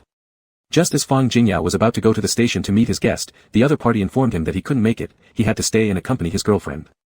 Confused, Lu Ming asked him, what does accompanying his girlfriend mean? What exactly happened between you two before? Fang Jingyao remained silent. Lu Ming seethed, exclaiming, where's that domineering attitude you flaunt at home? All you know is to sulk inwardly. I might have misunderstood him. He told me one thing, but what I thought, it's different, Fang Jingyao sorrowfully confessed, Uncle Xiao, I really feel terrible. He promised me so much, even saying he would come over, and now why didn't he? Seeing his sad expression, Lu Ming's heart softened again and consoled him, nothing worth crying over, tell me, why did you suddenly start liking men? You used to get plenty of love letters from girls. I remember quite a few names. Fang Jingyao answered, initially, I wasn't very sure. But when I met that classmate of mine, being together made me really happy. We played games every day, and when he came looking for me, we'd play basketball and eat at the cafeteria together. Lu Ming chuckled, it sounded just like children playing house. Fang Jingyao, feeling deeply wronged, stared blankly with bloodshot eyes after drinking and confessed everything. The last time, he said he couldn't hold on any longer and wanted me to give him a hug. Lu Ming raised an eyebrow and looked at him, Fang Jingyao continued, so, I gave him a particularly strong embrace. Truly, I even patted his shoulder and told him to cheer up. Lu Ming held back his laughter and continued listening, no longer as worried. Fang Jingyao sniffled and said through reddened eyes, we had agreed to participate in a competition together, but I don't know if we can still join the youth competition after the new year. My painting is still with him. He was supposed to check it during the winter break and then bring it home for me. At this sentence, Lu Ming couldn't help but scold him, what's wrong with you, inviting random people into our home? I just asked about the whereabouts of my recent paintings, did you lend those to him too? Fang Jingyao shrank slightly and muttered, he just needed to take a look. Lu Ming snorted derisively, just looking. Did he return it? And why did you let him have something so important without permission? You deserve what happened. But he didn't enter it into the competition either, Fang Jingyao defended himself. He's capable but lacks direction, we promised to compete together and win awards. Lu Ming tapped his nephew's head lightly.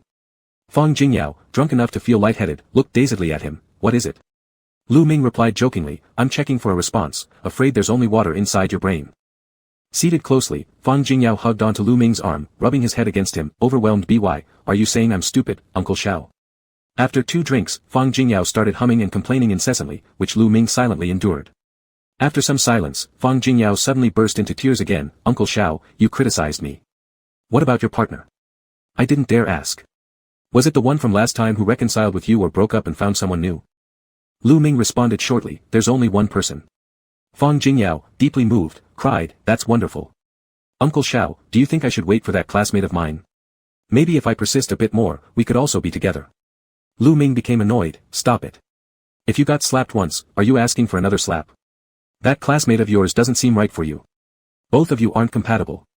Call it off early and stay away from him, understand? Fang Jingyao, completely drunk, mumbled nonsense while leaning on Lu Ming's arm. After listening for a while, Lu Ming could barely decipher a few sentences from him. Uncle Xiao, you guys stay well, don't argue. Breakups hurt too much. Lu Ming supported his forehead with his hand, a confused look in his eyes, and chuckled after a moment, we can't split. When his young nephew finally quieted down and stopped causing trouble, Lu Ming took him back home and put him to bed. Afterward, he attended to Fang Jingyao, this little drunkard, then searched for the medicine box himself. Without cold medicine at home, Lu Ming was too lazy to go out at midnight and simply drank a glass of hot water before sleeping. The next day, he woke up to a phone call, answering with a hoarse voice, nearly unable to speak. Immediately, Han Xiaoyu on the other end noticed, asking him, do you have a cold? How bad is it? Have you taken any medication? With a raspy voice, Lu Ming replied, nothing serious. Just caught a chill the other day. Resting will make me fine. Han Xiaoyu gave him a few precautions and worried about his throat, not prolonging the call and hanging up.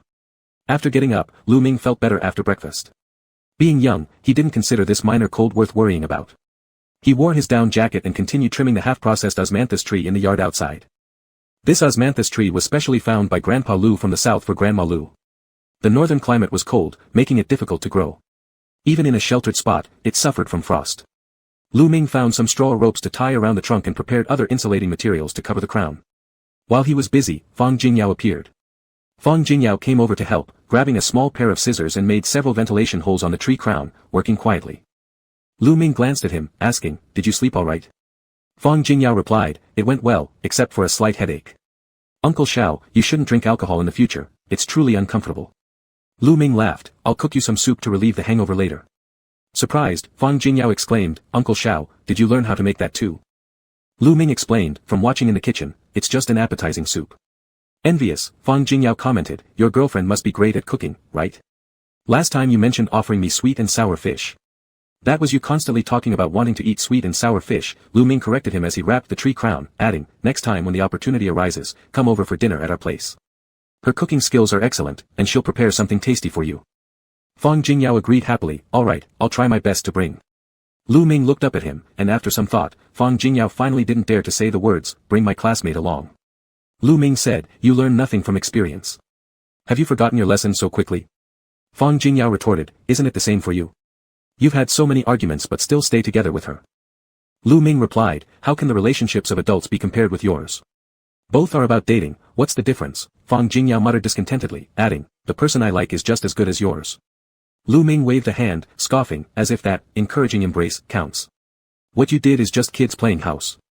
Wait until you truly find someone you really love. Fang Jingyao was utterly baffled, and Lu Ming didn't bother explaining any further. He handed him the tools and said, follow what I did earlier, cover the entire tree crown, go ahead. More work benefits your mind. With his nephew around, Lu Ming now had an extra pair of hands. So he sat on the side supervising while waiting for Grandpa Lu to come out and occasionally teased his young nephew. Soon, there were a few knocks on the outer gate, prompting Lu Ming to rise and check.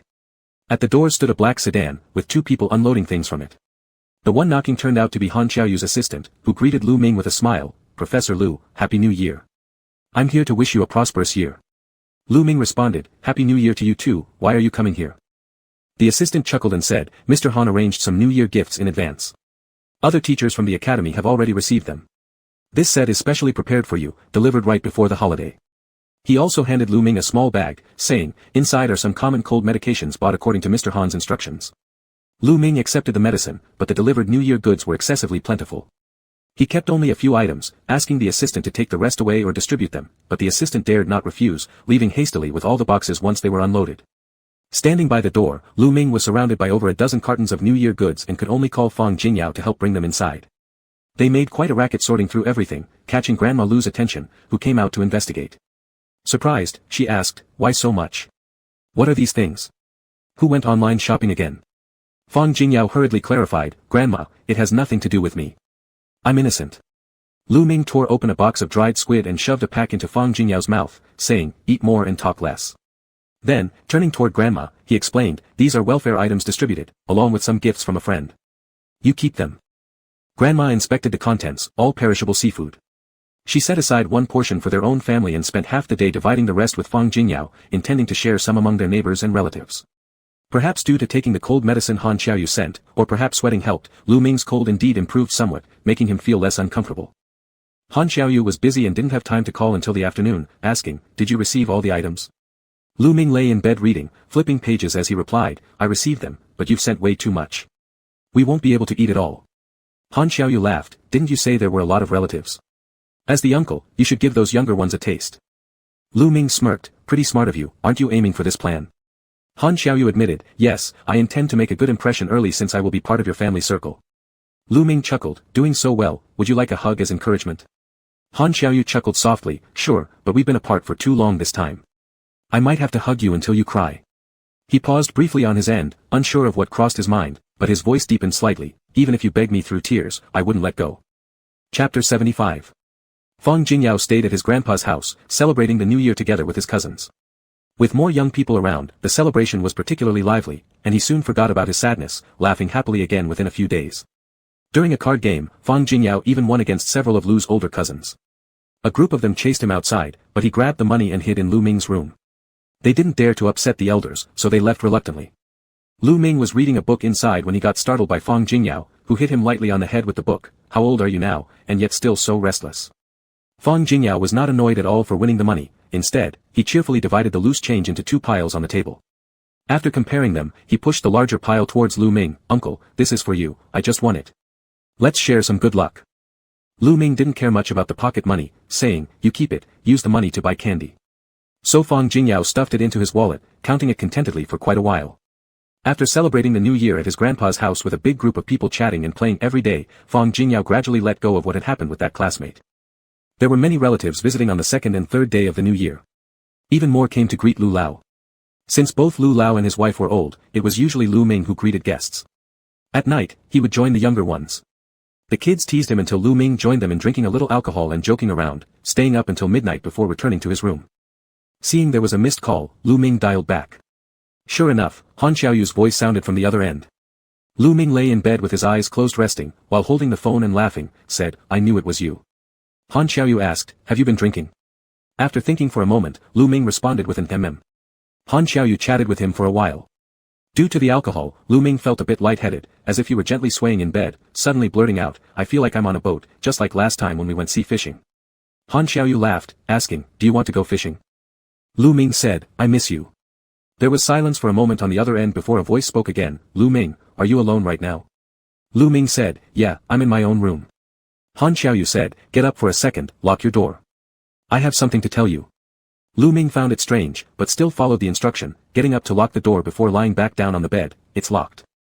The voice on the other end sounded a bit hoarse, saying, "Listen carefully, take off your clothes. It's uncomfortable to sleep in them." That entire night, Han Xiaoyu kept talking to Lu Ming on the phone, saying quite a lot. Lu Ming, drunk, was unusually compliant. As long as Han Xiaoyu coaxed him, he did nearly everything suggested.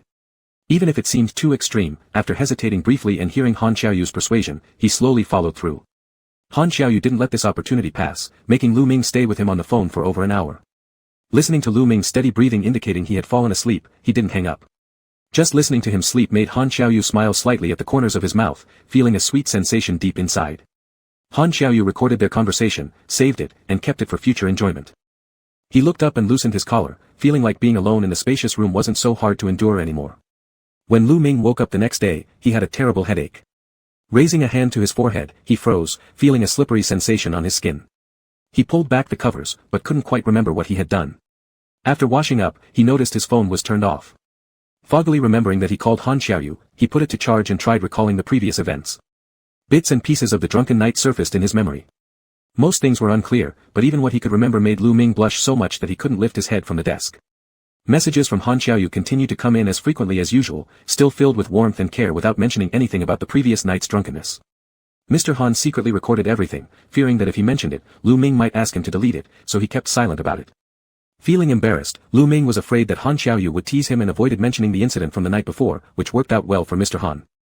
After the winter break, Lu Ming returned to school. A university teacher has relatively flexible and free time. He only had about a dozen classes each week. Except for Monday, which was busy with full-day classes, the remaining days typically consisted of 2 classes in the morning and free time in the afternoon, during which he often busied himself in the school studio. Everything he promised to Grandpa Lu during the spring festival was still fresh in his mind, motivating him to push forward diligently. Although Han Xiaoyu didn't know what Lu Ming had told his family, he could sense that Lu Ming wanted to achieve something. Originally, Han Xiaoyu planned to set aside a room in the house as Lu Ming's art studio, but it was rejected by Lu Ming. Lu Ming said, let's forget it. This room at home should be used as a study. I can't focus on painting here.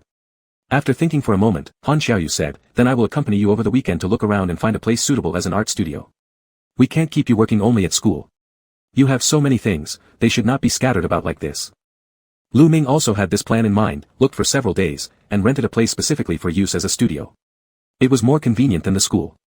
After staying quiet for some time, Fang Jingyao made a phone call to Lu Ming, telling him that he wanted to go abroad as an exchange student. Lu Ming was somewhat surprised and asked him, is it due to excessive pressure? Don't you think you need to reconsider it? You never mentioned it before. This is too sudden. Come stay with me for a few days. Fang Jingyao said, no thanks, Uncle Xiao, I genuinely want to go out and study. It won't last long, only half a year. I wish to learn properly. There are too many things I still don't know. Lu Ming remained silent for a moment and said, that's fine then.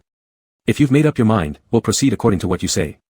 Fang Jingyao's voice sounded somewhat lethargic, looking like he'd been stimulated again. Lu Ming didn't know how to comfort him. He thought that during the New Year celebration, Fang Jingyao was cheerful when hanging out with his cousins. Perhaps this time, if he changed the environment, he would feel better. Therefore, Lu Ming stopped holding him back, helped review his application materials, and gave some advice. Fang Jingyao listened carefully. Although his primary focus was on comic drawing, he still pursued the ink style mainly based on martial arts themes, and much of what Lu Ming said was very helpful to him. I've just received some good paper here, take 2 sheets to try them out, and feel their texture. Lu Ming gave away his priceless paper as if teasing a child and said to him, you can paint with these. Fang Jingyao smiled and said, oh, thank you, Uncle Xiao. Fang Jingyao went abroad as an exchange student for half a year and did extremely well there. He used the top-quality rice paper given by Lu Ming. However, he fell back into his old habits and secretly took Lu Ming as his model. Just like before, he painted a flowing and elegant dress and let the long hair flow down, creating a cool yet mysterious appearance that carried a trace of beauty tinged with charm. Fang Jingyao designed such a character image and incorporated it into his comics, making it a popular role. He even entered it into a competition and won an award.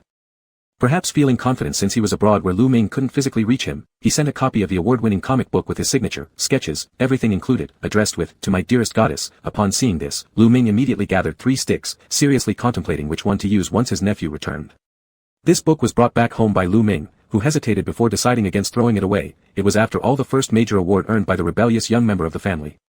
After pondering, he placed it in the studio but dared not leave it casually outside. Han Xiaoyu frequently visited here, and if this person saw it, another uproar would ensue. Lu Ming, fearing trouble, stuffed it discreetly into one of the drawers meant for storing calligraphy and paintings. While his little nephew fought alone for his dreams, Lu Ming also received a few opportunities for international cultural exchanges. However, these weren't closely related to his specialty. Mainly, he accompanied President's son on cultural exchange trips, learning a great deal. Meanwhile, Han Xiaoyu formally took charge of the Han family, becoming busier than ever. The two spent much less time together, but whenever they called each other, after merely hearing a few words from the other, they instantly understood each other. This kind of tacit understanding was irreplaceable. When Han Xiaoyu felt tired, he would call Lu Ming, asking when he would return. Lu Ming had also learned to be clever. If he continued following what Mr. Han said, it would inevitably result in unfavorable conditions, so he softened his tone and simply expressed his longing for him. Han Xiaoyu was well aware of Lu Ming's little tactics, yet upon hearing those words, he felt all the fatigue of the day disappear, as if something deep within him was filled. Lu Ming's words were like a small hand, smoothing out the innermost tender part of him, leaving him unable to find any fault with this person. He had never known before that he could like someone to this extent, surrendering completely to a single word from the other. The longer they spent together, the more it was like tasting a high-quality wine. After being warmed in winter, it smoothly slides down the throat, making every inch of him feel content. Once tasted the best, there would be no alternative thereafter, absolutely irreplaceable. Time apart was always brief. Over a few years of living together, their time spent together far outweighed their separation. Lu Ming had over 3 months off during winter and summer vacations combined. Once Han Xiaoyu started to feel more at ease with his work in the company, he tried to set aside as much time as possible to accompany Lu Ming on several visits to Song Daishan in the U.S. Following Mr. Daishan for a period of time allowed Lu Ming to further enhance his skills in calligraphy and painting. They got along harmoniously, and his brush techniques improved significantly compared to before. Han Xiaoyu would drop him off for his classes, sometimes staying to keep him company. However, since his handwriting wasn't very good, both Lu Ming and Song Daishan couldn't help but tease him. Song Daishan even took Han Xiaoyu's writing, placed it beside Lu Ming's, and mockingly said, "Take a look. If we cut these words and toss them into the same basket, they'd match the idiom, passing off fish eyes as pearls. Xiaoyu, after all these years, how come you haven't made any progress? These writings are far inferior to Xiao Lu's." Lu Ming joked, hey, maybe your brush isn't working well. Shall I lend you one? After waiting for Mr. Deishan to leave, Han Xiaoyu leaned close to Lu Ming's ear when only the two of them were left in the quiet study, and nipped his earlobe softly. He teased, are you this pleased hearing our teacher criticize me? Lu Ming couldn't help laughing as he was ticklish and struggled to escape, saying, it was just a joke. Didn't you say the same thing about me before? And besides, you even snapped one of my brushes. Han Xiaoyu arched an eyebrow, so do you remember what I did afterward? Or have you forgotten? You splattered my face with ink. Of course, Lu Ming remembered clearly. Turning around and looking at him while smiling mischievously, he asked, do you want me to pay that back now? Han Xiaoyu stared at him for a moment, then leaned down and kissed those lips that wouldn't let up. He bit them gently, deepening the kiss slowly. He couldn't bear to punish Lu Ming directly, so he expressed it through another method, punishing him tenderly in a different way. Chapter 76. Time flew by while Han Xiaoyu was staying with Mr. Daishan. Sometimes after sending Lu Ming over, he would leave to take care of his own affairs and then quietly wait at the door in the evening to pick him up. Song Daishan once saw this and laughed at them, how is it exactly like when you were kids? Luckily Lu Ming's leg hasn't been hurt again, otherwise wouldn't you, Xiaoyu, carry him back home? Han Xiaoyu said, he doesn't need to be injured. I can carry him right now if you want. Lu Ming certainly didn't dare let him continue. If Han Xiaoyu really carried him home, where would his dignity go? After flattering the old man a little, he bade farewell, mister, we'll be leaving then. Song Daishan waved his hand, seeing them off to the door, watching the two walk together through the courtyard. He shook his head, smiling, thinking that only Lu Ming could stand beside Han Er without losing confidence. Song Jingqiu had only hinted about it a couple of times. On the other hand, the Han family couldn't wait to boast about it more than once. They said that Lu Ming would soon become one of their family members and they finally have a painter in the house. Although Song Daishan didn't participate too much in the matters of the younger generation, he still willingly gave his blessings. Whenever Lu Ming came, even without any relation to the Han family, he would personally teach him. If Lu Ming truly became close to Han Xiaoyu, then their connection would deepen even further. Song Daishan was willing to patiently pass on all his skills to Lu Ming, hand by hand. Han Xiaoyu was busy with work and couldn't always accompany Lu Ming on his outings, so he found an assistant for Lu Ming. But the assistant was returned on the first day. Lu Ming said, I'm already assisting our dean. How would it look if I bring another person along? Han Xiaoyu couldn't find any reason to convince him and could only touch his nose and drop the matter. Lu Ming thus remained busy for several years and climbed one more rank, becoming one of the youngest professors in the art academy. His works gradually increased, but correspondingly, controversies also rose. After all, he was still too young. Achieving fame at this age was unimaginably difficult. Song Daishan wanted to help promote Lu Ming's name, but after careful consideration, Lu Ming refused the offer from the old master. He simply smiled, I'm not good enough yet. Give me some time to accumulate more experience on my own. The more Lu Ming acted like this, the more Song Daishan cherished this young disciple. If only there weren't any suitable descendants in his family, he would have wanted to snatch Lu Ming back to his side. However, Han Er's capability was clearly evident. Song Daishan went over to talk subtly with Lu Ming's father and assisted in persuading. Old Lu had gone through a lot in these past few years and had hinted at Lu Ming a few times. But when this youngest son got stubborn, 10 oxen couldn't pull him back. He insisted on making a name for himself by holding an exhibition alone, leaving old Lu with nothing but sighs. When Song Daishan called again, old Lu only sighed, saying, let's just wait. This kid is very obstinate. His exhibition will come in the next year or two. We'll trouble you to wait a bit longer. By then, I'll definitely invite you for a drink. Lu Ming has learned a lot from you these past years, so it's only appropriate to raise a glass to honor you. Relieved, Song Daishan passed these words along to the Han family side, and the three elders began contacting each other earlier than the children did. All being old alumni, they could talk endlessly. Consequently, the relationships between the families grew closer as well. Han Xiaoyu heard some news from his father, but since he stood firmly by Lu Ming, marriage wasn't something he was particularly anxious about. When Grandpa Han urged him, Han Xiaoyu was flipping through files. Impatiently, Grandpa Han reached over to press down on his documents, asking, why aren't you putting your heart into it? The third one has gone wild in Africa, long past the 2-year limit, and this rogue son isn't coming back. No, I'll call him back now to replace you for a while so you can help Lu Ming set up an exhibition. Han Xiaoyu looked up helplessly, Dad, don't you make me argue with Lu Ming. Grandpa Han replied, how would it lead to an argument? Little Lu isn't that kind of person. Han Xiaoyu responded, then why don't you go and tell him yourself? Grandpa Han paused. With his usual hard-headedness, Grandpa Han said, anyway, I don't care. It's just holding an exhibition, right? Little Lu has quite a few works now. I'll arrange the venue and ask Master Daishan to write a preface. I don't believe no one will come to support. With proper arrangements, won't this matter be resolved? Looking at his son earnestly, he continued, you're not young anymore. There are so many temptations outside. How do you not feel worried at all? Your cousin's industry calls those newcomers little fresh meat. What if someone lures little Lu away? You'll cry later. Han Xiaoyu laughed. Dad, you should have a little more faith in me. Grandpa Han complained, then you should show some decisiveness. It's been years now and there's not a single sound of progress. Han Xiaoyu sat quietly in his swivel chair and listened patiently. After Grandpa Han had finished venting, he glanced at his watch and told the elder man, all right, I've understood all you've said. There's nothing more to report, so I'll leave first. I have something to do later. Grandpa Han frowned, dissatisfied. What else could be more important? Han Xiaoyu picked up his car keys, stood up, and smiled. Lu Ming is returning to the country today. I'm going to pick him up at the airport. Can I get your approval? The elder man immediately cheered up again and urged him, then hurry over there. Put work on hold, business can wait any time. By the way, come with Lu tonight for dinner at home. Your mother mentioned just the other day how long it has been since we've seen both of you. I also acquired 2 new paintings, and I'd like little Lu to take a look at them. Han Xiaoyu gave a quick affirmative response. It was early spring, the trees looked hazy with green from afar, but up close, only tender buds sprouted, though the weather had lost its chill. Han Xiaoyu picked up Lu Ming at the airport, paying no mind to the onlookers around him, lightly embraced him once before naturally taking over the luggage box in his hands.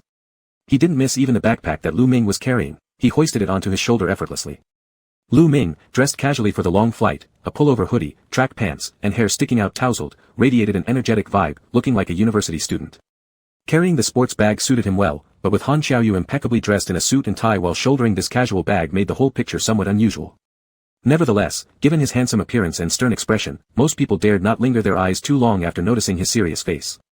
Lu Ming gazed at Han Xiaoyu for a while and teased, well done, Mr. Han. Perhaps one day you should try mixing styles. You look rather stylish with my bag. Han Xiaoyu didn't respond to the joke but frowned slightly and asked, what's inside your bag? It's so heavy. Did you get tired on the way? Lu Ming answered, oh, sir brought back a few pieces of ink and large chunks of lapis lazuli for pigments. I was afraid they might break if left in the suitcase, so I kept them inside the backpack. Hearing this, Han Xiaoyu chuckled, so you've been looting treasures again? Lu Ming explained, no. Those were rewards for doing manual labor, and they're not all mine either. My father, Uncle Han, director's son, they all got a share. He slowly recounted the interesting events during his trip, pausing occasionally due to the time difference as Han Xiaoyu attentively listened. Once in the car, Han Xiaoyu fastened the seatbelt for him, turned on the warm air, and said gently, sleep for a bit, I'll wake you when we arrive. Lu Ming yawned, absent-mindedly felt around beside him, and indeed found his usual brand of bottled mineral water. Taking a sip, he continued talking, which home are we heading back to? Han Xiaoyu started the car, replying, parents' house. Lu Ming mumbled an, oh, and curled up in the passenger seat to rest. The road ahead seemed a little jammed, giving enough time for a nap. His eyes closed, still speaking drowsily, I brought you a present, I'll give it to you when we get home. Han Xiaoyu glanced at him, saying, you being back is gift enough. I don't need anything else. Dad spoke earlier about acquiring 2 new paintings and wants you to check them out, he seems to be hinting for another landscape painting. Since you've already given him so many, when will you make one for me? Lu Ming questioned teasingly, alright, here's a chance for you. What would you like? Han Xiaoyu hesitated momentarily upon seeing Lu Ming's sleepy glance and then quickly leaned closer to kiss him lightly, smiling, forget it. I don't want anything, I want you. Lu Ming laughed and tilted his head to nibble on his lips before releasing him, I'll paint one for you on your birthday. Han Xiaoyu became conflicted instead, tentatively probing, can I have both? Lu Ming paused for a moment in realization, laughing and teasing back, sure, both, whatever you say. Mr. Han, having received the promise, was thoroughly satisfied. Both gifts were in hand, neither the painting nor the person was forsaken. Indeed, obtaining both the fish and the bear's paw made for a heartening drive all the way home. On occasion, Lu Ming would accompany Han Xiaoyu to visit his parents' home. Over the years, they grew familiar, and Song Jingqiu occasionally invited him to the theater to watch performances or help solve problems. Moreover, Grandpa Han often bypassed his son and directly called Lu Ming over to appreciate paintings at Su Shizhai or his residence, so Lu Ming walking through the door carried no sense of unfamiliarity. Indeed, he saw the elders far more frequently than Han Xiaoyu did as a son, making him feel almost as if he were fulfilling familial duties prematurely. Song Jingqiu had been busy since the afternoon. The evening's dishes were originally planned to be light, but considering Lu Ming and the other young people, she added a few meat dishes and even specially bought Lu Ming's favorite fruitwood roasted duck. Song Jingqiu, mindful of her figure, wouldn't eat much, but she loved encouraging Lu Ming to eat, repeatedly instructing her son to serve him with the roast duck.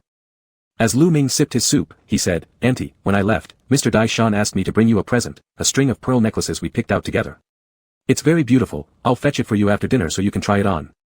Song Jingqiu was pleasantly surprised, saying, why would brother go through all this trouble from so far away? You're already so busy abroad, yet you still care for me like that, it's truly considerate of him. Lu Ming smiled and replied, Mr. Dai Shan said this was to congratulate you on your successful performance. This time, you're almost sure to win the gold award, so he purchased the gift in advance as congratulations. Song Jingqiu's selected play had been submitted, and winning an award was practically a certainty. Still, hearing brother's concern made her very happy. She pressed Lu Ming for news about Song Daishan's health and, upon learning that he was robust, smiled and said, "Good health is most important, nothing beats that." Chapter 77. The pearl necklace was beautiful, and it looked dignified and elegant when placed in the gift box. Song Jingqiu liked it very much after seeing it and kept saying that she would wear it when she went on stage to receive her award. Lu Ming was exhausted from his long journey and was sent upstairs early by the elderly Han family members to rest after dinner. Han Xiaoyu also went up together with him.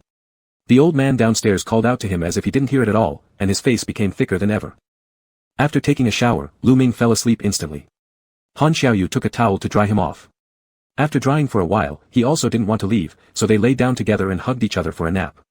Lu Ming woke up at midnight, and his stomach was hungry again. Han Xiaoyu went downstairs and made fried rice. They secretly ate it, and during the meal, they couldn't help laughing while looking at each other. Lu Ming sighed, "It's not easy being a master like you. You have to steal food with me." Han Xiaoyu wiped the grains of rice from the corner of his mouth with his thumb and smiled, occasionally stealing food is not bad either. Lu Ming poked his chest half-jokingly, "Tell me honestly, when I'm away, who else besides me do you think about?" Han Xiaoyu thought seriously for a moment, feeling Lu Ming's fingers pressing harder on his chest, and immediately grabbed them, saying, "Besides you, there's another person named Lu Hongjian. I don't know if you know him. His painting is excellent and he is my father's favorite painter. He even said that if I brought Lu Hongjian home, he would give me a house and a car. I calculated that this business deal is quite worthwhile."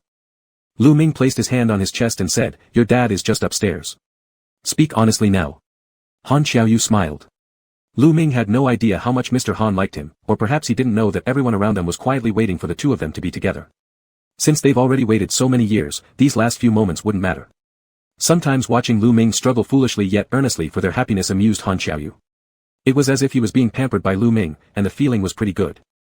Lu Ming had a day off the next day but went out with Han Xiaoyu anyway. He still had 2 days of vacation left, and he promised to help his senior from the art school set up an exhibition. Han Xiaoyu personally sent him to the venue. Before getting out of the car, he kissed him twice before letting him go. He even rolled down the window and repeatedly reminded him, "I'll pick you up for lunch. Don't wander around, wait for me here." Lu Ming nodded, "I understand. Be careful on your way." There were already many paintings transported into the exhibition hall. Some areas were adjusting the height of the wooden racks used for displaying artwork, and many people were busy inside. Lu Ming went in first and took a round, roughly checking things out. This was Su Tu's individual exhibition of calligraphy and painting. He had followed Dean's son for the longest time and, after years of hard work, achieved good results. This time he won a major domestic award, and his reputation gradually rose. Therefore, his solo exhibition went smoothly. As Lu Ming was slowly looking, he ran into an acquaintance at a corner. Sun Boxian was directing workers to reconfirm the positions of the artworks on the wall. He didn't see Lu Ming and took a couple of steps back. The two of them accidentally collided without noticing. Lu Ming recognized him first and laughed, "Senior brother, what a coincidence." Sun Boxian was delighted to see him and stopped talking to the workers. He told him, "You came at a great time. Su went to the hospital today, and there are fewer people here. Come and help quickly." Lu Ming walked over curiously, "What happened to senior brother Su?" Sun Boxian explained, "He is accompanying his wife for a medical checkup, which is a happy event, maybe their family will soon expand." Lu Ming grinned, "That's really good news. Then I'll stay a couple more days to help senior brother Su. Anyway, I'm free these days." Sun Boxian pulled him along and involved the few students who came to help, telling them to follow Lu Ming's instructions and start working together. Both he and Lu Ming had collaborated multiple times and were taught by Dean Sun, so their choices often aligned well. After Lu Ming joined, the efficiency of the work increased significantly. After a busy morning, Sun Boxian saw that the general outline was taking shape, and he ordered hot drinks for everyone. Both of them were teachers at the art academy, and the students were somewhat restrained. Sun Boxian then took Lu Ming to a less crowded area, found a seat, and chatted with him. Lu Ming sat there holding a cup of hot tea and drank it slowly. Sun Boxian looked at him for a while and laughed, "You obviously still love drinking this." Lu Ming replied, "Actually, anything is fine. I'm not particular." Sun Boxian said, You're not picky at all. Remember the time we went for a group dinner, you only ate 2 bites and drank only mineral water, and never touched alcohol. I told them you had an allergic constitution, but in fact, you are just a picky eater, and I wonder who will be able to take care of you in the future." Lu Ming smiled and said, "Well, some things I really am allergic to." Sun Boxian teased him a couple more times, then his mood relaxed. Over the years, though Lu Ming's sharpness hadn't diminished, he appeared more reserved now and also more captivating. Sun Boxian had already come to terms with everything. He had gone abroad to study for a few years, and he did feel regret about what happened between him and Lu Ming back then. But upon self-reflection, he realized that what he felt towards Lu Ming was mostly admiration, as if he were a painting. His feelings weren't the same as with other people. Now, whenever Sun Boxian saw Lu Ming, his heart could remain calm. After letting go of the bitterness from their past, he felt nothing but a faint fondness, just like in the beginning. For Sun Boxian, Lu Ming had always been the source of his inspiration and the model for his paintings. Years later, they could sit together and chat like old friends, which was already enough for him. The two chatted about the changes in the art academy over the years. Since Lu Ming had never left the academy, he knew more about it and explained things patiently to Sun Boxian. As both were well versed in the art circle, just by mentioning a few familiar names, they connected easily. The circle was small, and those familiar faces kept reappearing. Sun Boxian sighed and said, "There are fewer and fewer people staying in this industry. Sticking to one's original intention is easier said than done. Just by my knowledge, many people have already switched careers, and there are very few who can persist until now." Naturally, this led to talking about galleries, and he had collaborated quite a bit with Shashi recently, which slightly improved his relationship with Han Xiaoyu. This time, he didn't criticize the gallery. Lu Ming also knew that these two didn't get along, so he changed the subject by pointing to a nearby painting and asked, "Big brother, do you think this position is good? Should we swap it later? I think placing it higher would look better." Sun Boxian looked at the spot Lu Ming pointed to and moved his finger a little further up, laughing and saying, "Here should be good, let's ask the workers to change it later. Lu Ming, being Su Chu's helper is too much wasted talent on you. Why don't you model for me instead? If not posing for a portrait, at least let me paint your hands." Lu Ming immediately stuffed his hands into his coat pockets, his light cashmere coat thick, making his face appear even whiter in contrast. Lu Ming smiled and said, "Forget it, I just want some peace for a while. Big brother, please don't stir up family conflicts." Sun Boxian laughed and said, "Not even married yet, and you're already so scared of your wife?" Lu Ming nodded seriously. Sun Boxian was amused by him but also felt somewhat nostalgic. After finishing his tea, Lu Ming stood up to grab the scattered tools, but Sun Boxian quickly stopped him, saying, "Don't move, you won't be able to handle such rough work. Be careful, or you might hurt your hands." Lu Ming was half laughing half crying, "I do more work at home than this." Sun Boxian hummed, "See, businesspeople aren't reliable, they don't understand that a painter's life depends on these hands." Lu Ming said, "But big brother, you can't let me do nothing either." Sun Boxian said, "Just give instructions like you did in the morning. Don't touch anything else." He put on gloves himself and worked swiftly while muttering a few words to Lu Ming. Some people can't endure loneliness or hardship, using their talented hands meant for painting for other things, truly a pity. You still have many years ahead to paint, so focus on it, take good care of your hands, and let me do these things for you. One day, when you have time, come model for me. After talking for so long, Sun Boxian eventually came back around again, and Lu Ming also realized he was joking. So he replied semi-seriously, "Then you help me submit an application, if they agree, I'll go." Sun Boxian said, "I wouldn't bother begging that cunning businessman." Lu Ming. Lu Ming thought, if Han Xiaoyu were here, he would definitely glance at Sun Boxian with a look of, "Who is this poor guy?" In terms of bearing, Mr. Han had never lost against anyone. These two were still the same as before. Sun Boxian was an artist, a cultural worker, while Han Xiaoyu, besides having money, was nothing more. If these two were collectors, one believes that people who collect paintings must love them first, admiring them from afar, praising them. The other thinks, if I like it, I'll buy it, and keeping it at home isn't wrong. Sun Boxian disdained Han Xiaoyu's copper-smelling wealth, and Han Xiaoyu couldn't stand his shabby appearance. Indeed, they despised each other thoroughly. Lu Ming thought for a moment about how they would react when seeing each other, and couldn't help but laugh. Sun Boxian was directing a worker installing a hanger nearby. It was the one Lu Ming had pointed out earlier to change position. The worker didn't quite understand and ventured, "Professor Sun, this was placed exactly where you said before, there's no mistake." Sun Boxian patiently replied, "Now after we've discussed, we want to make another change. It's troublesome but please bear with us." The worker wanted to say more but was slapped by an older worker standing beside him, his hat pushed down even lower over his head as he bent low. The foreman quietly rebuked him, "Whatever Professor Sun wants changed, you change it. Why so many words?" After reprimanding him, the foreman apologized again to Sun Boxian. "We apologize Professor Sun, he's new today, but he used to work in a gallery, knowing a bit about accessory assembly and framing, his work is reliable." Sun Boxian smiled gently, always courteous, "Then let's trouble you both." The worker adjusted his hat and continued working without another word this time, his movements deft, clearly experienced with manual labor. After making the adjustment Sun Boxian requested, he called Lu Ming over and asked, "Is this good?" Lu Ming stood at some distance, nodded and said, "It's fine." Only then did Sun Boxian laugh and said, "Fine then, thank you for your trouble. You may come down now, hang it there and don't move it anymore." The worker responded, lowering his head and climbing down the ladder. Two students came to inquire something from Lu Ming, and while he listened intently, he did not notice someone behind him staring at him with a complicated look. That person quickly covered the brim of their hat with a hand, picked up the ladder, and left. By noon, Sun Boxian wanted to treat them to a meal, but Lu Ming shook his head and said, "No need, my family will pick me up." Sun Boxian said, "Not even for an hour." Lu Ming smiled and said, "Or why don't you invite them, we'll go together." Immediately, Sun Boxian fell silent. Lu Ming carefully sensed this new experience and suddenly understood why Han Xiaoyu used him as an excuse to avoid drinking before. For some reason, mentioning family prohibiting certain actions made him feel slightly proud. Han Xiaoyu arrived promptly at noon. Lu Ming answered the phone call, and went to the door. Sun Boxian walked a few steps to see him off, reminded him about road safety, and then returned. On the contrary, Han Xiaoyu kept looking at his retreating figure from inside the car. Even when the figure disappeared in the distance, she frowned and asked, "Is this exhibition Sun Buxian's?" Lu Ming replied, "It's senior brother Su Tu's from the Academy of Painting and Calligraphy. He helped out and just happened to meet." Han Xiaoyu's frown didn't ease, her face still showing obvious displeasure. Lu Ming laughed at her antics, stretched out 2 fingers to smooth out the wrinkles on her brows, and said, "He also invited me to be his model, saying that this time he doesn't want to draw a portrait, he just wants to draw my hands." Han Xiaoyu asked, "Did you agree?" Lu Ming shook his head and smiled, "How could I? I said I'd ask the family back home." Her immediate reaction was clear, "Don't even let him see a finger."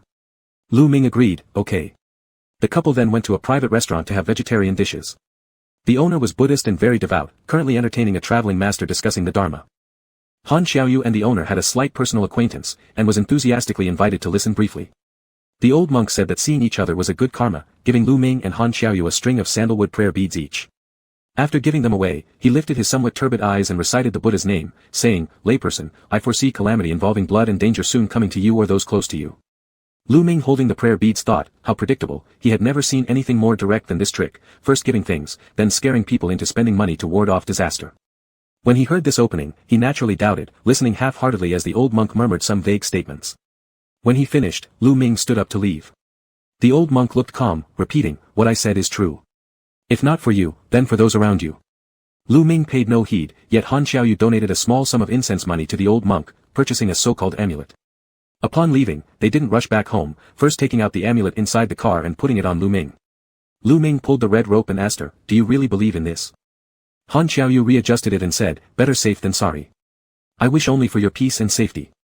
Lu Ming, watching her earnest expression, softened and stopped speaking, quietly allowing Han Xiaoyu to stuff the amulet deep into her clothes, keeping it close to her chest. Chapter 78. Lu Ming helped Su Tu for 2 more days. On the last day, he had dinner with several senior brothers in advance to celebrate. Su Tu handed out invitations to each of them and said with a smile, "Make sure to come, and bring your family along too for some fun." Sun Buxian joked with him, "What you're saying makes it sound less like attending an exhibition and more like visiting a temple fair." Su Tu didn't care at all, "Isn't this just supporting my event? If not many people come, what's the point of having this exhibition?" Everyone accepted the invitation letters and promised Su Tu that they would definitely attend before they dispersed. Lu Ming parked his car downstairs, went into the elevator to fetch his car. Just as he entered, he saw a decoration worker dressed in work clothes squeeze in. The worker was a bit dirty, his clothes dotted with white paint spots, carrying a heavy bag of tools. Maybe feeling somewhat embarrassed himself, he pulled his hat down low, blocking most of his face and stood in a corner, keeping his distance as much as possible.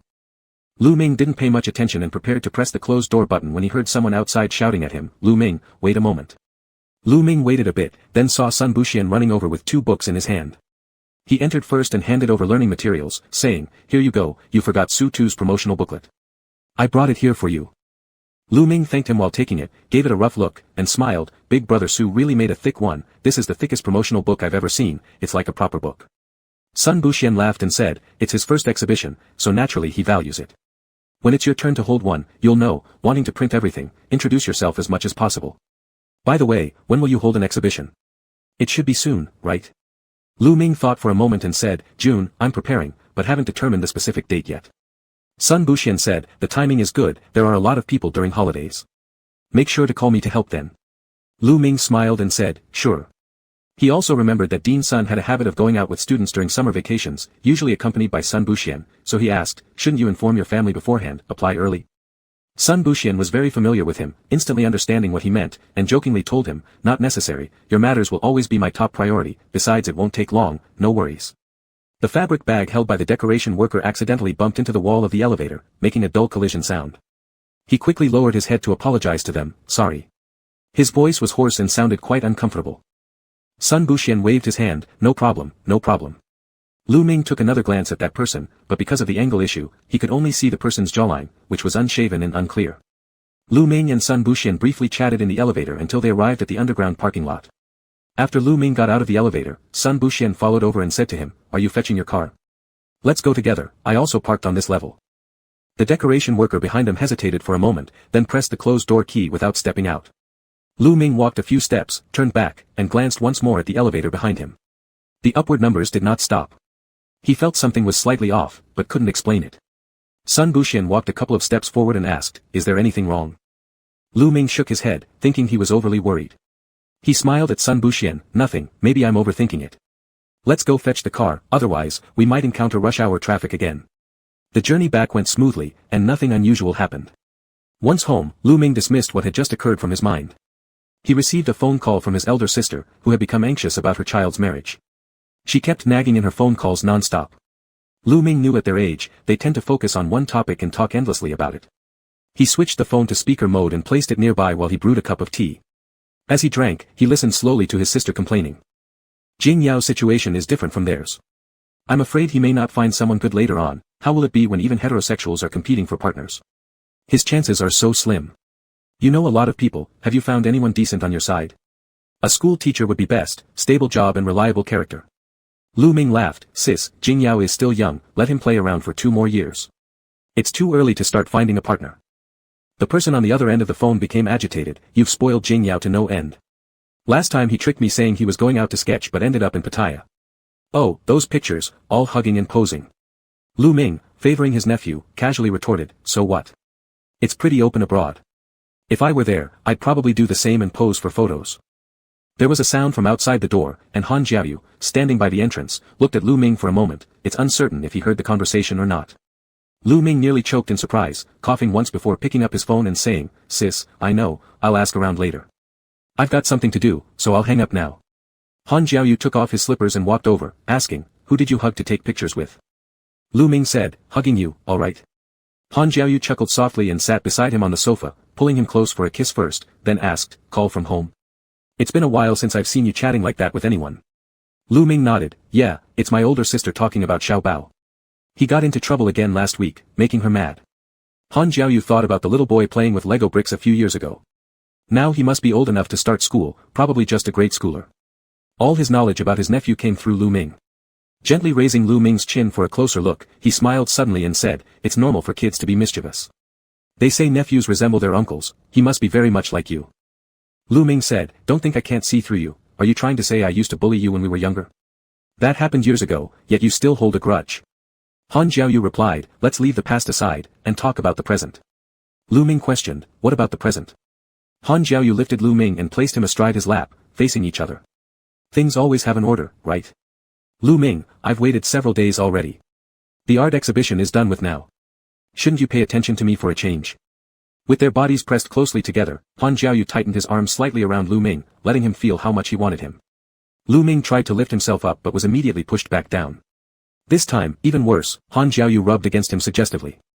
Lu Ming grabbed onto his shoulders hesitantly, whispering quietly, "I don't want to do this in the living room."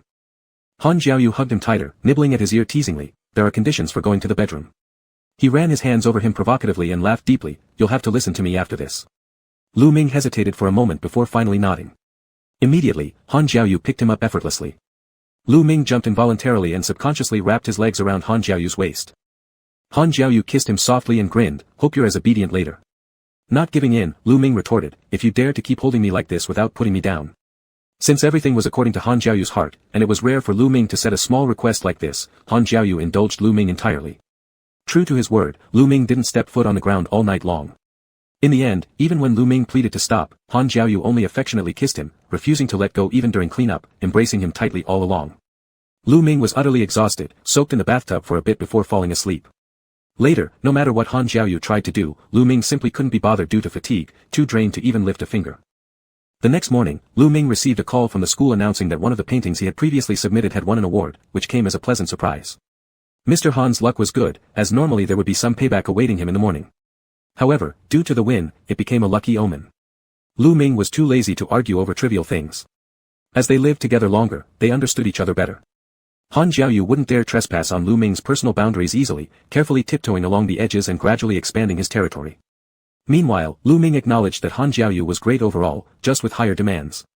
Over the years, Lu Ming adapted slowly as they would spend a lifetime together anyway, unable to avoid spousal duties indefinitely. Moreover, Mr. Han's technique was excellent, enthusiastically practicing on him in every possible way. Unless it went beyond reasonable limits, Lu Ming found pleasure in it.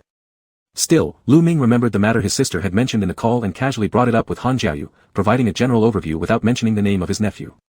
In his mind, he wasn't counting on any success, he merely mentioned it in passing. His aim was to introduce a few decent young men to satisfy his sister's requirements. Han Jiaoyu said, coincidentally, a family of an old friend of my father's also happens to be looking for a boy with stable family background and aims towards marriage. Let me inform them and send over the photos to you. Lu Ming nodded, alright, what's his name? Han Jiaoyu replied, that's Long Yu, the person who went sea fishing with us last time. His family members are doctors. Although I haven't interacted with him much, his father and mine share a good relationship. Lu Ming agreed, alright, send me the photos whenever you get the chance. Han Jiaoyu promised and sent Lu Ming off to school. Realizing he had gone too far the previous day, Han Jiaoyu was particularly considerate during the daytime. Lu Ming was low-key at school. Although Han Jiaoyu had bought him a car, he usually drove his own Japanese car. When Han Jiaoyu offered to send him, they would drive the new car instead. During the daytime with many vehicles on the road heading in the same direction, it didn't show anything unusual. However, after driving for a while, Han Jiaoyu glanced at the rearview mirror and then turned around to take a detour. Lu Ming asked curiously, what's wrong? Aren't we going to school? Han Jiaoyu replied, let's take another route and go for a drive. Lu Ming glanced at the time and said, do whatever you want, just don't make me late for class. Han Jiaoyu took a roundabout way, the cars behind changed many times, but one car continued to follow them, a somewhat old Nissan, with the name of a decoration company printed on it, already faded and only partially readable. The driver's technique wasn't good, easily exposing himself. After confirming its presence, Han Jiaoyu directly drove toward the art academy. He stopped at the entrance of the academy, but did not get out of the car right away. He waited until he saw that decoration car slowly approach, still keeping its gaze fixed. Lu Ming opened the car door, but found it locked. He asked, what's wrong? Han Jiaoyu shook his head and told him, wait a moment. The decorated car slowly entered the gate, showing its credentials at the guard post before entering. The guard even enthusiastically chatted with the driver for a couple of sentences, as if they knew each other well. It seemed completely normal. Lu Ming also noticed this, asking, is there something wrong with that car? Han Jiaoyu frowned and said, maybe I'm just being paranoid. Stay in the car and wait for me, I'll go ask. Lu Ming said, you drive ahead, I'll help ask the guard. Lu Ming was an art teacher, the guards had known him for years here. If anyone else questioned, they might not answer, but they were glad to tell all the details to a school teacher. Regarding the previous decorated car, the guard disclosed without any reservation, that's a contractor introduced by Director Fu from logistics. Isn't there a leak in the girls' dormitory building? They've been doing waterproofing work for half a month now, just a few more days left to finish. There have been multiple reminders, and this decorator is pretty diligent, he shows up early every day. Chapter 79. The gatekeeper's words didn't seem to raise any red flags. Lu Ming glanced at Han Jiaoyu, who slightly shook his head, which eased some of the tension in his mind. After thanking the gatekeeper, he left. However, for several consecutive days, it was Han Jiaoyu who personally came to pick him up and drop him off in the mornings and evenings. Lu Ming began to feel a bit uneasy because of this arrangement. At first, he hadn't noticed anything unusual, but now it felt as though someone was constantly following him, creating a strange sense of discomfort. But every time he turned around to look, there was no one there. Several times, he thought that both he and Han Jiaoyu were just being overly suspicious. Perhaps ever since receiving the amulet, he had an inkling that something was going to happen. Lu Ming took out the amulet a few times to examine it but ultimately put it back. It was Han Jiaoyu who personally tied it on for him, and so he decided to wear it for peace of mind. Though Han Jiaoyu couldn't be by his side all the time, he still called often. Over these past few days, Han Jiaoyu kept in closer contact with Lu Ming, advising him over the phone, there shouldn't be any problem. It might just be a coincidence, but I don't trust it. Don't go out alone these next few days. Stay in places where there are more people, like your office at school, and avoid staying in the dormitory. I'll come to pick you up in the evening. Lu Ming hesitated for a moment but eventually nodded in agreement, all right. Han Jiaoyu reassured him over the phone, it's just a few days while I confirm things. Lu Ming chuckled and said, don't push yourself too hard, there are so many people around in school, nothing bad will happen to me. Lu Ming's activities were pretty predictable, either at school or heading to the gallery, and returning home in the evenings. With Han Jiaoyu driving him each time, he seemed safe from any danger. After a while, nothing unusual happened, and Lu Ming slowly stopped paying attention to the situation. The painting he submitted previously won an impressive award, representing himself this time in a competition, earning him some recognition. His career was gradually ascending. Soon after, the trophy was delivered to the school. Dean's son came over to take a look and praised him enthusiastically, saying, "Great job, Lu Ming. You've brought honor to our art institute." For 2 or 3 years running, the gold medal went to other institutions. Finally, this year, it's ours again. Go change into something more formal, and we'll take a commemorative photo together. We'll even give you a spot in the school bulletin board to display your achievements proudly. Dean's son was in a good mood, so naturally, Lu Ming cooperated. He remembered leaving a shirt in the car, so he quickly went down to retrieve it and changed into it. In his haste, when he stepped outside, he realized he was still holding the trophy. Amidst all the congratulations, the crystal trophy was large and heavy, there was no way for Lu Ming to conceal it. The sunlight reflecting off it made it especially prominent, making his wish for subtlety impossible. Han Xiaoyu's call came precisely on time, as if he had witnessed Lu Ming receive the trophy firsthand. After offering his congratulations, Han Xiaoyu asked him, "When can you leave?" "I'll come pick you up." Lu Ming only had 2 classes in the morning and had grown somewhat relaxed, yet Han Xiaoyu remained vigilant, usually bringing Lu Ming straight to him to prevent him from being alone. "Let me wait a little longer," Lu Ming said. "I need to change into another piece of clothing for the group picture the teacher mentioned." Han Xiaoyu replied, "Make sure to send me a copy too." Lu Ming laughed, "Why do you want everything?" "I want one of you by yourself," Han Xiaoyu said firmly. Lu Ming teased him, "Sure thing. I'll snap a few extra pictures for you. Should I give you the trophy as well?" Han Xiaoyu chuckled lightly from the other end of the line, "I'll pick you up shortly, wait for me." Lu Ming agreed, then added, "I want to eat fish for lunch. Let's have it at home." Han Xiaoyu patiently asked, "What kind of fish would you like?" As Lu Ming walked toward the underground parking lot, searching for his car, he responded, "Paper-wrapped fish or grilled fish would be fine. I'm craving a sour spicy flavor. I'm in the parking lot now, and the signal is poor. I'll call you back once I step outside." The underground parking lot was vast, with a row of lights broken and flickering intermittently, accompanied by a buzzing sound. Lu Ming struggled to find his vehicle, and finally managed to locate it. As he prepared to unlock the door with his key, he suddenly saw a reflection in the car window of someone standing there. With his fingers still on the car door, Lu Ming's heart raced as he stared at the silhouette. The man behind him wearing a mask and cap wasted no time raising a bat and striking fiercely. A cold sweat broke out across Lu Ming's body, but he instantly dodged. The first attack missed, but the bat slammed into the car instead, denting the door violently. An ear-splitting alarm sounded from the car. The man continued to swing the bat, each strike aimed at Lu Ming's right arm, focusing solely on his hand as if determined to incapacitate it. Lu Ming used his shoulder to block one blow and rolled awkwardly on the ground to dodge, but still got hit a couple of times. He used the trophy to shield himself, but the crystal trophy shattered instantly, scattering shards all over the floor. Blood trickled from Lu Ming's fingers, but thanks to the trophy's protection, his arm was spared from a more severe injury. Had the previous strike landed directly on his arm, it would have been the bones that shattered. Lu Ming scrambled to his feet, startled by the sudden attack and now with no effective means to defend against such a heavy bat. His only option was to weave between the cars to evade. The attacker had clearly come prepared, wielding great strength and not allowing Lu Ming any chance to retaliate at close range, his goal being unmistakable, to cripple one of Lu Ming's hands. Realizing this, Lu Ming dared not engage directly and tried running towards the exit instead. The man didn't let him go, swinging the bat and striding after him. Unfamiliar with the parking lot, Lu Ming bolted toward where there were more lights. At a corner, he collided with someone. Before he could say anything, that person moved to shield him and immediately faced the assailant. This man was tall and normally very strong. Enraged, he showed no restraint, kicking the attacker first, then shedding his jacket and wrapping it around the bat before overpowering him in just a few moves. Even after subduing him, he did not stop, using one hand to twist the attacker's wrist in the opposite direction until he heard the muffled cries of pain mixed with the sound of bones breaking, which echoed eerily in the underground parking lot. The violence continued, but now their roles were reversed. Han Xiaoyu twisted the attacker's wrist, broke his forearm, knocked him down, and ripped off his mask. The man's hat had already fallen off during the fight, revealing disheveled hair and a pale face with dark circles under his eyes. His eyes burned with jealousy and hatred, his expression warped as he stared at Lu Ming. The moment he opened his mouth to sneer and speak, Han Xiaoyu decisively dislocated his jaw, eliciting a look of panic. Han Xiaoyu showed no interest in what the man wanted to say, he removed the disguise merely to confirm his face, which wouldn't affect his next actions. Leaning against the wall, Lu Ming caught his breath as his heart rate slowly calmed, only to hear the sound of fists hitting flesh nearby, muffled as though buried deep in thick clothing, accompanied by silent screams that barely sounded human. Looking up, Lu Ming saw Han Xiaoyu's cold expression as he showed no signs of stopping, his hands already stained with blood. Watching Han Xiaoyu's relentless brutality, Lu Ming called out to him, "Han Xiaoyu. Han Xiaoyu. Stop. You're going to kill him." Han Xiaoyu did not stop.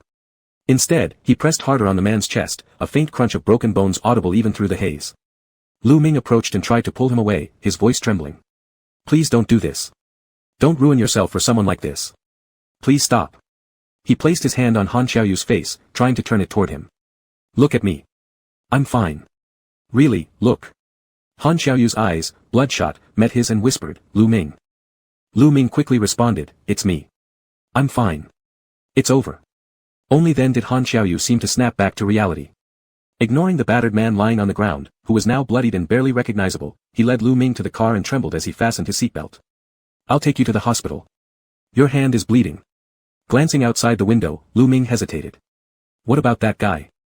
Han Xiaoyu replied indifferently, he has broken bones and won't escape while lying outside. After a brief pause, he added, he won't die. I know my limits. Lu Ming glanced back at the crumpled figure whose arms and legs appeared bent unnaturally, motionless yet causing concern in his heart. Licking his lips, he suggested, call your assistant and have him handle it.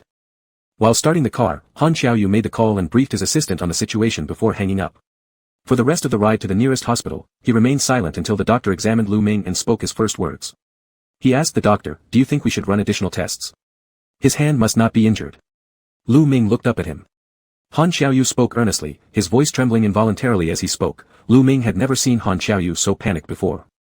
It was as if it were Han Xiaoyu himself who was injured. No, not even Han Xiaoyu's own injuries would provoke this reaction.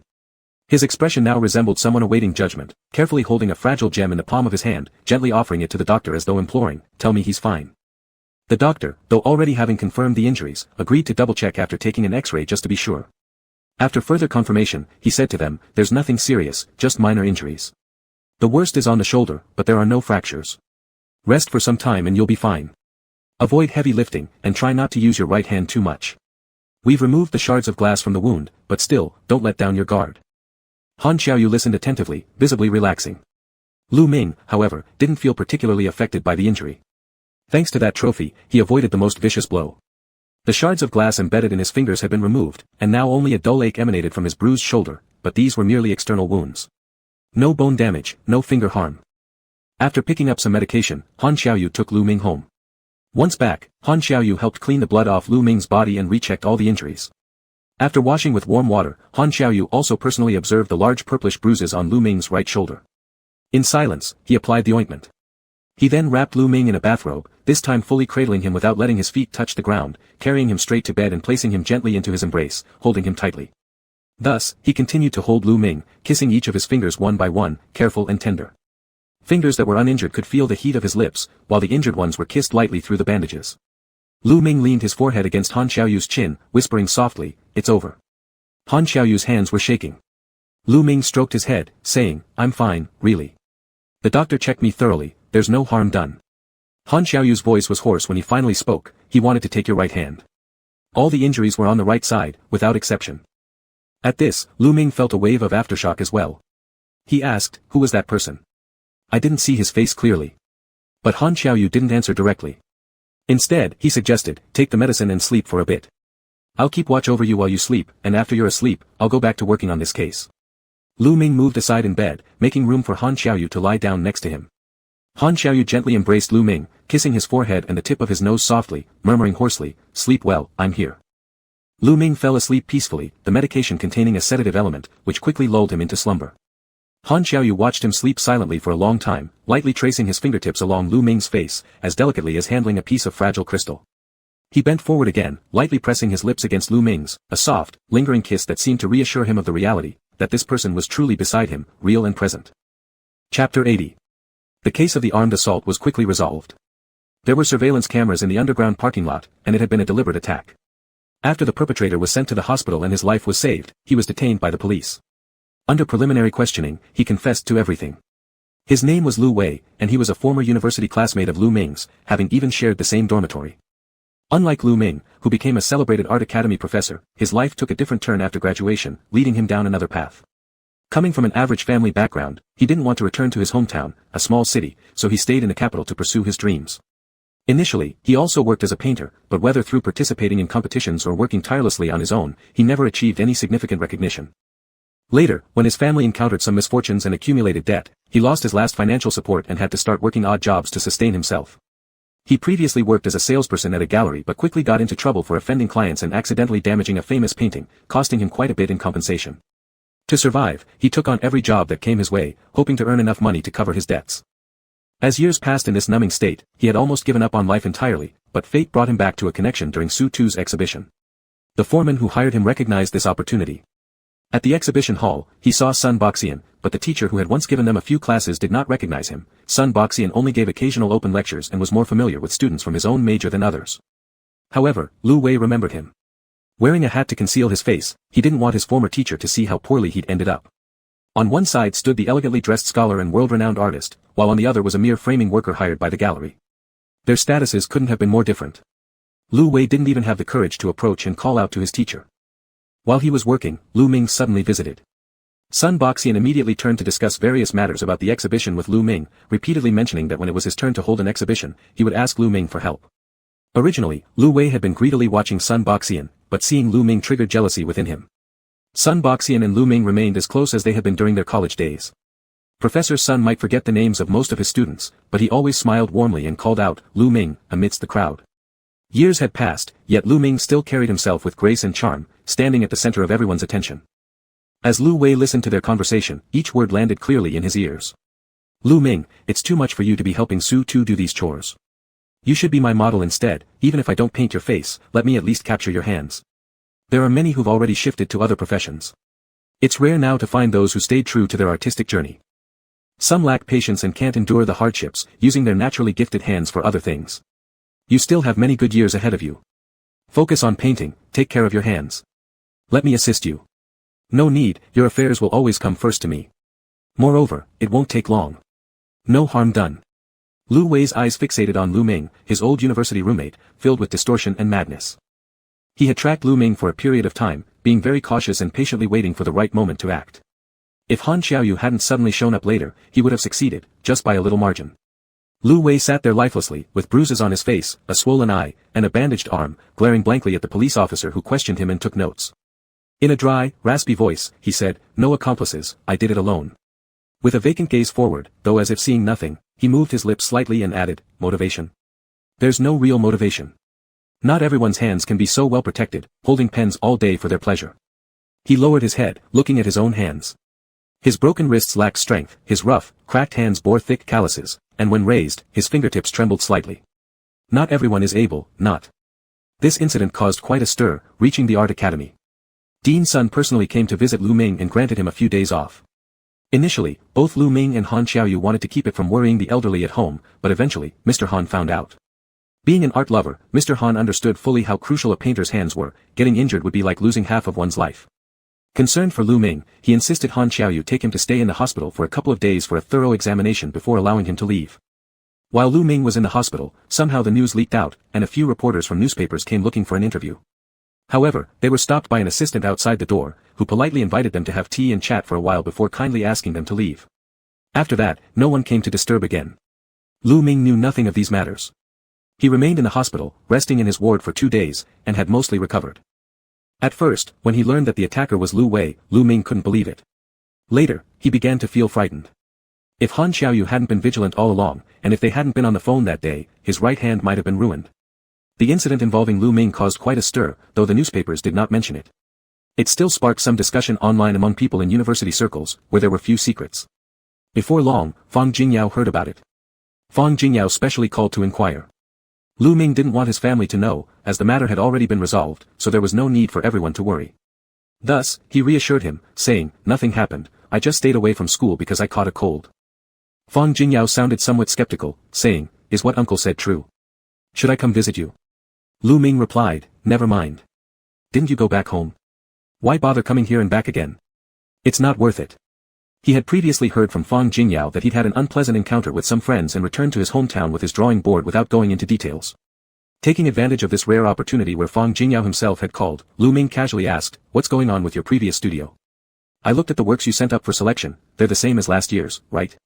Still a collaboration between you both?" Fang Jingyao responded vaguely, "There were some minor conflicts, but I'm working anyway." "Uncle, are you judging the works again this year?" Lu Ming said, "Yes, it's a task assigned by the Calligraphy and Painting Association. Dean Sun is busy, so I'll handle it." Fang Jingyao said, "Oh, that's great." Lu Ming asked, "Great? Speak for yourself. When I ask you something, you always beat around the bush.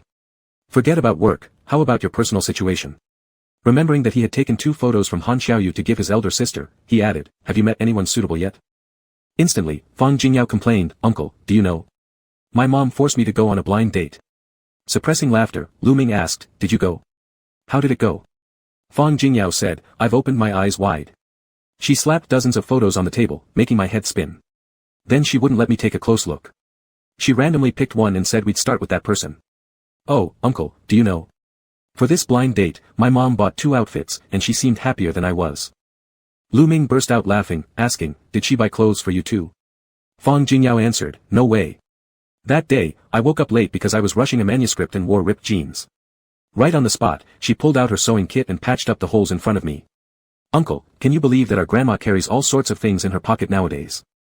After speaking for a bit, he suddenly asked suspiciously, "Uncle, you didn't get involved in this, did you?" Lu Ming couldn't admit it, so he replied, "Of course not." Fang Jingyao believed him and started grumbling again, showing off some complaints, although it was more like symbolic resistance. He praised the person he met briefly. "He's a doctor, taller than me. We've eaten together twice. He's a good person." Speaking of eating, Lu Ming asked him, "You've shouted countless times about wanting sweet and sour fish. Next time you come over, tell me in advance, and I'll ask someone to make it for you." Fang Jingyao had been nagging for the kind and virtuous girlfriend of his uncle to cook fish for him to eat, but after shouting a couple of times, since she was always busy, they never crossed paths. Moreover, his uncle often quarreled with her, which made Fang Jingyao less inclined to get closer. After thinking for a moment, he sighed deeply, genuinely losing interest. "Uncle, I don't want to eat fish anymore. You don't know, every time my blind date eats, he has to order fish. Do you think he forgets easily? People say eating certain things replenishes them. Does he eat fish to nourish his brain?" Lu Ming dismissed him lightly. "Perhaps he wanted to replenish you." Fang Jingyao remarked, "People say nephews resemble their uncles. In that case, aren't I?" Lu Ming retorted, "Are you asking for a beating?" Fang Jingyao immediately became timid, pleading, "Hee, no way. No way. Just kidding, uncle." After telling a few jokes to entertain Uncle Lu Ming, Fang Jingyao reluctantly hung up the phone. Lu Ming felt as though he had raised a pet, and now that it had grown up, he still thought it was the cutest, wanting to spoil and play with it. When Han Xiaoyu arrived, Lu Ming was looking at a newly delivered pot of pot hose on the windowsill. Seeing him come in, he asked, "Are you off work so early?" Han Xiaoyu replied, "As the boss, I have the privilege to leave early." He went over and hugged Lu Ming, asking, "What did you do this morning?" Lu Ming laughed and said, "Little treasure gave me a call and told me jokes." Han Xiaoyu also smiled and said, "Then you really didn't spoil him for nothing."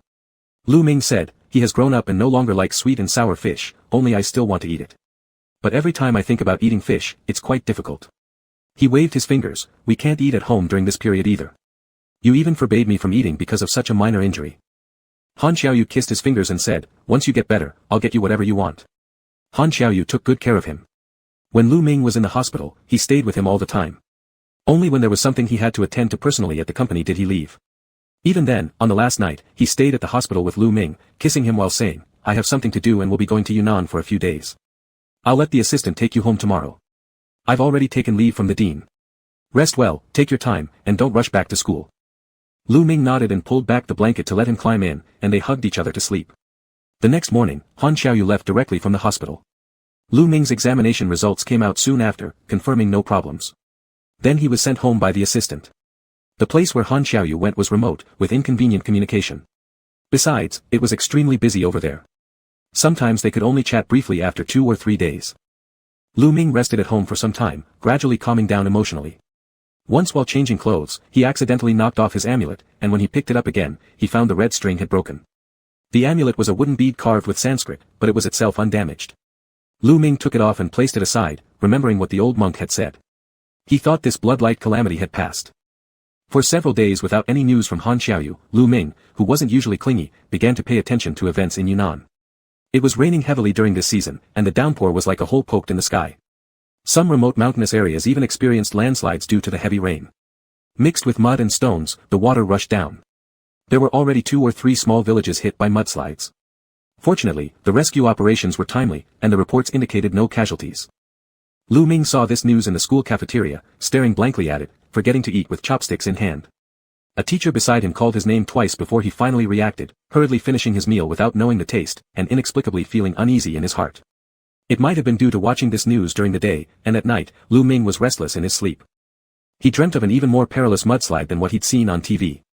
The entire village and the roads connecting to the outside world were swept away by muddy floods, severing all links. Tall trees were also knocked down, and people were crying for help. The fleet's lights were flashing, and the figures on the cars seemed familiar yet blurred. He urgently wanted to tell that person to run, but the more anxious he became, the less he could utter a word or make a sound. Han Xiaoyu. Lu Ming woke up, shouting that name, and also waking up from the dream. Sitting up, his hand supported his forehead as he felt cold sweat breaking out. His heart was beating fast, making him increasingly uneasy. Unable to fall asleep, he got up, put on his clothes, poured himself a glass of water, and checked his phone. It was 3:30 a.m.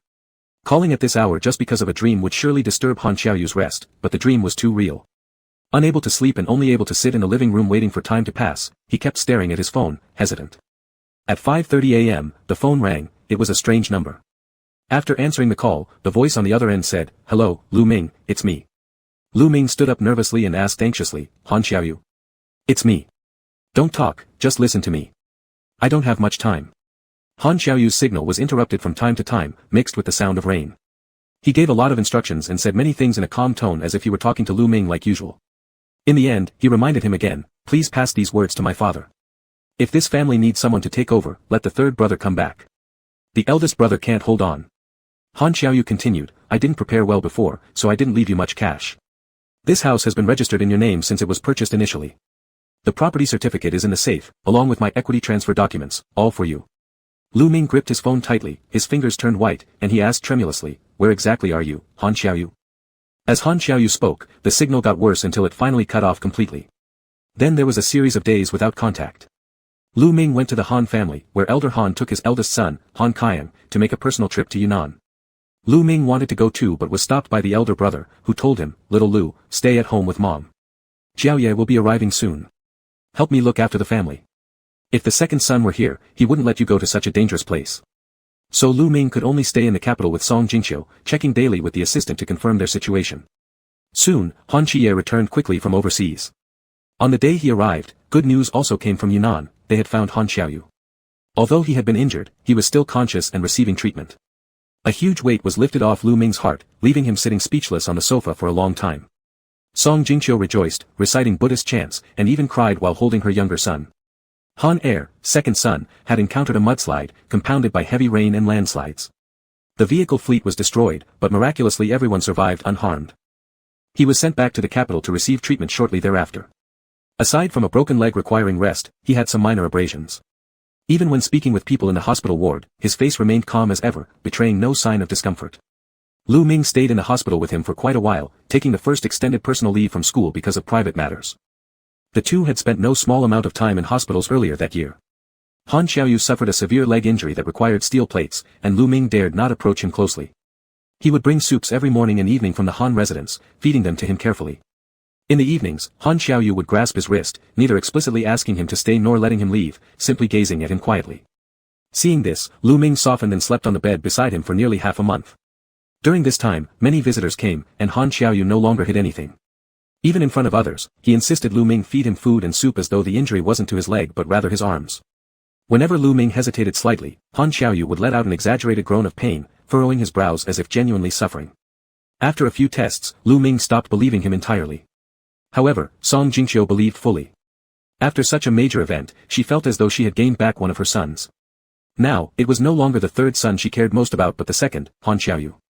When he faked pain, Song Jingqiu would look imploringly at Lu Ming and whisper, Lu, please give him another bite. The doctor says more nutritious food helps recovery." Lu Ming sighed heavily, raising the spoon once more to feed Han Xiaoyu, who obediently ate it. Only when Song Jingqiu saw her second son eat the supplement did she feel satisfied enough to tidy up and leave. Before going, she repeatedly instructed Lu Ming, "Stay and accompany Xiaoyu. He's scared and fragile, like a child now. Stay with him as much as you can." Once again pushed back into the room, Lu Ming watched Song Jingqiu close the door behind her, giving the patient a peaceful healing environment. Han Xiaoyu patted the spot beside him and called out, "Lu Ming, sit here." Lu Ming dared not sit too close, instead staying on a chair beside the bed and asked, "Are you feeling any better today?" Han Xiaoyu touched his hand briefly. Lu Ming tried to pull away, but Han Xiaoyu followed. Eventually, Lu Ming gave up resisting, asking, "What do you want now, young master?" Han Xiaoyu pondered a moment and replied, "My body is uncomfortable. Please help me wipe it." Believing him, Lu Ming got up to fetch a towel. But as soon as he began wiping, this lame rogue directed him lower bit by bit with laughter evident in his voice, gripping his hand and playing tricks. Wanting to break free, Lu Ming hesitated due to concern for Han Xiaoyu's injury, gritting his teeth and warning, "Let go. We're in the hospital." Han Xiaoyu kissed him lightly, sighing, I thought I wouldn't see you again. Lu Ming was silent for a moment. Just as he started to feel a little moved, he felt this person's actions continuing without a pause, covering his hand and moving it. That little feeling of emotion instantly rushed to his ear tips, and his face turned red as well. He bit the other's ear in anger and said, at least let me lock the door. Han Xiaoyu had a good physical condition and was recovering very well. After he was discharged from the hospital, Lu Ming continued to stay by his side until Han Xiaoyu could slowly walk without crutches and began rehabilitation, which finally put Lu Ming's mind at ease. As Lu Ming watched Han Xiaoyu gradually discard his crutches and approach him, he suddenly said, when your leg gets better, I'll take you home. Han Xiaoyu nodded. Lu Ming looked at him and added, back to my place. Han Xiaoyu paused, with joy shining in his eyes. He smiled this time, nodding and saying, all right. Looking at the man who was lightly sweating, Lu Ming thought that even though he was injured, he still stood firm, towering like a mountain. It was as if everything would be okay as long as he was by his side. He took out 2 rings from his pocket, first putting one on himself, then getting closer to put the second ring on Han Xiaoyu. He hooked his neck, tiptoed to kiss him, and laughed, that's it, Mr. Han, I'm yours now. Han Xiaoyu didn't know what to say in his joy. He looked at his own finger, then at Lu Ming, attempting to hug him and lift him up, but was stopped by Lu Ming, don't move. Who's in charge in our house? Han Xiaoyu really stopped moving. He placed both hands on Lu Ming's shoulders, rubbed his nose against him, and kissed him, saying, it's you, of course. Through all these years together, of course it's you. The end.